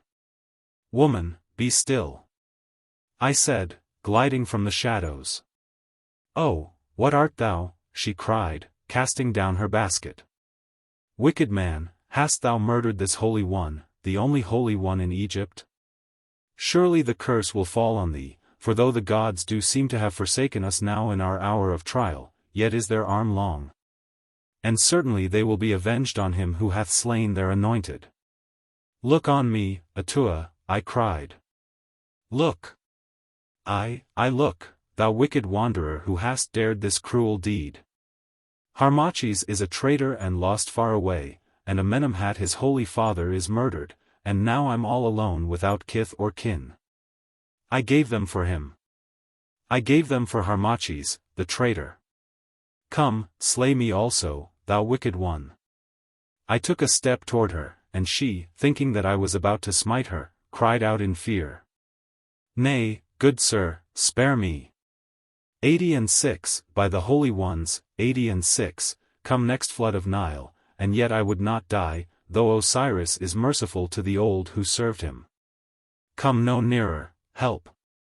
Help. Thou fool, be silent, I said, knowest thou me not? Know thee? Can I know every wandering boatman to whom Sepa grants to earn a livelihood till Typhon claims his own? And yet, why, 'tis strange, that changed countenance, that scar, that stumbling gait. It is thou, Harmachis, 'tis thou, O my boy. Art come back to glad mine old eyes? I hoped thee dead. Let me kiss thee, nay, I forget. Harmachis is a traitor, aye, and a murderer. Here lies the holy Amenemhat, murdered by the traitor, Harmachis. Get thee gone. I'll have none of traitors and of parricides. Get thee to thy wanton, it is not thou whom I did nurse. Peace. Woman, peace. I slew not my father, he died, alas, he died even in my arms. I, surely, and cursing thee, Harmachis. Thou hast given death to him who gave thee life. La! La! I am old, and I've seen many a trouble, but this is the heaviest of them all. I never liked the looks of mummies, but I would I were one this hour. Get thee gone, I pray thee. Old nurse, reproach me not. Have I not enough to bear? Ah! Yes, yes, I did forget. Well. And what is thy sin? A woman was thy bane, as women have been to those before thee, and shall be to those after thee. And what a woman! La! La! I saw her, a beauty such as never was, an arrow pointed by the evil gods for destruction. And thou, a young man bred as a priest, an ill training, a very ill training. 'Twas no fair match. Who can wonder that she mastered thee? Come, Harmachis, let me kiss thee. It is not for a woman to be hard on a man because he loved our sex too much. Why, that is but nature. And nature knows her business, else she had made us otherwise. But here is an evil case. Knowest thou that this Macedonian queen of thine hath seized the temple lands and revenues, and driven away the priests, all, save the holy Amenemhat, who lies here, and whom she left? I know not why. Aye, and caused the worship of the gods to cease within these walls. Well, he's gone, he's gone. And indeed he is better with Osiris, for his life was a sore burden to him. And hark thou, Harmachis, he hath not left thee empty-handed. For, so soon as the plot failed, he gathered all his wealth, and it is large, and hid it, where, I can show thee, and it is thine by right of descent. Talk not to me of wealth, Atoua. Where shall I go and how shall I hide my shame? Ah! True, true. Here mayst thou not abide, for if they found thee, surely they would put thee to the dreadful death, aye, to the death by the waxen cloth. Nay, I will hide thee, and, when the funeral rites of the holy Amenemhat have been performed, we will fly hence, and cover us from the eyes of men till these sorrows are forgotten. La! La! It is a sad world, and full of trouble as the Nile mud is full of beetles. Come, Harmachis, come. Chapter 3. Of the life of him who was named the learned Olympus, in the tomb of the harpers that is by tape, of his counsel to Cleopatra, of the message of Charmion. And of the passing of Olympus down to Alexandria. These things then came to pass. For 80 days I was hidden of the old wife, Atoua, while the body of the prince, my father, was made ready for burial by those skilled in the arts of embalming. And when at last all things were done in order, I crept from my hiding place and made offerings to the spirit of my father, and placing lotus flowers on his breast went thence sorrowing. And on the following day, from where I lay hid, I saw the priests of the temple of Osiris and of the holy shrine of Isis come forth. And in slow procession bear his painted coffin to the sacred lake and lay it beneath the funeral tent in the consecrated boat. I saw them celebrate the symbol of the trial of the dead, and name him above all men just, and then bear him thence to lay him by his wife, my mother. In the deep tomb that he had hewn in the rock near to the resting place of the holy Osiris, where, notwithstanding my sins, I, too, hope to sleep ere long. And when all these things were done and the deep tomb sealed, the wealth of my father having been removed from the hidden treasury and placed in safety, I fled, disguised, with the old wife, Atoua. Up the Nile till we came to tape 21, and here in this great city I lay a while, till a place could be found where I should hide myself. And such a place I found. For to the north of the great city are brown and rugged hills, and desert valley blasted of the sun, and in this place of desolation the divine pharaohs, my forefathers, hollowed out their tombs in the solid rock, the most part of which are lost to this day, so cunningly have they been hidden. But some are open, for the accursed Persians and other thieves broke into them in search of treasure. And one night, for by night only did I leave my hiding place, just as the dawn was breaking on the mountain tops, I wandered alone in this sad valley of death, like to which there is no other. And presently came to the mouth of a tomb hidden amid great rocks, which afterwards I knew for the place of the burying of the divine Ramesses, the third of that name, now long gathered to Osiris. And by the faint light of the dawn creeping through the entrance I saw that it was spacious and that within were chambers. On the following night, therefore, I returned, bearing lights, with Atoua, my nurse, who ever ministered faithfully to me as when I was little and without discretion. And we searched the mighty tomb and came to the great hall of the sarcophagus of granite, in which the divine Ramesses sleeps. And saw the mystic paintings on the walls, the symbol of the snake unending, the symbol of Ra resting upon the scarabaeus, the symbol of Ra resting upon Nout, the symbol of the headless men. And many others, whereof, being initiated, well I read the mysteries. And opening from the long descending passage I found chambers in which were paintings beautiful to behold, and of all manner of things. For beneath each chamber is entombed the master of the craft of which the paintings tell, he who was the chief of the servants of that craft in the house of this divine Ramesses. And on the walls of the last chamber, on the left-hand side, looking toward the hall of the sarcophagus, are paintings exceedingly beautiful. And two blind harpers playing upon their bent harps before the god Mau. And beneath the flooring these harpers, who harp no more, are soft at sleep. Here, then, in this gloomy place, even in the tomb of the harpers and the company of the dead, I took up my abode. And here for 8 long years I worked out my penance and made atonement for my sin. But Atoua, because she loved to be near the light, abode in the chamber of the boats, that is, the first chamber on the right-hand side of the gallery looking toward the hall of the sarcophagus. And this was the manner of my life. On every second day the old wife, Atoua, went forth and brought water from the city in such food as is necessary to keep the life from failing, and also tapers made from fat. And 1 hour at the time of sunrise and 1 hour at the time of sunset I did go forth also to wander in the valley for my health's sake and to save my sight from failing in the great darkness of the tomb. But the other hours of the day and night, except when I climbed the mountain to watch the course of the stars, I spent in prayer and meditation and sleep. Till the cloud of sin lifted from my heart and once more I drew near to the gods, though with Isis, my heavenly mother, I might speak no more. And I grew exceedingly wise also, pondering on all those mysteries to which I held the key. For abstinence and prayer and sorrowful solitude wore away the grossness of my flesh.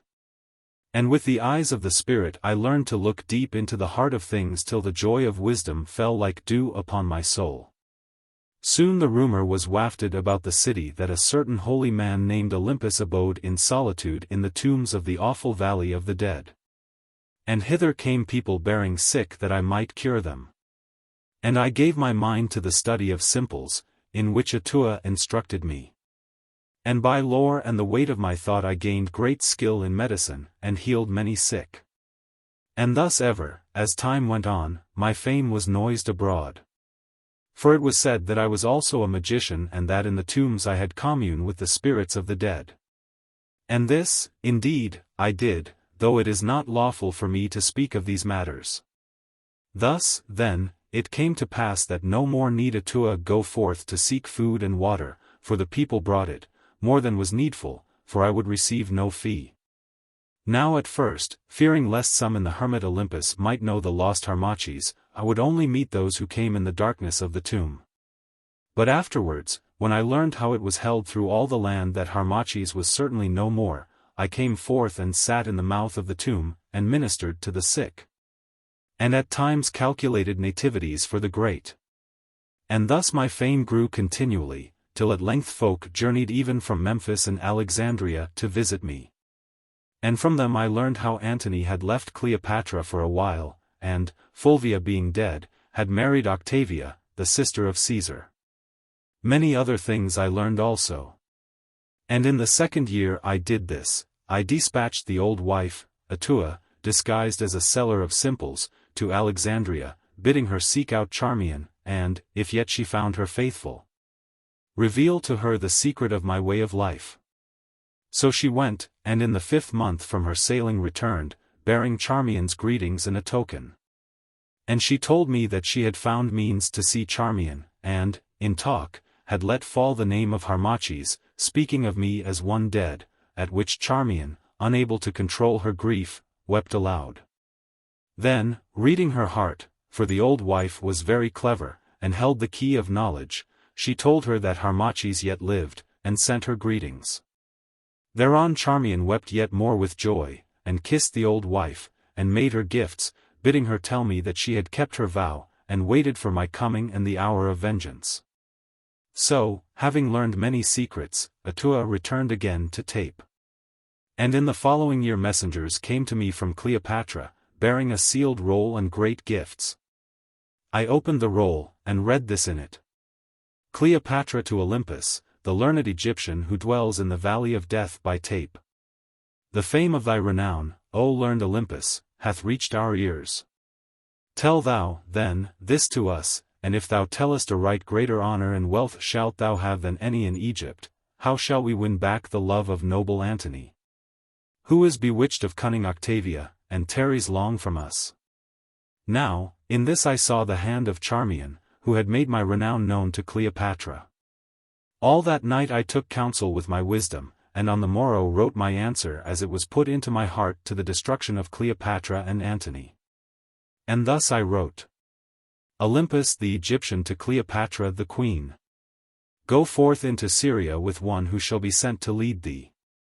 Thus shalt thou win Antony to thy arms again, and with him gifts more great than thou canst dream. And with this letter I dismissed the messengers, bidding them share the presents sent by Cleopatra among their company. So they went wondering.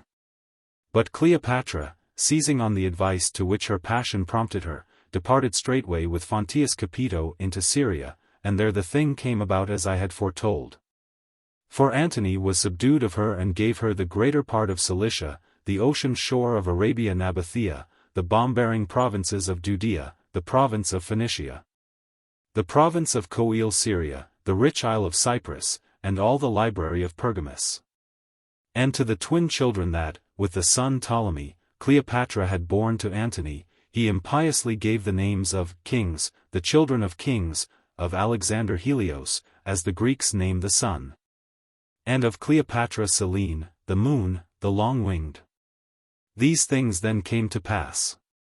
Now on her return to Alexandria Cleopatra sent me great gifts, of which I would have none, and prayed me, the learned Olympus, to come to her at Alexandria.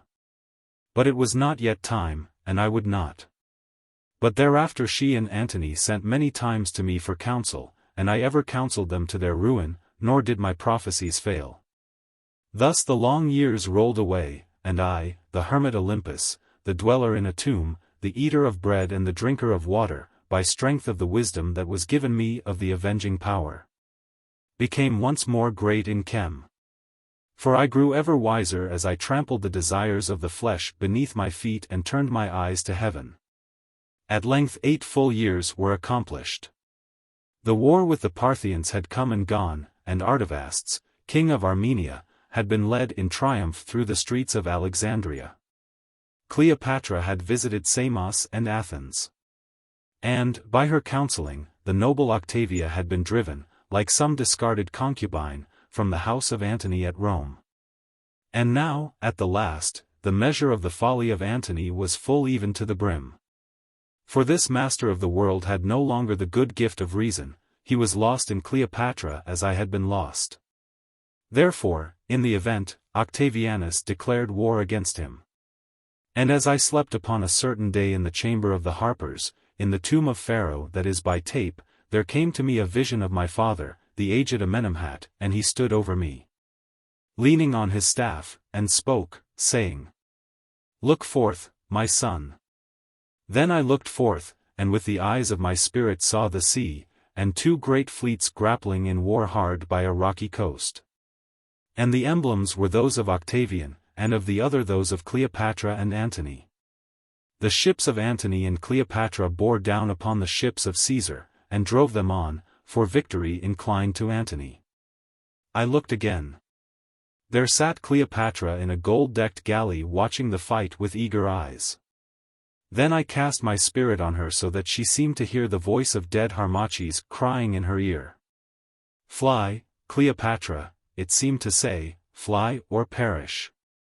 She looked up wildly, and again she heard my spirit's cry. Now a mighty fear took hold of her. She called aloud to the sailors to hoist the sails and make signal to her fleet to put about. This they did wondering but little loath, and fled in haste from the battle. Then a great roar went up from friend and foe. Cleopatra is fled! Cleopatra is fled! And I saw wreck and red ruin fall upon the fleet of Antony and awoke from my trance. The days passed, and again a vision of my father came to me and spoke, saying, "Arise, my son, the hour of vengeance is at hand. Thy plots have not failed, thy prayers have been heard." By the bidding of the gods, as she sat in her galley at the fight of Actium, the heart of Cleopatra was filled with fears, so that, deeming she heard thy voice bidding her fly or perish, she fled with all her fleet. Now the strength of Actium is broken on the sea. Go forth, and as it shall be put into thy mind, so do thou. In the morning I awoke, wondering, and went to the mouth of the tomb, and there, coming up the valley, I saw the messengers of Cleopatra, and with them a Roman guard. "What will ye with me now?" I asked, sternly. "This is the message of the queen and of great Antony," answered the captain, bowing low before me, for I was much feared by all men. "The queen commands thy presence at Alexandria. Many times has she sent, and thou wouldst not come, now she bids thee to come, and that swiftly, for she has need of thy counsel." "And if I say nay, soldier, what then?" "These are my orders, most holy Olympus, that I bring thee by force."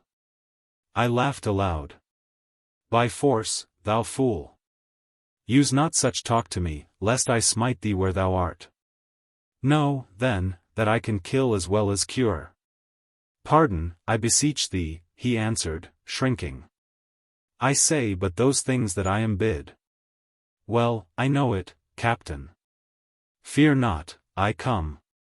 So on that very day I departed, together with the aged Atoua. I went as secretly as I had come, and the tomb of the divine Harmachis knew me no more. And with me I took all the treasures of my father, Amenemhat, for I was not minded to go to Alexandria empty-handed and as a suppliant, but rather as a man of much wealth and condition. Now, as I went, I learned that Antony, following Cleopatra, had, indeed, fled from Actium, and knew that the end drew nigh. For this and many other things had I foreseen in the darkness of the tomb of tape, and planned to bring about. Thus, then, I came to Alexandria, and entered into a house which had been made ready for me at the palace gates. And that very night Charmion came to me, Charmion whom I had not seen for 9 long years. Chapter 4. Of the meeting of Charmion with the learned Olympus, of her speech with him, of the coming of Olympus into the presence of Cleopatra. And of the commands of Cleopatra. Clad in my plain black robe, I sat in the guest chamber of the house that had been made ready for me. I sat in a carven lion-footed chair, and looked upon the swinging lamps of scented oil, the pictured tapestries, the rich Syrian rugs, and, amidst all this luxury, bethought me of that tomb of the harpers which is at Tape, and of the 9 long years of dark loneliness and preparation. I sat, and crouched upon a rug near to the door, lay the aged Atoua. Her hair was white as snow, and shriveled with age was the wrinkled countenance of the woman who, when all deserted me, had yet clung to me, in her great love forgetting my great sins. 9 years. 9 long years. And now, once again, I set my foot in Alexandria. Once again in the appointed circle of things I came forth from the solitude of preparation to be a fate to Cleopatra. And this second time I came not forth to fail. And yet how changed the circumstance! I was out of the story, my part now was but the part of the sword in the hands of justice. I might no more hope to make Egypt free and great and sit upon my lawful throne. Chem was lost, and lost was I, Harmachis. In the rush and turmoil of events, the great plot of which I had been the pivot was covered up and forgotten, scarce a memory of it remained.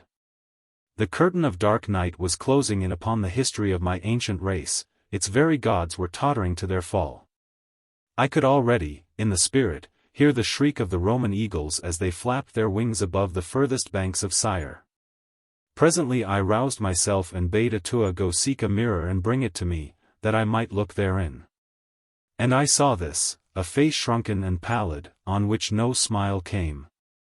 Great eyes grown wan with gazing into darkness, looking out beneath the shaven head, emptily, as the hollow eye-pits of a skull, a wizened halting form wasted by abstinence, sorrow, and prayer. A long wild beard of iron grey, thin blue-veined hands that ever trembled like a leaf, bowed shoulders and lessened limbs. Time and grief had done their work indeed. Scarce could I think myself the same as when, the royal Harmachis, in all the splendor of my strength and youthful beauty, I first had looked upon the woman's loveliness that did destroy me. And yet within me burned the same fire as of yore, yet I was not changed, for time and grief have no power to alter the immortal spirit of man. Seasons may come and go. Hope, like a bird, may fly away, passion may break its wings against the iron bars of fate, illusions may crumble as the cloudy towers of sunset flame. Faith, as running water, may slip from beneath our feet, solitude may stretch itself around us like the measureless desert sand. Old age may creep as the gathering night over our bowed heads grown hoary in their shame, bound to fortune's wheel, we may taste of every turn of chance, now rule as kings, now serve as slaves. Now love, now hate, now prosper, and now perish. But still, through all, we are the same, for this is the marvel of identity. And as I sat and thought these things in bitterness of heart, there came a knocking at the door. "Open, Atoua," I said. She rose and did my bidding, and a woman entered, clad in Grecian robes. It was Charmion, still beautiful as of old, but sad-faced now and very sweet to see, with a patient fire slumbering in her downcast eyes. She entered unattended. And, speaking no word, the old wife pointed to where I sat, and went. "Old man," she said, addressing me, "lead me to the learned Olympus. I come upon the queen's business." I rose, and, lifting my head, looked upon her. She gazed, and gave a little cry. "Surely," she whispered, glancing round, "surely thou art not that," and she paused. "That Harmachis whom once thy foolish heart did love, O Charmion?" "Yes, I am he, and what thou sayest, most fair lady. Yet is Harmachis dead whom thou didst love. But Olympus, the skilled Egyptian, waits upon thy words." "Cease," she said, "and of the past but one word, and then, why, let it lie. Not well, with all thy wisdom, canst thou know a true woman's heart, if thou dost believe, Harmachis, that it can change with the changes of the outer form. For then assuredly could no love follow its beloved to that last place of change, the grave. Know thou, learned physician, I am of that sort who, loving once, love always, and being not beloved again, go virgin to the death." She ceased, and having naught to say, I bowed my head in answer. Yet though I said nothing, and though this woman's passionate folly had been the cause of all our ruin, to speak truth, in secret I was thankful to her who, wooed of all and living in this shameless court, had still through the long years poured out her unreturned love upon an outcast, and who, when that poor broken slave of fortune came back in such unlovely guise, held him yet dear at heart. For what man is there who does not prize that gift most rare and beautiful, that one perfect thing which no gold can buy, a woman's unfeigned love? "I thank thee that thou dost not answer," she said. "For the bitter words which thou didst pour upon me in those days that long are dead, and far away in Tarsus, have not lost their poisonous sting. And in my heart is no more place for the arrows of thy scorn, new venomed through thy solitary years. So let it be. Behold, I put it from me, that wild passion of my soul," and she looked up and stretched out her hands as though to press some unseen presence back. "I put it from me, though forget it I may not.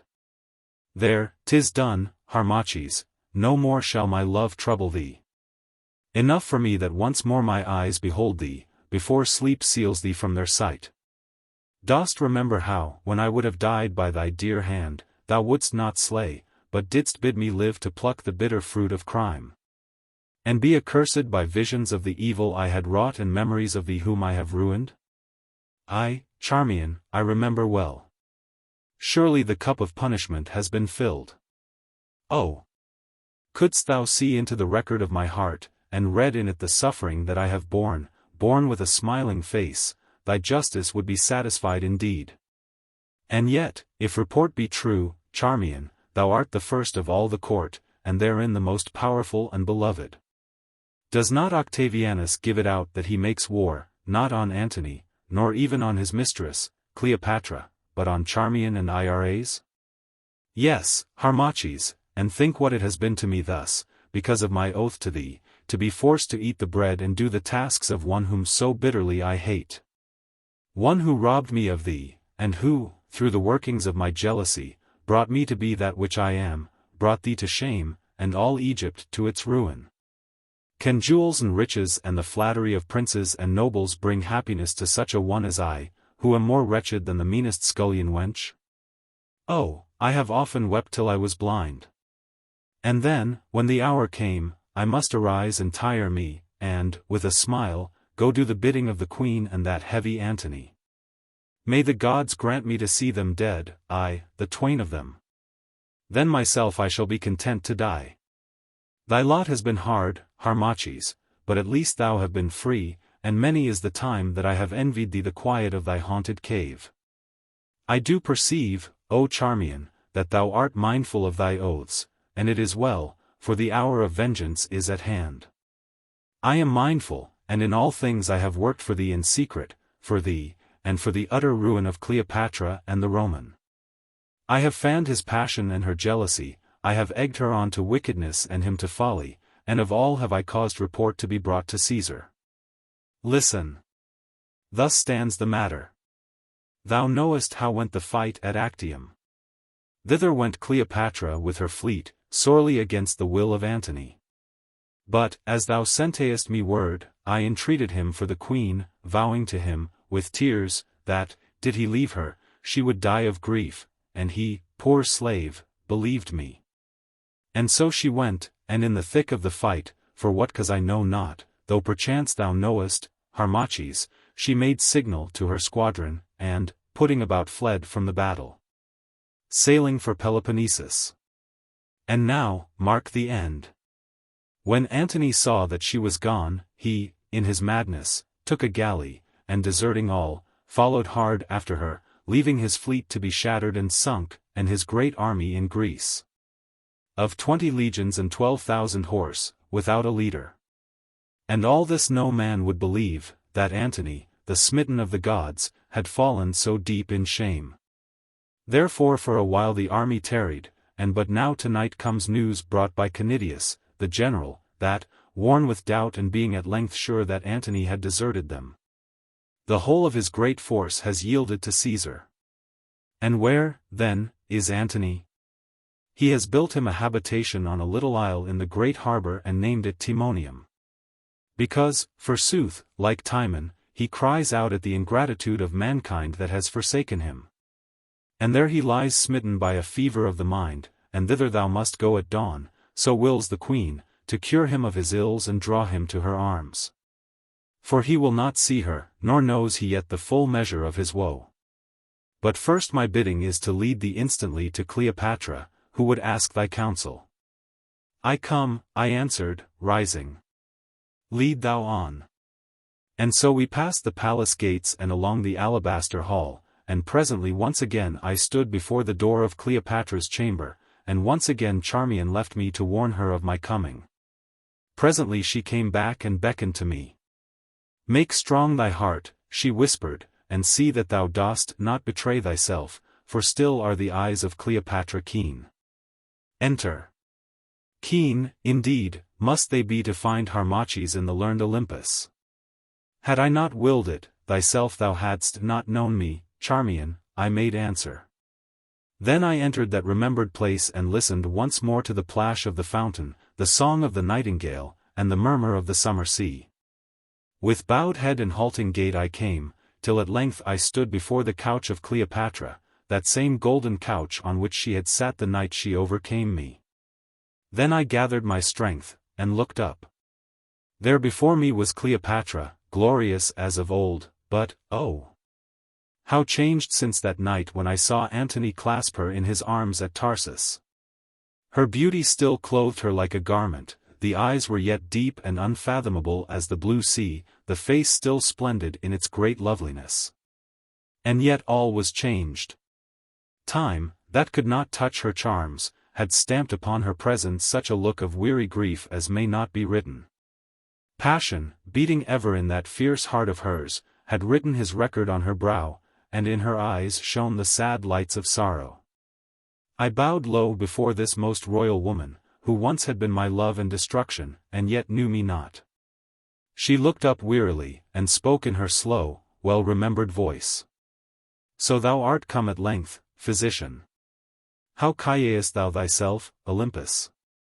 'Tis a name of promise, for surely now that the gods of Egypt have deserted us, we do need aid from Olympus. Well, thou hast a learned air, for learning goes not with beauty. Strange, too, there is that about thee which recalls what I know not. Say, Olympus, have we met before? Never, O Queen, have my eyes fallen on thee in the body, I answered in a feigned voice. Never till this hour, when I come forth from my solitude to do thy bidding and cure thee of thy ills. Strange!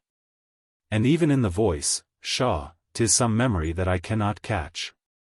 In the body, thou sayest? Then, perchance, I knew thee in a dream? Ay, O Queen, we have met in dreams. Thou art a strange man, who talkest thus, but, if what I hear be true, one well learned. And, indeed, I mind me of thy counsel when thou didst bid me join my lord Antony in Syria, and how things befell according to thy word. Skilled must thou be in the casting of nativities and in the law of auguries, of which these Alexandrian fools have little knowledge. Once I knew such another man, one Harmachis, and she sighed, but he is long dead, as I would I were also, and at times I sorrow for him. She paused, while I sank my head upon my breast and stood silent. Interpret me this, Olympus. In the battle at that accursed Actium, just as the fight raged thickest and victory began to smile upon us, a great terror seized my heart, and thick darkness seemed to fall before my eyes. While in my ears a voice, aye, the voice of that long-dead Harmachis, cried, Fly! Fly, or perish, and I fled. But from my heart the terror leapt to the heart of Antony, and he followed after me, and thus was the battle lost.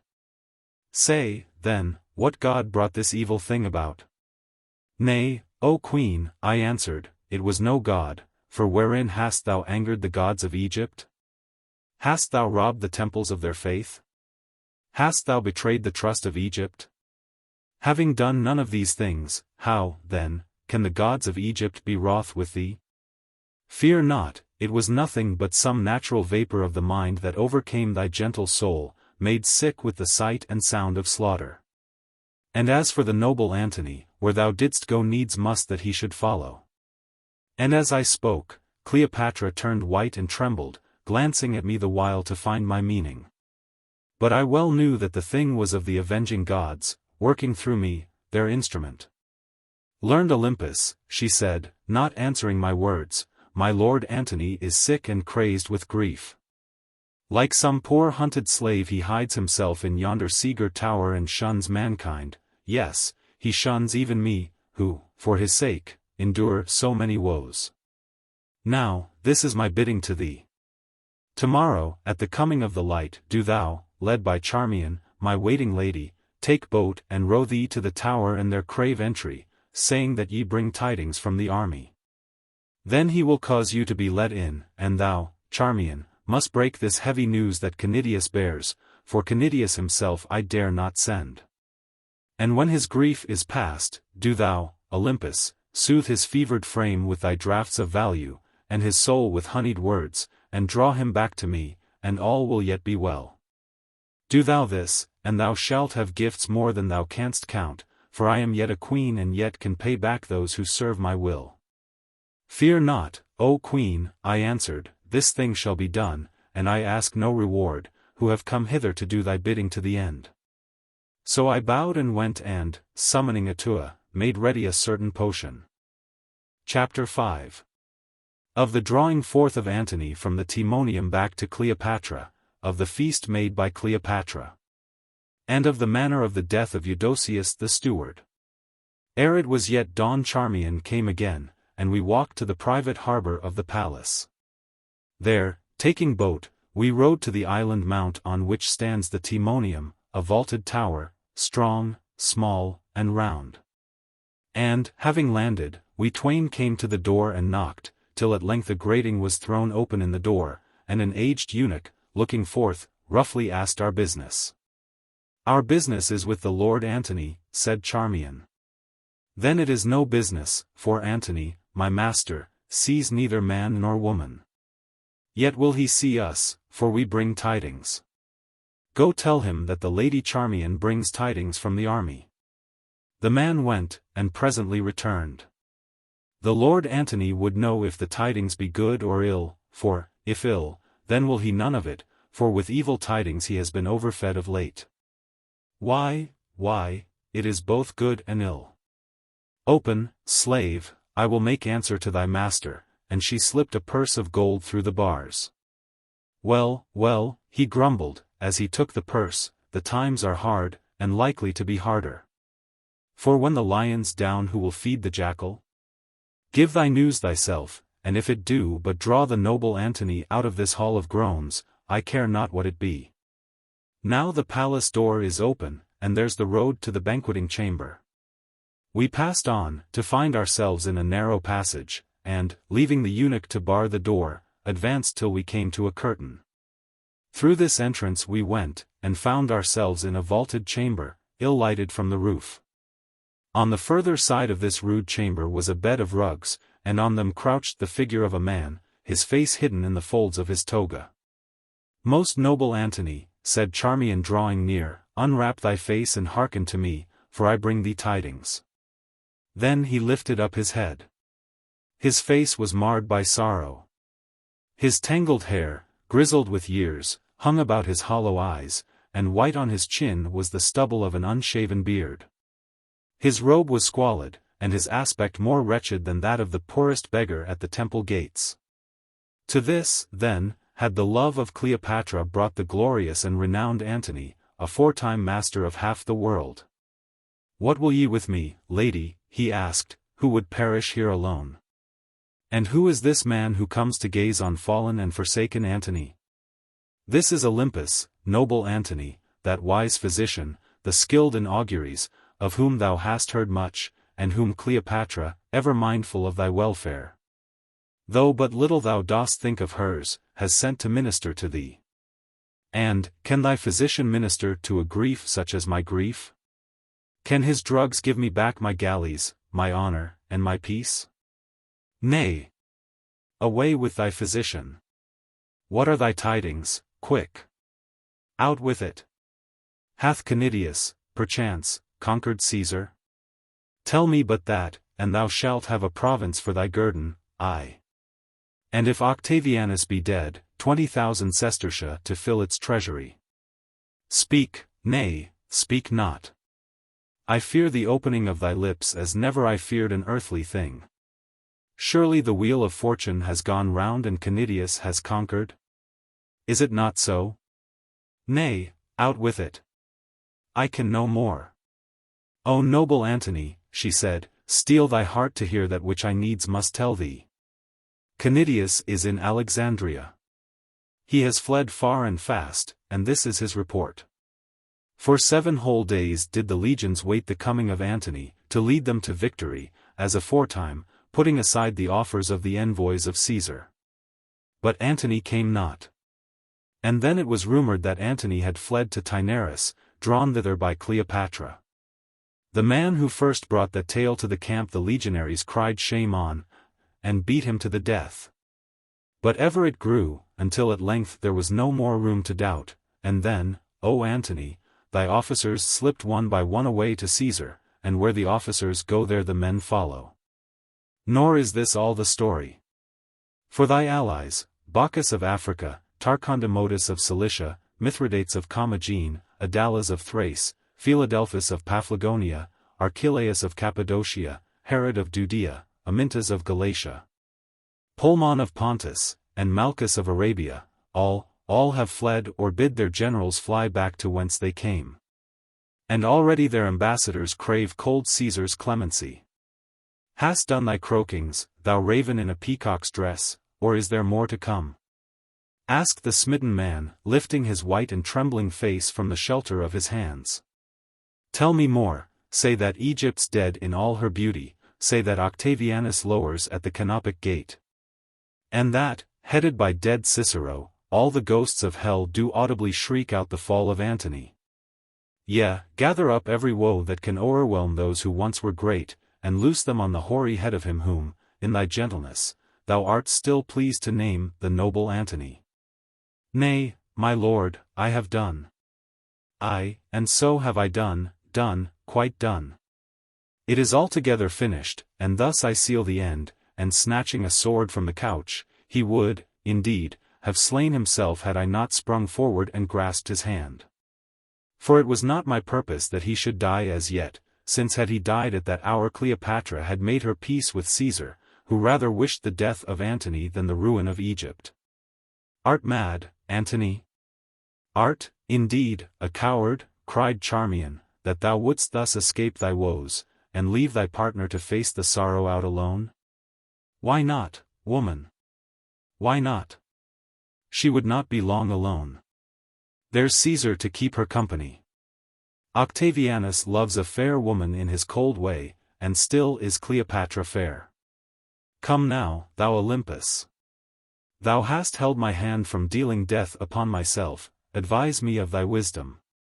Shall I, then, submit myself to Caesar, and I, triumvir, twice consul, and aforetime absolute monarch of all the East, endure to follow in his triumph along those Roman ways where I myself have passed in triumph? Nay, sire, I answered. If thou dost yield, then art thou doomed. All last night I questioned of the fates concerning thee, and I saw this, when thy star draws near to Caesar's it pales and is swallowed up. But when it passes from his radiance, then bright and big it shines, equal in glory to his own. All is not lost, and while some part remains, everything may be regained. Egypt can yet be held, armies can still be raised. Caesar has withdrawn himself, he is not yet at the gates of Alexandria, and perchance may be appeased. Thy mind in its fever has fired thy body. Thou art sick and canst not judge aright. See, here, I have a potion that shall make thee whole, for I am well skilled in the art of medicine, and I held out the phial. A potion, thou sayest, man? He cried. More like it is a poison, and thou a murderer, sent by false Egypt, who would fain be rid of me now that I may no more be of service to her. The head of Antony is the peace offering she would send to Caesar, she for whom I have lost all. Give me thy draught. By Bacchus! I will drink it, though it be the very elixir of death. Nay, noble Antony, it is no poison, and I am no murderer.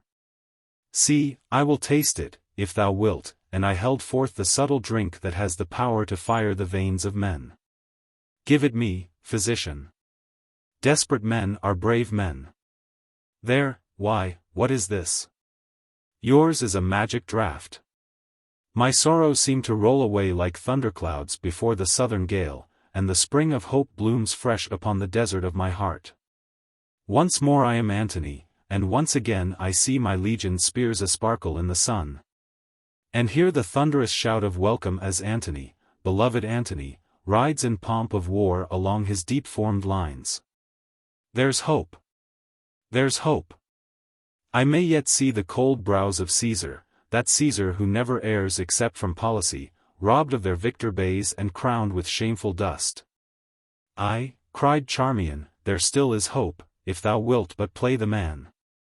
O my lord! Come back with us, come back to the loving arms of Cleopatra. All night she lies upon her golden bed, and fills the hollow darkness with her groans for Antony, who, enamored now of grief, forgets his duty in his love. I come. I come. Shame upon me, that I dared to doubt her. Slave, bring water, and a purple robe, not thus can I be seen of Cleopatra. Even now I come. In this fashion, then, did we draw Antony back to Cleopatra, that the ruin of the twain might be made sure. We led him up the alabaster hall and into Cleopatra's chamber, where she lay, her cloudy hair about her face and breast, and tears flowing from her deep eyes. "O Egypt!" he cried, "behold me at thy feet." She sprang from the couch. "And art thou here, my love?" she murmured. "Then once again are all things well. Come near, and in these arms forget thy sorrows and turn my grief to joy. Oh, Antony, while love is left to us, still have we all." And she fell upon his breast and kissed him wildly. That same day, Charmion came to me and bade me prepare a poison of the most deadly power. And this at first I would not do, fearing that Cleopatra would therewith make an end of Antony before his time. But Charmion showed me that this was not so, and told me also for what purpose was the poison. Therefore I summoned Atoua, the skilled in simples, and all that afternoon we labored at the deadly work. And when it was done, Charmion came once more, bearing with her a chaplet of fresh roses, that she bade me steep in the poison. This then I did. That night at the great feast of Cleopatra, I sat near Antony, who was at her side, and wore the poisoned wreath. Now as the feast went on, the wine flowed fast, till Antony and the queen grew merry.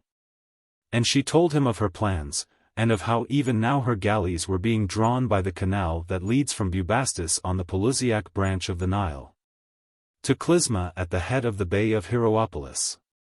For it was her design, should Caesar prove stubborn, to fly with Antony and her treasure down the Arabian Gulf, where Caesar had no fleet, and seek some new home in India, whither her foes might not follow. But, indeed, this plan came to nothing, for the Arabs of Petra burnt the galleys, incited thereto by a message sent by the Jews of Alexandria, who hated Cleopatra and were hated of her. For I caused the Jews to be warned of what was being done. Now, when she had made an end of telling him, the queen called on him to drink a cup with her, to the success of this new scheme, bidding him, as she did so, steep his wreath of roses in the wine, and make the draught more sweet. This, then, he did, and it being done, she pledged him. But when he was about to pledge her back, she caught his hand, crying, "Hold," whereat he paused, wondering. Now, among the servants of Cleopatra was one Eudoceus, a steward. And this Eudoceus, seeing that the fortunes of Cleopatra were at an end, had laid a plan to fly that very night to Caesar, as many of his betters had done, taking with him all the treasure in the palace that he could steal. But this design being discovered to Cleopatra, she determined to be avenged upon Eudoceus. "Eudoceus," she cried, for the man stood near, "come hither, thou faithful servant. Sayest thou this man, most noble Antony, through all our troubles he has clung to us and been of comfort to us. Now, therefore, he shall be rewarded according to his deserts and the measure of his faithfulness, and that from thine own hand. Give him thy golden cup of wine, and let him drink a pledge to our success, the cup shall be his guerdon." And still wondering, Antony gave it to the man, who, stricken in his guilty mind, took it, and stood trembling. But he drank not. "Drink, thou slave, drink!" cried Cleopatra, half rising from her seat and flashing a fierce look on his white face. "By Serapis! So surely as I yet shall sit in the Capitol at Rome, if thou dost thus flout the Lord Antony, I'll have thee scourged to the bones, and the red wine poured upon thy open wounds to heal them. Ah! At length thou drinkest. Why, what is it, good Eudoceus? Art sick? Surely, then, this wine must be as the water of jealousy of those Jews, that has power to slay the false and strengthen the honest only. Go, some of you, search this man's room. Methinks he is a traitor." Meanwhile the man stood, his hands to his head. Presently he began to tremble, and then fell, clutching at his bosom, as though to tear out the fire in his heart. He staggered, with livid, twisted face and foaming lips, to where Cleopatra lay watching him with a slow and cruel smile. "Ah, traitor! Thou hast it now," she said. "Prithee, is death sweet?" "Thou wanton," yelled the dying man, thou hast poisoned me. Thus mayst thou also perish," and with one shriek he flung himself upon her. She saw his purpose, and swift and supple as a tiger sprang to one side, so that he did but grasp her royal cloak, tearing it from its emerald clasp. Down he fell upon the ground, rolling over and over in the purple chiton, till presently he lay still and dead, his tormented face and frozen eyes peering ghastly from its folds. "Ah!" said the queen, with a hard laugh, "the slave died wondrous hard, and fain would have drawn me with him. See, he has borrowed my garment for a pall. Take him away and bury him in his livery." "What means Cleopatra?" said Antony, as the guards dragged the corpse away. "The man drank of my cup. What is the purpose of this most sorry jest?" "It serves a double end, noble Antony. This very night that man would have fled to Octavianus, bearing of our treasure with him. Well, I have lent him wings, for the dead fly fast. Also this, thou didst fear that I should poison thee, my lord, nay, I know it. See now, Antony, how easy it were that I should slay thee if I had the will. That wreath of roses which thou didst steep within the cup is dewed with deadly bane. Had I, then, a mind to make an end of thee, I had not stayed thy hand. O Antony, henceforth trust me. Sooner would I slay myself than harm one hair of thy beloved head. See, here come my messengers. Speak, what did ye find?" "Royal Egypt, we found this. All things in the chamber of Eudoceus are made ready for flight, and in his baggage is much treasure." "Thou hearest," she said, smiling darkly. "Think ye, my loyal servants all, that Cleopatra is one with whom it is well to play the traitor? Be warned by this Roman's fate." Then a great silence of fear fell upon the company, and Antony sat also silent. Chapter 6. Of the workings of the learned Olympus at Memphis, of the poisonings of Cleopatra, of the speech of Antony to his captains, and of the passing of Isis from the land of Chem. Now I, Harmachis, must make speed with my task, setting down that which is permitted as shortly as may be, and leaving much untold. For of this I am warned, that doom draws on and my days are well nigh sped. After the drawing forth of Antony from the Timonium came that time of heavy quiet which heralds the rising of the desert wind. Antony and Cleopatra once again gave themselves up to luxury, and night by night feasted in splendor at the palace. They sent ambassadors to Caesar, but Caesar would have none of them. And, this hope being gone, they turned their minds to the defense of Alexandria.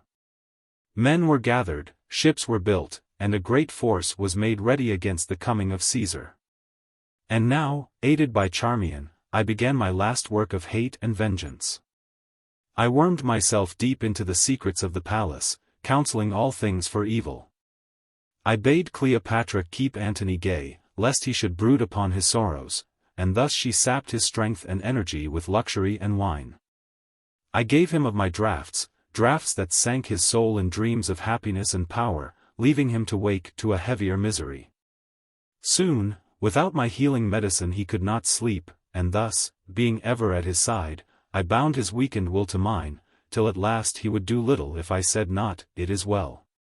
Cleopatra, also grown very superstitious, leaned much upon me, for I prophesied falsely to her in secret. Moreover, I wove other webs. My fame was great throughout Egypt, for during the long years that I had dwelt in Tape it had spread through all the land. Therefore many men of note came to me, both for their health's sake and because it was known that I had the ear of Antony and the queen. And, in these days of doubt and trouble, they were fain to learn the truth. All these men I worked upon with doubtful words, sapping their loyalty. And I caused many to fall away, and yet none could bear an evil report of what I had said. Also, Cleopatra sent me to Memphis, there to move the priests and governors that they should gather men in Upper Egypt for the defense of Alexandria. And I went and spoke to the priests with such a double meaning and with so much wisdom that they knew me to be one of the initiated in the deeper mysteries. But how I, Olympus the physician, came thus to be initiated none might say. And afterwards they sought me secretly, and I gave them the holy sign of brotherhood. And thereunder bade them not to ask who I might be, but send no aid to Cleopatra. Rather, I said, must they make peace with Caesar, for by Caesar's grace only could the worship of the gods endure in Chem. So, having taken counsel of the holy Apis, they promised in public to give help to Cleopatra, but in secret sent an embassy to Caesar. Thus, then, it came to pass that Egypt gave but little aid to its hated Macedonian queen. Thence from Memphis I came once more to Alexandria, and, having made favorable report, continued my secret work. And, indeed, the Alexandrians could not easily be stirred, for, as they say in the marketplace, the ass looks at its burden and is blind to its master. Cleopatra had oppressed them so long that the Roman was like a welcome friend. Thus the time passed on, and every night found Cleopatra with fewer friends than that which had gone before, for in evil days friends fly like swallows before the frost. Yet she would not give up Antony, whom she loved. Though to my knowledge Caesar, by his freedman, Thyreus, made promise to her of her dominions for herself and for her children if she would but slay Antony, or even betray him bound. But to this her woman's heart, for still she had a heart, would not consent, and, moreover, we counseled her against it, for of necessity we must hold him to her, lest Antony escaping or being slain, Cleopatra might ride out the storm and yet be queen of Egypt.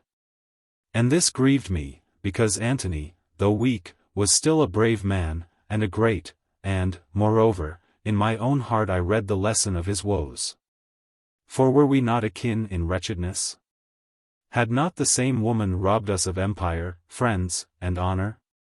But pity has no place in politics, nor could it turn my feet from the path of vengeance it was ordained that I should tread.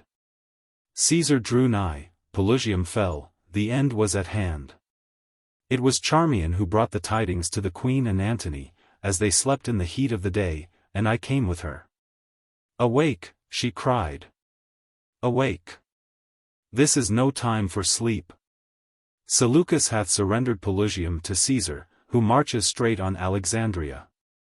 With a great oath, Antony sprang up and clutched Cleopatra by the arm. Thou hast betrayed me, by the gods I swear it. Now thou shalt pay the price. And snatching up his sword he drew it. Stay thy hand, Antony, she cried. It is false, I know not of this. And she sprang upon him, and clung about his neck, weeping. I know not, my lord. Take thou the wife of Seleucus and his little children, whom I hold in guard, and avenge thyself. O Antony, Antony! Why dost thou doubt me? Then Antony threw down his sword upon the marble, and, casting himself upon the couch, hid his face, and groaned in bitterness of spirit. But Charmion smiled, for it was she who had sent secretly to Seleucus, her friend, counseling him to surrender forthwith, saying that no fight would be made at Alexandria.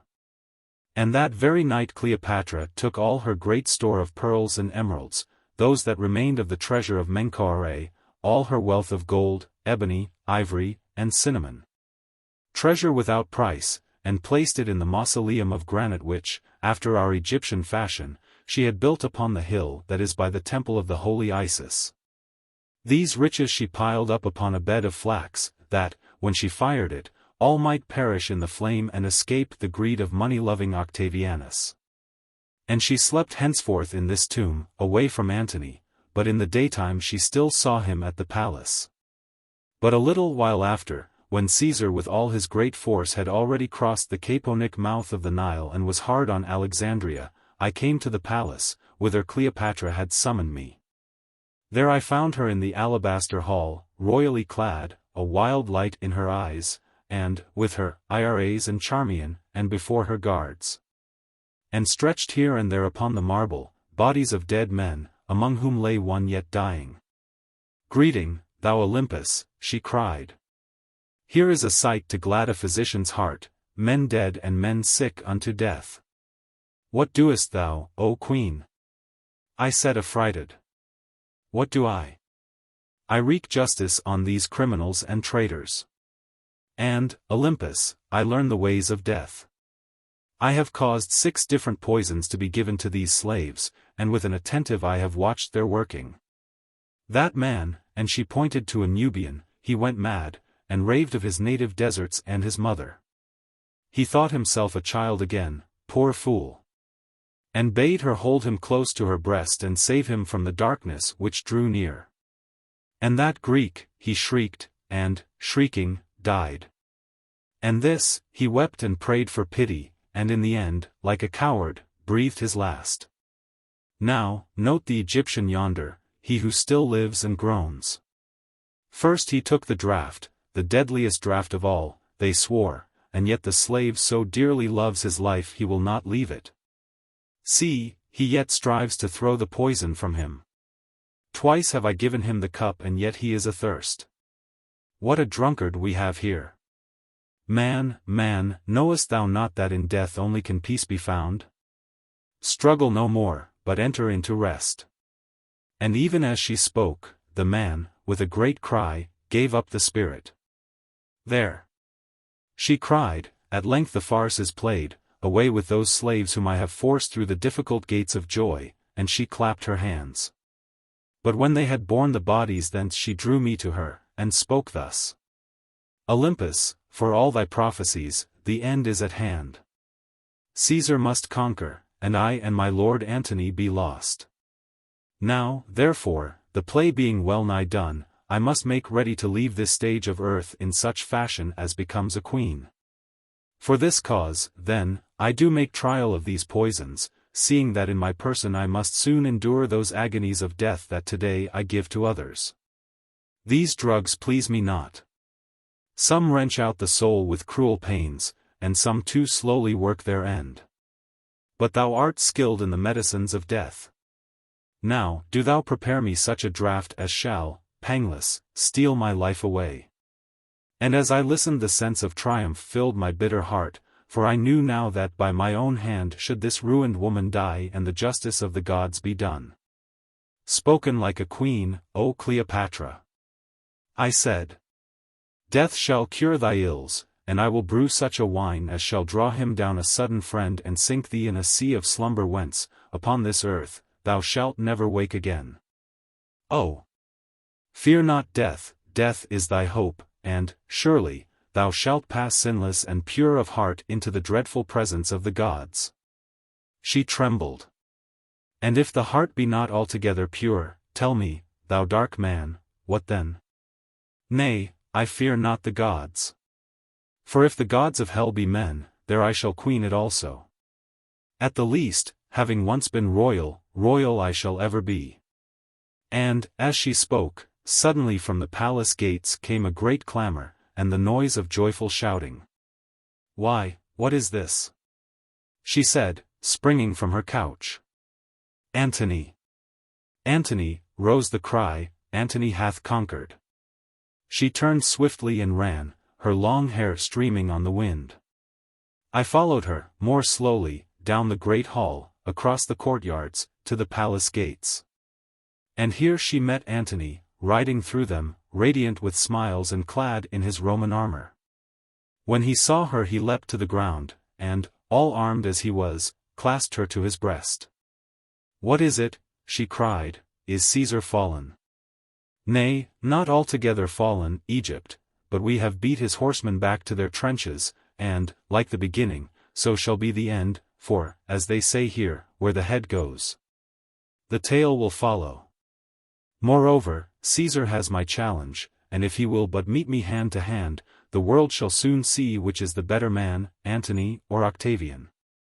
And even as he spoke and the people cheered there came the cry of, "A messenger from Caesar." The herald entered, and, bowing low, gave a writing to Antony, bowed again, and went. Cleopatra snatched it from his hand, broke the silk and read aloud. "Caesar to Antony, greeting. This answer to thy challenge, can Antony find no better way of death than beneath the sword of Caesar? Farewell." And thereafter they cheered no more. The darkness came, and before it was midnight, having feasted with his friends who tonight went over his woes and tomorrow should betray him, Antony went forth to the gathering of the captains of the land forces and of the fleet, attended by many, among whom was I. When all were come together, he spoke to them, standing bareheaded in their midst, beneath the radiance of the moon. And thus he most nobly spoke. Friends and companions in arms, who yet cling to me, and whom many a time I have led to victory, hearken to me now, who tomorrow may lie in the dumb dust, disempired and dishonored. This is our design. No longer will we hang on poised wings above the flood of war, but will straightway plunge, perchance thence to snatch the victor's diadem, or, failing, there to drown. Be now but true to me, and to your honors Sake, and you may still sit, the most proud of men, at my right hand in the capital of Rome. Fail me now, and the cause of Antony is lost, and so are ye. Tomorrow's battle must be hazardous indeed, but we have stood many a time and faced a fiercer peril, and ere the sun had sunk, once more have driven armies like desert sands before our gale of valor and counted the spoil of hostile kings. What have we to fear? Though allies be fled, still is our array as strong as Caesar's. And show we but as high a heart, why, I swear to you, upon my princely word, tomorrow night I shall deck yonder canopic gate with the heads of Octavian and his captains. Ay, cheer, and cheer again. I love that martial music which swells, not as from the indifferent lips of clarions, now 'neath the breath of Antony and now of Caesar, but rather out of the single hearts of men who love me. Yet, and now I will speak low, as we do speak o'er the bier of some beloved dead, yet, if fortune should rise against me and if, borne down by the weight of arms, Antony, the soldier, dies a soldier's death, leaving you to mourn him whoever was your friend, this is my will, that, after our rough fashion of the camp, I here declare to you. You know where all my treasure lies. Take it, most dear friends, and, in the memory of Antony, make just division. Then go to Caesar and speak thus, Antony, the dead, to Caesar, the living, sends greeting. And, in the name of ancient fellowship and of many a peril dared, craves this boon, the safety of those who clung to him and that which he hath given them. Nay, let not my tears, for I must weep, overflow your eyes. Why, it is not manly, 'tis most womanish. All men must die, and death were welcome were it not so lone. Should I fall, I leave my children to your tender care, if, perchance, it may avail to save them from the fate of helplessness.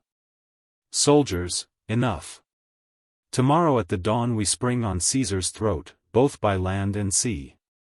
Swear that ye will cling to me, even to the last issue. We swear, they cried. Noble Antony, we swear. It is well. Once more my star grows bright, tomorrow, set in the highest heaven, it yet may shine the lamp of Caesar down. Till then, farewell.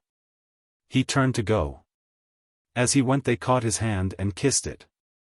And so deeply were they moved that many wept like children, nor could Antony master his grief, for, in the moonlight, I saw tears roll down his furrowed cheeks and fall upon that mighty breast. And, seeing all this, I was much troubled. For I well knew that if these men held firm to Antony all might yet go well for Cleopatra. And though I bore no ill will against Antony, yet he must fall, and in that fall drag down the woman who, like some poisonous plant, had twined herself about his giant strength till it choked and mouldered in her embrace. Therefore, when Antony went I went not, but stood back in the shadow watching the faces of the lords and captains as they spoke together. Then it is agreed, said he who should lead the fleet. And this we swear to, one and all, that we will cling to noble Antony to the last extremity of fortune. Aye. Aye, they answered. Aye. Aye. I said, speaking from the shadow, cling, and die. They turned fiercely and seized me. Who is he, quoth one. 'Tis that dark-faced dog, Olympus, cried another. Olympus, the magician. Olympus, the traitor, growled another. Put an end to him and his magic, and he drew his sword. Aye. Slay him, he would betray the Lord Antony, whom he is paid to doctor. Hold a while. I said in a slow and solemn voice, and beware how ye try to murder the servant of the gods. I am no traitor. For myself, I abide the event here in Alexandria, but to you I say, flee, flee to Caesar. I serve Antony and the queen, I serve them truly, but above all I serve the holy gods, and what they make known to me, that, lords, I do know. And I know this, that Antony is doomed, and Cleopatra is doomed, for Caesar conquers. Therefore, because I honor you, noble gentlemen, and think with pity on your wives, left widowed, and your little fatherless children, that shall, if ye hold to Antony, be sold as slaves, therefore. I say, cling to Antony if ye will and die. Or flee to Caesar and be saved. And this I say because it is so ordained of the gods. The gods, they growled, what gods? Slit the traitor's throat, and stop his ill-omened talk. Let him show us a sign from his gods or let him die. I do mistrust this man, said another. Stand back, ye fools. I cried. Stand back, free mine arms, and I will show you a sign. And there was that in my face which frightened them, for they freed me and stood back. Then I lifted up my hands and putting out all my strength of soul searched the depths of space till my spirit communed with the spirit of my mother Isis. Only the word of power I uttered not, as I had been bidden. And the holy mystery of the goddess answered to my spirit's cry, falling in awful silence upon the face of the earth. Deeper and deeper grew the terrible silence, even the dogs ceased to howl, and in the city men stood still afeared. Then, from far away, there came the ghostly music of the sistra. Faint it was at first, but ever as it came it grew more loud, till the air shivered with the unearthly sound of terror. I said naught, but pointed with my hand toward the sky. And behold! Bosomed upon the air, floated a vast veiled shape that, heralded by the swelling music of the sistra, drew slowly near, till its shadow lay upon us. It came, it passed, it went toward the camp of Caesar, till at length the music died away, and the awful shape was swallowed in the night. It is Bacchus, cried one. Bacchus, who leaves lost Antony, and, as he spoke, there rose a groan of terror from all the camp. But I knew that it was not Bacchus, the false god, but the divine Isis who deserted Chem, and, passing over the edge of the world, sought her home in space, to be no more known of men. For though her worship is still upheld, though still she is here and in all earths, Isis manifests herself no more in Egypt. I hid my face and prayed, but when I lifted it from my robe, lo! All had fled and I was alone. Chapter 7. Of the surrender of the troops and fleet of Antony before the Canopic Gate. Of the end of Antony, and of the brewing of the draught of death. On the morrow, at dawn, Antony came forth and gave command that his fleet should advance against the fleet of Caesar. And that his cavalry should open the land battle with the cavalry of Caesar. Accordingly, the fleet advanced in a triple line, and the fleet of Caesar came out to meet it. But when they met, the galleys of Antony lifted their oars in greeting, and passed over to the galleys of Caesar, and they sailed away together. And the cavalry of Antony rode forth beyond the hippodrome to charge the cavalry of Caesar, but when they met, they lowered their swords and passed over to the camp of Caesar, deserting Antony. Then Antony grew mad with rage and terrible to see. He shouted to his legions to stand firm and wait attack, and for a little while they stood.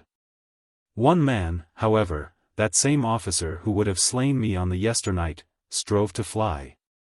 But Antony seized him with his own hand, threw him to the earth, and, springing from his horse, drew his sword to slay him.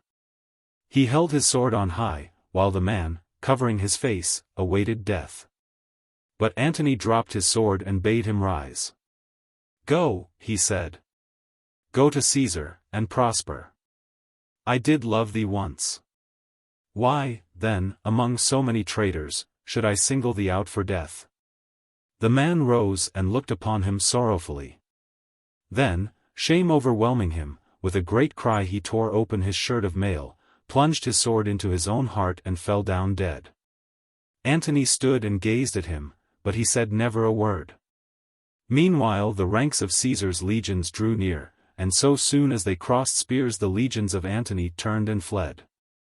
Then the soldiers of Caesar stood still mocking them, but scarce a man was slain, for they pursued not. "Fly, Lord Antony! Fly," cried Eros, his servant, who alone with me stayed by him. "Fly ere thou art dragged a prisoner to Caesar." So he turned and fled, groaning heavily. I went with him, and as we rode through the Canopic Gate, where many folk stood wondering, Antony spoke to me. "Go, thou, Olympus. Go to the queen and say, Antony sends greeting to Cleopatra, who hath betrayed him. To Cleopatra he sends greeting and farewell." And so I went to the tomb, but Antony fled to the palace. When I came to the tomb I knocked upon the door, and Charmion looked forth from the window. "Open," I cried, and she opened. "What news, Harmachis?" she whispered. "Charmion," I said, "the end is at hand. Antony is fled." "It is well," she answered, "I am aweary." And there on her golden bed sat Cleopatra. "Speak, man," she cried. "Antony has fled, his forces are fled, Caesar draws near. To Cleopatra the great Antony sends greeting and farewell. Greeting to Cleopatra who betrayed him, and farewell. It is a lie." She screamed, "I betrayed him not.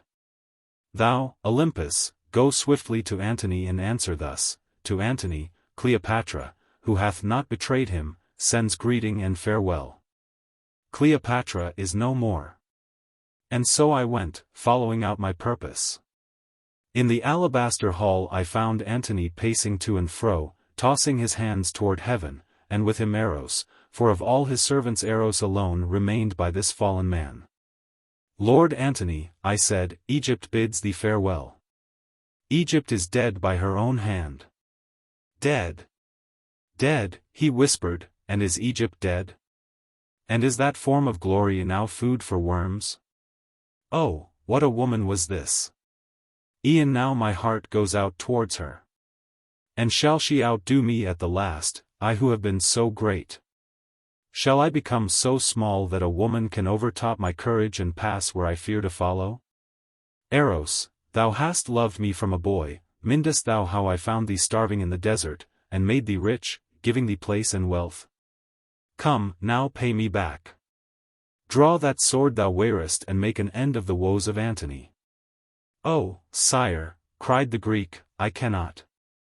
How can I take away the life of godlike Antony? Answer me not, Eros. But in the last extreme of fate this I charge thee.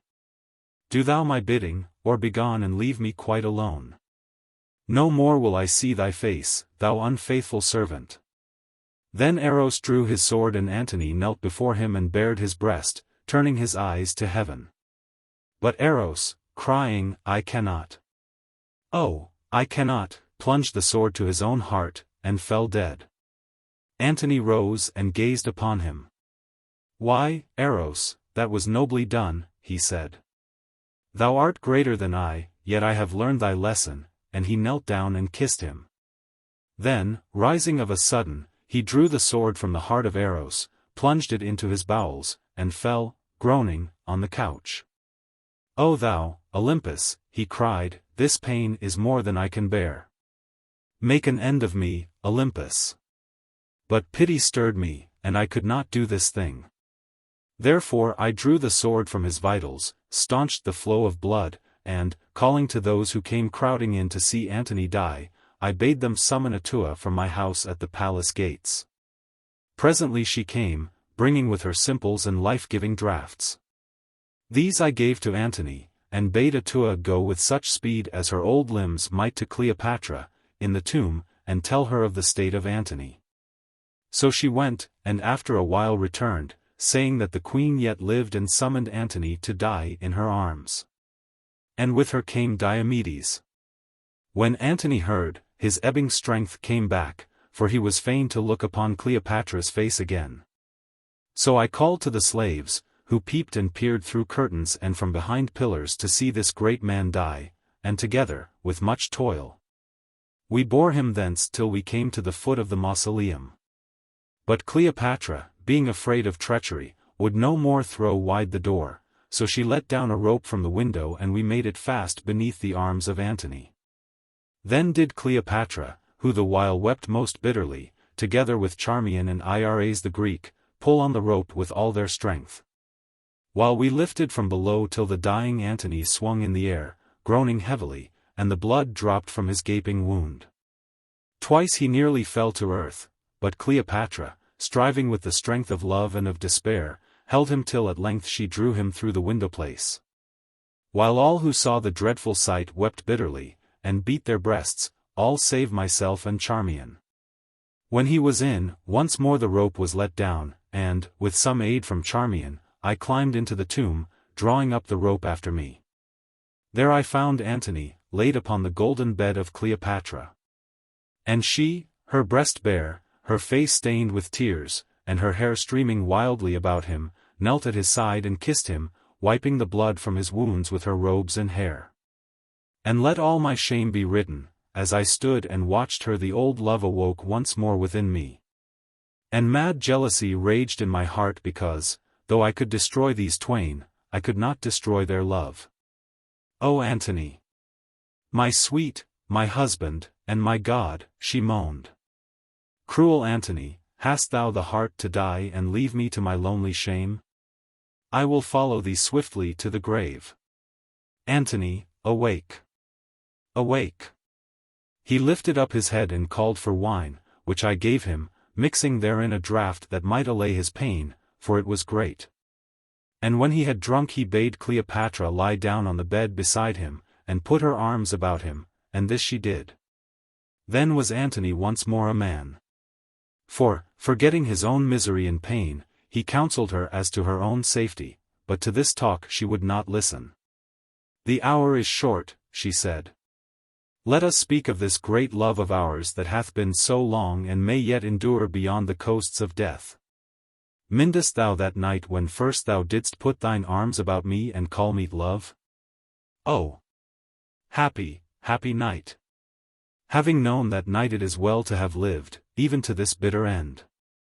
I, Egypt, I mind it well and dwell upon its memory, though from that hour fortune has fled from me, lost in my depth of love for thee, thou beautiful. I mind it, he gasped. Then didst thou drink the pearl in wanton play, and then did that astrologer of thine call out his hour, the hour of the coming of the curse of Menkau-Ra. Through all the afterdays those words have haunted me, and now at the last they ring in my ears. He is long dead, my love, she whispered. If he be dead, then I am near him. What meant he? He is dead, the accursed man, no more of him. Oh! Turn and kiss me, for thy face grows white. The end is near. He kissed her on the lips, and for a little while so they stayed, to the moment of death, babbling their passion in each other's ears, like lovers newly wed. Even to my jealous heart, it was a strange and awful thing to see. Presently, I saw the change of death gather on his face. His head fell back. Farewell, Egypt, farewell, I die. Cleopatra lifted herself upon her hands, gazed wildly on his ashen face, and then, with a great cry, she sank back swooning. But Antony yet lived, though the power of speech had left him. Then I drew near and, kneeling, made pretense to minister to him. And as I ministered I whispered in his ear. Antony, I whispered, Cleopatra was my love before she passed from me to thee. I am Harmachis, that astrologer who stood behind thy couch at Tarsus, and I have been the chief minister of thy ruin. Die, Antony, the curse of Menkau-Ra hath fallen. He raised himself, and stared upon my face. He could not speak, but, gibbering, he pointed at me. Then with a groan his spirit fled. Thus did I accomplish my revenge upon Roman Antony, the world loser. Thereafter, we recovered Cleopatra from her swoon, for not yet was I minded that she should die. And taking the body of Antony, Caesar permitting, I and Atoua caused it to be most skillfully embalmed after our Egyptian fashion, covering the face with a mask of gold fashioned like to the features of Antony. Also I wrote upon his breast his name and titles, and painted his name and the name of his father within his inner coffin, and drew the form of the holy knout folding her wings about him. Then with great pomp Cleopatra laid him in that sepulchre which had been made ready, and in a sarcophagus of alabaster. Now, this sarcophagus was fashioned so large that place was left in it for a second coffin, for Cleopatra would lie by Antony at the last. These things then happened. And but a little while after I learned tidings from one Cornelius Dolabella, a noble Roman who waited upon Caesar, and, moved by the beauty that swayed the souls of all who looked upon her, had pity for the woes of Cleopatra. He bade me warn her, for, as her physician, it was allowed me to pass in and out of the tomb where she dwelt, that in 3 days she would be sent away to Rome, together with her children. Save Caesar Ion, whom Octavian had already slain, that she might walk in the triumph of Caesar. Accordingly I went in, and found her sitting, as now she always sat, plunged in a half-stupor, and before her that blood-stained robe with which she had staunched the wounds of Antony. For on this she would continually feast her eyes. "See how faint they grow, Olympus," she said, lifting her sad face and pointing to the rusty stains, "and he so lately dead. Why, gratitude could not fade more fast. What is now thy news? Evil tidings is writ large in those dark eyes of thine, which ever bring back to me something that still slips my mind." "The news is ill, O Queen," I answered. "I have this from the lips of Dolabella, who has it straight from Caesar's secretary. On the 3rd day from now Caesar will send thee and the princes Ptolemy and Alexander and the princess Cleopatra to Rome, there to feast the eyes of the Roman mob, and be led in triumph to that capital where thou didst swear to set thy throne." "Never, never," she cried, springing to her feet. "Never will I walk in chains in Caesar's triumph. What must I do? Charmion, tell me what I can do." And Charmion, rising, stood before her, looking at her through the long lashes of her downcast eyes. "Lady, thou canst die," she said quietly. Of a truth I had forgotten, I can die." "Olympus, hast thou the drug?" "Nay. But if the queen wills it, by tomorrow morn it shall be brewed, a drug so swift and strong that not the gods themselves can hold him who drinks it back from sleep. Let it be made ready, thou master of death." I bowed, and withdrew myself, and all that night I and old Atoua labored at the distilling of the deadly draught. At length it was done, and Atoua poured it into a crystal phial, and held it to the light of the fire, for it was white as the purest water. "La! La!" she sang, in her shrill voice. "A drink for a queen! When 50 drops of that water of my brewing have passed those red lips of hers, thou wilt indeed be avenged of Cleopatra, O Harmachis. Ah, that I could be there to see thy ruin ruined! La! La! It would be sweet to see." "Vengeance is an arrow that ofttimes falls upon the archer's head," I answered, bethinking me of Charmion's saying. Chapter 8. Of the Last Supper of Cleopatra, of the Song of Charmion, of the drinking of the draught of death, of the revealing of Harmachis, of the summoning of the spirits by Harmachis, and of the death of Cleopatra. On the morrow Cleopatra, having sought leave of Caesar, visited the tomb of Antony, crying that the gods of Egypt had deserted her. And when she had kissed the coffin and covered it with lotus flowers she came back, bathed, anointed herself, put on her most splendid robes, and, together with Iras, Charmion, and myself, she supped. Now as she supped her spirit flared up wildly, even as the sky lights up at sunset. And once more she laughed and sparkled as in bygone years, telling us tales of feasts which she and Antony had eaten of. Never, indeed, did I see her look more beauteous than on that last fatal night of vengeance. And thus her mind drew on to that supper at Tarsus when she drank the pearl. "Strange," she said. "Strange that at the last the mind of Antony should have turned back to that night among all the nights and to the saying of Harmachis. Charmion, dost thou remember Harmachis the Egyptian?" "Surely, O Queen," she answered slowly. "And who, then, was Harmachis?" I asked, for I would learn if she sorrowed o'er my memory. I will tell thee. It is a strange tale, and now that all is done it may well be told. This Harmachis was of the ancient race of the Pharaohs, and, having, indeed, been crowned in secret at Abouthis, was sent hither to Alexandria to carry out a great plot that had been formed against the rule of us royal legati. He came and gained entry to the palace as my astrologer, for he was very learned in all magic, much as thou art, Olympus, and a man beautiful to see. Now this was his plot, that he should slay me and be named Pharaoh.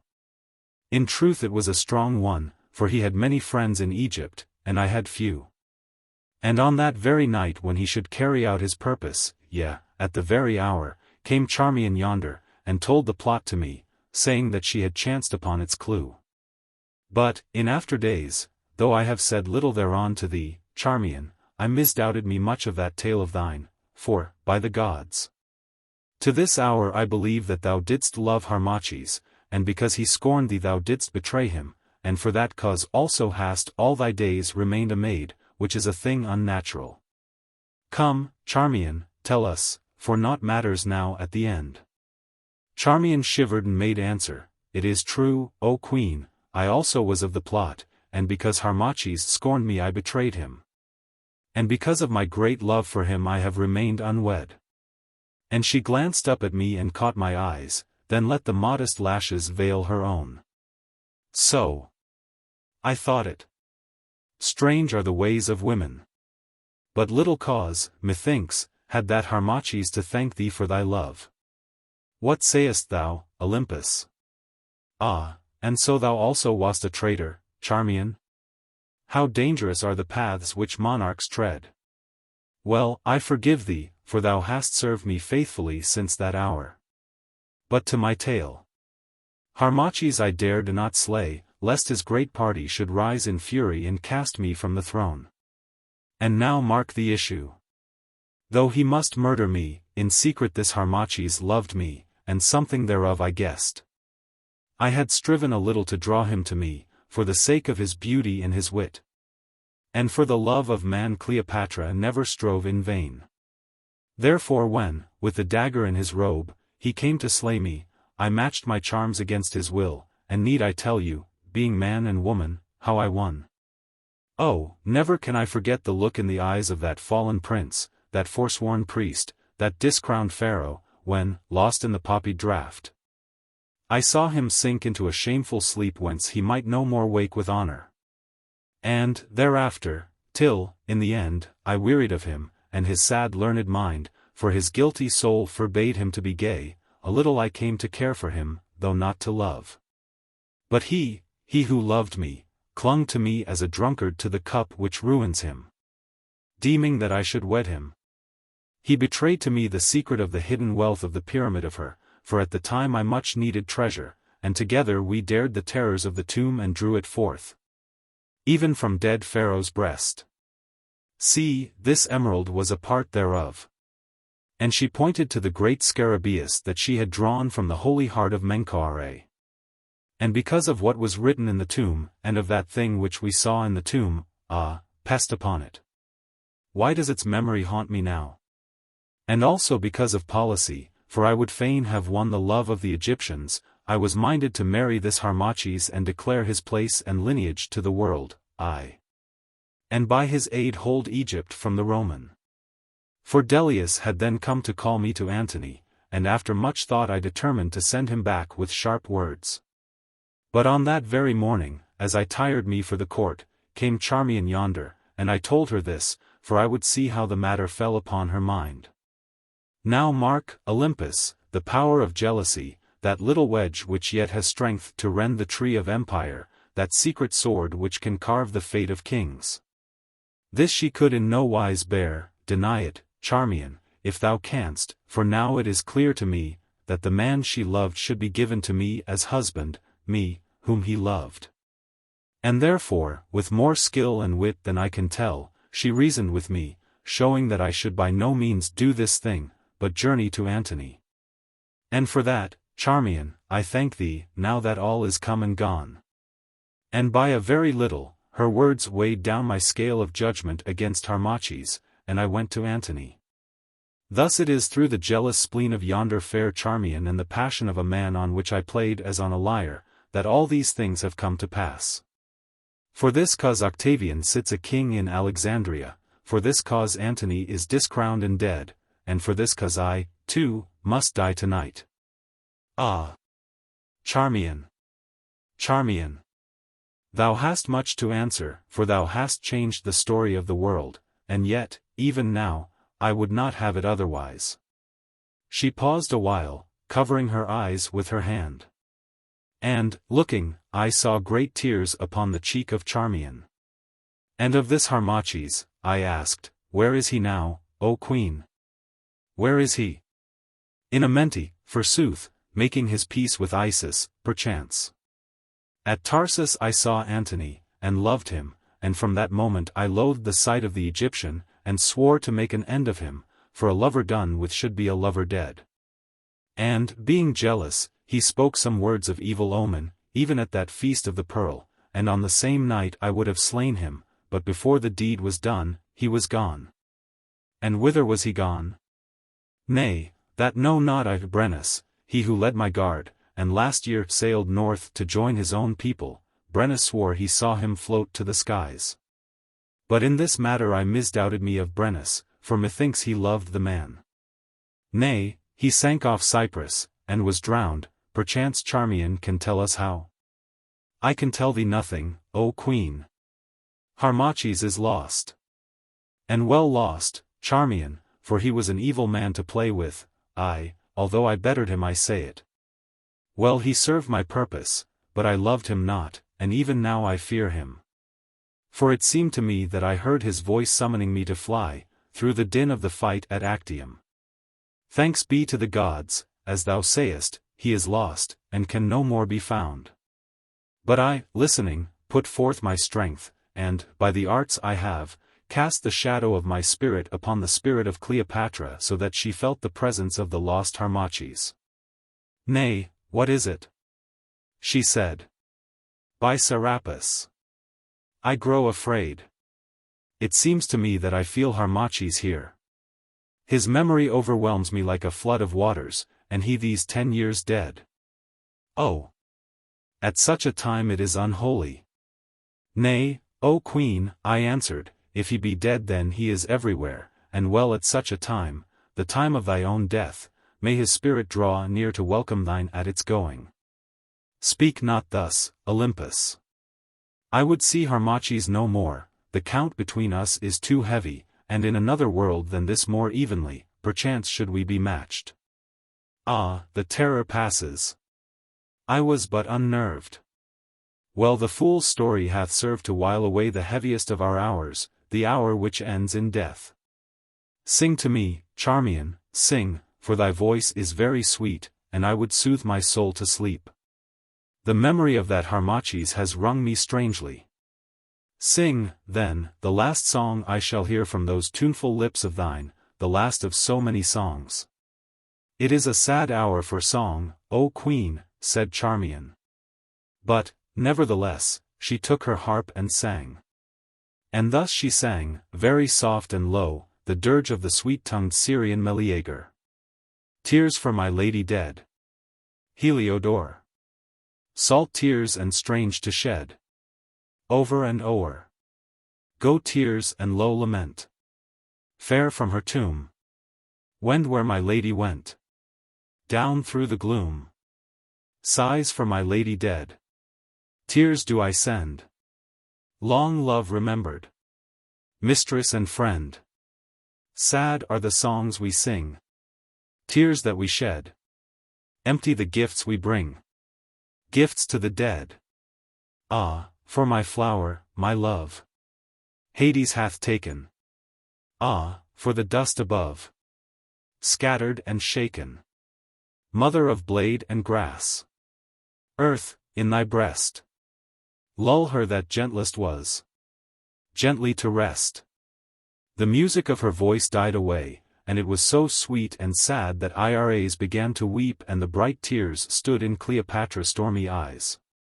Only I wept not, my tears were dry. 'Tis a heavy song of thine, Charmion, said the queen. Well, as thou saidst, it is a sad hour for song, and thy dirge is fitted to the hour. Sing it over me once again when I lie dead, Charmion. And now farewell to music, and on to the end. Olympus, take yonder parchment and write what I shall say. I took the parchment and the reed, and wrote thus in the Roman tongue. Cleopatra to Octavianus, greeting. This is the state of life. At length there comes an hour when, rather than endure those burdens that overwhelm us, putting off the body we would take wing into forgetfulness. Caesar, thou hast conquered, take thou the spoils of victory. But in thy triumph Cleopatra cannot walk. When all is lost, then we must go to seek the lost. Thus in the desert of despair the brave do harvest resolution. Cleopatra hath been great as Antony was great, nor shall her fame be minished in the manner of her end. Slaves live to endure their wrong, but princes, treading with a firmer step, pass through the gates of wrong into the royal dwellings of the dead. This only doth Egypt ask of Caesar, that he suffer her to lie in the tomb of Antony. Farewell. This I wrote, and having sealed the writing, Cleopatra bade me go find a messenger, dispatch it to Caesar, and then return.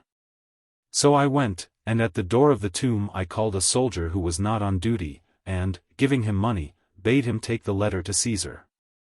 Then I went back, and there in the chamber the three women stood in silence, Cleopatra clinging to the arm of Iras, and Charmion a little apart watching the twain. If indeed thou art minded to make an end, O queen, I said, the time is short, for presently Caesar will send his servants in answer to thy letter. And I drew forth the phial of white and deadly bane and set it upon the board. She took it in her hand and gazed thereon. How innocent it seems, she said, and yet therein lies my death. 'Tis strange. I, queen, and the death of 10 other folk. No need to take so long a draught. I fear, she gasped, how know I that it will slay outright? I have seen so many die by poison and scarce one has died outright. And some, I cannot think on them. Fear not, I said, I am a master of my craft. Or, if thou dost fear, cast this poison forth and live. In Rome thou mayst still find happiness. Aye, in Rome, where thou shalt walk in Caesar's triumph, while the laughter of the hard-eyed Latin women shall chime down the music of thy golden chains. Nay, I will die, Olympus. Oh, if one would but show the path. Then Iras loosed her hand and stepped forward.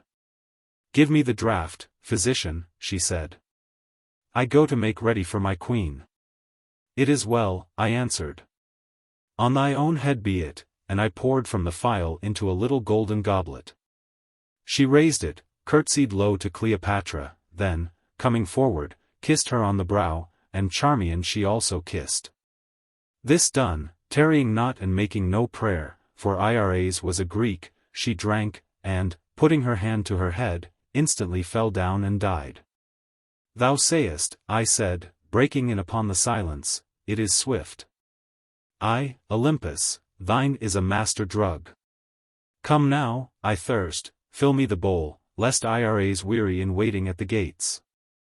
So I poured afresh into the goblet, but this time, making pretense to rinse the cup, I mixed a little water with the bane, for I was not minded that she should die before she knew me. Then did the royal Cleopatra, taking the goblet in her hand, turn her lovely eyes to heaven and cry aloud. O ye gods of Egypt! Who have deserted me, to you no longer will I pray, for your ears are shut unto my crying and your eyes blind to my griefs. Therefore, I make entreaty of that last friend whom the gods, departing, leave to helpless man. Sweep hither, death, whose winnowing wings enshadow all the world, and give me ear. Draw nigh, thou King of kings. Who, with an equal hand, bringest the fortunate head of one pillow with the slave, and by thy spiritual breath dost waft the bubble of our life far from this hell of earth. Hide me where winds blow not and waters cease to roll, where wars are done and Caesar's legions cannot march. Take me to a new dominion, and crown me Queen of Peace. Thou art my lord, O death, and in thy kiss I have conceived. I am in labor of a soul, see, it stands newborn upon the edge of time. Now, go, life. Come, sleep. Come, Antony. And, with one glance to heaven, she drank, and cast the goblet to the ground. Then at last came the moment of my pent-up vengeance, and of the vengeance of Egypt's outraged gods, and of the falling of the curse of Menkau-Ra. What's this? She cried. I grow cold, but I die not. Thou dark physician, thou hast betrayed me. Peace, Cleopatra. Presently shalt thou die and know the fury of the gods. The curse of Menkau-Ra hath fallen. It is finished. Look upon me, woman. Look upon this marred face, this twisted form, this living mass of sorrow. Look. Look. Who am I? She stared upon me wildly. Oh. Oh. She shrieked, throwing up her arms, at last I know thee. By the gods, thou art Harmachis, Harmachis risen from the dead. I, Harmachis risen from the dead to drag thee down to death and agony eternal. See, thou Cleopatra, I have ruined thee as thou didst ruin me. I, working in the dark, and helped of the angry gods, have been thy secret spring of woe. I filled thy heart with fear at Actium, I held the Egyptians from thy aid, I sapped the strength of Antony. I showed the portent of the gods unto thy captains.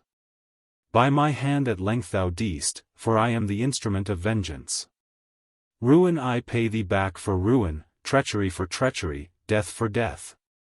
Come hither, Charmion, partner of my plots, who betrayed me, but, repenting, art the sharer of my triumph, come watch this fallen wanton die. Cleopatra heard, and sank back upon the golden bed, groaning, and thou, too, Charmion. A moment so she sat, then her imperial spirit burnt up glorious before she died. She staggered from the bed, and, with arms outstretched, she cursed me. Oh! For 1 hour of life. She cried, 1 short hour, that therein I might make thee die in such fashion as thou canst not dream, thou and that false paramour of thine, who betrayed both me and thee. And thou didst love me. Ah, there I have thee still. See, thou subtle, plotting priest, and with both hands she rent back the royal robes from her bosom, see, on this fair breast once night by night thy head was pillowed. And thou didst sleep wrapped in these same arms. Now, put away their memory if thou canst. I read it in thine eyes, that mayst thou not. No torture which I bear can, in its sum, draw nigh to the rage of that deep soul of thine, rent with longings never, never to be reached. Harmachis, thou slave of slaves, from thy triumph depths I snatch a deeper triumph, and conquered yet I conquer. I spit upon thee, I defy thee, and, dying, doom thee to the torment of thy deathless love. O Antony! I come, my Antony, I come to thy own dear arms.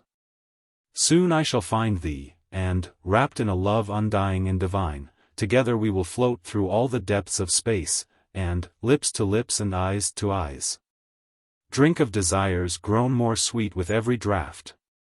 Or if I find thee not, then I shall sink in peace down the poppied ways of sleep, and for me the breast of night, whereon I shall be softly cradled, will yet seem thy bosom, Antony. Oh, I die. Come, Antony, and give me peace. Even in my fury I had quailed beneath her scorn, for home flew the arrows of her winged words. Alas! And alas! It was true, the shaft of my vengeance fell upon my own head, never had I loved her as I loved her now. My soul was rent with jealous torture, and thus I swore she should not die. Peace! I cried.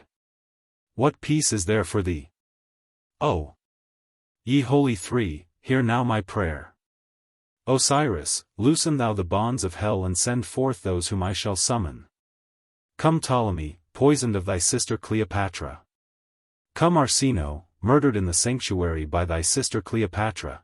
Come Sepa, tortured to death of Cleopatra. Come divine Menkau-Ra, whose body Cleopatra tore and whose curse she braved for greed. Come one, come all who have died at the hands of Cleopatra. Rush from the breast of Nout and greet her who murdered you. By the link of mystic union, by the symbol of the life, spirits, I summon you. Thus I spoke the spell. While Charmion, affrighted, clung to my robe, and the dying Cleopatra, resting on her hands, swung slowly to and fro, gazing with vacant eyes. Then the answer came. The casement burst asunder, and on flittering wings that great bat entered which last I had seen hanging to the eunuch's chin in the womb of the pyramid of her. Thrice it circled round, once it hovered o'er dead Iras, then flew to where the dying woman stood. To her it flew, on her breast it settled, clinging to that emerald which was dragged from the dead heart of Menkau-Ra. Thrice the grey horror screamed aloud, thrice it beat its bony wings, and lo! It was gone. Then suddenly within that chamber sprang up the shapes of death. There was Arsinoe, the beautiful, even as she had shrunk beneath the butcher's knife. There was young Ptolemy, his features twisted by the poisoned cup. There was the majesty of Menkau-Ra, crowned with the uraeus crown. There was grave Sepa, his flesh all torn by the torturer's hooks. There were those poisoned slaves, and there were others without number, shadowy and dreadful to behold, who, thronging that narrow chamber, stood silently fixing their glassy eyes upon the face of her who slew them. Behold! Cleopatra! I said.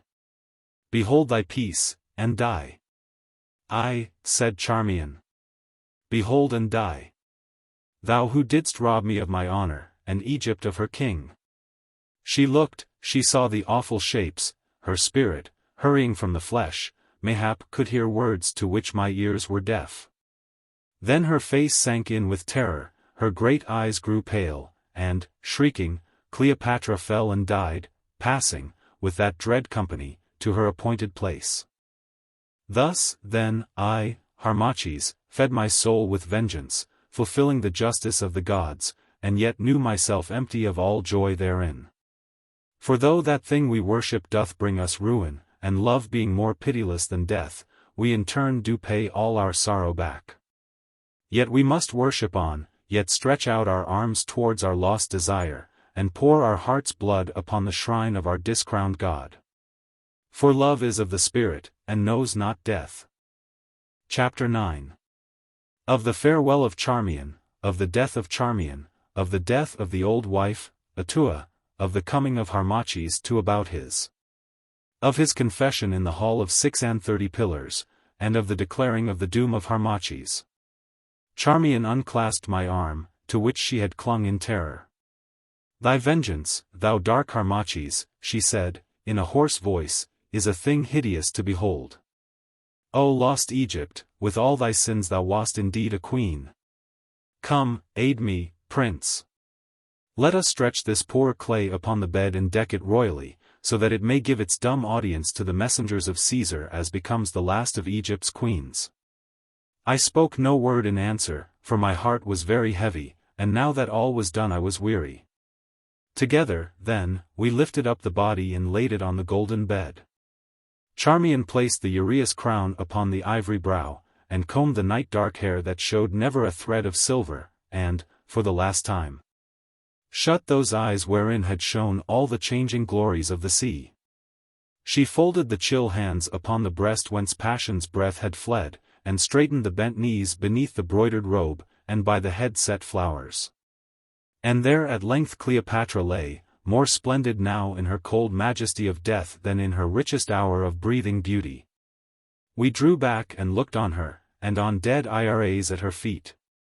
It is done, quoth Charmion, we are avenged, and now, Harmachis, dost follow by this same road? And she nodded towards the phial on the board. Nay, Charmion. I fly to a heavier death. Not thus easily may I end my space of earthly penance. So be it, Harmachis. And I, Harmachis, I fly also, but with swifter wings. My game is played. I, too, have made atonement. Oh! What a bitter fate is mine, to to have brought misery on all I love, and, in the end, to die unloved. To thee I have atoned, to my angered gods I have atoned. And now I go to find a way whereby I may atone to Cleopatra in that hell where she is, and which I must share. For she loved me well, Harmachis. And, now that she is dead, methinks that, after thee, I loved her best of all. So of her cup and the cup of Iras I will surely drink. And she took the phial, and with a steady hand poured what was left of the poison into the goblet. Bethink thee, Charmion, I said. Yet mayst thou live for many years, hiding these sorrows beneath the withered days. Yet I may, but I will not. To live the prey of so many memories, the fount of an undying shame that night by night, as I lie sleepless, shall well afresh from my sorrow-stricken heart, to live torn by a love I cannot lose. To stand alone like some storm-twisted tree, and, sighing day by day to the winds of heaven, gaze upon the desert of my life, while I wait the lingering lightning stroke, nay, that will not I. Harmachis. I had died long since, but I lived on to serve thee, now no more thou needest me, and I go.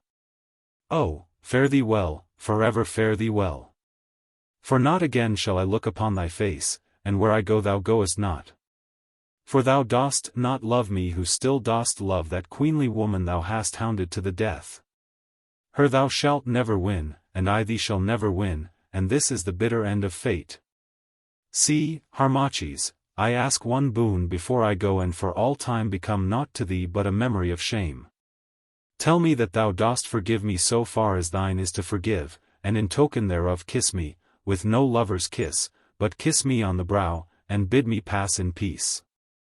And she drew near to me with arms outstretched and pitiful trembling lips and gazed upon my face. Charmion, I answered, we are free to act for good or evil, and yet methinks there is a fate above our fate, that, blowing from some strange shore, compels our little sails of purpose. Set them as we will, and drives us to destruction. I forgive thee, Charmion, as I trust in turn to be forgiven, and by this kiss, the first and the last, I seal our peace.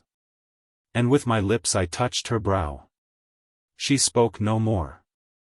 Only for a little while she stood gazing on me with sad eyes.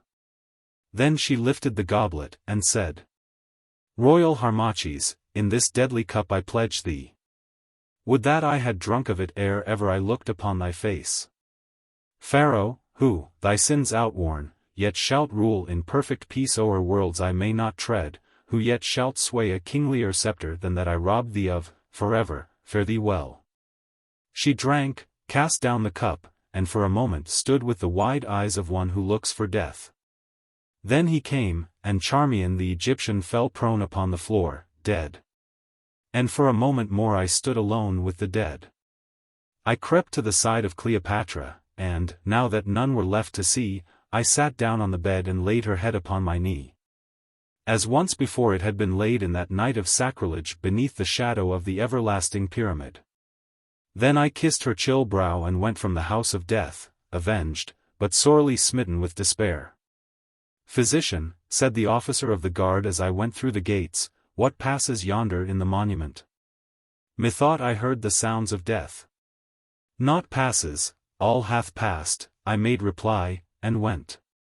And as I went in the darkness I heard the sound of voices and the running of the feet of Caesar's messengers. Flying swiftly to my house I found Atoua waiting at the gates. She drew me into a quiet chamber and closed the doors. Is it done? She asked, and turned her wrinkled face to mine, while the lamplight streamed white upon her snowy hair. Nay, why ask I know that it is done. It is done, and well done, old wife. All are dead. Cleopatra, Iras, Charmion, all save myself. The aged woman drew up her bent form and cried, Now let me go in peace, for I have seen my desire upon thy foes and the foes of Chem. La! Not in vain have I lived on beyond the years of man. I have seen my desire upon thy enemies, I have gathered the dews of death, and thy foe hath drunk thereof. Fallen is the brow of pride. The shame of Chem is level with the dust. Ah, would that I might have seen that wanton die. Cease, woman. Cease. The dead are gathered to the dead. Osiris holds them fast, and everlasting silence seals their lips. Pursue not the fallen great with insults. Up, let us fly to Abouthis, that all may be accomplished. Fly thou, Harmachis. Harmachis, fly, but I fly not. To this end only I have lingered on the earth. Now I untie the knot of life and let my spirit free. Fare thee well, Prince, the pilgrimage is done. Harmachis, from a babe have I loved thee, and love thee yet, but no more in this world may I share thy griefs, I am spent. Osiris, take thou my spirit. And her trembling knees gave way and she sank to the ground. I ran to her side and looked upon her. She was already dead, and I was alone upon the earth without a friend to comfort me. Then I turned and went, no man hindering me, for all was confusion in the city, and departed from Alexandria in a vessel I had made ready. On the 8th day, I landed, and, in the carrying out of my purpose, travelled on foot across the fields to the holy shrine of Abouthis. And here, as I knew, the worship of the gods had been lately set up again in the temple of the divine Sethi, for Charmion had caused Cleopatra to repent of her decree of vengeance and to restore the lands that she had seized. Though the treasure she restored not. And the temple having been purified, now, at the season of the feast of Isis, all the high priests of the ancient temples of Egypt were gathered together to celebrate the coming home of the gods into their holy place. I gained the city. It was on the 7th day of the feast of Isis. Even as I came the long array wended through the well-remembered streets. I joined in the multitude that followed, and with my voice swelled the chorus of the solemn chant as we passed through the pylons into the imperishable halls. How well known were the holy words. Softly we tread, our measured footsteps falling within the sanctuary sevenfold. Soft on the dead that liveth are we calling. Return, Osiris, from thy kingdom cold. Return to them that worship thee of old. And then, when the sacred music ceased, as aforetime on the setting of the majesty of Ra, the high priest raised the statue of the living God and held it on high before the multitude. With a joyful shout of Osiris! Our hope, Osiris! Osiris! The people tore the black wrappings from their dress, showing the white robes beneath, and, as one man, bowed before the god. Then they went to feast each at his home, but I stayed in the court of the temple. Presently a priest of the temple drew near, and asked me of my business. And I answered him that I came from Alexandria, and would be led before the council of the high priests, for I knew that the holy priests were gathered together debating the tidings from Alexandria. Thereon the man left, and the high priests, hearing that I was from Alexandria, ordered that I should be led into their presence in the hall of columns, and so I was led in. It was already dark, and between the great pillars lights were set, as on that night when I was crowned Pharaoh of the upper and the lower land. There, too, was the long line of dignitaries seated in their carven chairs, and taking counsel together. All was the same. The same cold images of kings and gods gazed with the same empty eyes from the everlasting walls. More. Among those gathered there were 5 of the very men who, as leaders of the great plot, had sat here to see me crowned.